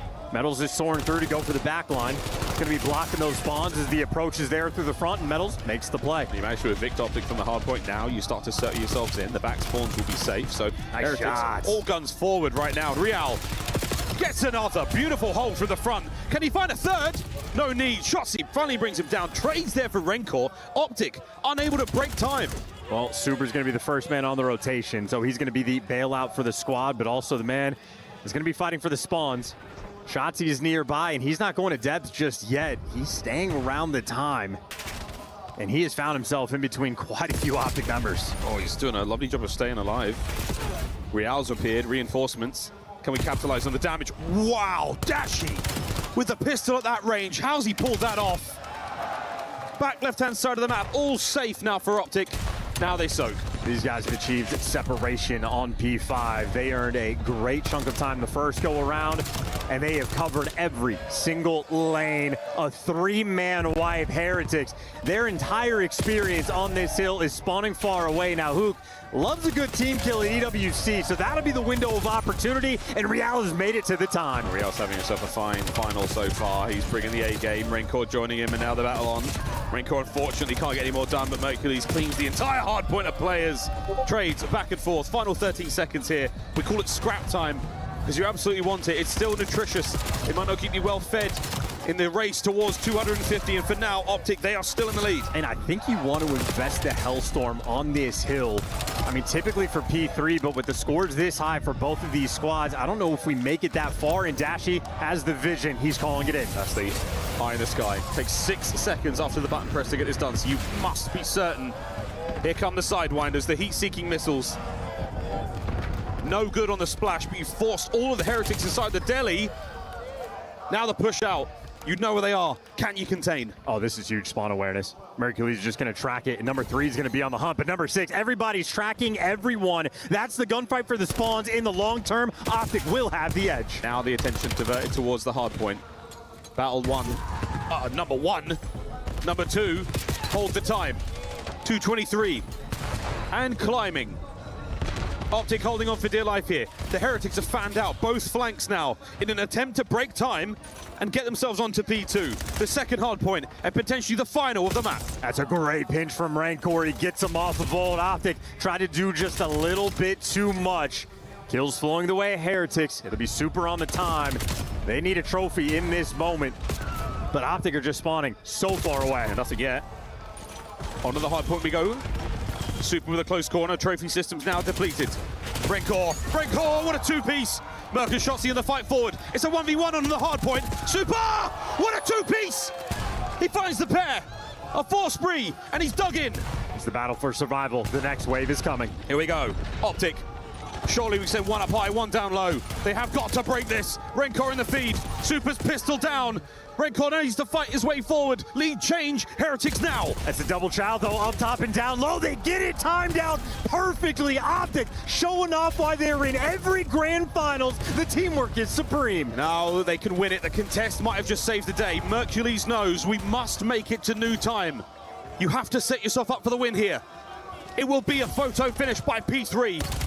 Mercules in first. A 2-piece, no. Another win from Real. A trades out. Medals for 2. They made the game-winning play. That is it right there. It is Hook versus the world, and he's going to get dropped. Heretics, the Vamos is good. They have tied this series up. We've got a good one. Medals, what a play. a game-winning moment towards the end. 2 kills strung together when you needed them more than anything that map. Optic, vamos a la playa, vamos a la Grand Finals, all squared up. And donde está la biblioteca? No, I don't know. They're reading him like a book there towards the end. Metal's always in a spot where he is finding the game-winning plays. It is the heads-up awareness in the overload that allowed them to get that 23-second capture. And it is that big 2-piece towards the end that just plays keep away for the squad. And obviously, again, I mean, it's grand finals. Everybody's having to shoot their guns. Rancor on the pinch on P1 just to sort of kickstart the sequence. They were down, 230 to 205. A very tough fought battle. And sort of an interesting moment on the Hellstorm call. I agree with Dashy doing it from P5. It's a sort of tough sequence, but it is funny for Scar. It always ends on P3. It always ends on P3. So much to cover there, but for now, it's over to the studio. Thank you very much, gentlemen. As we watch the highlights, it reminds me why I hung up the controller 21 years ago, man. Wow, these guys are frying. Mercury's looking stronger as the night goes on, but what a rebound from the Heretics. They had the lead. They lost the lead about 7 times around the 140 mark. Where did they close this one out? You said you're looking at the mini-map. You were worried for them. Yeah, well, Optic started to black out. We're sitting here up on this in the studio. We're watching this game, and we're like, okay, Optic surely have this. Yeah. And you see it's on the P2, all of Optic, while Shotzi's hitting this wide pinch, making a fantastic play. They're just iron, not hitting through the P2. Could have closed out the game and got a bunch of time. But, hey, I could sit here and yap about it, or we could talk to the man himself, Joe DeCease. Welcome into the studio. We just had to bring in 3 beefy security guards to force all of your fans away. Joe, what is it like being here in Paris? Call of Duty in France seems to be hitting a whole nother gear. Yeah, I mean, it's insane. Obviously, you go from our Major 4 to, that was probably the biggest event, at least in CDL history, maybe in COD history. Yes. COD history. COD history. Yeah, it was, upstairs, going up the elevator, seeing all the fans every day just grows more and more. It's insane. COD in France is definitely alive and well, and I'm excited to be a part of it. Were you surprised to see that the Spanish fans have something to cheer about in this grand final? Because we were kind of talking about a 5-0 finish at the first halftime. Now we're 4 games deep, and it's split 2-2. Yeah, I'm definitely a little bit surprised. I knew Miami would make it a little competitive, but that Scar, the hard point right there that we just watched was super typical. The comeback they made, closing it out, it was super icy. That's something you need to, win a finals. And yeah, they're showing it, so. Joe, I want to ask you, we're in a best of 9 right now, right? So now we're all tied up. You've had to play a couple of best of 7s this weekend. Talk to me from the player's perspective. Of course, during our regular season, it's best of 5s. Typically, we start earlier in the day. Talk about just the jet lag. Talk about the length of the series, the pros and cons. How do you survive it? We're struggling to do it just as broadcasters. Yeah, it's definitely obviously hard and long, but it's also exciting, especially for me, I love playing Call of Duty. So playing as many maps as possible is obviously enjoyable. Every map is fun. You just enjoy the experience, Like I said, playing tournament COD is so fun, and having a best of 7 and just prolonging that experience is just great. So. Yeah, Joe, you've played so many matches against the Heretics guys, and they're putting up a great fight here, tying it up at 2-2. Why are they so much better with Real on the team? What does he bring to this roster? Because at times we questioned it throughout the season whether they should have kept Trakes or not. Clearly, the right decision was to get Real. Yeah, I know Real. I team with him, he brings leadership, especially for those guys. He kind of keeps them all in check. Okay. No matter what's happening, he kind of keeps them level-headed and continue to going. And he's a great teammate. That's the best thing about him. He's a great teammate. He's obviously performing, especially when you have those two combined. You can't complain. So you're saying that the people that called him suspicious for maybe playing for himself, all those rumors are false, that he is actually a team player? 100%. Especially when I play with him, he wanted to do nothing more than win. And, like I said, he's a fantastic teammate. I could never complain about that about him. I want to hear about your thoughts on the 2 gunners, though, that we've seen throughout this series. Let's take a look at the numbers. Mercules versus Rancor. Now, I know we've seen a lot of NPC from the guy on the right, but who have you been more impressed by throughout this tournament? Because we're starting to talk MVP awards. Both these names have been brought up at different times. I don't know. Rancor's had some insane clutches. Especially against the G2 series. That 1v3 he had was insane. Obviously, my boy got a 0.5. Yeah, I was about to say, his SME isn't great. He played one search. They got 6-1. What do you want from him, man? I need him to get involved. That's it. That's it. A little bit more in SD, but it's 2-2. I got nothing to say. He turned up and started playing as a unit. Yeah. Well, I feel like we're in a unique situation because we get to ask you, Joe, about it because you have to scrim these guys all the time. So I'm wondering on both ends of it, like, is it consistent that Merc and Rencor do that in scrims as well? Like, are you guys able to be prepared when going into tournaments against them and that type of damage? Or is that something that you notice they just kind of turn on or it gets an extra step when we get on land? I'd say Rencor less for sure. I mean, they've kind of obviously had like their bumps like yeah, throughout they're the ups season, and downs but throughout the season. Mace or Mercules, yeah, 100%. I mean, you know, they've been great throughout the whole season. They've been the most consistent team. I mean, by far the best team all year. And I mean, it scrims is the same thing. That's crazy. No, He's so doing that every day. It's so different. I mean, he's a great player. You know, I know him very well, so I'm just happy to see him perform. We got about 1 bonus minute with you. I just asked production for it. Can we take a look at our maps and modes moving forward? Because we are 4 deep. This is the first best of 9 you are seeing here at EWC, and this is going to be the second search and destroy. How do the Heretics avoid what happened on Sake? Oh, I'm not gonna lie, I'm not too sure. I mean, I like Optics. This event, especially, their SNE has been fantastic. I think that was something they struggled, especially at Champs. I mean, obviously they lost Champs. Put a lot of work in there for sure. 100%. I mean, and you know they're adding Sake into the bag, which I'm pretty sure they didn't really play that much before. And I mean, their SNE this event has been insane. So can I ask you a quick question? Because we're not going to have you for the rest of the show. So I want to ask you about Overload a little bit. We're seeing a lot of high-scoring overloads in this tournament. I feel like it's changed so much. Teams just getting the ball and instantly trying to go score. What's changed with Overload? Why is it like that here at EWC? A lot different from the rest of the year. I think people are just faster now. Like I've seen a lot of caps where people are just like running it even past just like the defense. No matter how the kills are. I mean, you know, being aggressive with the ball makes the defense tweak. They have to now worry about the ball and worry less about his teammates around him. So it kind of just, I don't know. People are just like better at being aggressive with it. I feel like this exactly. event.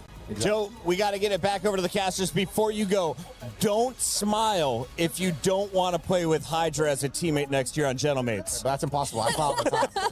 That's just impossible. That show deceives. He's always smiling. Trick question. Suck it. Let's send it back over to the casters for game number 5. Chris, unconvicted felon Puckett. That's Criminal. Like it's the Criminal double work. negative of doom. Don't smile if you don't want this. You got to do mental gymnastics to crack that code. I mean, truly criminal work out of him, but lovely work there from Joe Deceives. Fantastic insight from a high level. No, he's on koi. You're absolutely right. Sorry, late hours here. A couple more dad jokes. The dad jokes have been on point. Indeed, well, from a father and a daddy now to another map in this series. Mercules has been great. Metals has been great. Yes. All the criticism you may have had through the season of Team Heretics, now they find themselves in a grand final by their own merit. They have fought their way through, and they are here now. And they're tied up. Super Snipes, I believe in here for the S&D. The Sake absolute schmengle-bengle beatdown. Wow. It's too late. This is the French I've learned. We've crossed the Rubicon. There is no going back now. Dashi, his first strike, changed the map forever on that attack. And Mercury's joining him. The trade's on point. And Optic here trying to take control of the backside of the B bomb site. That plant for Hook on the menu. Shotsy smoke just to get him into the bar, and he's safe for now. This guy's so annoying. He's so annoying. If you ever put him and Selim on the same team, I would forfeit every match. I would never play against. What a wonderfully frustrating all-star game that could be. Maybe another time. Super through the middle of the map. Renkor's going to be taking the route on the right. And again, not enough numbers here to effectively make this retake happen. You're going to have to find some extremely clean kills. And that is difficult here in Black Ops 7. When Hook finds corners like that, you have control. And that's not a bad situation to be in. But 20 seconds. Another corner found. Renkor's not going to check it. There's the shot in the back. Optic, strike first. Thought for a second Hook was going to take a victim. Just take the time, clean the glasses. We've done that a few times this series. Take his glass. Yeah, take his glasses off and clean them. I mean, wants to maintain perfect vision. As a glasses wearing fella as well, I can tell you, it certainly helps. Well, this is the position he finds himself in, top bedroom. Great spot. Clean round there from Optic. The first search and destroy, 6-1. So aggressive in the comms. Mason, calm down. He's so loud. Nice place. Zero chill. Zero chill. Massive, massive pressure here from Optic through the middle of the map. They've taken over.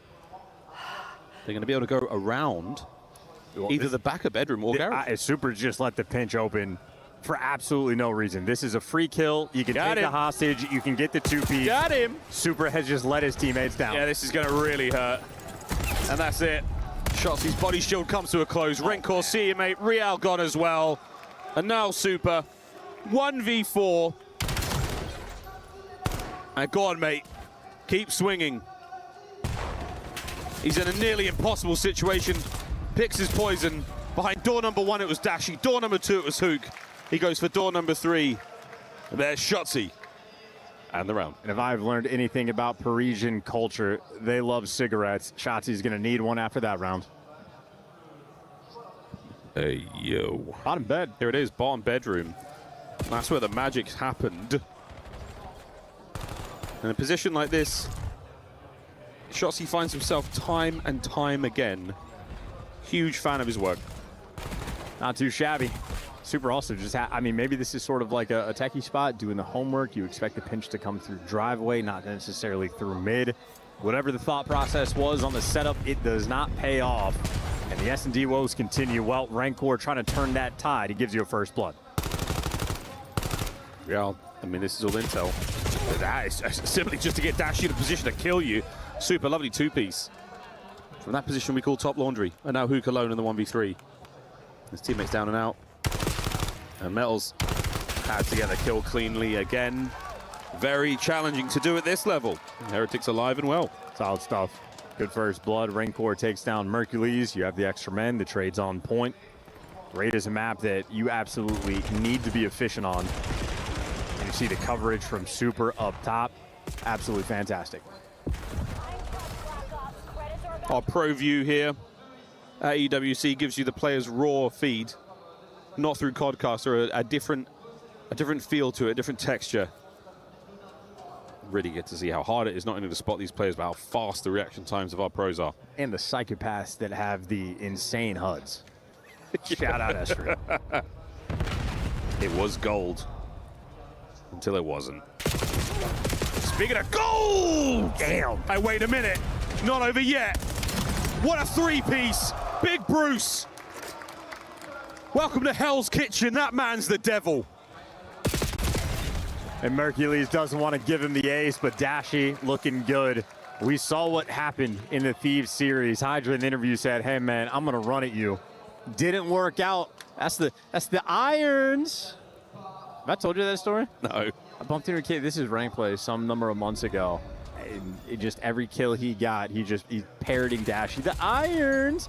And he hard carried me. One of the best players I played with all year. Absolute delight, great vibes. I appreciate the culture Dashi has built. Shout out that guy. Shout out Dashi, 3-1.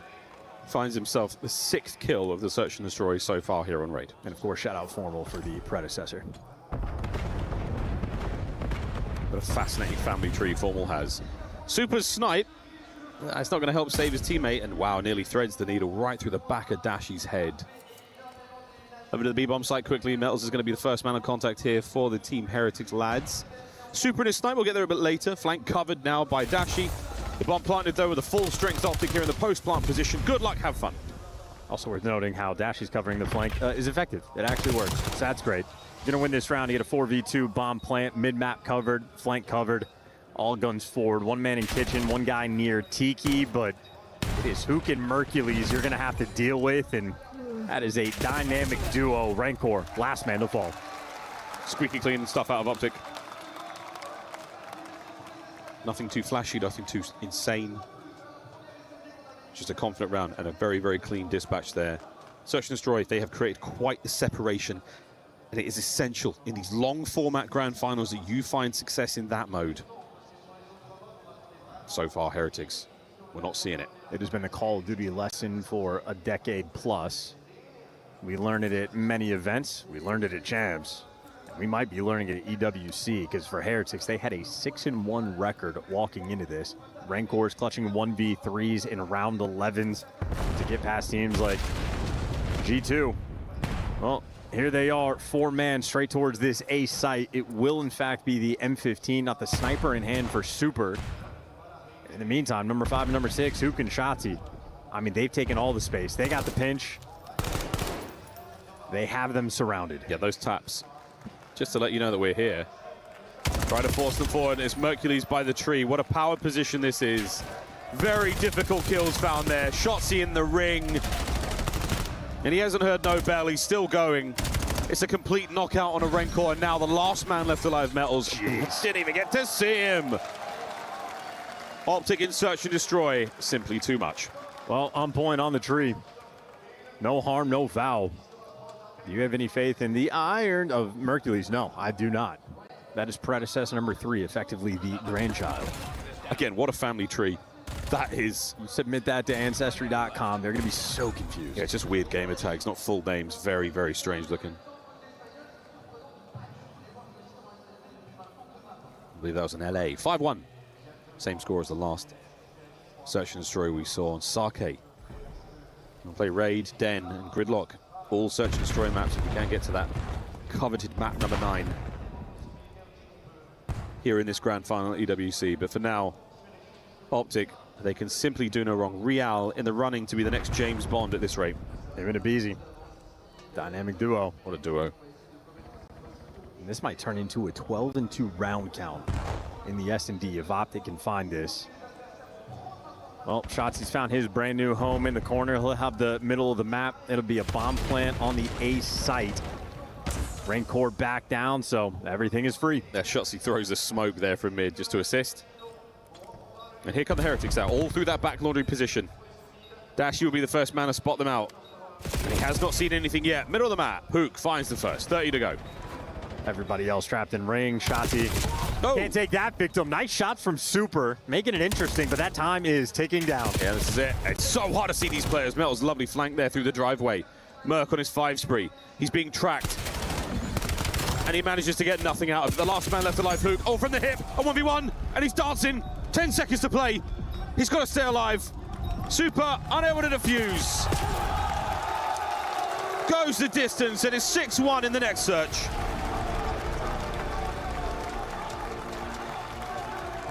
Wild work out of Hook. It is getting windy on the main stage. That is an effective 1v3 clutch there from Hook the Nuke. A fantastic game of search and destroy being played. 12-2 in round count. If the Heretics players were hungry, well, they have a donut to snack on before the next map. Tough scenes. Highlights from this map will mostly be Optic. They certainly had their way with the Heretics again. Search and destroy, a very clear separation. Hard points close, we can take those. It's the respawn modes where the Heretics can find some success, but right now, Optic. In S&D, there is absolutely no separation. Lou, on stage with some fans. Well, boys, I am not exactly on stage. I am in the crowd because we have some important business going here. We have Optic versus Team Heretics, but it has always been about the Gentlemates fans here in Paris. Now it's time for them to make a choice. Left is going to be supporting Optic, right is going to be supporting Heretics. So let's find out who the real fans are. Vous l'avez compris? Gauche Optic, droite Heretics. 1, 2, 3. Wow, wow, wow, wow, wow, wow. Okay, okay. I see how it is. Why Heretics? T'es français, pourquoi tu supportes Heretics? Parce que c'est les... Fuck Optic! I don't need to translate that. Pourquoi tu supportes Heretics, toi? Parce que...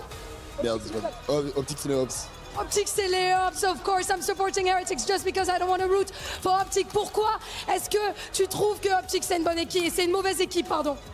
Parce qu'on les aime pas, c'est tout. We just don't like Optic, man. That's starting to look like bullying. Any players in Heretics that you like? T'aimes bien des joueurs d'Heretics? Tu penses qu'ils peuvent gagner? Bien sûr que oui. Bien sûr que oui, of course. Heretics can take the win. Boys, I'm coming to you. You guys are the only one rooting for Optic here. Can you tell me why, as a French fan, would you be rooting for Optic? Pourquoi, en tant que fan français, on soutient Optic? Parce que c'est la meilleure équipe du monde. Ils sont trop forts.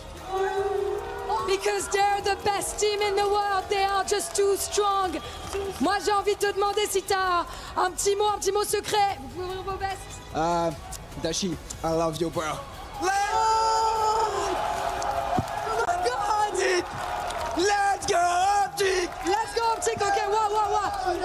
We have another word here. Fuck you, Optic! Fuck Optic! Fuck you, Optic! Fuck you, Optic! Fuck you, Optic! We need to invent some sort of air horn beep button system.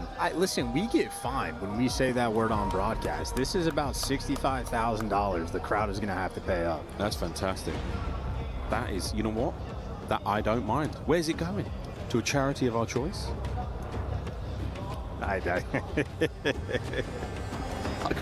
Chat, I don't know why he's giggling, chat. I don't know.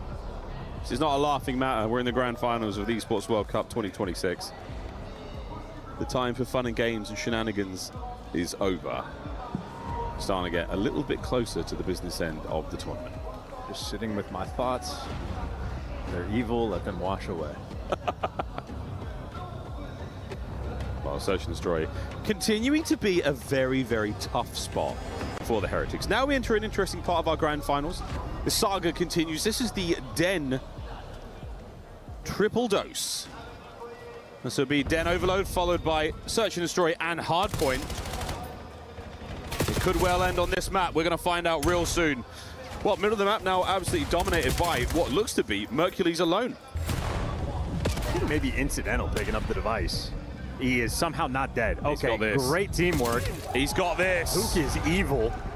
We got some bad men in this lobby. That is every kill going their direction. That is 9-in-1 in slaying count off the rip. Optic setting the tone. Yeah, that's absolutely ideal. Find the corner, guard the goal, and escort that carrier right through it. Mercules here. This is tremendous damage. M15 puts himself in a lovely spot to find those kills. Big Bruce to his trusty Jaeger, to his trusty pistol, and it's still getting the job done. Reinforcements on the way as Big Bruce shooting like somebody killed his dog and stole his car. This is 14-5 in slaying. You have a triple positive KD as a team. That's a lot. Top lane of the map now dominated. For God's sake, Merc, you find that kill. And we're seriously screaming for the three-peat there. Outstanding start thus far from Optic here on the Den Overload. Here comes Real trying to sneak one through. Rancor gets the kill. Trying to find something special here, but there's far too many players to deal with. Runs right into the guns of Optic. I mean, your hesitation kills. As does John Wick, and as does Mercules leading the charge. Okay, he gets taken care of, so Optic gonna have to take this slow. These Heretics players are swarming around Hook. And I think Hook he has an option here. Tries to take it slow and then hits the go button. Just trying to get out of position, slow them down a touch, but this looks to be a goal. We're in 2-1, 3 minutes to play. Beautiful. I mean, just a great job on the Swarm after the fact. I think, you know, Optic really do have a high-risk, high-reward play style. They're always trying to set pace, go for the spawn kills, get pushed up and aggressive. When it hurts, it hurts. When it works, it feels fantastic. They've taken care of Rancor in the spawn. Trying to set up around this new device. Real at 3-7 playing keep away. He's good for one. Keep away only lasts for so long. Shotzzy clearing up the outside of the bottom lane of the map. Now again looking towards that B goal. We found our success earlier. The stun connection is only going to hurt for a moment longer. Optic clear their side of the map out, but Heretics clear their side. So basically back to square one with 2:20 on the clock. Keeping it stable, vying for position. Just going to be taking our time. Going to have to get maybe a three-man wipe in either direction before you can truly make a move. Optic player is going to be falling towards the middle of the map, so Rancor with an opportunity, him and Super to do some damage. Not quite the 3 down you're looking for, but Metal's going to go for it. Go for it indeed. Could be a kill and a capture. No. Hook. Defensive play. Saves it here for Optic, and the counter-attack is on. They've only got one man on the rooftops to deal with for now. Spawners are up, but it's Shotzzy. That's right, going left. Trying to pull those defenders over. Mercules there through the lobby. Makes his side of the map safe, and now with the numbers on the attack forward. It's Dashy's trusty M15 holding the line. Standard overload push you're going to see. Hook there, good for the trade. All about the pinch timing here from Mercules. Doesn't win the gunfight. Rancor takes care of business. And now it's last-ditch effort. We're trying to go in through the window. 1v1 to beat it. And somehow, some way, Optic get it done. Still alive. Watching out for the trophies now. Metals from spawn. You've still got numbers here. Bottom lane. A potential rally is on the cards here. If we get to 4, we end the half prematurely. Super's nade certainly helping. Watching out for the mid here. Oh, this could be a steal. Oh, Real, wait a minute. Oh, wow. He doesn't grab it. They go for the kills. They're going for the kills. Real on the front. He's down. Rencor goes right. Super finds the kill. Got to find the grab here and slide it through. Not going to happen. And Heretics might be able to just get this over the line. No, a fantastic grenade. Kyler Garland, what a save. Heretics, they keep hesitating. It is not ideal. I think they could have gotten it done a few times, and instead, 35 seconds left in the round. Optic looking to get it done. Shotzi going to be watching the bench. Actually, 2 players watching the bench. In the meantime, Hook, I mean, he is just so aggressive on this map. Dragging all the players back, and they win the first 2 gunfights. They win the first 3. This might be it. One more man to deal with on time. Metals is banged up. Trying to fight their way through. The slide is good. Half time. Optic up. And what a strong first half again. I know these boys don't read books, but they read that kill feed. Once that stun grenade team kill rolls through, instant call there from Hercules just to send it home. Knows he has the timing with the other 2 players coming off spawn. It is a delicate balance, but hesitation kills. You cannot misstep for 0.1 seconds at this level. Optic have cleaned up their overload. If in doubt, just send it. Really do. Here in overload. The worst that happens is you drop the EMP that bit closer to the enemy goal. The best thing that happens is you get an overload. You get a score. Throw caution to the wind. Try to find them. That's what Optic have done there, and they are up 4-1 here. 2 for Shotzi, 2 for Hercules. Single for Metals on the other side. Second half, 5 minutes to play. We could be seeing Optic on tournament point. With a lead like this, you can just alter the way you play. If you get the extra kills, it's great. You go for the device, and a team kill is actually going to roll through for Miami. Hook wins a wicked gunfight. It's Hercules that takes him down. The more time you waste, the better. Just play around it and look at the sort of distance on the mini-map. I mean, we're setting up for the B hit in the long term. Who gets that entry kill? 7. Hercules is taking the longest of routes. Taking a long time to get here. Great shots. EMP will stay on top of the rooftops. It will not descend off map and be reset. Shotzi alongside Real. They're cleaned up. Now the Heretics. It's about to reset. They're going to let it reset. Back over to the middle of the map. And again, Rencor in position for that. So happy to let that happen for now. 4 minutes to go. Tough situations. Dashy good for 2. Super. Now has to control the device, but you also have to score. Oh, and we're setting up for the spawn kills. But it's happening. The A zone. Rencor managing to find a pair here. And you have to backpedal quickly. You've got to make something happen. Renkor's going to get a run going. There's an open goal at A. Hook with the back pedal. Perfect nade. Connects. It's enough to stop one man. Dashy picks up the next pair, and the save is good. It is late here in Paris in the Dark Knight, ready for the storm. 4-man wipe, 3 minutes left to play. And there is no pressure on Optic in these moments. And of course, Rencor is in the just wrong corner of the map. His teammates have to slow Optic down. They've really got to slow him down. By that time, that kill absolutely helps. Hook and Shotzi get theirs. Rencor finally picks up Hook and now must fight the spawners. 2 to deal with. Hercules puts him down. 3 minutes to play. And they're just not confident to pick up the device. There's always sort of that extra lane that's going to be opened. You never know about the mid-cut. You never know about the deep route. And, well, you never know how the kills are going to fall. Right now, it is Optic going for the spawner. Shotzi, well, he's in cheeks. And they don't need to touch the device, but the kill's flowing so well that you might as well send it home. 5-1 Optic. That's 2 minutes 30 on the clock, 5-1. It's a hat trick for Mason Ramsey. Hercules gives you another. 21 kills to his name as well. Heretics now the pain train. Destination the B goal, and we are all aboard. Metals leading the charge. Can we find the kill? Super goes up. The pinch is on. Real can't find it. Shotzi for 3. Another save. 2 minutes to go. I mean, Optic are about +14 in the kills column. Metal's good for 2, but just away from the device. The slang from Optic has just been too impressive on this map. Shotzi, another multi-kill. Mastery on the map. All corners covered. Rencor able to find a 2. The possession here for the Heretics, a minute 45. This is so unbelievably challenging for them. Optic spread thin across their defenses now. They get to see the position of the overload carrier every sort of 5 seconds, and that is enough to track him down here. Well, Dashy from his spawn, good for another 2. Big Bruce shutting them down, has the device in hand, and now he gets to show off his pistol shot.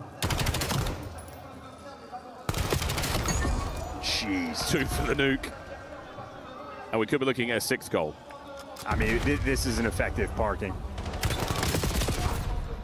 Happy to park it now. Big Bruce doesn't want to backpedal too far. And this is a free goal with a minute to go. Nearly, again, impossible. Will it be denied? Possibly not. 2-5.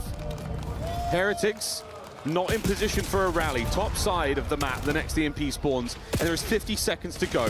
We would have to see the most efficient overload humanly possible. Nah, well, you know, 10 seconds for every single device reset, so already mathematically, because it takes time to run that bad boy home. Similar to what we saw in the, well, maybe overloads of years past. I forgot Heretics actually won the first one. It's Optic dominance. The best in this game mode, absolutely lights out. Here's number 6. Who gets himself 1 on the board. 20 seconds left. EMP will go back to the middle of the map.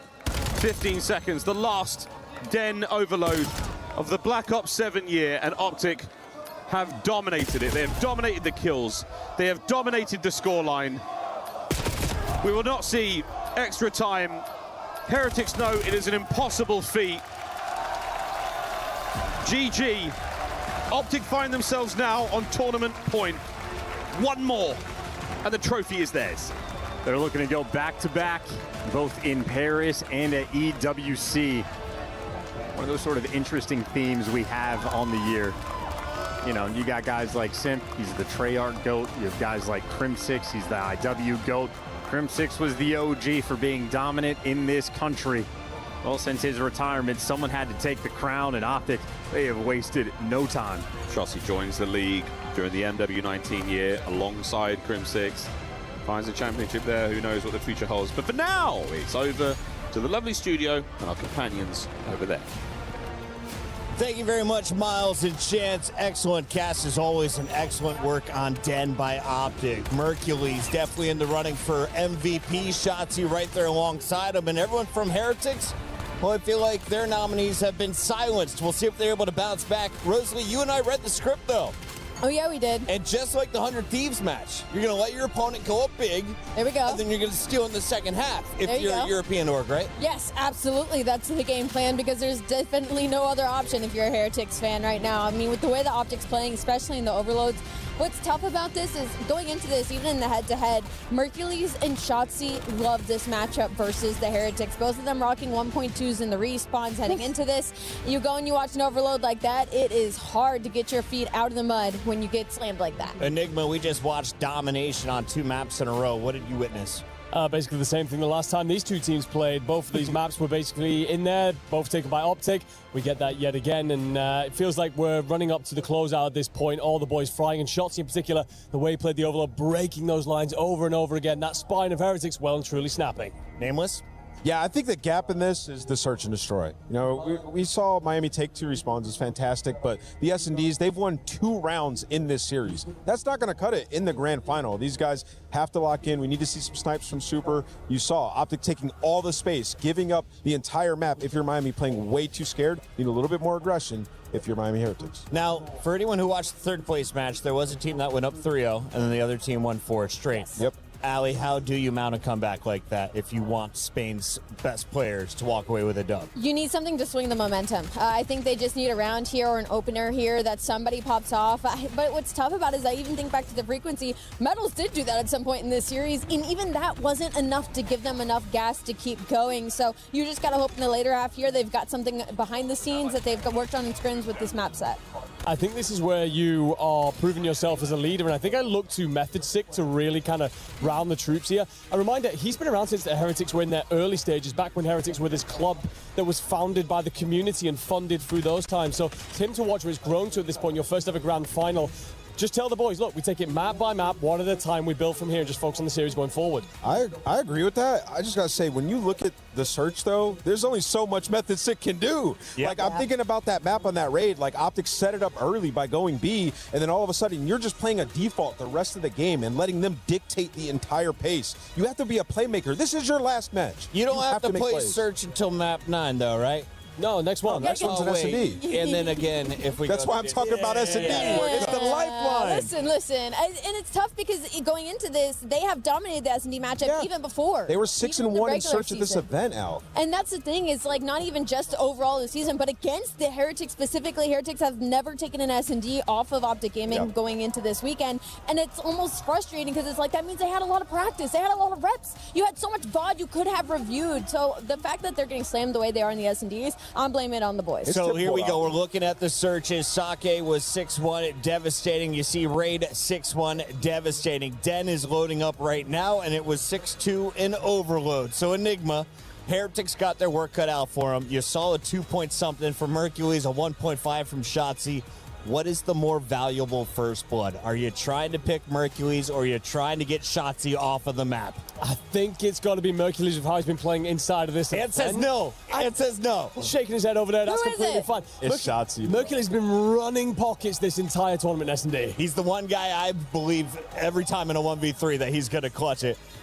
Will he be able to walk away with another W and cement another EWC title for Optic Gaming, or will the Heretics force us deeper in this matchup? Rosalie, final thoughts before we get back into this match. I'm hoping to get something special here out of the medals that we saw all weekend, as well as from Rencor, because personally, if we're going to go this late and make it this far, let's just go all the way. It's time to get into the game. On the mic for at least one more time, we got Miles Ross and Ian Chalmers Ashworth, a.k.a. Chance Ashworth. You got a new name, Chance. He loves going government. It's not even close to the right. Well, that's probably a good thing. So, I'm glad he said Ian, not I. My middle name is The. No one actually knows that. No one's ever asked, but it's my The Ross. That's my full name. That's the full government. Did you know that? Yes, in quotation. Yeah, exactly. I've made this joke many times. So many people get it wrong.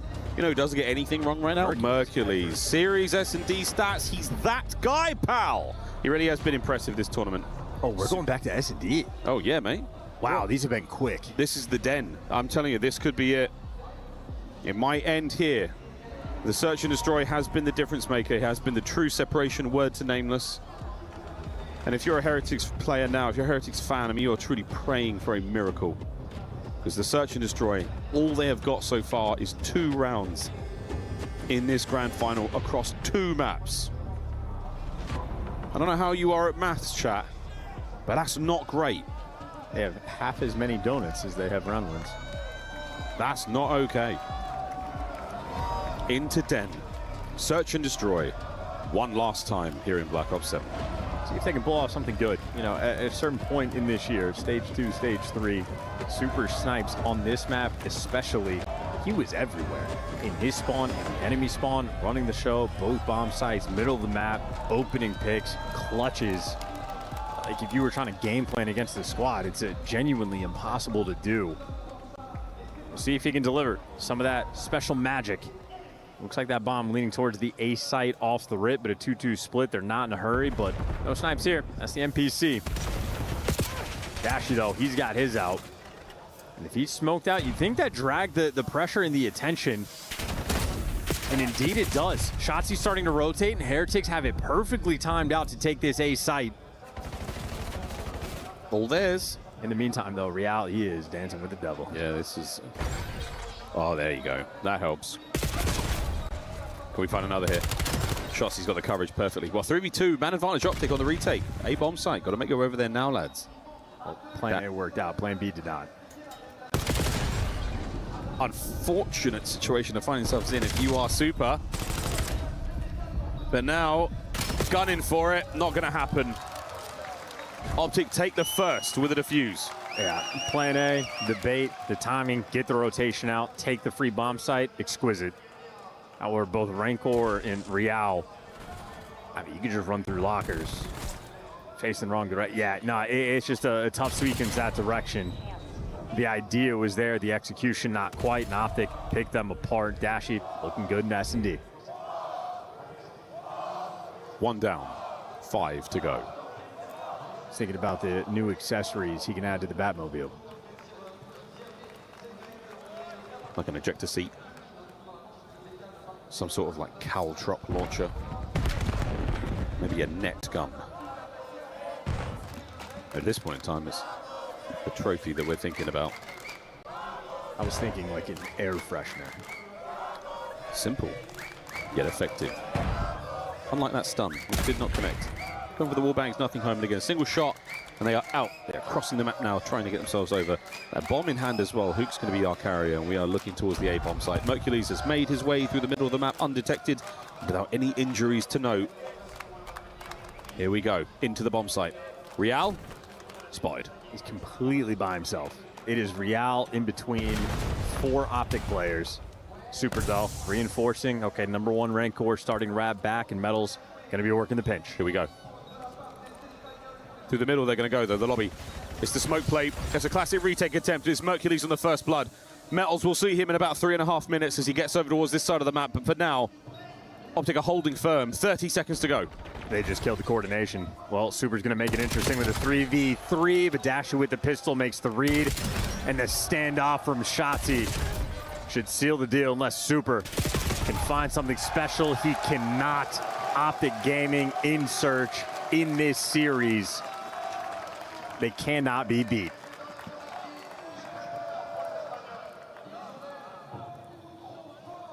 Coach Lucky has a very, very short window now to impart as much wisdom as he possibly can to the boys before the round starts. That's how we do it here at EWC. What could he possibly tell them that they don't already know, they've already heard, they've already thought about? And they're still suffering so much at the hands of Optic here in search. And Optic, of course, they're just moving like butter. Not often. I mean, the Champ's Curse is a very real thing. The team is stuck together, and they're trying to beat it. And then we're looking for our first hit. Real, spotted out across the way.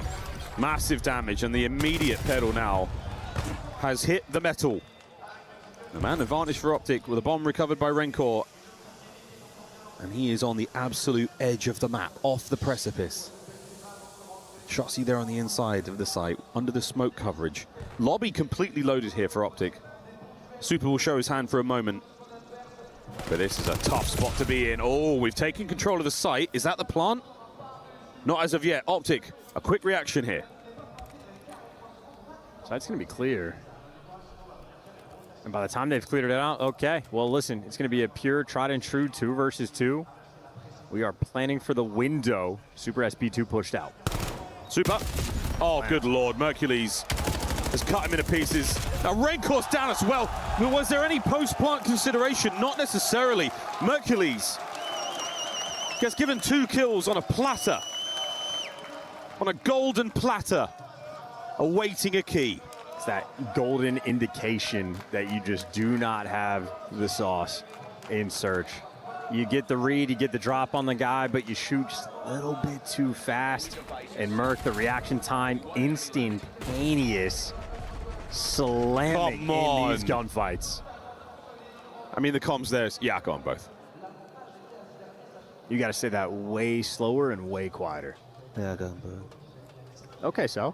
And then someone says, nice, Mace. Yeah, there you go. That's how it goes. Dashy, sniper round, 3-0 so far. They're just waiting for the Heretics players to sprint into him. Stun's going to slow him down. We are still committing, though, for the Heretics. This is the wrap is on. Mercules, if you turn around in about 4 seconds, you will see quite a few players to deal with. Or not. There will be the first blood. Dashy plays the spawn. He's moving around. No need for another one. But now the game plan is up in the air. Man advantage to the Heretics. Well, where's Rancor? Well, he heard 2 behind him. Rancor just chilling in mid. You know, who cares about the bomb plant? You had a 3v2. Can he play this? Who can Shotzi? Close together here. Shotzi's got himself out in the top window position. Rancor's corner pays off. Here we go in the 1v3. Down!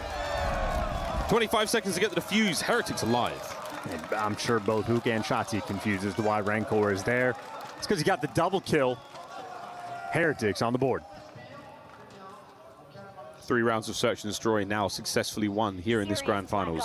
They will need considerably more to stay alive in this matchup. And the triple pinch through that B bomb site, I think also catches Optic off guard. Dashy might have hit the stun on a single player, but after he hits the snipe, you're just he was ready for player number 2. It's player number 3 that took the deepest route to catch you off guard. So Heretics mixing things up. Good enough to get this first round. We'll see if that can turn into some momentum. Here's another mix-up. Absolute pressure. Endless pressure. Shotzi upstairs. A-bomb site still loaded. Dash, he's going to make his way through to the lobby in a second. He runs into nothing but trouble. Lovely work there from Super on the first blood. And Shotzi, oh dear. No gift! Slammed by Real. Rencor finds his. And now Mercules needs to find an ace to win the round.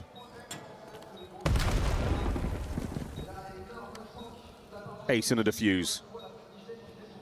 Here at the Esports World Cup. Mercules playing this as delicately as he possibly can. 20 seconds. 15. A sound attempt, and the Heretics have found a way on Den to win 2 rounds. Good plays. Shout out to the smoke grenade. Just dropping the aim assist from Shotzi and Real. Absolutely wicked work. It's had a solid series, all things considered. And Super, of course, leading the charge with the MPC. Nice to have happen.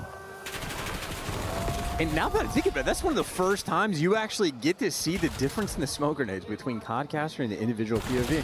Each individual has a different experience. Yeah, very fun.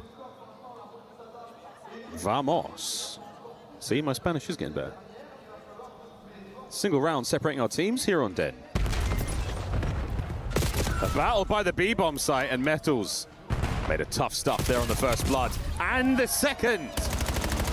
Hook's next up to the plate. Does he have what it takes to bring down these players? Metals is so banged up. Finally down, and Hook looking for another. No good. Dashy in a 1v3. Yeah, great job by Real to stay alive. Yep, inside a tin. Metals sets you up. The remaining Heretics players knock you down 3 rounds in a row for Team Heretics. It's 3 in a row. Who are these guys? Where are we? What's happening? How? Where and why? What have you done with the Heretics? Because this team knows what they're doing. They grouping up together and flying. They are saying andale and getting after it very quick. Another stack on the B-bomb site. This time they don't have to go for the full retake over towards A. And I think now they've shown enough pressure and presence on the defensive end. Optic gonna have to start to mix things up. Back in the attacking round, Super. He's gonna take a peek, take a gander, misses the shot. Now he has to keep it out. He came so close to that first kill. Wow. Mr. B-bomb site now on the attack. Real in a delicate dance with 3 members of Optic here. He's got to get at least one of these, and he's got himself nothing. While technically Dashi does take care of Hook. Man advantage Optic here on the B-bomb site. Giving the credit to the map on that one. Gravity claims another. This could be Super's moment with the snipe. We've been waiting for it. This will be bomb plant. And he's got the perfect angle because they are coming through Dojo. Here we go. He gives it up. He wants a better angle to work with. Or are we going to retreat? There's the intel. Snap. Nade. Beautiful work from Metals. And it's a 1v1 with 30 seconds to play. Mercules is gone for the defuse. And the crowd is doing its darndest to tell him. But it was a fake! Mercules! He's been on the receiving end of that before. And that's a lesson you do not forget. Mercules, the meta adaptation. Hops it. You know, I think he might be expecting the crowd to be on his side, but different pockets. We're just toxic here in Paris. It's truly all it is. And he makes the right play, the right read. The adaptation is good. I mean, Shotzi still could have said the crowd will let us know. The crowd will let us know. Wow, Optic. What a way to break the spree. 4-3 now. 2 rounds away from a championship. It's unfortunate. We're going to have to like find a way to, you know, kill it for the crowd in the future. Just unlucky what it's turned into. We just turned the broadcast off for everyone in the venue. Metal's up. Great first blood. Bomb plant here from Moot. Love this. Oh, and he takes just a little bit too much. Unable to finish it. Oh, wow. Heretics have come swinging in this round. Merc's about to run into a Rancor. Heretics, a fantastic bounce back. Are they starting to believe? They're playing at light speed, Miles. Just so fast, so aggressive. They had back-to-back defensive rounds, tripling up on the B site, flying through it nice and aggressive. And with that success, they just mix it up. They go through mid. What happens to Optic on the offensive push? Well, they triple stack the B bomb site. They're ready for the fight, ready for the pressure. And I mean, Dashy's Spidey senses, he's probably turning to check that in maybe just a second, has spotted anything, but Heretics are just so fast. It is difficult to play against this speed. Super. A different look in this round. We're seeing Optic still take that mid-map pressure. And Shotzi is going to be more than curious on this side of the map. He's got himself to the front side of Couches. A superb spot to catch an errant member of the Heretics on the attack. A-bomb site all yours, boys. Dashy's going to investigate. Shotzi now has options. Will he chase the red dot he's now sensed? But he'll pass Real in that moment. A-bomb plant and a very unusual map to look at. And I think Optic might be far enough away that the game clock is going to kill them in this round. They have to move. The lobby play is going to be big. Real is going to yield results. Surprise, Hook. First blood. Now the next two are going to be forced. And Shotzi's going to have to chase, but Real's just too patient. Now you're going to have to fly into the bomb site. It's not a fun situation. The trades are good, and Heretics, man, they got that A-bomb plant again, able to execute. Wait a minute. 2v2. Smoke now. Oh, it's getting ugly. 1v1. Yeah, can't do it. The blade. And it's done. Heretics map point. Just so quick on the play call, and Optic guessed wrong. I think it was, well, number 4. I believe it was Real that they leave towards lockers, still making a little bit of noise. So Shotzi just effectively pinches the wrong direction. And once Real pulls that disappearing act, well, again, the game clock just too easy to play around. Rancor gets the stamp on that round.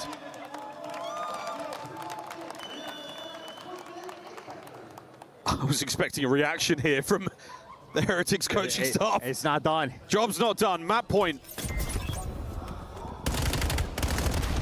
Optic absolutely all in on the B-bomb site, fully committing to this one. First blood and the bomb plant now. A nade to the back line delivers. Shotzi on for the attack. Here we go. Last man left alive, Real, and the pressure insurmountable right now for the Heretics to handle. And he is an M15. He's going to want to pick up a different weapon if he can. He just doesn't have a lot of time. This looks like a round 11. Unless the back pedal. Real. Step by step. Moment by moment. Real! What an unbelievable round from the young man. He's cleaved Optic. Man by man. That is a career highlight play. Gotta tip it, man. 1v3s on Dennis and D at EWC. Saying the alphabet at this point. But they have been a special sight to see. Real just gets given the goods. I mean, Hook just moves. There's no need to. You're thinking he's going to wrap. The timing gets weird. He catches the freebie. And with no time on the clock, I mean, listen, he sprints at him. Just hunts these two players down. Great tags on Dashy. He's forced to back away. Merc tries to run, gets tags on him. Fucking go, man! Let's go! Let's go! To run at a pair of world champions and hunt them down. What a special play. That's unbelievable. That was a truly incredible play. You don't get a whole lot of those. He really did manage to take on those two players at the same time. Not a lot of men could do that. Vamos, the Heretics They finally find a search and destroy. The spark they needed. It was a 1v3 on the fringe in around 11. That has helped kickstart their entire tournament run. It is Real that he was able to stretch his way to help make it to the grand finals. And now that his muscles are a little bit looser, he is flexing on the main stage against Optic.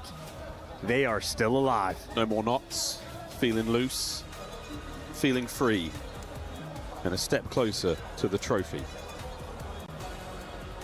Really earned that round, earned that map. Heretics finally finding their form once again.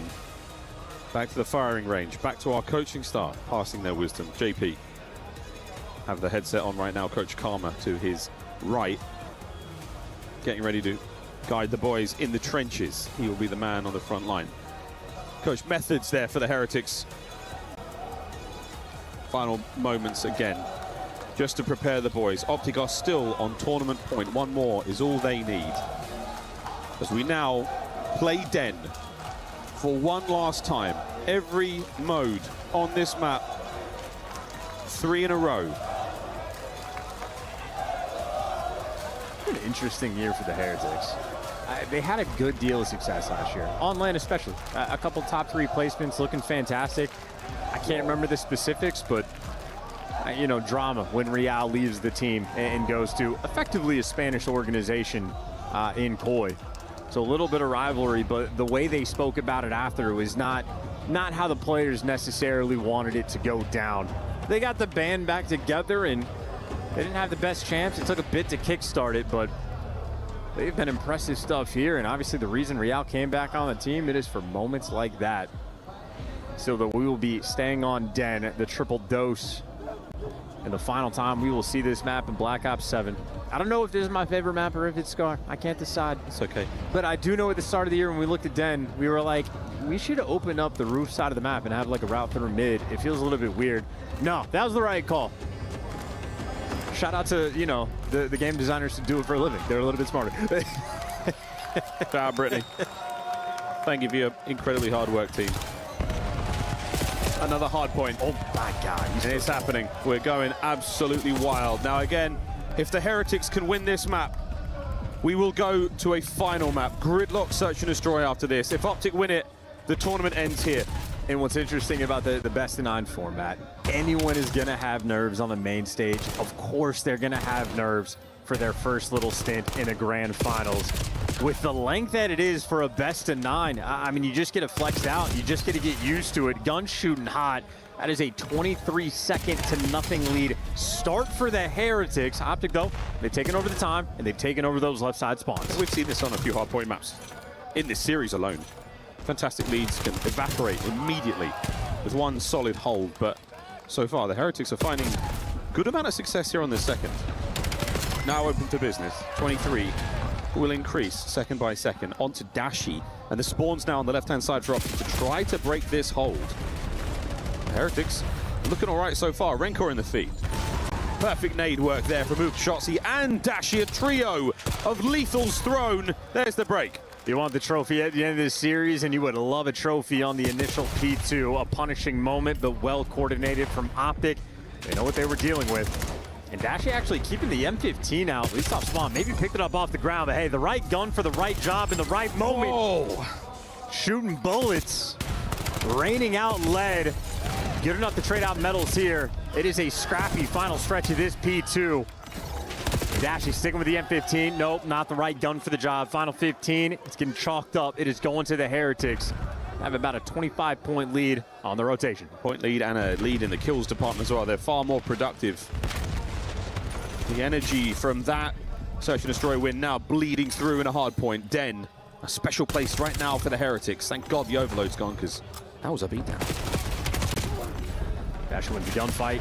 It's going to be a staggered push from Heretics. 3 players in Dojo. Shotzi working with who? It's the bait and switch, and it's good to wipe him off the board. They did not wait for Real to get in the mix. That is a 4-man wipe, and they have flipped the spawns. A momentary mishap. And Optic, well, they take full control, but scrappiness for the final 30 seconds of this P3. Scrappy, but again, still interested to see where Optic are at right now. What a insane finals it has been so far. Let's go for a quick check-in with Fly Saudio. One guy's behind us. One guy's definitely like. Watch out louder. Bro, half health louder. Go in. Yo, one guy's bottom red. Did you kill him? Yeah. What is that? Bottom red. Nice, that's three. Last guy Rio. Probably near. Last guy Rio. I'm just taking a shot, really. They're playing through old one. Is there multiple? Two old. I seen two old. He's bottom red on me, back door. Rancor and Super. Back door, nice. I got this. Back up. I know, we're good. I'm blocking. Okay, Rancor is still. Yo, bottom red. They're in the back, Ant. Take your time. Just hold back door. Back door. We spawn close. We're small. Not me. Challenge. Nice. Four. I got time. I detonated back door, Kyler. Okay, push. I'm lucky. Tell me what the trophy. It's a little bit delayed though, okay? Close. I got stuck. One went red. Small already. Two red. It looks like. Red. Watch out. Two back door. Bump right. One bump right. Enter. Spawn mid. Enter. Dead. I'm going mid fast. I'm looking to go top blue. Yeah, go ahead. I'm lucky, Chalmers. I'm one shot. Enter. Back door. Two back door. Enter somewhere. Yeah, enter. Two back door. Both weak. Keep moving Back door, still there. He's my patio. Yeah, they're gonna go con. Leaving you, Brandon. Already con. Real dead. There's another one, 100%. We're gonna stun dragon. Con. I'm staying down on time. Stay down, Brandon. I'm hard blocking lobby side. I might spawn. I have tab blue. I don't feel 1 HP. Bottom red. Con on 1 HP. I'll pitch this guy con. I'm trying to stay down. Still got con. Still con, Rancor. In their spawn. Yo, top Birkin. Last guy, and the other one's in their spawn. You have hill? Yo, could be top blue. Still Top one shot. Top blue. Stay down. Birkin. Play our side hill. Yeah, one. Bottom red. Lobby dead. Another one was Birkin. We never killed metals. Birkin. He's front lobby weak. Front lobby and on top. On time, one shot. Dashi has this weird ability to stand next to exploding Semtech grenades and not take any damage. That bat suit, well designed. Well designed. You got a little bit of help from Morgan Freeman to build that thing. 19 and 12, he finds the kill. Traded out immediately by Rancor against a pair of his own. And now Heretics with 10 seconds to play here on P1 on our second set. We're looking towards second. Optic had a lot of success here in the first run around. And Shotzi's turn, that stun, outrageous timing, and that's his hard point. Shotzi is the Blues traveler looking for his next trophy. Inside the time, great cooked up nade, dropped it right on his face and backing him down. 3 Heretics players in garage. I mean, see how hard it is to bring it down. See how hard it is to break this hard point. Merc, woo, what a kill from Rancor. Dashi, NPC, looking solid but super. Just that. 35 seconds to play here on the second hard point, and we are looking at a lovely run from the Heretics. Once again, the pace in this lobby, I mean, it's just light speed. It is everybody schmoving as fast as they possibly can. Nice shots there from Super, but simply overwhelmed. Final 20 seconds. All of that is going to be collected by Optic. That is a massive chunk of scrap time. I think Metals even was thinking about maybe to go strip it away while his teammates rotate. And that might be a costly mistake. Hook hounding them on the new time, and he is shooting nukes. 20 kills for him. And then he gets another, but at this point in time, all he needs to do is buy that space and time for his teammates to get in towards that hard point. Set up now on point. Shotzi watching in the middle of the map for a second longer. Here come the Heretics through that direction. Dashi by Lockers. Uncharacteristically rocking it there with the NPC. 2 Heretics members left here. Now to 1. They've been super snuffed here on P3. Bullied. Absolutely bullied. 50-point lead now for Optic. They're still running. The dojo cleaned up. Optic safe on the right-hand side of the map. Heretics not giving up on the hit towards P3 just yet. Flying through the middle of the map. Real soars into the kill feed. Looking to bring down Dashi as well on the flank. That is ideal now for the Heretics. 15 seconds to play, and an onslaught now towards the top right. Optic spawn out. It's a good moment for Heretics, but they're going to need another. Have to win these gunfights, have to find their way through. Super, that is a fantastic win. His teammates now backing him up. Shotzi back down to his spawn. He is tucking himself in the corner. And I think Shotzi, he just did the outer wall run. No, maybe not. He's just chilling in the back spawns. Either way, 50-point lead has been maintained, and so shall be the spawns. So shall be the spawns. Forward around now for Hook. The crowd starting to feel it. They're on their feet. A spree now. Dashi locking down the point. Mercules from the rooftops there, just holding the players at bay. The Heretics are starting to feel the pressure. The pulse quickens.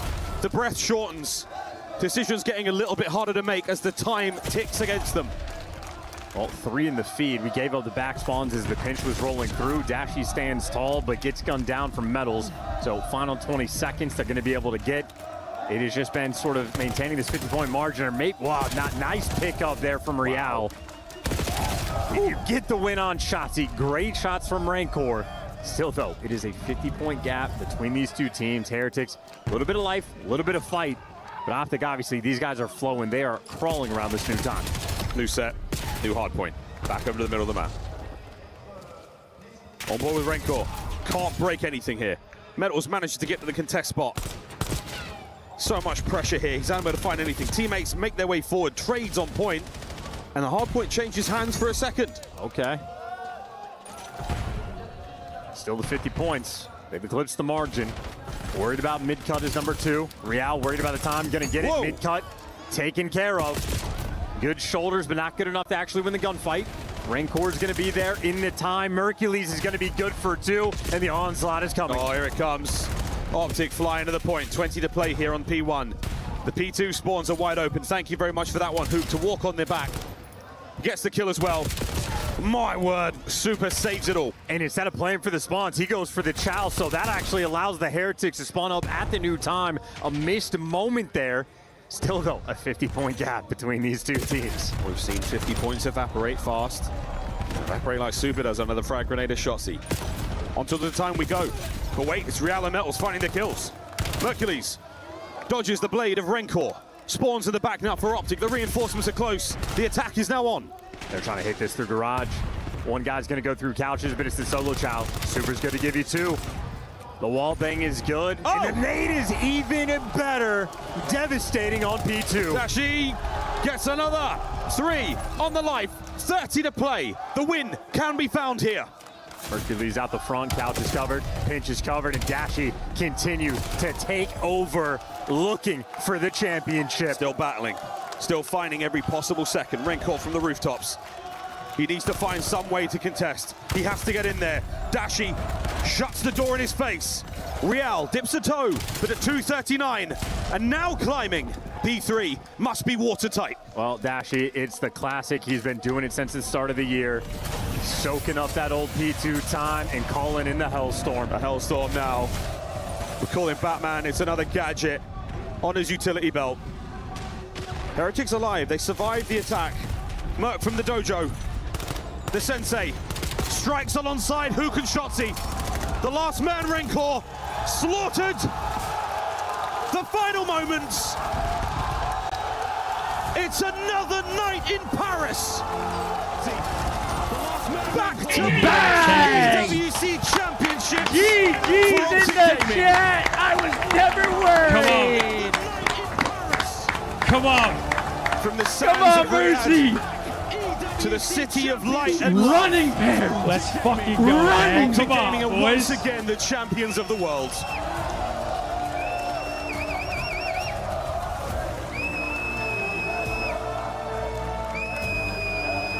Was a fun series, well fought by the Heretics. It was their first time in a grand finals, but 9 in a row there for Optic. Optic Gaming! Boys, you have been doing amazing right before you get to the trophy left. You have to break the ultimate key here, boys. Congratulations once again to Optic, back to back for the green wall as they're heading to the key crusher. Who's doing it? It's gonna be Shotzi, the pride of the green wall of Texas. Heretics couldn't do much against the power of Optic Gaming, the best team in the world. Obliterate Team Heretics. Boys, it's your moment. It's now. You're gonna get to lift your trophy and make sure to place your key inside it. As Optic make their way to the trophy. Back to back. What a performance from the green wall as they place their key. Paris, this is it. Ladies and gentlemen, your Call of Duty Black Ops 7 at the Esports World Cup. Champions, it's Optic! Mesdames et messieurs, vos champions de l'EWC Call of Duty Black Ops 7, ce sont les Optic!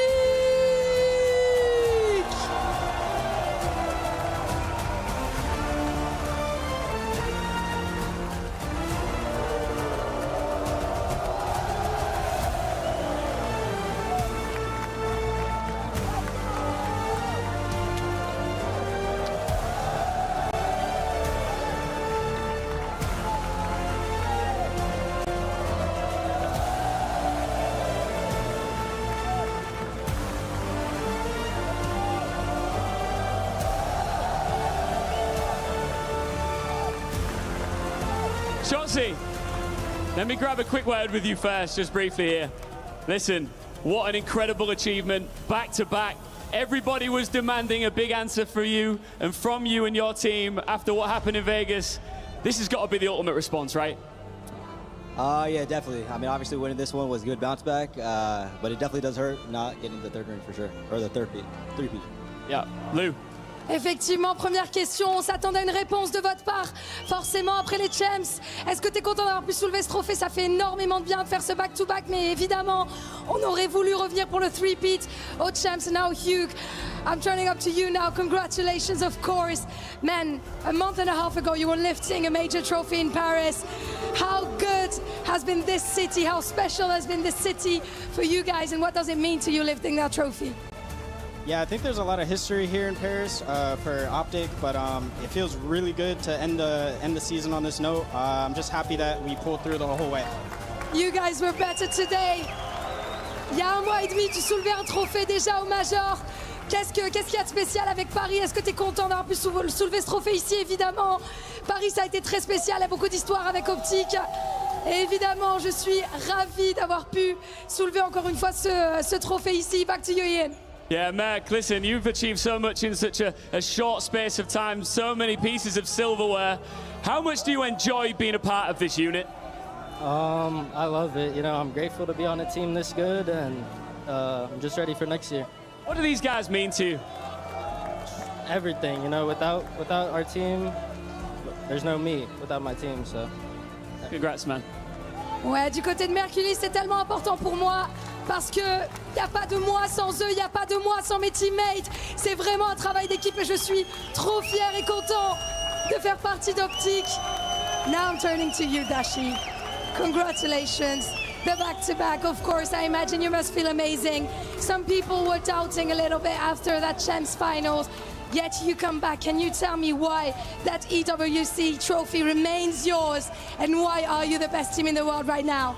I mean, this feels insane. I mean, this is the ultimate, definitely, I guess, response from champs. So obviously it's not the pinnacle, but it's damn near close to it, so we'll take it. Still. 150 bands. That's 150 bands. Man, that's pretty solid indeed. Donc ouais, forcément il y a des gens qui doutaient un petit peu après les champs. Est-ce que c'est une bonne réponse? Pourquoi ce trophée reste le vôtre? Et bah tout simplement, c'est un feeling incroyable. Je suis trop content. Je pense qu'il n'y avait pas de réponse, de meilleure réponse possible après les champs. Et pour le coup, on gagne aussi beaucoup d'argent sur cette scène. Donc ça fait énormément plaisir. Actually, there's another important piece of the puzzle here that we need to complete at the Esports World Cup. When it comes to your trophy, you get to select 3 teams, the crushed keys that go in the bottom of it. Give me 1-0, yeah? Yeah. One by one. Who do you want to go first? We're going to start off with FaZe Esports. Okay, why is that? Why is that? I think it's obvious. It's my favorite team. My favorite team. So FaZe are the first to go into the base of your trophy here. Quite a fantastic pick. Indeed. Do you guys have a second one for us? Who do you want to be part of the trophy? We do. It's going to be the 100 Thieves. Obviously, your second favorite team. Yeah, second favorite team. Right. Deuxième, évidemment, les 100 Thieves qui vont faire partie du trophée d'Optic.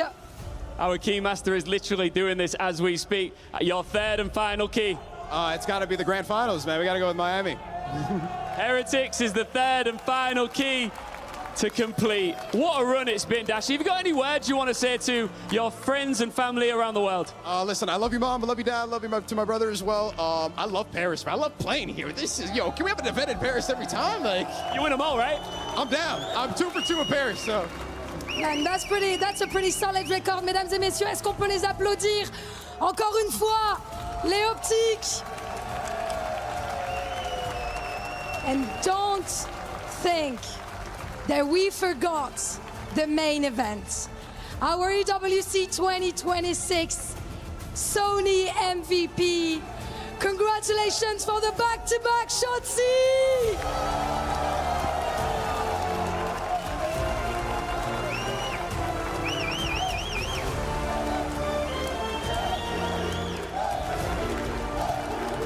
MVP! Man, Shotzi, wow, the double back-to-back for you here. You know, you were getting those two exact same trophies last year. Time has passed, but you're still the very best. So can you tell me how you managed to be on that top of the game years after years, and do you want to thank anyone for that journey? For sure, definitely my teammates. If it wasn't for them, I wouldn't be here, obviously, so. Yeah, shout out to my teammates. You guys are fucking amazing. And then, yeah, just shout out to the fans that showed out. We appreciate you guys. Shout out to Green Wall. And yeah, man. Thank you. Beautiful words from you, Shotzi. Effectivement, ça veut dire beaucoup pour moi. Sans mes teammates, je ne pourrais pas le faire. Donc évidemment, merci aux fans. Merci à tout le monde qui nous soutient. Et c'est dingue. Shotzi, are you the GOAT? That's for you guys to decide. They think so. All right, guys, there's one last thing to do. You need to now go and walk to the totem. And the Green Wall fans, if they want to follow you, please do. What a run it's been. Back-to-back EWC champions. Optic, wow. Mesdames et messieurs, suivez vos nouveaux champions au totem. Mesdames et messieurs, une dernière fois pour vos champions. Faites du bruit pour Optic!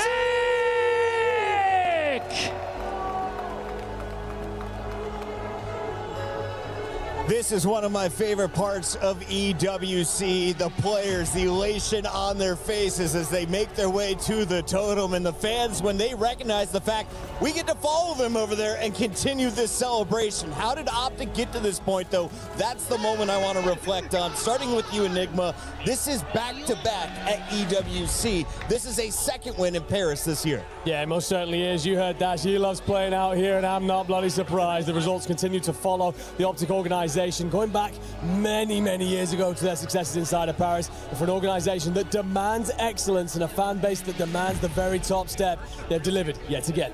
And I think, there's just such an attachment here for all of us COD fans when it comes to Optic Gaming, and just the way that their seasons have gone for the past 2 years, watching the highest of highs and also the lowest of lows with the same roster, and seeing them able to lift another trophy at EWC, going to every single grand final. It's just a record-breaking squad, and having the same core four along the way, I think it's just created such an incredible storyline for all of us here over in COD. Nameless, during that search and destroy, though, you started telling our producer, don't get that championship ring ready quite yet. We'll talk more about that in just a moment. Yeah, they had to earn it.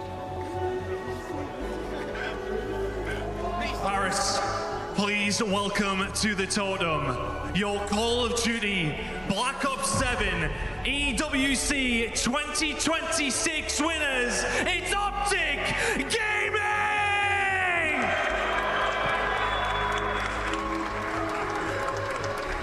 Congratulations, boys. Bring it on in.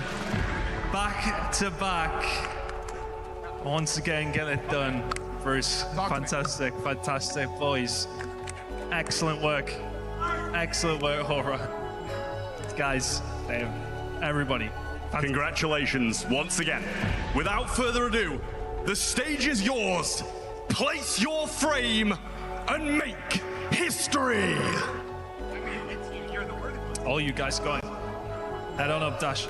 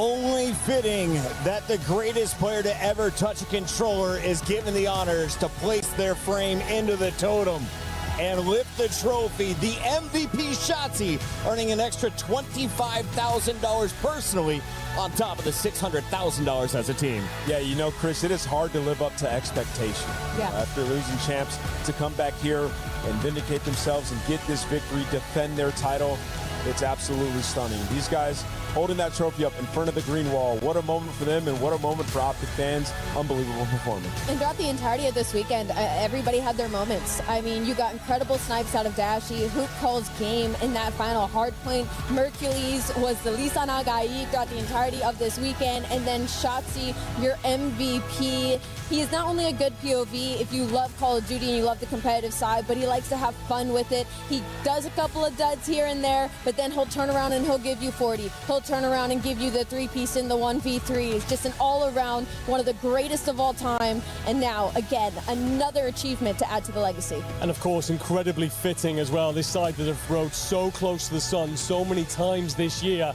Second after second. They do get that one in Paris, but my God, the questions that hung around them coming into this event, they've answered them all stunningly, lifting the trophy yet again. Somebody tell that team, put away the one finger. We need to see two. That is back-to-back at EWC for Optic Gaming, your champions of Black Ops 7. On behalf of everyone behind the scenes, thank you so much for watching.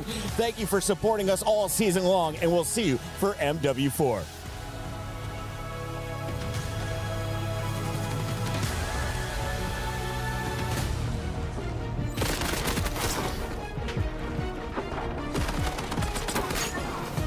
They'll be able to see the feet. Kismet is crawling. Well, oh my God, he might be the blindest player of all time. There's no way!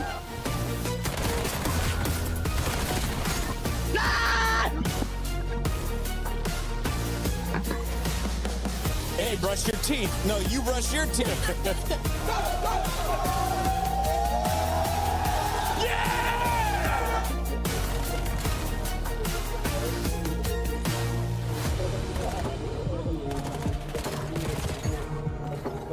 Found. Will he check it? Will Hydra look right? What? Time left to lock this down. Scrap is on fire! The green one is terrified! Let's fucking go! Come on!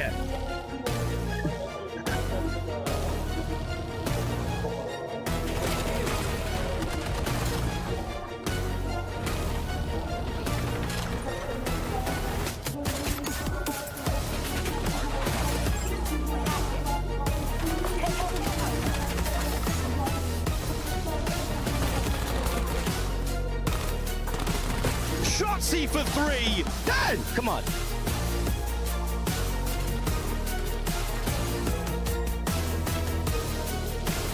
Dead! Come on!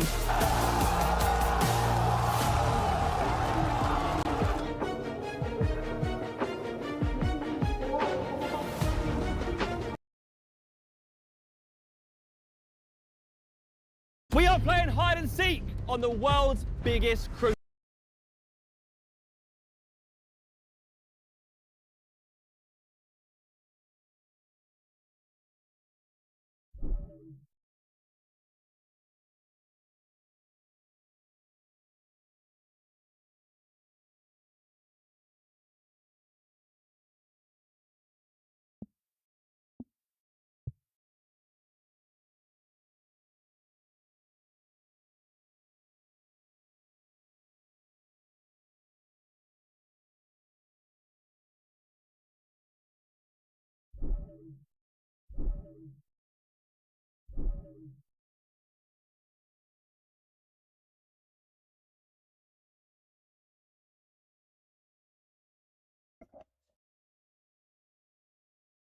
That's it, chat. Thanks for watching.